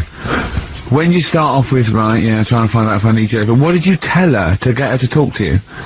Just said I'm doing some research on stuff. Did she think you were a schoolboy or something? No, she just said, oh, alright. She said, how long will it go on? I said, not long, just like 5 minutes, have a quick chat. And she loved it, didn't she? She sounded happy to take part in that. So, the fact I love the fact that you've got an expert, and you suggest that she's going to be having sex with Noah. He's a good fella, so you're happy. She goes, yeah. I mean, I don't know why you stopped there, didn't go into positions or something. I can't believe... The problem is, really, I didn't get to the bottom of what I wanted to say, because... Oh, no, you did. That's it. That's done now. That's a pretty good academic work. That's proved, No, but the turtle thing, when she said, oh, if you get rid of them, the turtles, won't have anything to eat. But when she said that, I mean, I couldn't say it because it would have took her off and confused her. But... Well, she's a scientist. She's easily confused. Well, say, like, when Suzanne is working, right... I'm not a very good cook, so I always get, like, an Indian in. What? To do cooking for you? So, right, I'll have an Indian. Right, now, say if, for some reason, it closed, I get a Chinese. So why don't the turtle just... There's loads of stuff in the sea. But I didn't want to get too heavy on her, but... It's pretty deep. Oh, that is genius. But we'll look at... But so the fact that she said, yes, you need jellyfish, does that mean that you've changed your... I mean, what I'm saying is, does her answer go? Does that stand? Yeah, it does, yeah. It does, does it? It does, yeah. Whatever I get the expert to say, I try and get them in a corner. Right, you try and, argue them into a corner. Argue them into a corner, but that time she wasn't having any of it, so we've got to carry on having them. Yeah. So in the new year, we'll be looking at octopus. Okay. Yeah? Yeah, great. Brilliant. Place and feeder. Christmas. I think there's Karl with his Victoria Plum. I want to see a Victoria Plum. I want to know what it is. Does it look like a little gnome? It's a woman gnome. A female gnome? Yeah. A little gnome. Did your mum collect gnomes? She likes anything gnomes, she likes fairies, she likes, Indians. She collects all that stuff. And it doesn't matter what it is. What do you mean? Like a proper Indian with all the headgear on. Or a Native American. She likes anything with them on, like, it can be a fridge magnet, it can be, just a lot of Native American wisdom is around the fridge magnet, because they think it has special powers of adhesion. Yeah. Yeah, that's, you read some of their writings, the great works. It reminds me, talking of gnomes, he said to me in the week, he went, oh, did you see that programme on telly last night about dwarves and fellas without legs nicking cars? And I went, no. He went, oh, it's amazing, right? Because they haven't got legs and that. They scoot along and they can nip into a car like the Dukes of Hazzard. Explain more, Carl. No, you see, I didn't see it. Someone else told me about it. Oh! That's what I said to you. I said, did you see it? Because I missed it. And it's about these little fellas, who, specialise in car nicking. And the thing I wanted to know is, because this lad who sort of watched it only watched half of it. Is he like you? Well, I said, I can understand how it's easy to get in, but then how do you get away? Because you can't reach the pedals. Yeah. Can there be two of them? But presumably he opens the car for someone else. What is it? What do you mean? What, so he's steering and he's like, right, press the brake a bit. And then there's one that's just legs, but without the top half. I don't understand how this helps them, though. Why does this make it easier for them to steal Because they can cars? just get through the window really quickly, like in the Dukes of Hazzard. Why? Because their legs don't get in the way. Right.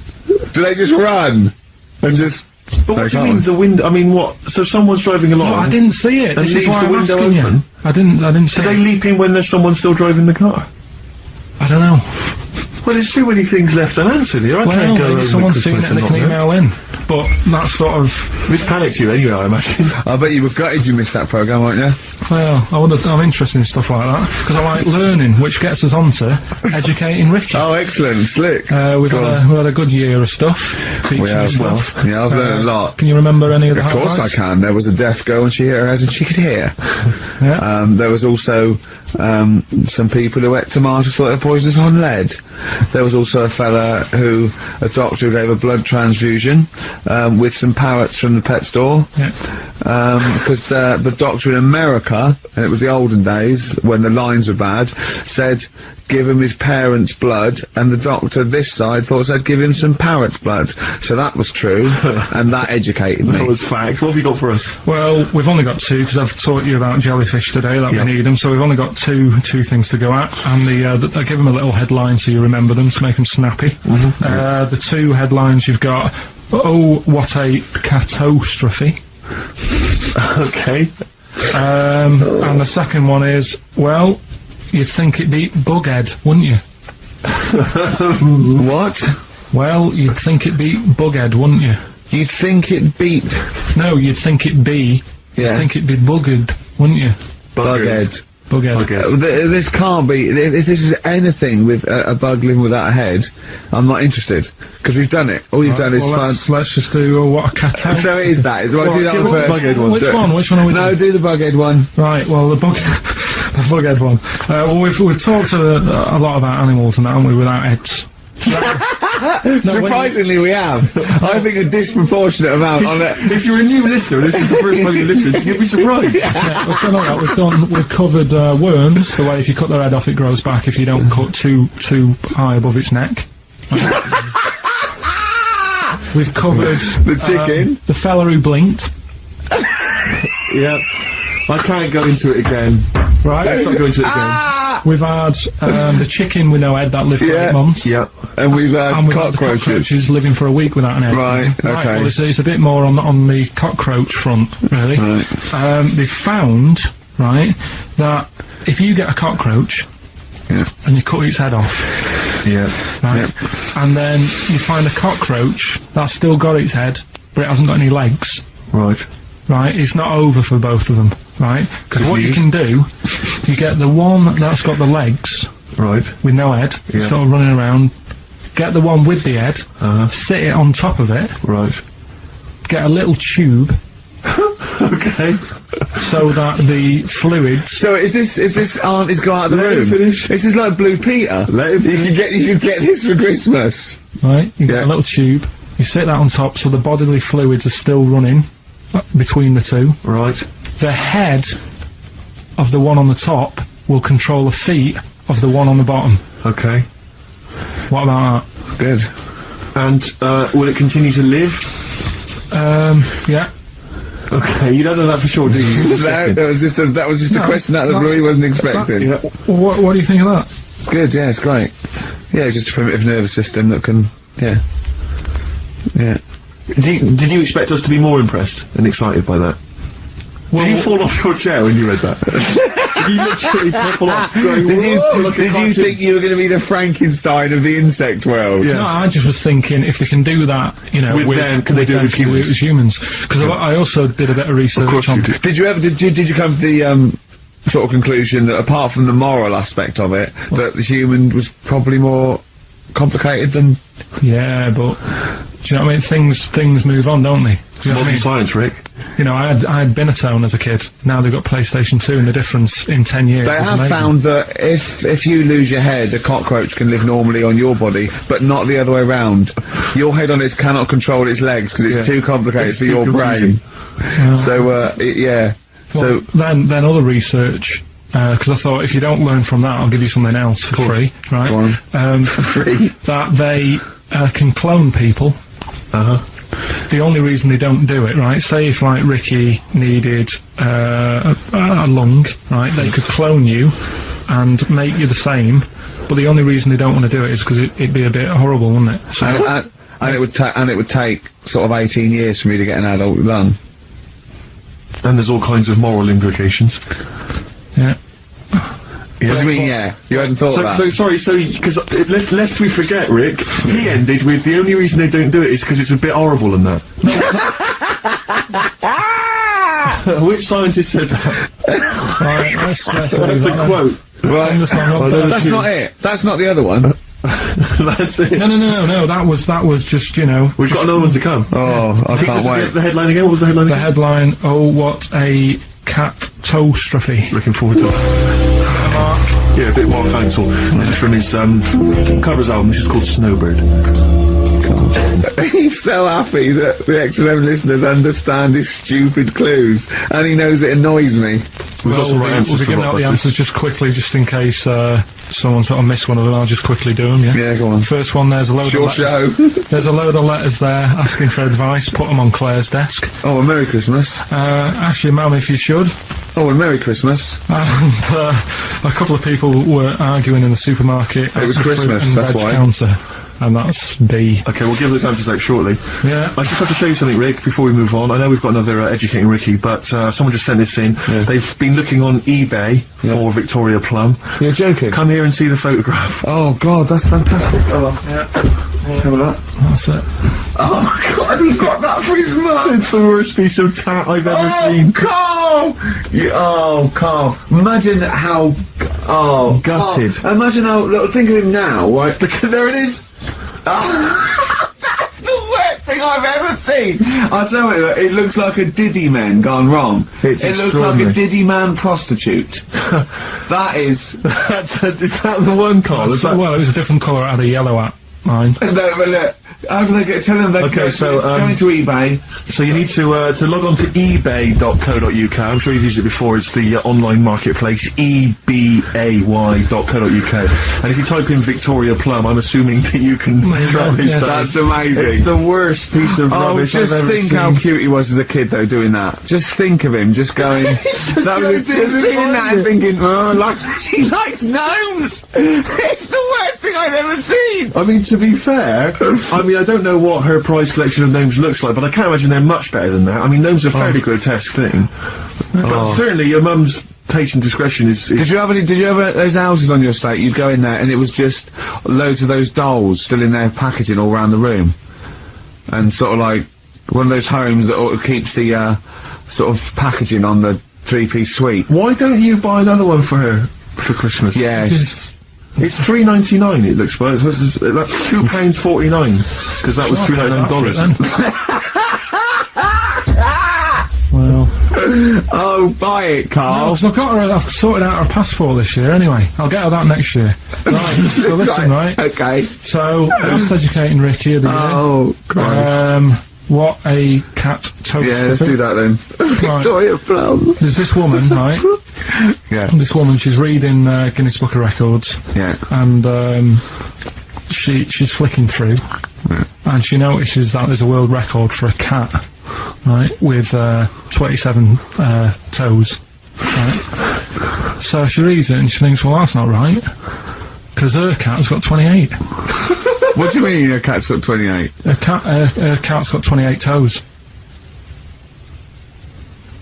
So she was like, well, hang on a minute, mine should be in there. So there was I missed the very beginning of this. She was She's looking for the Guinness Book of Records. She's the woman. record. Woman was looking for the Guinness Book of The Records. woman with the cat with 28 toes looking through, and it said the record for the cat's toes was 27. She thought, hold on. Hold on a minute, Ross McWhirter. My cat's got one more than that cat, so go on. Anyway, so she said, you know, the person doing the interview with her said, you know, is it happy? And she said, yeah, you know, it's great, and it's really good in the snow. Right. It gets through a lot of nail varnish. Well, yeah, that's what it said, right? It said it's really good in the snow. So, I just was thinking, I mean, that's it, really. That's not it. That's the end of that story. But Brilliant. But what I'm thinking is, right... It was two cats welded together. No, she said, you know, it's happy. So, is the other sort of disabilities where, in a way, it's not all bad? Oh, Christ. No, do you know, like, that book Steve brought in for me? And there was a fella there, wasn't he, who had 3 legs, who was a juggler. And I was like, what's the point of that? What do you mean, what's the point of that? What's the point of he's what? not taking advantage of having 3 legs, is he, being a juggler? Yeah, he said he should be a footballer. Right? So... no, but in a way, he's used it, hasn't he? He's probably not even that good at juggling. But because he's got 3 legs, people have gone, well, give him a chance. Let's go and see him anyway, see if he's any good. Yeah. Right? So what I'm thinking is there anything else? We've mentioned, the midgets today who are good at robbing cars. Because they can get through the windows like Dukes of Hazzard. Sorry, so listen, look, I'd just like to say, this is the radio authority listening, we are in no way suggesting that one midget's forte in life is robbing cars, or that if you're a midget sitting at home feeling sorry for something, you should go out robbing cars. I'd just like to say, this is Karl Pilkington talking. The views of Karl Pilkington do not necessarily reflect those of XFM or us. Yeah, but it was a TV programme, so it's not me, I'm just saying what I've seen on TV. But you didn't see? That somebody told me about. Yeah, just so you could be wrong, just like a lot of your spurious facts that you just see on the internet, you know. I'm just saying. Yeah. So, is there anything else? We've seen the fellow with 3 legs. So what you're saying is there a disability that is actually an advantage? Yeah. Right, I mean, okay. Steve mentioned about the disabled loo. They're always really roomy, and like got multi-gym facilities in them. Multi-gym facilities! Oh, do you know what I mean? Multi-gym facilities! What do you mean, Karl? There's always bars everywhere and that, isn't there? That's not parallel bars. Yeah, That's they to help don't them do get up. gymnastics! They're not in there working out. But I'm just saying though, do you know what I mean? So in a way, they've got that. So, always, what I'm saying is, when you look on the brighter side, it's like Elephant Man would have never got up and gone, oh, look at me hair today. Nor do you. No, but, do you know what I mean? He would never have that problem. You're a maniac. Forget it. I thought we'd be able to like, get a serious discussion going here. Well, okay then. So, this is a serious discussion, is it? Yeah. Okay, well, let's treat it sensitively then. If you really want a serious discussion and talk about whether there are some disabilities that are an advantage, let's think of some then, shall we? Well, I've said 3 already. Yeah, you can't say, if you're deaf, Bobby Davery won't annoy you. That doesn't count as an advantage. Do you understand? Do you know what I mean? Karl's looking at you thinking, that's brilliant. Yeah. Yeah. Well, we'll leave it then. I'll come up with a better feature for next year. Oh. We'll bin that, Oh, So, if you've got any disabilities... We've been that like that was going to be a feature. What, you were hoping that would be a spin-off feature? Disabilities, they're actually Well, it's an another advantage. form of do we need them? It's like... But that's Karl, think of it, it's like that joke, a bloke that, as he wakes up in hospital, says, good news and bad news. Bad news is we've had to amputate both legs. What's the good news? The fellow in the next bed wants to buy you slippers. See, that's not an advantage. It's a joke. That doesn't really happen. People don't go, oh, that is good news. Yeah, I'll probably get a quid from. Do you know what I mean? But the fellow with 3 feet, what would he do? Well, he'd buy a pair and then just nick one of those, because they put out one shoe, don't they? Are those, yeah, if you've got one leg, you can nick shoes. Good point, Right, Karl. now I'm getting you thinking. Yeah. Right, so we'll do Rockbusters Answers next then. Happy Christmas, war's over and all that. Indeed. Yeah. Brilliant tune. Great tune. And Well, lovely sentiments. I've had a great time. Merry Christmas, everybody. I hope we haven't offended you by some of Karl's rantings. Just think of what he's gone through in his life. That Victoria Plum incident. Karl, I've got a little gift for you here before we go. Oh, you're joking. I haven't got you anything. Well, no, you haven't got your girlfriend anything. I wasn't expecting much. It's not exciting, but it's worth taking. In fact, why don't you just re-gift that straight away? It's alright, cheers for that. He hasn't even looked at it. It's champagne. That's not the champagne we got free from the BBC, is it? It's not actually, no, Rick, because that is far too good for the likes of Karl. Oh, right. And I wasn't good, so you wouldn't appreciate it. That's just sparkling wine. Oh, brilliant. Oh, I love that. Yeah, he doesn't know the difference. I'm seeing Karl on Christmas Day, because he's around Christmas Day in London, so I'll get a little gift then, Karl. Alright. That'd be good, wouldn't it? It'd be a nice little... Okay, answers. We must give the answers. You would have to go to bed at 6, though, so we can play. Right, here's the last clues of the year. You had, there's a load of letters there asking for advice. Put them on Claire's desk. Go on, that was F. That was for foreigner. For Rayner. I don't know what you mean. Claire Rayner. She took advice. She gave people advice. So that's a foreigner. That is shit. Right. I'm sorry. That may be Christmas. That is absolute start. A lot of people got the right answer. I know. Well, that annoys me even more. The second one, ask your mum. Foreigner. Yeah. Foreigner. Second one, ask your mum if you should. That was S. That was Shalimar. Shalimar. Right? No, bizarrely, what was the clue there? Ask your mum if you should. No, we got a lot of people saying Smashing Pumpkins as the answer to that. I don't know who's saying that today, Mum. Smashing Pumpkins.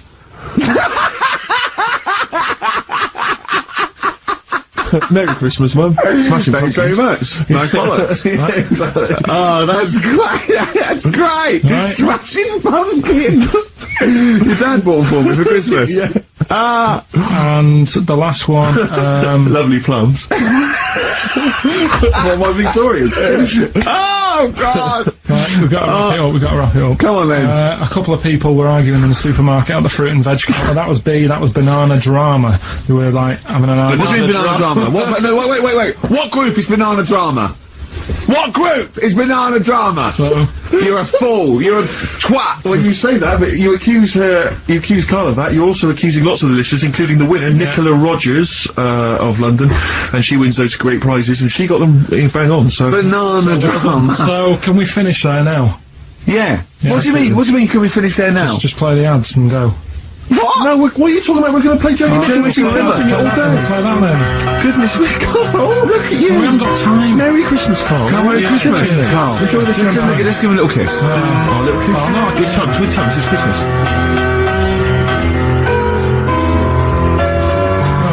Stop messing about. It's coming on Christmas. It's the best of. You've been voting in all week, sending your emails. So here's the clips that you wanted. Karl Pilson in the chair now. The talks about the acclaimed Educating Ricky. Right, well, just in case anyone's new, doesn't normally listen, basically, I'm educating Ricky. Do a bit of research in a week, find stuff, news, history, anything that's interesting. 3 stories, I give them a nice little headline. You take your pick. Between now and 3, you're going to learn 3 things. Yeah? Yeah. So, the headlines are, I'll be no buying one of them. Give us that again. I'll be no buying one of them. Nice, okay. Yeah. We've also got, Hippopotamus. Okay. And, Can You Believe It? Can you believe it? Well, I'm going to go with Hippopotamus. Hippopotamus? News. Right, well, this one, it's, I'm not going to take the credit here. I heard Christian talking about this on breakfast, right? 'Cause it's a good story that happened. Basically, I don't know if I told you about it last week when we were having our spaghetti, but, No, I think you did. Right, I know what it is. I know what this is. Okay, I've not heard this. Right, there's a little midget. Right, there's a circus. I'm loving it already. Circus going on somewhere. I think it was in America. And is that present day or old times? I'm talking like in the last 3 weeks. Okay. Right, little midget. Circus, really packed out show. People are loving it. Right, Steve, you'll ask the same question I did. I know. So there's a little midget jumping up and down on a trampoline. What circus is this? Right. Pay good money to see it. So everyone's clapping and he's getting carried away. Because he can't believe it's that, he can't believe they're loving it. I didn't know they'd like a little person on a trampoline, but they love me. But you know what it's like when, if there's a crowd of people sort of encouraging you to sort of go higher and stuff. Yeah. And I'm sure he knew it was getting out of hand. But he was jumping and he was coming down the road going, higher, and he's going really high in the air, right? So he's doing this, crowd are clapping. There's a hippo, right, just sat next to the trampoline, getting ready to come on and do his act. Oh, right, I thought he was in the audience. There's a hippo getting ready to do his act, Steve. Yeah. So he's the ventriloquist. What do you mean he's sitting by the trampoline waiting to do his act? Because why does he sit in the dressing room and they go, 5 minutes, Mr. Muss, 5 minutes, Mr. Muss. So anyway, right, so the hippo's there, He's getting annoyed because the midget's He's going, how can I follow this? How can I, this is really annoying. They're going to be, no. So he's thinking, he's already done the trampoline, my pogo stick out, he's never going to work. Yeah, go on, so there's a hippo waiting. See, it's a great story, and I just know he embellishes it, or it gets slightly wrong. Go on. So there's a midget jumping up and down, the hippo's getting annoyed. The crowd are going mad, the midget's loving it, can't believe his luck. Although you think, he probably knows he's dicing with danger. Yeah. Yeah. So, next thing you know, they're all saying higher, higher. He gives it one big, like, heavy sort of landing on the trampoline, goes really high, but goes off at a funny angle. Oh. Hypotenuse. Okay. Yeah. And sort of flies up. Hypotenuse! Sure. Flies off at a funny angle. Ooh, dear. Hippo's there, swallows him whole. Crowd are clapping, thinking that's why the hippo was waiting there. Rubbish. Rubbish. It's not rubbish, though. But no, maybe there was an accident in a circus with a midget and a hippo, but at no point was this hippo waiting to go on, going, come on. The midget flew off at hypotenuse and landed in the hippo's mouth and was swallowed whole. This is what you embellish it. That is great. And I have to say though, Rick, when I heard midget trampoline hippopotamus, I was thinking actually the waiting happened. Yeah. So. Yeah, maybe. I mean, it is that you should never put those three together. Never. It's a recipe for disaster. Everyone knows that. Midget trampoline hippopotamus. Are you mental? You're asking for trouble. Well, you know when he told me it, he said, and the midget. He didn't mention the hippopotamus, and he said the midget went on, and soon he fell off, and the hippo ate him. And I said, sorry, what was the hippo doing there? He went, it's a circus. I've never heard of a circus having a hippo. What do hippos do? What can they do? You can't train them, can you?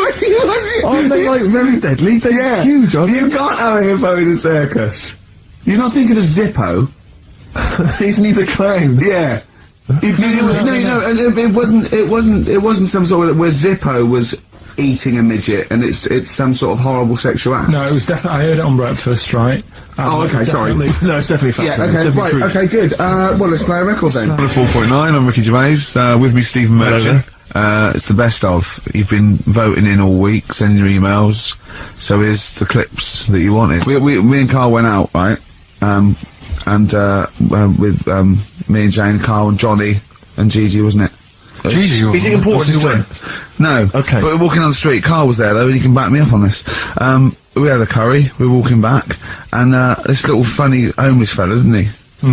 He I got to tell it before I go, didn't he? Yes. He came up to me, right, and he recognised it. And he came up to me and he went, oh, he said, I've just nicked 5 of your DVDs from HMV. And he shook my hand. He was so happy with it, and I went, right, excellent. He went, all I do is I just swing the bag over the top.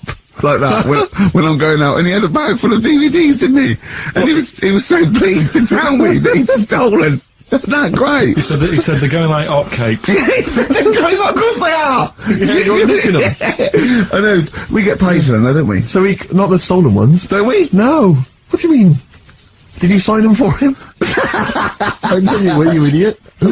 What, so, he just nicked 5... Yeah. Well, you say he was homeless, was he? Well, he don't know, maybe. No. Surely, how would he have seen the show? He just walked past Curry's one morning. Dixon's. Yeah, the telly idea. Seen a trailer for it, thought, interesting. I don't know if he was homeless, I didn't go into his home life. He shook his hand though, but he made Karl look smart, do you know what I mean? So, How does he sell them? Where does he sell them? Does he go to people and go, do you want an Office DVD? They're not nicked. Yeah. £4. Yeah, exactly. Have they stolen? No. They've still got the tags on them. Well, it's like those people who, those cab drivers that you'll meet at sort of 3 in the morning who've just got a car. Yeah. And just went out with a car. Yeah. And just, I'll pick people up and charge them. Yeah. I got in one once, I said to him, the guy just pulled up, I said, he said, I was in like, East London, going back to, North London. I said, yeah, going to, Swiss Cottage. He went, sure, hop in. We set off, he went, do you know the way? I said, well, not really, no, I thought you'd know the way, you're in a cabbie, aren't you? He went, no, don't really know the way there. I said, have you got an A to Z? He went, no. I thought, well, if you're gonna go out just on the, just winging it as a cab driver, two things, take a map and a torch. He didn't have either. He said, well, I'll probably get to Camden. I said, well, I'll direct you from there. Drove on for about 5 minutes, making conversation. About 5 minutes later, he went, do you know the way to Camden? I thought you knew the way to Camden. I don't really know the way. I thought I did. Oh. It was loot. Let me out. £4. Exactly. And that's, I don't know who's got that sort of time on their hands that they just think, it's 3 in the morning, I'm at a loose end. I think I'll go out doing a bit of cabbing. Wow. Yeah. Because your dad was a cabbie, wasn't he? Yeah, he was, yeah. Couldn't stand it, but it's good money. He was he wasn't like a chancer though. What was he doing when he put that little Forrest Gump in a wheelie bin? That was part of the cab company thing. They had to do like a charity event once a year, and he did it 1 year, never asked him again. Tell us the story again. I'd rather not, because we got a few sort of, complaints about it. Why? What did you get complaints about it? Because he put a kid in a bin, and it's not the thing to do. So, but we could use it as a sort of sobering lesson for people. Yeah, tell it like a, you shouldn't do it. No, yeah, but that's how I did it last time, but people still didn't like it. All the stuff I tell you, we don't take the mickey out of people on purpose. No. it's real life, innit? And that goes on in life. Yeah. My dad was saying that in hospital, though. Do you know I was in hospital? Yeah. He did some jokes about old people and that, and he said at the end of the day, if something makes you laugh, it's funny. Do you know what I mean? So, what are you meant to do? And laughing's good for you. Yeah. So... But being laughed at isn't as good for you, is it? No, but there's probably more people laughing at one person, so if you balance it out, there's only one person who's upset and there's a bunch of people laughing. So, it's... Jesus! Give me an example of that, give me an example. Well, for instance, Karl Pilkington as he talks and the people listening. Yeah, no, give me an example of like, so, I can't, because again, that's what I'm saying, I can't tell you the story, because there might be someone out there who... This person might even be listening and think, I forgot about that and you brought it all back to me again. So I'd prefer to leave it, but I think people know... Why did he put him in the bin in the first place? Because he was getting out of hand. What was he doing, though? You see, I can't explain. You can't, don't be silly. I prefer to leave it, honestly. What was he doing? Was he annoying him? He was annoying my dad and the other people in the cab. Right. And he thought, how can I deal with this before it gets too out of hand? Yeah. He pulled over and put the lad in a wheelie bin. I'm gonna bet. So we'll leave that.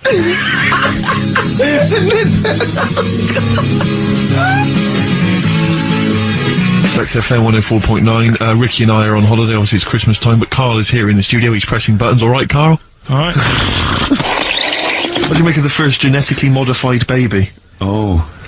Are you worried about this? Do you know what did they do? What? Let me see what it says here. Well, isn't it just choosing the, eye colour? Well, this is the concern, isn't it? That in the future you'll be able to decide whether it's a boy or a girl, how intelligent it is, what it looks like, is it handsome, is it ugly? Obviously, no one will choose an ugly baby, and so on and so on and so on. And so it means that where will it lead? Where will it end, Karl? Are you concerned? I've thought about this a lot. What will us three look like in the future if they're being, genetically modified beautiful people? What will we be like? How will we be considered in society? Yeah. But we've talked about this before, haven't we? About the cloning thing. Yeah. That's a bit weird. Yeah. But I don't think it matters, because at the end of the day, right, you might look like some other kid, but it's the way you're brought up that will change your features and the way you are, your personality. If you lie, you get a long nose, don't you? Well, no, but listen, right, because I remember when we, I was growing up on this estate. This is going to be good. Go on. No, it's not. It's just an example of how this doesn't work. Go on. So we don't need to worry, sort of thing. Sure. Right? Okay. So I'm growing up on this estate, and there was this woman about 4 houses down, right, who's a bit rough, alright? Didn't fancy her. Oh, God, no. right? But she had a baby. Well, tell me about her first. I'm interested in this woman. Why was she? It was a very... She looked like being a man in a dress. I mean, I didn't grow up in a posh house or anything. I'm not saying that if you live in a bit of a rough house, you're a bad person. What does she look like? But anyone can tattoos, clean up. Look like Tony Green with a fag on. They didn't clean up much, right? Oh. Which, even if you've not got a lot of money, you can still try and make a place look nice. Yeah. Right? But she didn't, and a kid used to take a horse into the house. Sorry. Whoa, Neddy. What do you mean a kid used to take a horse into the house? Where did they get a horse? Must have nicked it from somewhere. Must have gone. You seen a horse in it? No. What, is that from outside the saloon round the corner? Yeah, was it just tied up with a bit of Right. Oh, that's great. Big Jake, I'm looking for it. I'd been out. Oh. Sorry, let me get this. This was before the lynching stopped or after. Where did he get a horse from? What do you mean he must have nicked it? He's going to say, where'd you get that from? I bought it. All right then, but keep it out of the kitchen. I don't want you going cattling rustling. Where did he get a horse from, Carl? And how long did he have it for? Was he leading it or riding it? Mum, open the door! I can't stop! I can't stop it! Open the patio door as well. Looks like we got us a runaway. What do you mean? I don't know, but the thing is, they couldn't afford to buy one because they're not cheap. So I'm just guessing. Maybe that's wrong of me. But I think... He had a horse? Yeah, right. So that's why the family didn't have any money, they'd spend it on the horse. No, I don't think, that's what I'm saying, I don't think they would have bought it. So anyway... Yeah, it's wise to whisper, Carl, in case they're listening. Yeah, and they could be in the room next door. It's not buying it, it's keeping it as well. Oh, so I was like in the car with my dad, coming into the avenue, and you used to have to drive down it to turn round. And, and, you know, sort of go back to our house. You had the traditional method of transport, yeah. And, the horse was in the lounge. Reading a paper? Just like walking around. Oh, God! What? And when I was doing it, I tried to earn myself some money once by flogging little flowers in plastic cups. What? This is genius! It just keeps coming. What do you mean you're trying to flog little flowers? What do you mean? Wait. Let's play a record. Let's play a record and come back to this. Wait a minute. It's going to just unravel and unravel. It's going to go for hours. Let's play a track, deeper and deeper. It's like an onion, isn't it? We've created a whole world here where there's a man living with a horse. Just walking around the lounge. I come from the West Country. I've never heard anything like that. I just think of a big sort of like orange carpet and it's got a rediffusion telly and this horse going, I'm fed up in here. Exactly. This is really... I am not taking the rubbish out again. Yeah. Right, play a record. Let's have Velvet Underground. We've got that lined up. Oh, yeah, the classic from the first album. I'm Waiting for the Man. Let's come back to the horse in a second. Little flowers in pots. What do you mean?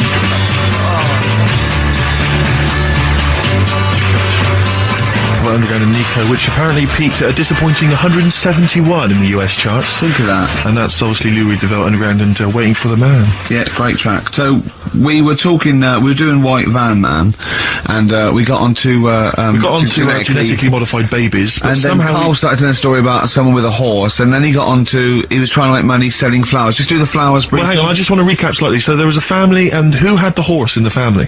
It was... Because you lived on an estate in Manchester. So the mother was a right pig, apparently. Well, I don't know whether that's relevant. You don't need to go that far. But what I'm trying to do is, like, make a picture for you so you understand. What does she look like? Who did she look like? Bit of a, and no disrespect to her, bit like Pauline Quirk. Quirky, yeah. Alright? Okay, I knew you were going to say that. I knew it was going to be Pauline. Did she have any tats? I've never got that close to her. Okay, alright. So who had the horse? Was this her son or her husband? No, her daughter. Her daughter had stolen a horse? Yeah, from, I don't know where, there was I think it was some stables down the road or something. And they kept the horse in the house with them? They kept it in the house. Did they didn't get have caught? it for long. No. Sorry, and you said you were in the house one day and you saw the horse in there? What happened was, I was, they did this thing at school about raising money for charity, right? For some local charity. And they said you can do anything to raise money, and they came out with all these ideas, and I thought, that's good. What was the charity? Well, I don't know, I thought, forget the charity. Yeah, that's just a good way of making overweight. So, you're a charity. So, so I asked my mum for some, cause she used to have a lot of flowers around the house. Sure. I said, can I just take some snippings off them? And, I'll go and buy some plastic cups. And, got some soil out of the garden, planted the bits of plants in them. Yeah. Got a tray. Yeah. Had about 25 plants on it, selling them for 25 pence each. Excellent. Did you sell any? Yeah, so loads. Did you just cut? You didn't just cut them and stick them in the Yeah, soil? they want to survive. But I think people sort of thought, well, good on him for trying.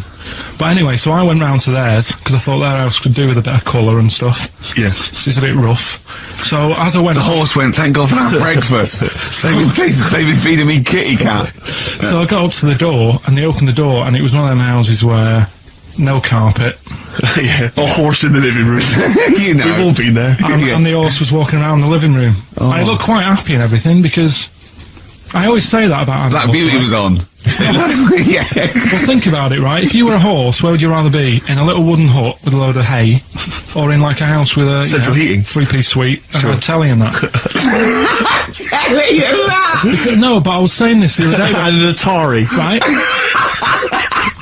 I was walking through London. Commodore 64, rubbish. Exactly. Walking through London with Suzanne, right? Yeah.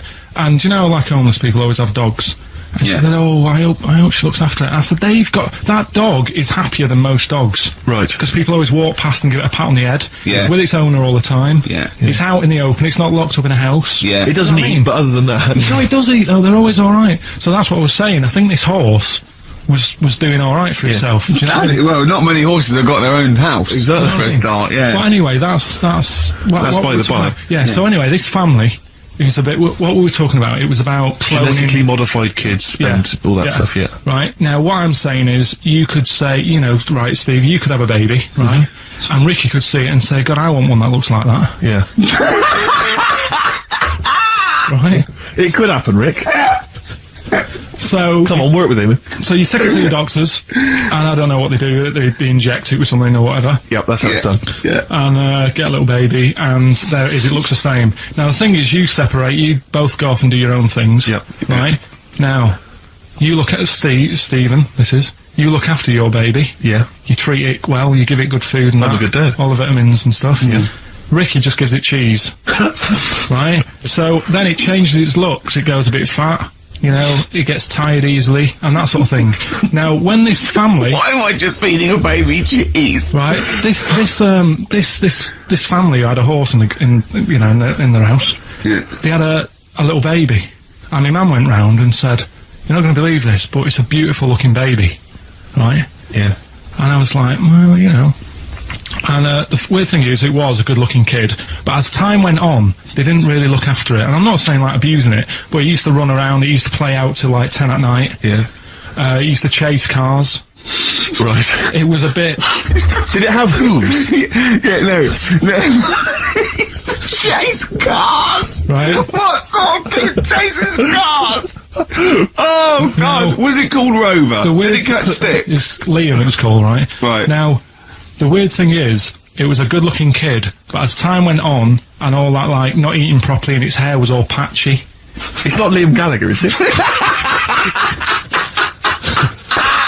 and chasing cars and that, and it became an ugly kid. It's definitely Liam Gallagher. And that's what I'm saying, right? You can clone all you like, but at the end of the day, it's how you brought up. Brilliant. Wow. Live. Wow. That was a hell of a point. Oh, God. But am I right? You're always right, Carl. I'm Ricky Gervais with me, Steve and Karl. Karl, why have you got a headache? You got a headache? Just a bit stressful because the moves on this week. Are you moving house? Oh, by the way, the XFM listeners came round to my house and bought the futon and table. Did they? Were they happy with it? Quite normal. They were well happy. Yeah. Couldn't believe the luck with it. What do you mean quite normal? What do you mean quite normal? Well, it's always a bit scared, isn't it, getting people round. I imagine they were scared. Well. And were they excited to see you? Could they, I mean, they were, you know, could you tell that they were pretty pleased to see you? No, I don't think so. I mean... You're Carl Pilkington. Yeah, but the fellas sort of, I mean, they brought the whole family round, which was a bit odd. Well, it's not often they get the chance to visit a living creek. Anyway, no, they were nice. And you're moving now, yeah? He said he phoned me up today.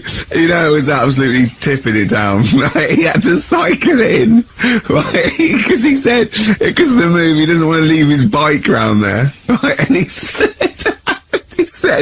and Suzanne, oh, I can't say this in case he's listening, can I? He won't know. will he? It says Suzanne's hired the oldest removal man in London. You should hear him.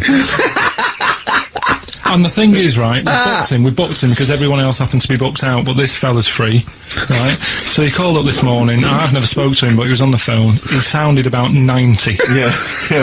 Carl thinks that he's going to have to do all the work. And the thing is, right, it seems to be all he cheap. wanted some Werther originals. Right, listen, he seemed to be cheap because it's £50 an hour. But how long is it going to take him? Yeah. Oh, that's genius. When's the move on then? When's he? He's coming round. He came round today to bring some empty boxes, and he was struggling with them.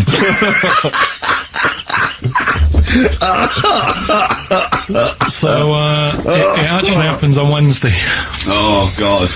Anyway, I woke up this morning, feeling fine. It's not a blues song, and I turned my phone on, and it was from Karl, and it went, "Forget it, I've made my mind up." And I thought, wow, what is that? And I forget phoned it, I've made my mind. I went, "Karl, what is it?" He went, "Oh no, it's about the text I sent you last night." I went, "Well, what was it? I just got this text." He went, I was just wondering, I was thinking last night. He said, supposing you had to have your hands removed. Sure. Right? And the doctor said, well, you can either have them stay like that with stumps, or I can sew feet there. What would you have? And I was bleary-eyed, and I went, the stumps? He went, yeah. I went, alright? He went, yeah. And then what was his follow-up text to that? And then I got the text, it was obviously before it, and it went, and it was like quite serious. What would you do if surgery don't remove your hands? Would you have stumps or the feet? Right? Now the way, when I said, he's made his mind up, and I went, the stumps, he went, yeah. I think secretly he decided on the feet, but was too embarrassed to tell me. There's a little bit of what would you do? Because But why did you think of this? Why did you think of this? Girlfriend's away, right? Yeah, no, that's not why you start thinking bizarre I'll tell you now, devices. right? I'll let you into my little mind, right? Last night, I had some beans on toast, right? She was away. It's good already. She was away, she had some beans on toast, she went wild. Yeah. Right? Now, I was stood up, I live on like on a high street, right? So I'm washing up, I'm looking out the window. First thing that had my attention is, I can look into other people's flats, right? Yeah. And it was weird how all these different lives were going on, I was watching them, and everybody had the telly on and was watching Volcano, right? Which was on last night. Right. And I thought, oh, that's weird, right? I can see them all watching it, and it was like a little Chinese lad who was dancing around in some underpants. And then there's a little old woman who lives downstairs who was reading a book, and she's always reading a book every night, and it's like, I have a better life than her. And then there's like some sort of bouncer who's always getting ready to go out late at night with all the black on. He looks like a bouncer. So I was watching all this life going on, I thought... Did you witness a murder while you were doing it? Yeah. It was like that sort of Sliver film where that bloke had loads of tellies watching people's lives. So that was going on in my mind, and then I was washing up, and I picked up the plate, and I thought, oh, it's amazing, isn't it, the human body, the way you can just sort of, you know, I want to pick that up, and you do. Yes. And the way your hands work, right? You've got 5 little digits, but it's just the right amount to do what to do what you've got to do, right? So I'm washing, I'm cleaning the plate. Sorry, Karl, stop. It's just the right amount. Might be one of the most genius things I've ever heard said. I would love David Attenborough to phone you up and say, Karl, how do I word this about the evolution of the mammalian front limb? Just go, we'll just say it's the right amount. But it is. One of course extra it would is. get in the way. Yeah. And one less would just make it a little bit more tricky when picking up a bit of a slippery dish. Sure, or buying gloves. Yeah. A slippery dish. So then, I was thinking, alright, imagine like going to the doctors and he's saying, yeah, everything's alright, your heart's good and everything, but... Your art's good? What, your Larry's, or...? Yeah, your heart, you're in good form and whatever, yeah. It's good news, you know, I had Giano in earlier, he's not looking good. Yeah. I had fastball there. But you're alright, but your hands need to come off. Right. Blimey. That's bad. Like, I'd get a second opinion initially. God! But a better good news, I've got a nice pair of feet I can sort you out with. Yeah. And he puts them on, and then I was thinking, right, first of all, washing up, what would that be like? Thought, Steve, that'd be tricky. And then the second thing was, it'd probably ruin the sort of the shape of your jumper. Because you have to keep putting the feet through there. Yeah. And then I thought, but I could still cycle in. Okay. To work. You could run in. Well, that's the thing. You'd be really fast. Well, that's what I was thinking. I thought I could still cycle because I could balance, and then I thought, but the only thing is I probably couldn't pull the brakes. Because of the little short things. Yeah. And then, like you, I thought, but then again, you're running in half the time. So that's what was going on in last night. Right. That's what I was thinking about. Did you How long did this take?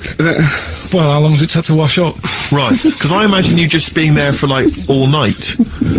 Probably 25 minutes. How long did the little Chinese fella dance for in his pants? He's always doing it. Last night he was at it for like 10 minutes.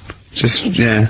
And his girlfriend never sits in the same room as him. She's always sat in the bedroom. She's going, you dance in pants again, I go in next door. Well, she was in the bedroom. She's always in the bedroom, sat on the floor, on the mobile phone. Right. All the time, yeah. It's weird how people's lives are just like, it is like that Groundhog Day thing. It's like, you know, he's jumping about in his underpants. The old woman's sat there reading a book. Yeah. And that's what got me thinking about my life. Do you think she ever goes... Are you sure she's not dead? Every time you look down there, she's just flicking through it. She's just reading this book. The pages never turn. She never seems to finish it. She never moves from her chair. Are you sure the Chinese her girl's cats going... are dead around her. I'm going into next door again. That little round-headed fella's smell. looking in. He's looking in at me. The bouncer goes, "Don't worry, love, I'll go and beat him up." But he's always getting ready. That's true. They see you staring at him, washing up, going, "I could have feet here," and they get scared. The old woman's dead. Oh, Carl, dear. can you tell us roughly which neighbourhood you live in, so that we know? It's central. Central, is it? Yeah. Wow, imagine if that little... Was he a Chinese fella, did you say? Yeah. Imagine if he was listening now. I'd love him to call in and explain his actions. Well, he might be on some other radio station talking about a lad who's always washing up and looking at his hands in a mysterious way. But, so we had this doctor that would go, "Well, alright, Carl, you could either leave him with stumps, or I've got every little pair of feet." Why, I mean, I told Jane this, and Jane went, "Is that the only choice? Could you say, could I have some dead man's hands?" Have you got any, where'd you get the feet from? Where'd you get the feet from? Can I have, what would you rather have then? Human feet, or monkey paws? Well, I mean, that wasn't an option last night. That if the doctors said... No, it wasn't an option last night, but don't forget, it's in your head, Carl. This didn't happen. No, but I'm just saying, at the time, that's all the doctor had to offer. But, you know, it's your head, you can go anywhere. No, it wasn't a real doctor to offer. It's in your head, you can go anywhere. You're not trapped. Yeah, but if you can do anything, then you'd say, we'll sort us out some other hands. Fair point, the fair record.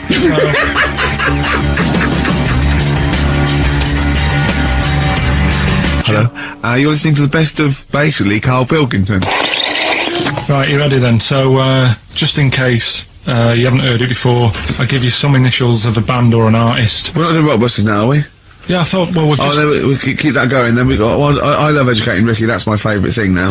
Well, what do you want to do, Steve? I think let's hear the clues. It's just like he's sort of bigged up the prizes. And so this is only by email. Give the email address out now for people to write it down now, Carl. Right, it's ricky.gervais@xfm.co.uk. ricky.gervais@xfm.co.uk. Only entries on email. Yeah. You're gonna get 3 clues. You've got to get them all right. And you win all. You win all those prizes we just said. Okay, Carl, go on then. Right, and just a quick example. One of the first ones we did, it was like AK, and the clue was exploding pet. Yeah. And it was atomic kitten, right? Yeah. So you understand how it works now. These are your clues. The first one, that army has got some well nice trenches. That army has got some well nice trenches. Excellent. Yeah. And the initials there are DW. Do you write some of the questions for 15 to 1? Go on. So that army has got some similar phrasing. Trenches. Okay. Okay. The second one. What were the initials there, Karl, on that person? DW. DW. Yeah. Right. The second one. The top of them curtains are all wrecked. All the materials all worn. He acts it out though. We've got to get him on telly. We have got to get him on telly because his little face and his gestures. That's the second one. The initials being HV. Okay, the top of those curtains are wrecked. All the materials all worn out. Right, HV. And the final one, here's the final clue. I was in Texas the other week, right? I tripped and landed on my knees in a puddle. What's the initials? WH for that one. So I was in Texas, I tripped up, landed on my knees in a puddle.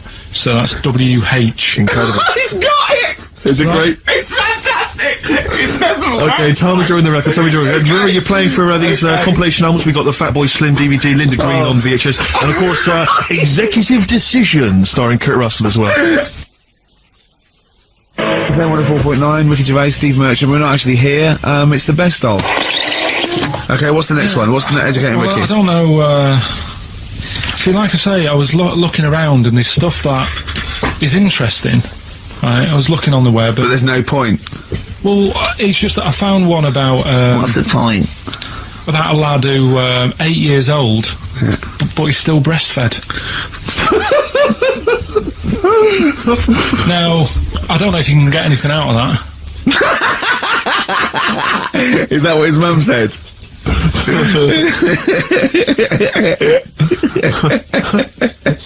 So, What do you mean I don't know if I can get anything out of that? You don't need to. no, it's just that, you know... Where did you read that? That was on the internet.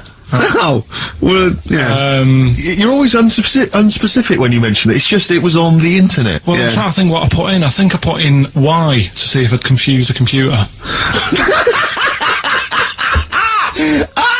And then, Go! You are... No, I did No, honestly. I did a search, put in Y, and he came up with funny things that, like, why is this person doing that? Why is that? And it had a picture of this 8-year-old lad, sort of, you know, on his mum's nipple. And, it was saying, you know, is this healthy? You sure that wasn't asking you that question? What? I put in Y to confuse the computer. Like, go, what do you mean? Yeah. Stop it! Yeah.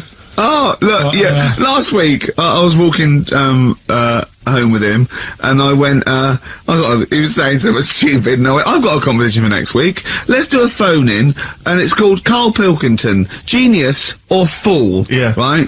And he went, No. I went, why not? He went, well, it'd be confusing because they say there's no difference between genius and being a fool. You do that, don't you? No, but it's rubbish, and people say there's a fine line between madness and genius, and, you know, it's a ridiculous soundbite. They don't say there's a fine line between genius and an idiot. Well, the people who do are idiots. Yeah. So what would you do there, though, just to sort of wrap that little thing up? What would you do? That lad loves his mum's milk. What are you asking me to come up with? No, I'm a just... title for the story? No, it's just what would you do? Right. What do you mean, what would I do? Well, it's causing a bit of a problem in the area, right? What area? In America, I think it was. Oh, America are a problem, are they? George Bush is worried about this kid who's breastfeeding at 8. Imagine it like this, right? Right. But, so, Carl, what are you asking me? About this spurious story you saw on the internet? I saw it on the internet. There's an 8-year-old lad, he likes his mum's milk, and it's saying, is this right? Should it No, it's not. on? But what do you want Ricky to do about it? It's not his responsibility. Yeah. No, but the little town that he lives in, they're all causing an uproar, right? Going, this isn't right, you know, I can't let my kid play out in case he's in the garden with his mum getting a bit hungry, right? So, what should they do? Because his mum's saying, well, he likes it. Yeah. And he, you know, so what do you do? I don't know the laws. No, but I'm not asking you to sort out the laws. I'm just saying, if you lived in that neighbourhood, what would you say? If you went up to him and said, look, everyone's getting a bit fed up with this, look. I'd say, what would I do? What do you mean, what would I do? what are you asking me? Right, it doesn't matter. No, what are you asking me? What are you asking me and Steve and the public? I'm just saying, say if you live next door to this woman. Yeah. Right? The kid's hungry, 8 years old, he's out playing on his bike and he goes, Mum, I'm getting a bit peckish, and he goes, alright, son. She whops one out. And he starts having his milk, right? You live next door, you're putting your washing out, and you see this going on. You're getting a bit sick of it, because it's gone on for months. 8 years, I see. Why is it your business? Why are you such a nosy neighbour that you're concerned? What would you do, Carl? Let's turn it back on him. What would you do? What's your solution? What would you do? Well, I thought I'd say, right, why are you doing this? And she'd say, because he likes it. And I go, all right then, put it in a bowl first. And you think that would sort that out? No, because I was thinking about the whole thing, right, and you do that when you're a baby, and everything's alright, innit? Yeah. No one bats an eyelid at a little baby having a bit of milk from its mum's breast, right? Yeah. You'd almost say it was natural. But you grow out of it. It's like, you don't see. It got me thinking about things you don't see. And you don't see. Did you put this into a computer? Show me things you don't see. What else don't you see? Well, you don't see, like, an old man having a Twix. You never... So what? You know the terrible thing about all this, Steve, is he's right. You don't see it. No, I know that's a terrible thing. So what they have got, right, they've made old man toffees, haven't they? They've come up with Werther's. Is that a song? Oh God! You don't see it. So they've got their Werther's, right? Yeah. Look at him! You think he's giving a lecture at Oxford? It's not going anywhere. No, go on, sorry. Go on. I'm just saying... Right. You grow out of things. Yeah. And the old man, I'm sure when he was a kid, he'd have a Twix. Yeah. Now it doesn't look right, so he's having... It doesn't look right! So... Right. I don't think Werther's originals were specially designed for old people. I think they were sweets that just happened to have been made for years. That's why old people eat them. Yeah. They didn't go, hang on, there's a market here. I've noticed old people aren't eating Twixes. Quick, let's make some old man sweets. But the little advert, he gives it to his grandson as well, doesn't he? He goes, have a Werther's original. No, I think it cuts though before he throws it back in his face and goes, get me a Twix. Did you see the stylish? You've been voting in all week, sending your emails, so here's the clips that you wanted. You've got a real problem with Rick Waller, haven't you? He turns my stomach. I know, but don't... Because he's arrogant as well, exactly, though. That's the problem. Don't explain to people that... No, he is a bit arrogant. It's his whole thing that it's the whole package, so to speak, that you don't Well, there's another thing in this quote, because it's not just the fact that he eats too much. He tried, apparently, to lose some weight, and, he said, the first month I lost 11 pounds, the next I lost a stone, but in the third my body did somersaults and I put on 9 pounds. I had a slip-up. I can't say when, why, or how, but it just sneaked up on me. Yeah. I don't believe it. Yeah. Don't believe it just sneaked up on me. That body's never done a somersault in its life. No. It just sneaked up on him. Yeah. It was the cakes again. Yeah. It was the same old cakes as before. It was exactly the same problem. Sleep eating. Yeah. It's called. It was the KFC bucket again. It was the family-sized KFC bucket for breakfast. Dear. Poor man. The other thing is that I don't think that's a very good shock tactic for a doctor to tell a 20-something, well, to be honest, you've got 20 years to live. Yeah. That's not, when I was 20, the thought of dying at 40 was fine. Yeah. I didn't want to live to 40. I just thought, what can you do when you're 40? Yeah. Just laying around doing nothing. Eating cheese. And then you got there, and you discovered... No, but someone sent me... Sophie here sent me something, and she said, I realise you're not Graham Norton, but I had to send you this. And she sent me the top of a little cream cheesy thing. It's the brand name is Gervais. How odd that is. They've named a cheese after you. I think it's a big French company, and this is from the Czech Republic. It's all over Europe, and so that would be a dream come true, wouldn't it? If they named a cheese after you? No, I think it's probably ancestors, and so I've cheeses in my blood. Sure, quite literally is. Yeah. Another heavy Friday night, was it? It comes out of pores like those Play-Doh things. I can squeeze out different shapes. Jay, bring the Stilton in. It's Friday night. This isn't fried. Exactly. But yeah, so we can't really have a go at Rick Waller. I eat too much, but but you're not big. I mean, one of the other contestants on the Fat Club, Celebrity Fat Club, is another one is Jono Coleman. Oh, we love Jono. Now Jono, I don't know, you know Jono, he's that guy who does, he should be on TV, and I think he does a breakfast show on a rival station, doesn't he? He's happy, isn't he? He's so true, and he's a really nice bloke, Jono. It's funny because he does a breakfast show on Heart, which is wrecking his own. There's a bit of irony. Oh, I love Karl. Thanks, Karl. Do you know what I mean? Yeah, I love you. I can see where you're coming from. Yeah, that's good. But we've met Jono a couple of times. We saw him at a couple of, not wishing to say not to show off, but a couple of awards dues. Yeah. Like that's showing off. But like people would have seen dead there. Well, yeah, but we went to one where everyone was in like tuxedos or suits and ties. Not Jono. Jono was wearing a pair of Bermuda shorts. Big Bermuda shorts. Knee-length Bermuda shorts with just these little... But I saw him again another time and he had shorts on at a similar event, and I've seen him since in the street, and he's all... I I'm wondering if he can wear trousers. I don't think he can actually wear trousers. I don't know if there's a medical reason for that. Whether he's just his legs are too fat. I think the material is a waste of money. I think it's just that you can get shorts that big and they're comfortable, and you know, I mean, to be quite honest, I don't want to squeeze into a tuxedo anyway. So if you can go, I'd love to turn up those things in Bermuda shorts. Well, of course, flip flops. But do you think he started off by wearing, maybe he just had the upper half was a tuxedo with the tie and then the shorts and the shorts underneath, and he would just have to come in, kind of sneak behind, you know, a sideboard. Potted plant. Or a potted plant, or his kids, bring his kids ahead of him. Yeah. You know, you're wearing trousers, aren't you? You're wearing trousers. Of course I am, yeah. In you go. Kids move a bit. Well, no. Of course I'm wearing trousers. Why would I? Wearing trousers. And then you just thought, oh, this isn't fooling anyone. So now I'm going to make a wacky effort to sort of, you know... The next zone is, I've heard he's going in a grass skirt and a garland around his, and he's going to come in limboing. But you did ask if you could go to the BAFTAs in a dressing gown, didn't you? Just for ease. Yeah.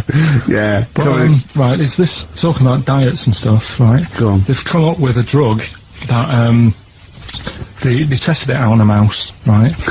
They said, you know, it's a problem that weight is a big issue in the world, and, you know, a lot of people are depressed, and that, probably like Rick Waller. Well, I'm depressed looking at Rick Waller. Well, you know. Oh. I mean, you could sort out Rick by, you know, Jono is an old man, he's got loads of money. He's not old. No, but he's getting on a bit, right? He's about hang on a minute. What I mean is he does his own shopping, right? So I bet it's hard. What do you mean? Because he's like, how old is he? 35. Right, he's got loads of money, he does his own shopping, so when he goes to the supermarket and he passes, you know, the sponge cake section, it must be tough when you've got loads of money to burn that you go, oh, just one more. Yeah. One more. So just sorry, we are getting close to libel here, I think. No, but I'm saying how it is, because I've tried, like, losing a little bit of weight. Have you? And it is difficult when you're in Waitrose and you see a little chocolate muffin and you think, well, one more and I'll do without... Do you like a little chocolate muffin now and again? Yeah, right. Is that your favourite thing? So the thing is... Let him finish his point. So the thing is, right, now with Rick, he lives at home with his mum, so why doesn't his mum just say, I'm going to buy less this week, and if you eat it all, you're not getting any more? Yeah. That's all that... Does he live with his mum? Sharp shot. I bet he does. So you don't actually know if this is true or not? No, but anyway, right? So this drug they've come up with... They've tested this on mice, haven't they? No, I'm worried if they haven't tested it on mice. Thank God for that. It's definitely been tested on mice. Definitely. They fed a mouse a load of cake. Yeah. Right? And it went a little bit chubby, and he said, right, stop a minute. And then they gave it this drug that makes you lose weight. Yeah. And its weight went down, but the only bad side effect was its eyes were popping out. Well, that seems to be fine then. Let's give it to Jono. There doesn't seem to be any problem. Oh, Rick should get some of that.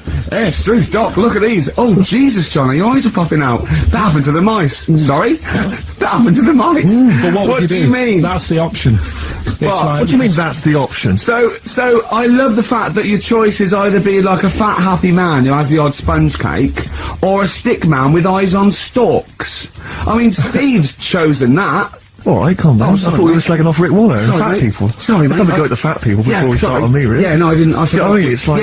Yeah. Because I've got some issues, even body issues. I know. But Rick Waller's grotesque, you know. Yeah, sorry I'm just a little bit weird. I mean, do you know what I mean? Yeah, should we play a song? Well, I'm just a little bit offended. Alright, XFM 104.9, Ricky Gervais, Steve Merchant, Karl Pilkington, not here. It's the best of. You've been voting in all week, sending your emails, so here's the clips that you wanted. So let's take us back a few steps, Karl. What's the story? Right, so I did some research. Right, let's just recap again. There was a guy you read about who had his head chopped off, he was guillotined. Yeah. He had said to the people around him, I am going to blink once I've had my head cut off to show the brain can still... Or the brain can continue to work after death. Okay, so we queried that. So you weren't having any of it? Well, no, possibly for a few seconds, till the oxygen stops being fed to the cells because the blood has drained away. But, you know, nothing spectacular. So right, go on. Well, along the similar sort of lines, right, this is quite a few years ago. This fella sort of upset the royal family doing something. Right, so they said that this isn't good. It wasn't Ben Out under that Jubilee thing, was it? I can't remember what it was, and they said, right, that was terrible. We're gonna cut your head off. You know, you gotta show people like you can't be doing what you've been doing. What was this, the 1970s? When you say a couple of years ago, you mean maybe sort of... Was it the olden days when the phones weren't very good? Ages ago. Yeah. Ages ago, So I said, yeah, fair enough. Yeah. So... Very philosophical. Yeah, imagine that when you watch news. This was literally ages ago. Yeah, exactly. Yeah, Simon Sharma's History of Britain. Yeah. Oh, and even before that, which is young. Before, when it was all mental and different. Sorry, Carl, go on. So he's having his head cut off, and he's resigned to it. It's the day before. He's kind of got it into his head now that I'm not going to have my head much longer. Sure. So he said, let's make use of this. Yeah. He said, I wonder how long, like, the body can stay alive without the head on it, right? So they were like, oh, I don't know. So, who were? So... The jailers? Whoever he was asking. These jailers with one eye. Yeah. Get out time. So he said, no, wait a minute, I've got an interesting scientific experiment, jailer. Well, fair enough. What is it? So, he said, what I want to do, right, he said, you know, surely it's my last right. You know, I'm gonna be dead tomorrow. Sure. So let's. He didn't draw it out this long, did he? Yeah, he said let's test this out. You know, he said do us a favour. He said, you know, it's my last day. What I want you to do is you're gonna cut my head off. Let's put a white line on the floor, right, and see if. You know, because there's no point asking how far he can sort of walk without an head if there isn't a line, because you don't know what to count. Do you know what I mean? If he loses his head and he's running around all over the place, you can't really count. That's not impressive enough. Yeah. So they said, let's make a white line. Sure. Yeah. Who said this? He did or they did? I think they started to join in with him and saying, well, let's make this a... Sure. You guess it. Go on. So, they got Norris McWhirr down. The Guinness people. Oh. Yeah. So they said, let's get this white line. Yeah. And, dedication's all he needs. We'll do this tomorrow. And he said, alright then, I'll see you in the morning. I'll see you in the morning! Night night, sleep tight. Bye-bye. I love the fact that Karl knows exactly what was said. Yeah.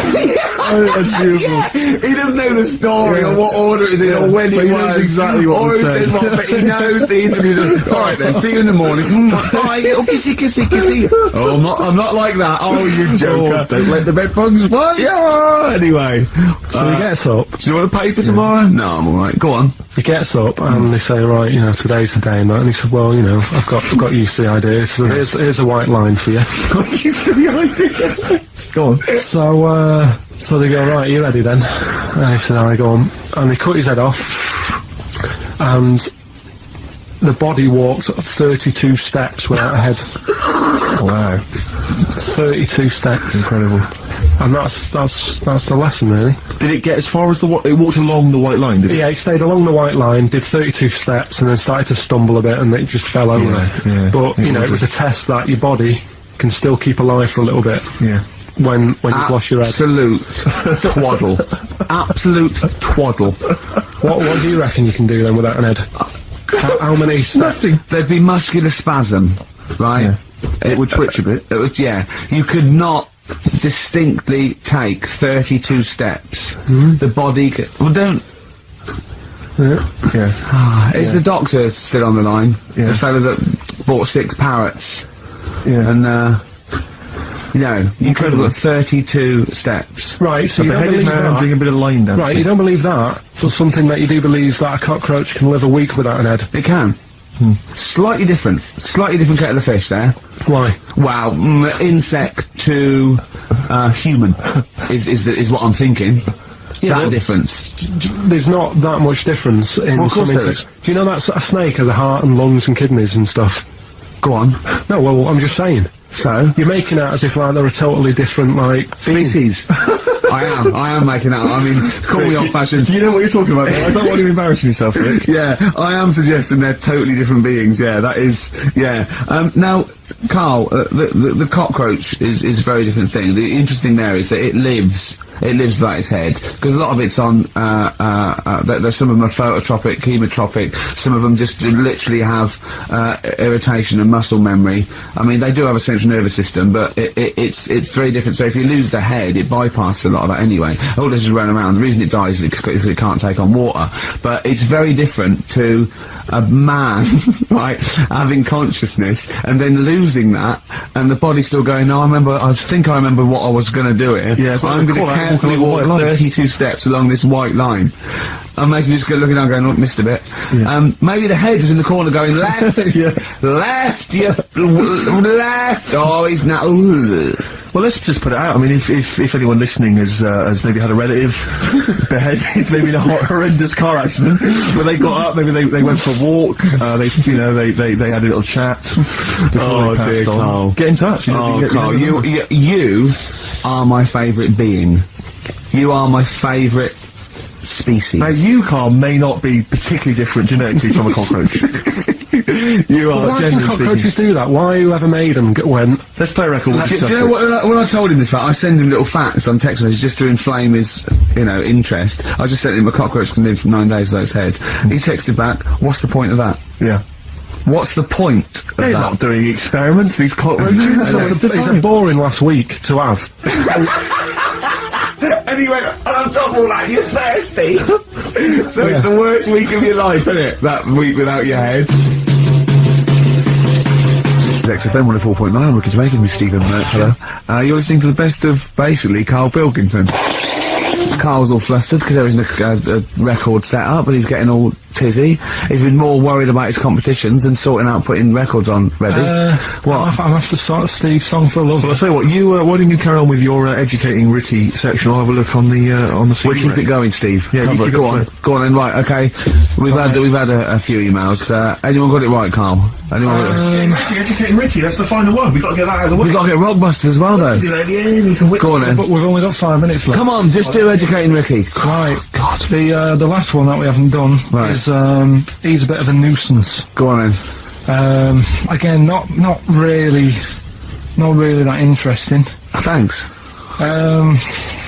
No, again, I spoke to you in a week, and I had much better things, like when I tell you about Brian Blessed climbing Everest, and for some reason it made him, it played havoc with his belly, and he followed through, and he had to clean up. Shot himself? Yeah, using ice and stuff. Why are you telling me that Brian Blessed, in what way is telling me that Brian Blessed shit himself once in any way educational? Because I was saying how he was climbing Everest, right? Right. I'll give it to him, he's an actor and that, but he gave that a go. Yeah. Right, he played... What's the point of that, you'd say, wouldn't you? You'd say, God, he's so he's alright. Me doing a boxing match, there's no reason is rubbish, but him climbing Everest and shitting himself, yeah, he did that. Is commendable. Right, and he's only gonna, go and do it again. He's gonna climb it again. Yeah, but he might not shit himself this time. Yeah, what's the point in going? Nothing's changed up there. Yeah, it probably, yeah. Well, it has. They probably, have probably cleared it out by now. Right, but, it's sleep on it. I can't really bother just telling you this one, because... Come on! Just do it, or do it now! Steve, how we doing? Look, no, never mind that. Look, just tell me what that means. Oh, he's a nuisance. Oh, this is so annoying, Karl. I'm gonna go mental. Right, talk. Right, listen, I'm just putting this in here, right? Right, nuisance is a bit of a nuisance. Yeah. Apparently, the old fella who used to hang people... 1700s? Yeah. He used to be able to tell somebody's weight just by looking at them. Right? That's a bit of a bonus fact. We'll be the judge of that. The thing that I wanted to tell you is, money for old rope, do you know what I'm saying? I can't even be bothered. Yes, you're gonna tell me now. Come on, Karl. I mean it. Basically, money for old rope came from the... right. What was all that about? You can tell someone's weight. What was that for? Fact. And Brian Blessed shitting himself. What are you... What? No, tell me... that now, you nearly made me swear then. I'm getting really annoyed. I'm getting really annoyed now. Tell me this fact, Karl, or I'm gonna go mental. Come on, Karl, time's running out. Know that people, years ago, when people used to be hung, right? Right. If you didn't like the person who's been hung, you'd go, God, I really don't like him, and so you never forget the time. If they're being hung, we take that as read. Yeah. So they never forget, afterwards, to get the hangman to get the rope, and to cut it up into little pieces, and he'd sell them. He'd sell a little piece of the rope to people. See, Karl, that's the most interesting thing, if it's true, that you've come up with. Right, okay. And so so they sell the rope? They sell the rope, and it's money for old rope. Money for old rope? Meaning, like, God, it's easy to make money, all they have to do is cut it up and sell it. I'm cynical. I'm not so convinced though. We're really tight. We haven't even got time for a last talk. We've got an ad break and we've got to give out. Okay, give the answers then. This is ridiculous. So, Steve, on. do you want to pick a winner? I've got the winner when you give us the answers. Okay, so the first clue was that army has got some well nice trenches. Yeah. That was DW. Who's that? Dandy Warhols. That's brilliant. That's brilliant. Alright. It's good, yeah. The second one, the top of them curtains are wrecked, all the material is worn. Yeah. HV, that's Holly Valance. Oh, he got a phone call for what was saying, I haven't heard it, and he was talking to her off air, and she went, what is it? Someone says, oh, them's curtains. She went, right. He said, you know the thing on the top of the curtain is a palmet, not a valance, and he went, cut her off. Yeah, but my auntie's always making balances on everything. I'll tell you about that next week, right? I'm looking forward to that. Right. Is this the one that farted for 5 minutes? Yeah, the very same. Yeah. Right, so we'll talk about that. I was in Texas, I tripped up, I landed on my knees in a puddle, WH, wet knee Houston, right? Wet knee Houston. Yeah. So, you're a maniac. So, who's the winner? We've got Pete, Catherine and Laura in Newcastle upon Tyne. They're listening online, I assume, and they're going to get those great prizes. Remember, they got loads of stuff. They got the DVD here, they got Linda Green, they got Stone Roses, they got another compilation, and Executive Decision. What did you read about Brian Blessed? Is it actually true, or have you lied with someone else? It was an interview with him in it. And what did he say? Oh, come on, what did he say? He said I climbed Everest and I played off it with me belly. Let's talk about it next week. We've really run out now. Oh, you're a fool.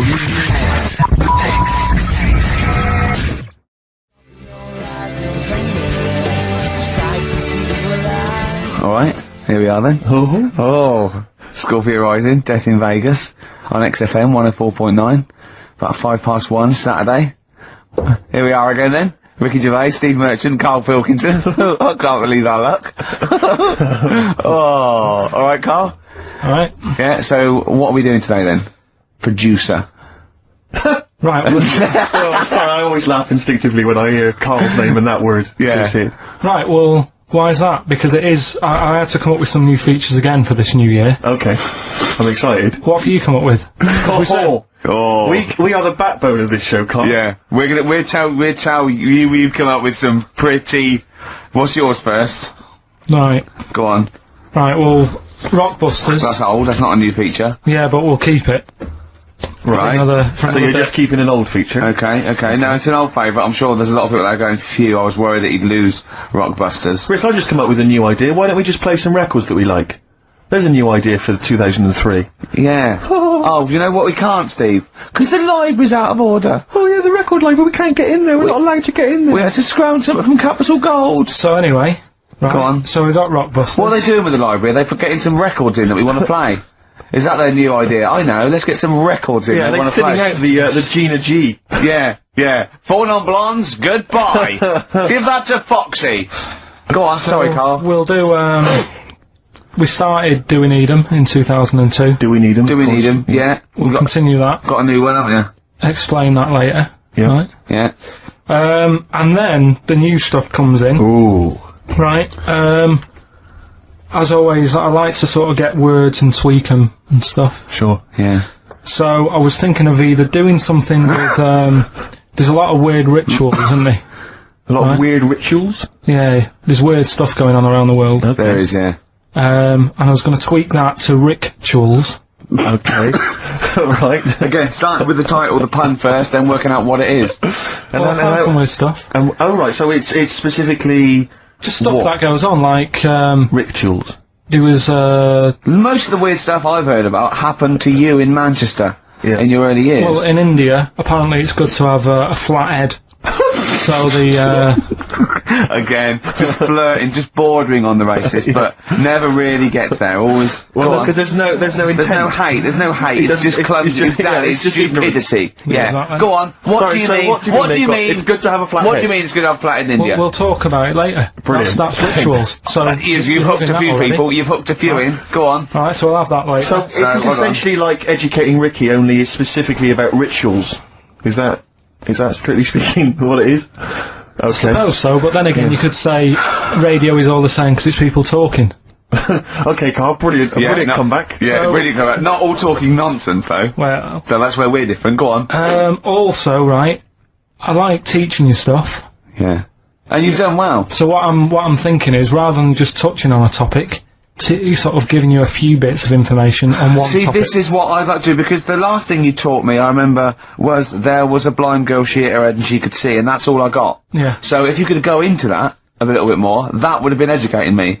Well, today we're featuring stuff on World War 1 and 2, right? Oh. So that's that little title for all this little thing is, what do you think of that then?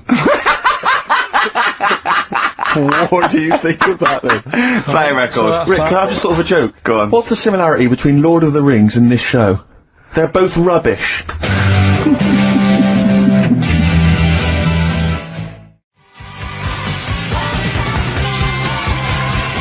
Watch that man, David Bowie, off Aladdin Sane, my favourite David Bowie album. What's yours, Karl? Yeah, that one's good. Brilliant. So, right, we've got, Rockbusters coming up. Do you want to say what we've got to give away there, Not Steve? really, Rick. Is it really bad? Well... What's the film? What's the featured film? The featured film's not bad, I have to say, actually. You've excelled yourself there. Again, it's just one of those things where I think, what kind of XFM listener would want this particular goodie bag? I know before Christmas, Karl, you explained that the reason we were Carl's giving away... face, he's disgusted, because he just said, I do a lot of work to get these prizes, and I went, no you didn't, I saw you. He went over to a drawer and went, I'll give that one, and that one. That's what work you put in. You nicked some, there's about 12 Jerry Halliwell videos, one of which we're giving away. It's Rick, you've given it away? Oh no! Yeah, if you'd like Jerry Halliwell's Body Yoga DVD, then, you know, that's one of the treats you can win. But it does, like, if you remember before Christmas, he said that, he was giving away a kind of bumper pack of gifts that you might want to wrap up and give to various people. Uncle, one for Uncle, one for Auntie. But obviously Christmas has passed, so I don't know really what your excuse is this time. You eat a lot over Christmas, don't you? Get a bit fat. Fair point. Yeah. So, Jerry Body Yoga is one of them. The recent, on DVD, the recent series of Wiedersehen Pet. Yeah. Well, that reaction. Could you give me that reaction again? Well, no, just give me that reaction again. Oh, yeah. Yeah, brilliant.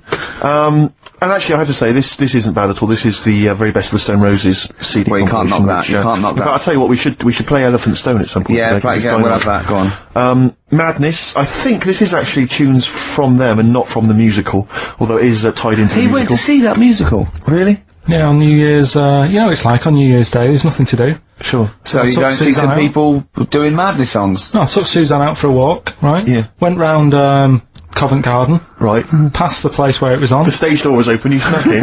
Well, I said Madness are alright. And, because when you think about it, Madness songs are quite sort of musical anyway, aren't they? So you can't They're quite musical. Do you know what I mean? They sort He means they're like a musical, like a musical. Knees Up Mother Brown. I thought it was alright, enjoyed it. Blur the musical would be good, wouldn't it? Blur the musical would be excellent. Yeah, little Cockney so what, you bought tickets there and then and just went in? Yeah. They're not selling, are they? It's fairly quiet, because we only paid the lower price and we got upgraded for free. Nice. So... You enjoyed it, did you? I'd loved it. And would anyone like to come on stage with us? Yeah. The little bald fella. Yeah, go on, I'll give it a go. And what home are you from? What are you doing tomorrow? Well, I'm going, no, you're coming here tomorrow. Come here tomorrow.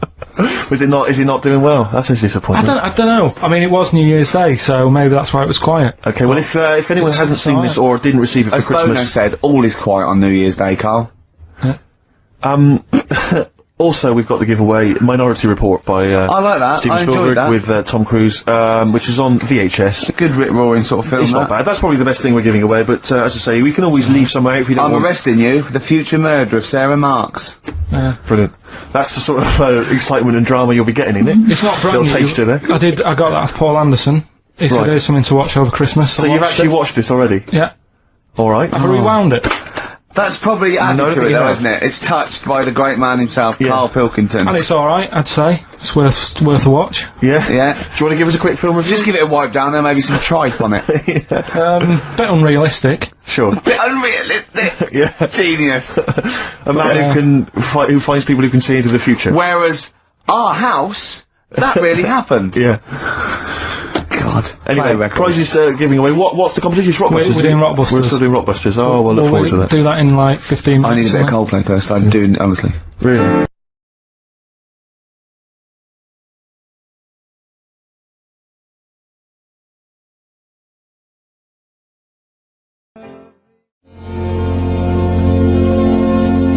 Coldplay, The Scientist. I think they wrote that about Karl. Yes. On XFM 104.9. Right, I'm Ricky Gervais, Steve Merchant, Karl Pilkington. Can I just ask Karl how he got on over Christmas?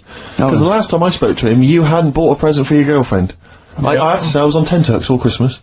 Well, you changed it. After that show, I felt bad, even though I shouldn't have done, because... Because you hadn't bought your girlfriend a Christmas present? Yeah, but I said to you, I booked a table at a hotel in Covent Garden, had Christmas dinner there, which was nice, right? It's good food and everything. Didn't feel like enough to me.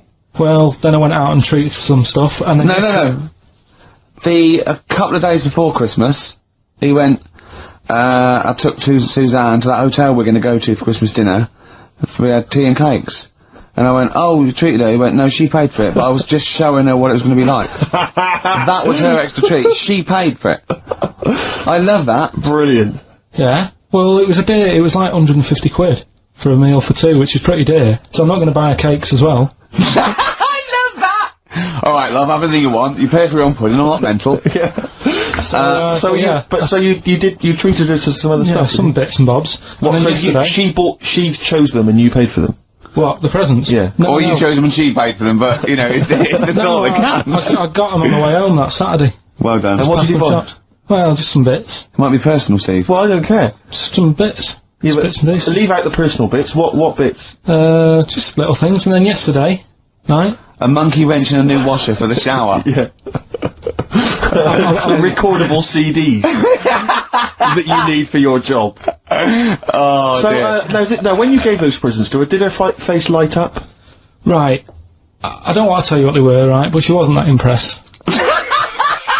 You're going to tell us what they were now, tell us what they are. You even know what they are, she told you, on Christmas Day. Hold on, wait a minute. But it doesn't matter what they are. It does matter what they are. It does, Karl, it's you, mate. Of course it doesn't matters. matter. Oh, God! Have you just remembered? Yeah! Right, but there's no need. I've got to tell him, Karl. I really want your permission, because I don't want to be I know it's not, but we know it's not that embarrassing, it's really quite sweet. Yeah, but in a way, right, the way I look at it is, right, Christmas, even when I was a little kid, right, it's not... Please let me tell him, Karl. Well, let me just tell you first, though. Let me tell you why I didn't go all out on the old present front. Alright. Justify yourself. Right? First of all, I've covered it up since then anyway, right, with that present, because I bought some shoes yesterday, and she did say, I'll give you the money for them, but when I get home I said, it's alright. I said, you can have them. Right? So, not only did I buy her some food on Christmas Day, I got her shoes. She's probably had a I think you treat her like a horse. Yeah. It's not like, yeah, there you go, there's your shoes, there's your food, right. Bed down, see you later. Yeah, but what I'm saying is she's done... fed and clothed her. Did you comb her hair? She's done well this year, right? So, the thing she's done well this year. It's like you're a single parent living on a council estate with a smack problem, and you still managed to buy them some Lego. When I was a kid, it wasn't about what you got. I remember one year when I was about 8, right? This is going to make me cry, isn't it, this? No, it's not. I'm just saying the way it is, right? I woke up at about 4 in the morning, and I was like, oh, what have I got? And I couldn't sleep, I was that on edge. It's the excitement of Christmas, isn't it? It's like, oh, what's wrapped up, I need to know. And it's the fact that people are saying, no, you won't know until tomorrow. Yes. That annoys you and winds you up. Okay. So I got up at 4 in the morning, opened my presents, and then went, right, I know now, went back to bed, had a great sleep. Yes. Right? So it's nothing to do with the excitement of what you get, it's the excitement of not knowing what you've got. And then what happened when you got up to go down with the presents? Hang on, so what you're saying to me is that you could wrap up a brick because the thrill of Christmas is in hoping and being excited about what it is, not the actual gift itself. Yeah. Is that what you did? Did you get a brick? No, let me tell him now what he got. He got her a present, right, and she said, she came, I said, yeah, he got me. It was an industrial-sized packet of condoms. It was a joke gift. No, it wasn't a joke gift. It wasn't even a joke. I went home that Saturday after here, past Boots, thought, might have something in here. They were on, like, some value. Right, you passed the makeup. Were they used? Right, but anyway. You passed all the other... Past the makeup, past the lovely vanity cases, the foot spas, hold on. How much are these, love, for 100? $4.99. Yeah. Do I get them reduced if I buy in bulk? So how many did you buy, what was it? I don't know, probably about 100. Right, okay. And is she allowed to use those with anyone? Did you wrap them? Can she just go out and have a wild Well, you don't need to wrap, they're already wrapped, aren't they? Oh. And then what did you say when she opened them? No, wait, Carl, what did you say? Right, play a record and we'll come back to this. Oh, you're worse than my father, that's genius.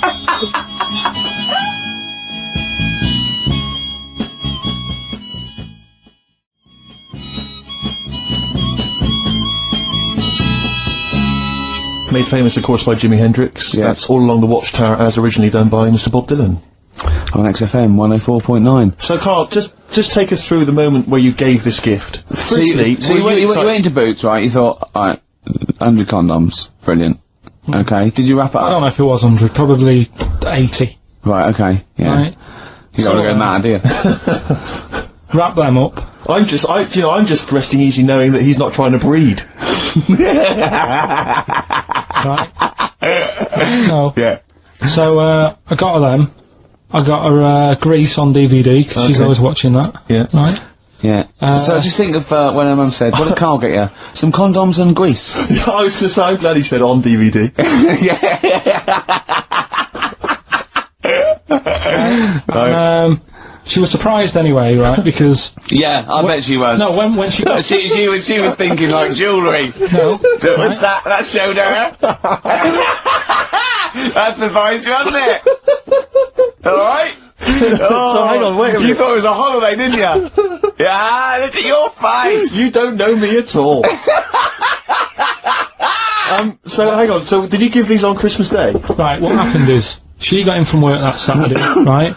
And I said, look under the tree. Knackered, right? At least it's Christmas. Yeah. At least I'm gonna get a little bit. I said, look, you got some stuff under the tree, right?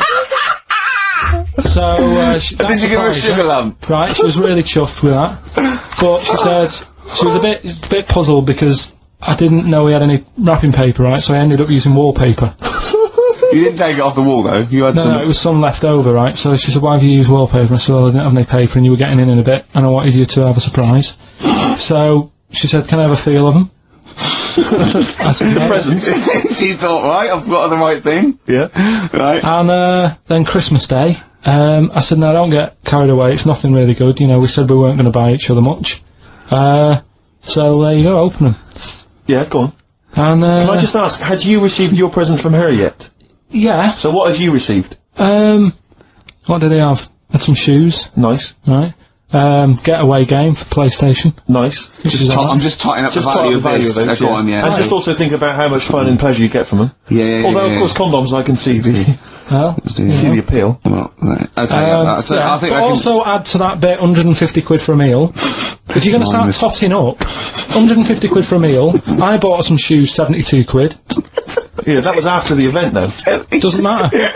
Alright, so you'd received these, dare I say it, thoughtful and nice gifts. You handed over the box of condoms. They were wrapped up. She unwrapped them. Yeah. Go on, take us through it.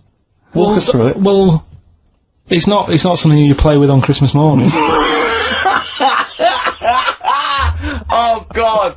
Oh. But when she opened what did them, she say? Well, I wrapped them twice as well, so she thought it was something really good. Extra protection. Right. And, so she thought it was something really good. And then... so the disappointment would be doubled. Yeah, go on, yeah. Then she just opened it and went, oh, yeah. So what's on the telly? And that was that. Ungrateful. What an ungrateful woman that is. Well, Fancy not wanting... I told her... A box of economy condoms from Boots. I said to her about the thing about, you know, it's all about the surprise and that, innit? Yeah. You explained that to her? Yeah. What, after she'd unwrapped it? Yeah. And she was alright about it. Yeah. She understood. Rick, you know I suggested to him that he buy his girlfriend a gift. I'm worried I've done more damage to the relationship by suggesting that than if he had just forgotten. Next time you've got to go shopping for her yourself, Steve. I think I might do. You've better go shopping for her yourself. I'm glad it's all over though, it's mental. Yeah. It annoys me, the whole thing annoys me. And she knows that as well. Yeah. She should know, she still insists on having Christmas once a year? Well. Wow. I'm you know. No, but, well, anyway, what did you get? I can't think what you bring to the relationship, Carl. I don't know what it is she's getting from you in this relationship. It's like she's doing all the work. 80 times. Yeah. Oh, God, Carl. I love it. You're brilliant. I know what she's getting. He's the What? No, he's not thoughtful. No, but he's thoughtful. He's the best he can do with the brain he's got. Do you know what I mean? Right. He's doing his best. He's absolutely doing his best. There's no... He's working at the limits of his powers. Do you know what I mean, though? He's done as well as he can with what he was given. Sure. Yeah, and that's admirable. Yeah. It's like, I think he's done better than you'd expect. I bet his teachers didn't even think he'd get this far. Do you know what I mean? What, find a girl? No, well, yeah, a job, a girl. Yeah. Do you know what I mean? Clothe himself. He's done really well. What do you think, Karl? You think you've done well? I think I've done alright compared to some of my mates. What are they doing now? Probably not that much. Do you know what I mean? Mrs. Matthews said I wouldn't be an high flyer. I think I'm doing alright. Yeah. Do you know what I mean? I have a holiday every year. Got somewhere to live and that. Yeah. Got a new flat, haven't you? Yeah, so where are they then, the condoms? Did she show them to her family and friends? No. Take them into work? Look what Karl I'm got surprised she told Ricky, actually. I was a bit disappointed in that. Yeah. Because I didn't go shouting Well, she was so excited, Karl, clearly. She's just so pleased and proud. Alright, play a record, we come back to it. No, that's it now. A new day, another morning after. Leaning back on my chair in a greasy spoon. No. Oh no, that's it. Streets, don't mug yourself. XFM 104.9. Ricky Gervais, Steve Merchant, Karl Pilkington, a regular Santa Claus. I'll leave it. Oh dear. So Rockbusters. First one of the year. Do you want to explain it? In case we've got just some in new case listeners. Some new listeners. Might have. You never know. Chance to win some stuff. Might give you like a cryptic clue and some initials, and it sort of makes up a band. So an easy one that we did at the start was an exploding pet, AK, atomic kitten. Yeah. Right, that's how it works. So there's 3 of them.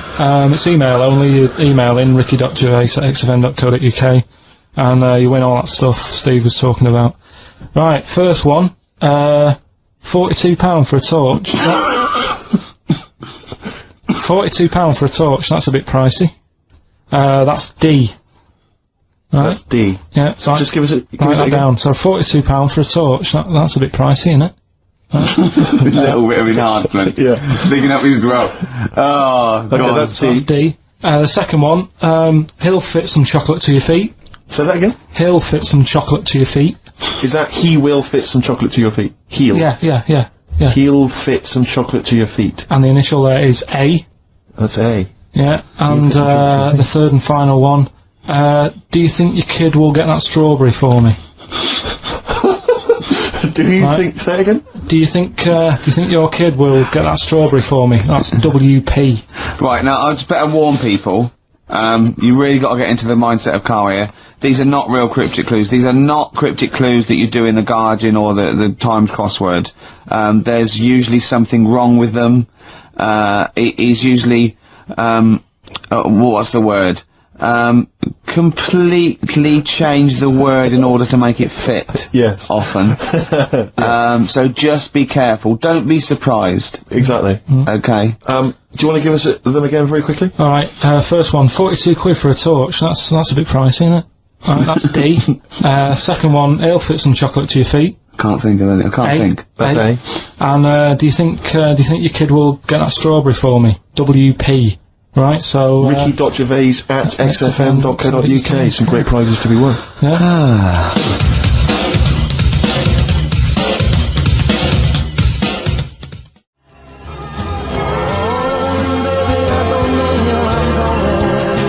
Richard Ashcroft, Science of Silence.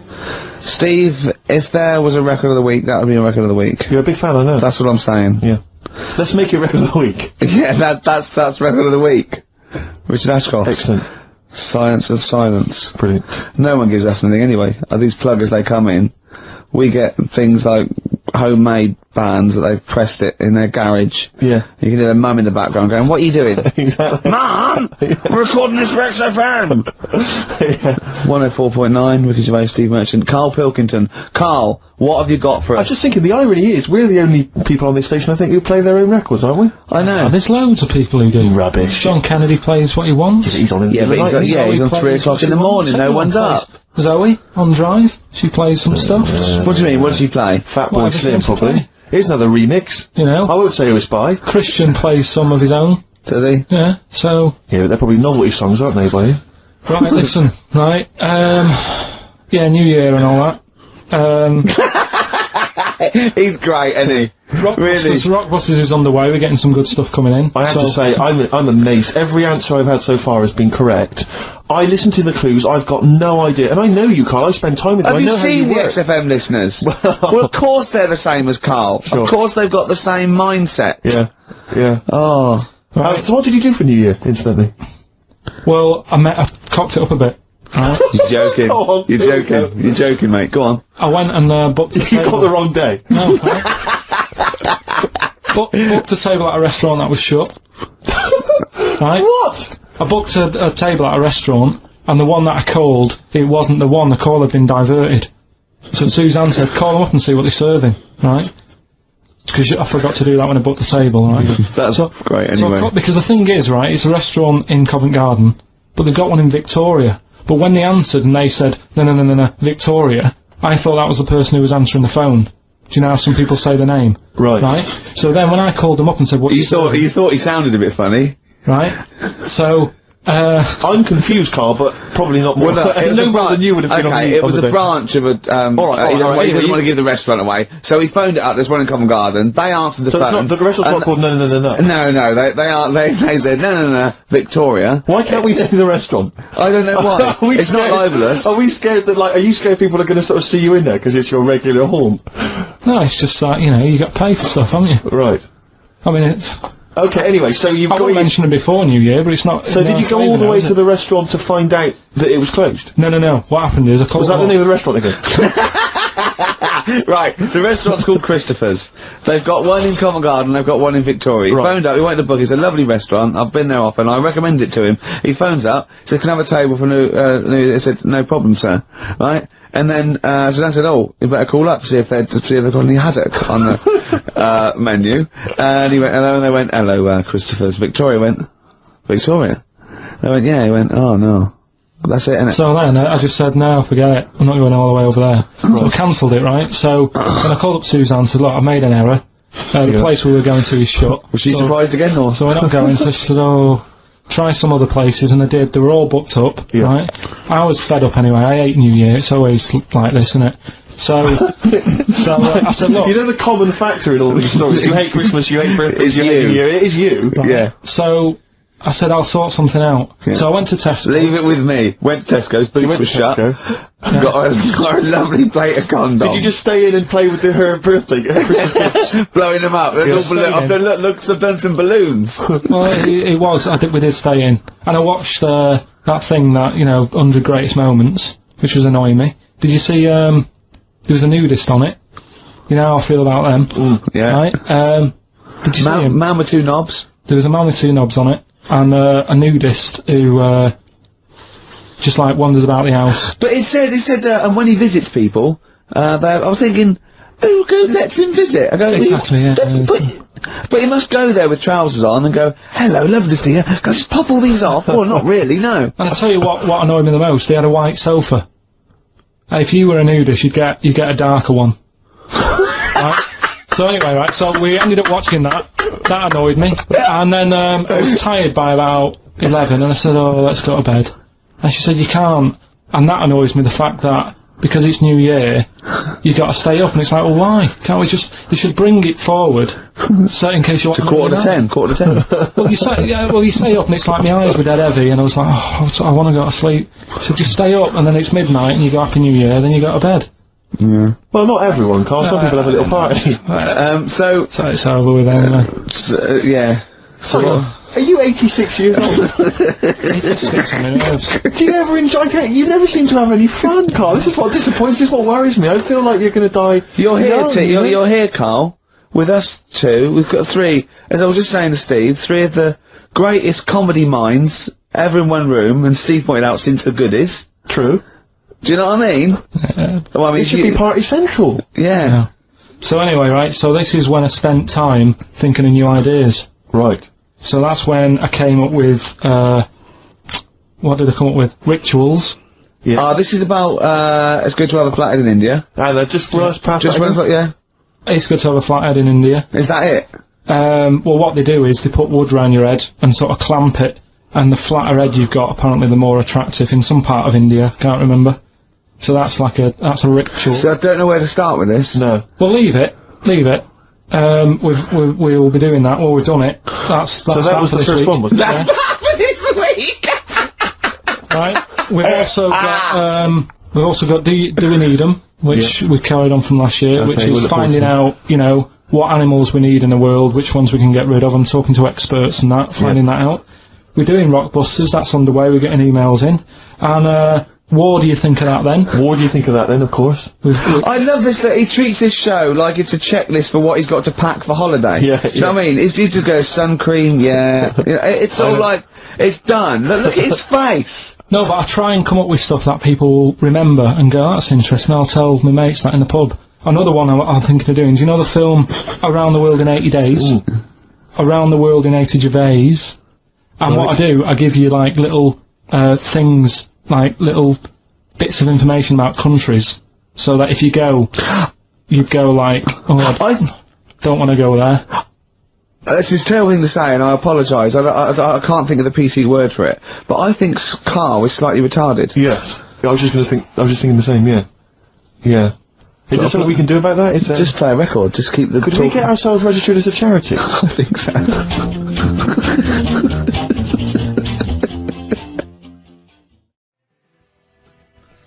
Ballydrawn Boy, Born Again. On XFM 104.9. I was just looking to see if that's a new single. It looks like it probably is, Rick, if that's of interest to you. It's a new one. Yeah.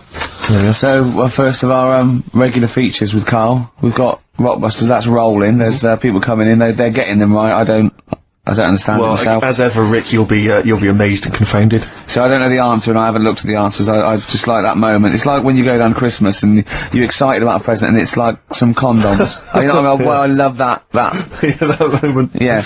I don't know how he's going to top that next year. I don't know how he's going to top that. All I can think of is some corn plasters. Right. It's alright, love, the batteries are included. Got you a pumice stone. Right, now, do we need them? Do we need them? It's something we started a few weeks ago. We're always talking about animals and insects and that. And, it's like, you know, if you took an animal out of the world, would we have problems? Right? Would it make any difference? Yeah, would it make any difference? We did jellyfish last time, didn't we? Yeah. We sorted that out. The woman said we've got to keep them. We do need them, because turtles eat them. Yeah. So, I've moved on. Octopus. Do we need the octopus? Yeah. Let's find out.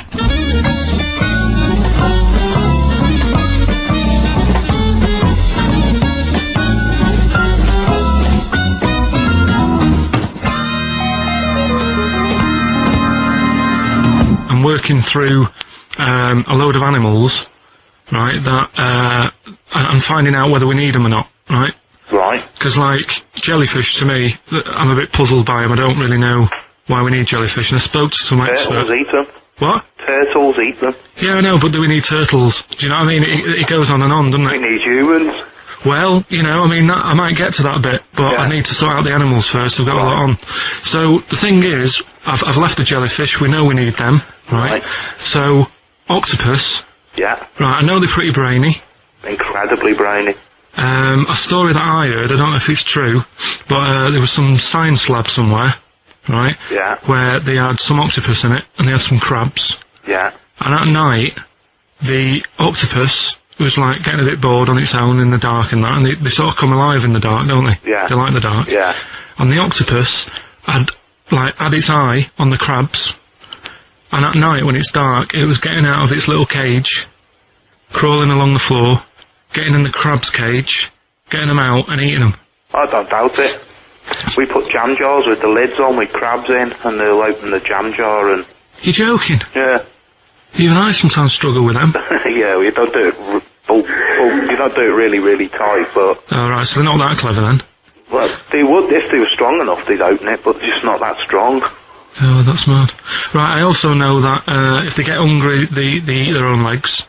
Yeah. Yeah? Yeah. They're deaf. Well, I don't know. I don't really know. Yeah, I mean, they don't live very long. They can squash themselves into small jugs. Oh, yeah, they can go in a demi-john through the narrow neck and that. Why do they need to do that? Because because they're the sort of crevices and holes that they're hunting for crabs and things through. So, would they be better if they were smaller? Do you know what I mean? I don't know. I really don't know. Yeah. But octopus then, if Noah said to you, you know, we're having a clear out. Yeah. We've got too many animals to look after and that in the sea, taking up too much room. Right. Do we need them? I think there's other less useful things in the sea than octopus. Limpets, they could go. Limpets? Yeah, they just sit on a rock and do nothing for 50 years. But they're not getting in the way then, how big are they? Well, not very big. Yeah, you see, I might come round to them, but I never think, oh, you know, I'm sick of seeing these limpets. Whereas octopus, you know, crawling about, opening jam jars and that. You'd never see them though, they're really rare. Well, we get 2 or 3 caught a year, it's quite amazing.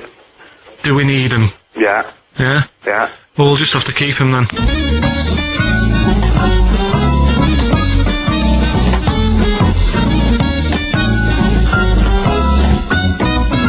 I love that Karl can confuse a scientist. Yeah. Yeah, because all systems of logic break down. I know, even the scientist was going, well, get rid of limpets. Yeah. Who was that guy? I think his name was Chris. And where was he from? In a place called Megavissi, where I went one year. Megavissi. And he's a scientist, is he? I think he's got a fish shop or something like that. He's got a fish shop? No, he doesn't. Well, like an aquarium type place. Oh, right. So. A fish shop. It wouldn't be past him that he, a winkle store. He's got a winkle store at Paul Harbour. Yeah, that's an expert. Oh dear. But what have you learned from that then? Well, that, we don't know whether they're deaf or not, because the bloke in the chip shop couldn't confirm it. They eat their own legs. Think of that. That's a bit weird. Yeah. They eat their own legs? They eat their own legs if they get hungry. Right. And they grow back, don't they? Yeah, I think so, yeah. If you eat one, they'll grow back. Yeah. And, yeah, you can put them in little jars and that. If you wanted to. Yeah. It's just a bit weird, isn't it? It's like, no, but you know, like, you know, people have a go about being cruel to animals and that. But what he was saying there is, right, what they've watched an octopus do, they've got hold of a crab, right? So that'll be being stressed out because it's out of the water. Yeah. They've then stressed it out even more by putting it in a jar. Right. Which he didn't like. Which he didn't like. And then an octopus is crawling about on the jar. Yeah. And the crab knows that the octopus wants to eat it. Yeah. Right? So then it's having more threats. Yeah. Because of that. And then they let the octopus eat it. Yeah. I think that's pretty... Do we need crabs? Do them next week, yeah. Well, I want to sort out snails first. Right. What's your pitch with snails? What do you know about snails? I know that bats eat them. They can sleep for 13 years. Right. Oh, you do. Can you believe that?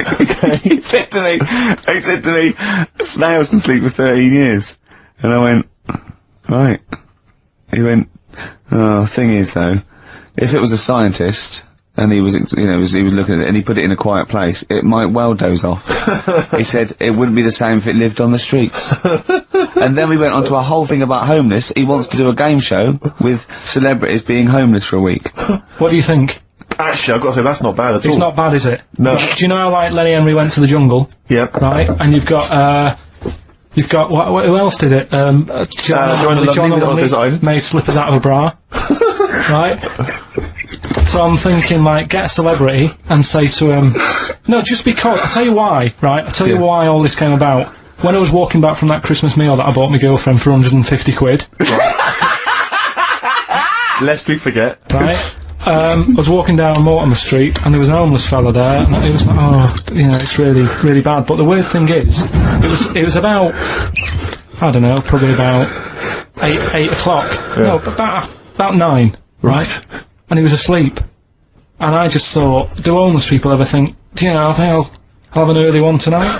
Right? That's what got me thinking. It's a bit weird, the whole lifestyle of it, the fact that he had an early one. So, the fact, what, if it's a bit weird that he's sleeping not in a home, but on the street? No, it's just that if I was homeless, I'd probably stay up quite late. Because it's not nice. Do you know what I mean? What are you talking about?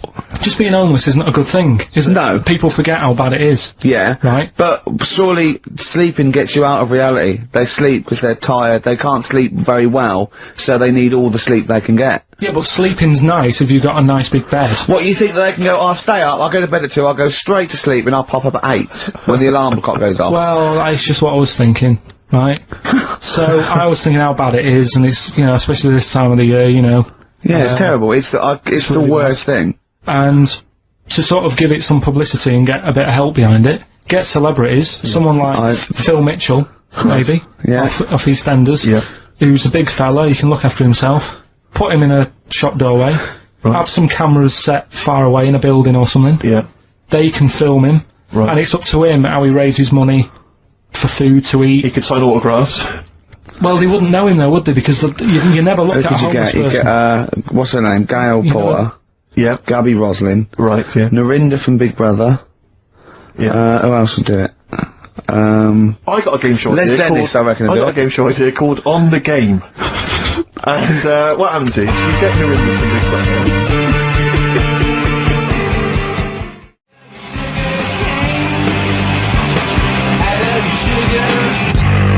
Sugarcane by Sonic Youth on XFM 104.9. Ricky Gervais, Steve Merchant, Karl Pilkington. Go on, Karl. What's next? Are you going to do your war feature? What is it called? What do you think of that then? You do that now? It annoys me a bit, right? Because we said before Christmas that we'd come back with new stuff. Yeah. Gave you a title to work on, that Ridiculous. Right. You came in today, I said, have you sorted it out? You say no. Steve, you're having a go at me for wanting to get music out of the library for you. Yeah. You haven't got any new ideas. Sure. But you're dissing mine. I'm not dissing yours. Well, I'm a massive fan of them. Good vibe off you. Oh, I think that's very harsh. I just asked you when were we going to have war, do you think of that? I'm a big fan, I'm excited. Well, it's not that good, to be honest with you. Well, I disagree, it sounds brilliant. Right, well, it's a bit of a tweak of educating Ricky. Just some information on wars. Yeah. Okay. World War II. World War II, alright.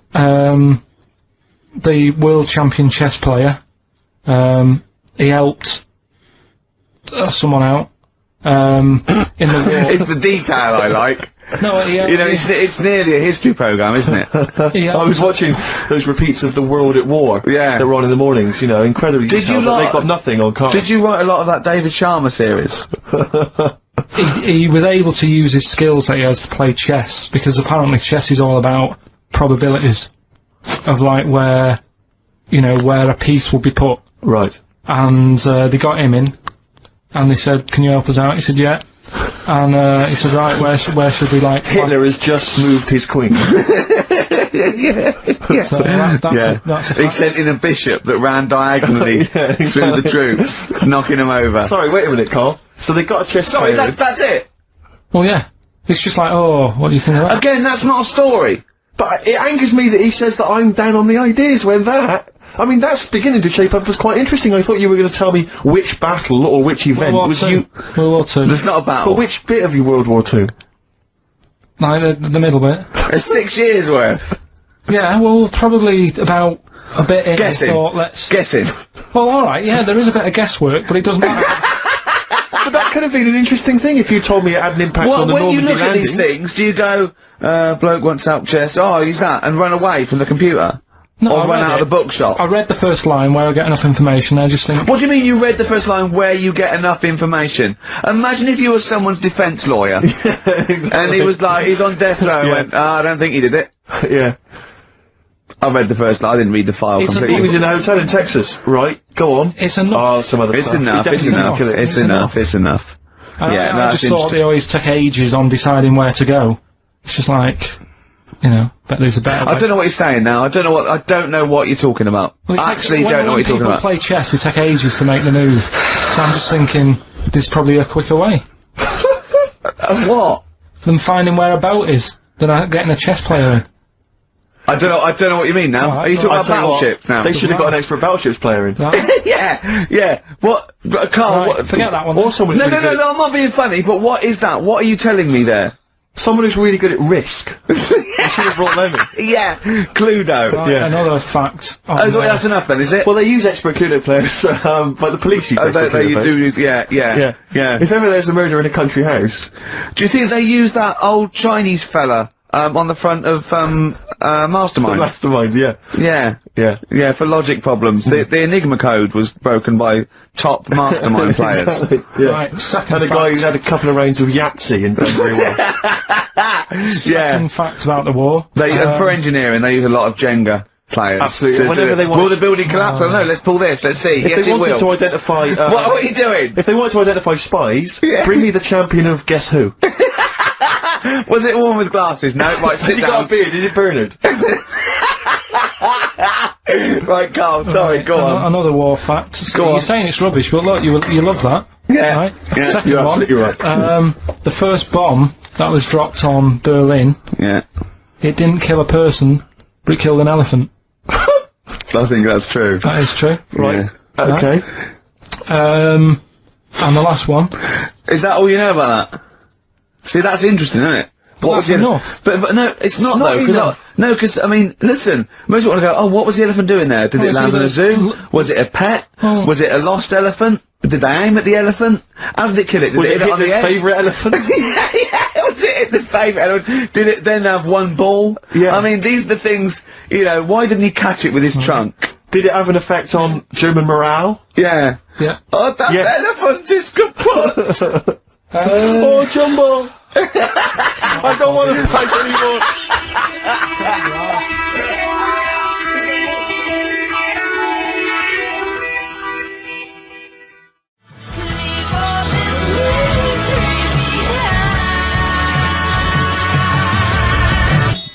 Chewing breaks, painkiller on XFM. Carl's getting a little bit stressed, aren't you? No, I just, you know, got to keep focused, got to keep the show good and that. Yeah. You know, and in the Yeah. new year, the idea was come up with some good snappy stuff. Yeah. And today, I just think it's been a mess with you, to be honest. I mean, this is the sort of thing I'd prefer to do after the show as the producer. Yeah. But Do you know what? I think it's a discipline problem. Is I'm not sure Ricky's got any. it because I just put sellotape on your head? well, that's a bit to do with it. But just, you know, let's just focus But on... I didn't put it when there was any hair on your eyebrows, I put it across your forehead. Right. What do you think of that then? Yeah. We've got one more bit left. Brilliant. One more fact. The French, right, when they were at war, David Sharma, I just imagine him just introducing it. It's amazing. Which war was this? it was still the World War, One or World two. War Go on, II. it's 50-50, go on. yeah. Right, World War II, what the French did, everyone needs a code. Everyone needs a code. Yep. A code when you're in the army. This is a Disney song. Right. And, you know, to sort of give the go-ahead if you want to go into battle and stuff. Okay. Right? So, Needs a code. but the weird thing Game is, show. right, the weird thing is, do you know what theirs was? Go on. Do you? Yeah, I know what it is. And it's So what a bit was weird. the French code? For what? To sort of say, right, yeah, go on. But they had more than one. on this day. But I don't know what day it is. On this day. Oh, what? It's like saying, what am I thinking of?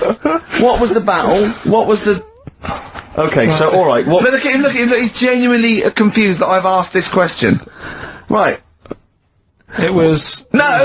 If you ask me a question, ask me the question correctly. What was the code for battle during what battle? World War II. No, that's not a battle. That's a war. Yeah, it was in a war, yeah. I don't know what to do. He confuses people. Oh. Alright, okay, what was it, Carl? What was the Yeah, code? what was are the you French thinking code? of? Right. John's got a moustache. What are you talking My about? lungs are gonna burst. That was a code that the French used. You know, like, I mean, I just think it's a bit daft, right? Because you could come up with that by mistake. yeah. Two French blokes talking in the trenches, and they see a major walk past, and they go, "Oh look, John's got a moustache," and they all go and go, "No, I was just talking." What are you talking about? Well, the way I don't think that's a good code. I'm not. I you don't know. believe it is the code. No, it is seriously. And what? And It's would just it, I would know it have we've been, talked would it have about been it. said in French? Yeah. Okay. Yeah. But Yeah, the weird- yeah, guessing, yeah. No, but What? you see, I can't even be bothered What are you saying, Karl? because it's not a very good code. Do you know, like we've talked in the past about things you don't see, and I said an old man eating a Twix. You have to use that's safe. Because no one is ever going to see a man having an old man having a Twix. What do you mean? Well, use that as a code. Don't use a saying, John's got a moustache that could crop up. It's like the war's kicked off. How did that happen? Well, I said John had a moustache. Oh. Do you think folks would never be saying, John's got a moustache? Why would they? Because back then they were fashionable. He nearly makes sense, doesn't he? I assume it would have been Jean. Yeah. No, probably John. And how would this code have been? I mean, who would have announced this Just to read everyone? it. I read it like that, Steve. That's what was on the internet. This is a code that was used. John's got a Don't be moustache. angry with me. I know, but you're always asking questions. Because I'm interested in history. Yeah. No, you're genuinely interesting bloke, Karl. We like to know. I'd like to film you secretly. You know, like they do, like Nature Watch, when they put it in a badgers sort of thing, right? Yeah. And they just watch it. I'd like to see what you do, pop around and go, I wish I could download the music in your head, because it'd be wah, wah, wah, wah, wah, wah, wah, wah, wah, wah, wah, wah, and you see something weird, you go, wah, wah, wah, wah, wah. And then you read that and you go, wah, and you write it down, and that's what comes out. John's got a moustache. I'd like to see next Christmas. Imagine the French, right, for their battle cry, for their battle code, to know it's going ahead, they're going over the top, is you never see an old bloke eating a Twix. Imagine that. Yeah, but all these things are things that I think in my head. Keep them in there. You know, like before when I was talking about going out on, Christmas Day, having a meal on the way back, seeing a homeless person. Yeah. And then I think, God, that wouldn't be good. I know, TV show. Right? You can think of things like that. When I saw the homeless fella, then I got talking to Suzanne about when I had to sleep in my car. What do you mean? Go on. Let's play a record and come back to any sleeping in the car. God, I can't wait. Play a song for the lovers. I was watching last night on cable TV 1987's amazing Sign of the Times Prince in concert film. It was dynamite. I thought to myself, how brilliant he is. It reminded me of the gig I went to see last year.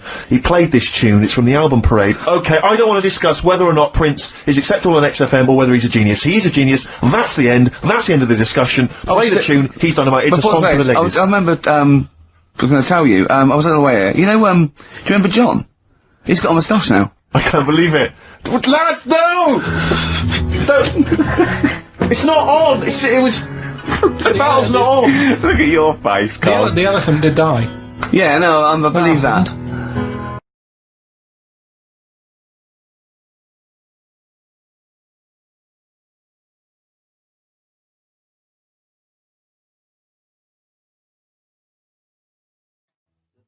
Sometimes it snows in April from the lovely Prince. Brilliant. From the album Parade. He doesn't always have to get up and have a rock about. He can just sit there at the piano. You can't argue with that. After the break, Steve, a brand new feature I've just done. That's ridiculous. That's ridiculous. You see, you say Ricky Gervais doesn't put any work into this show. He's just done that. I'm going to tell Karl some amazing facts from the world of science, nature, politics. 4 are real. 1 is absolutely ridiculous.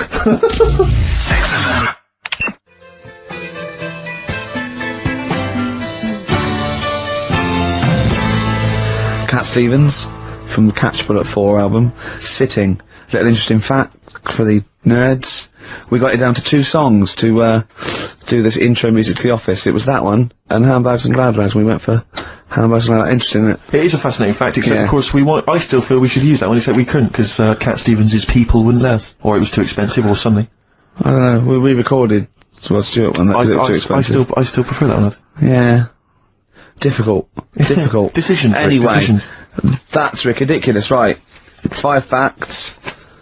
Right, 1 is totally made up. Alright? Just do 3. 3 and oh, well there's, okay, right, oh, let's see, what shall I do then? There are more moves, carefully planned. There are more moves possible in a game of chess than there are particles in the universe.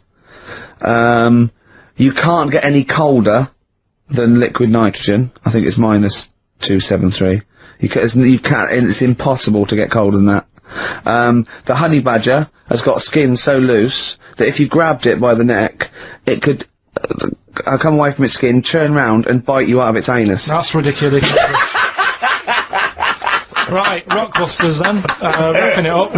It needs some work, that game, but I'd see it's got a lot of mileage. Right, here we go then. The first one, £42 for a torch. That's a bit pricey. Go on. That was D. Yeah. That was Daylight. Wait, I thought Delight, and I thought it doesn't work. second one. I thought Delight doesn't work. Second one. There's no, wait. Dear Light, it doesn't work. It's Delight. Second one was... No, Carl, it doesn't work. Yeah, but if we're going to continue with this feature, you've got to tweak them a bit, right? People have got it. We've had loads of emails, more than ever. So, do you know what I mean? Let them decide. If they don't like it, they won't email in, but they're loving it. They've all come from the same institution. Go on. He'll fit some chocolate to your feet. That was A. That was Aerosmith. Right? Aerosmith. You've heard of a blacksmith? But a smith is just a workman. It doesn't necessarily. No, you can have anything. You can have a locksmith. A smith doesn't just mean it does shoes. Right. Do you think Aero Cobbler would have worked? Unfortunately, there isn't a band called Aero Cobbler. Get ready with a winner. Do you think your kid will get that strawberry for me? That's Wilson Pickett. Wilson Pickett. Have you got a winner? I'll give you that. I have to say that I don't know if these guys have won in the past, but they were the first people to email in. I mean, normally I just give it to anyone, but these guys, literally, you've given the clues, Carl. I'm amazed. Everyone seemed to get Aerosmith. Everyone got D-Light, everyone got Wilson Pickett. I'm absolutely stunned. You know, they deserve it. They deserve the junk. Prizes, right? So we'll give it to Jonathan and Louise, who, as I say, may have won in the past, but as I say, they were very, very quick. You've got to be them if you want to win. And they're from Wrexham. Brilliant. So good luck to them. So that's I hope they enjoy Jerry's yoga diet.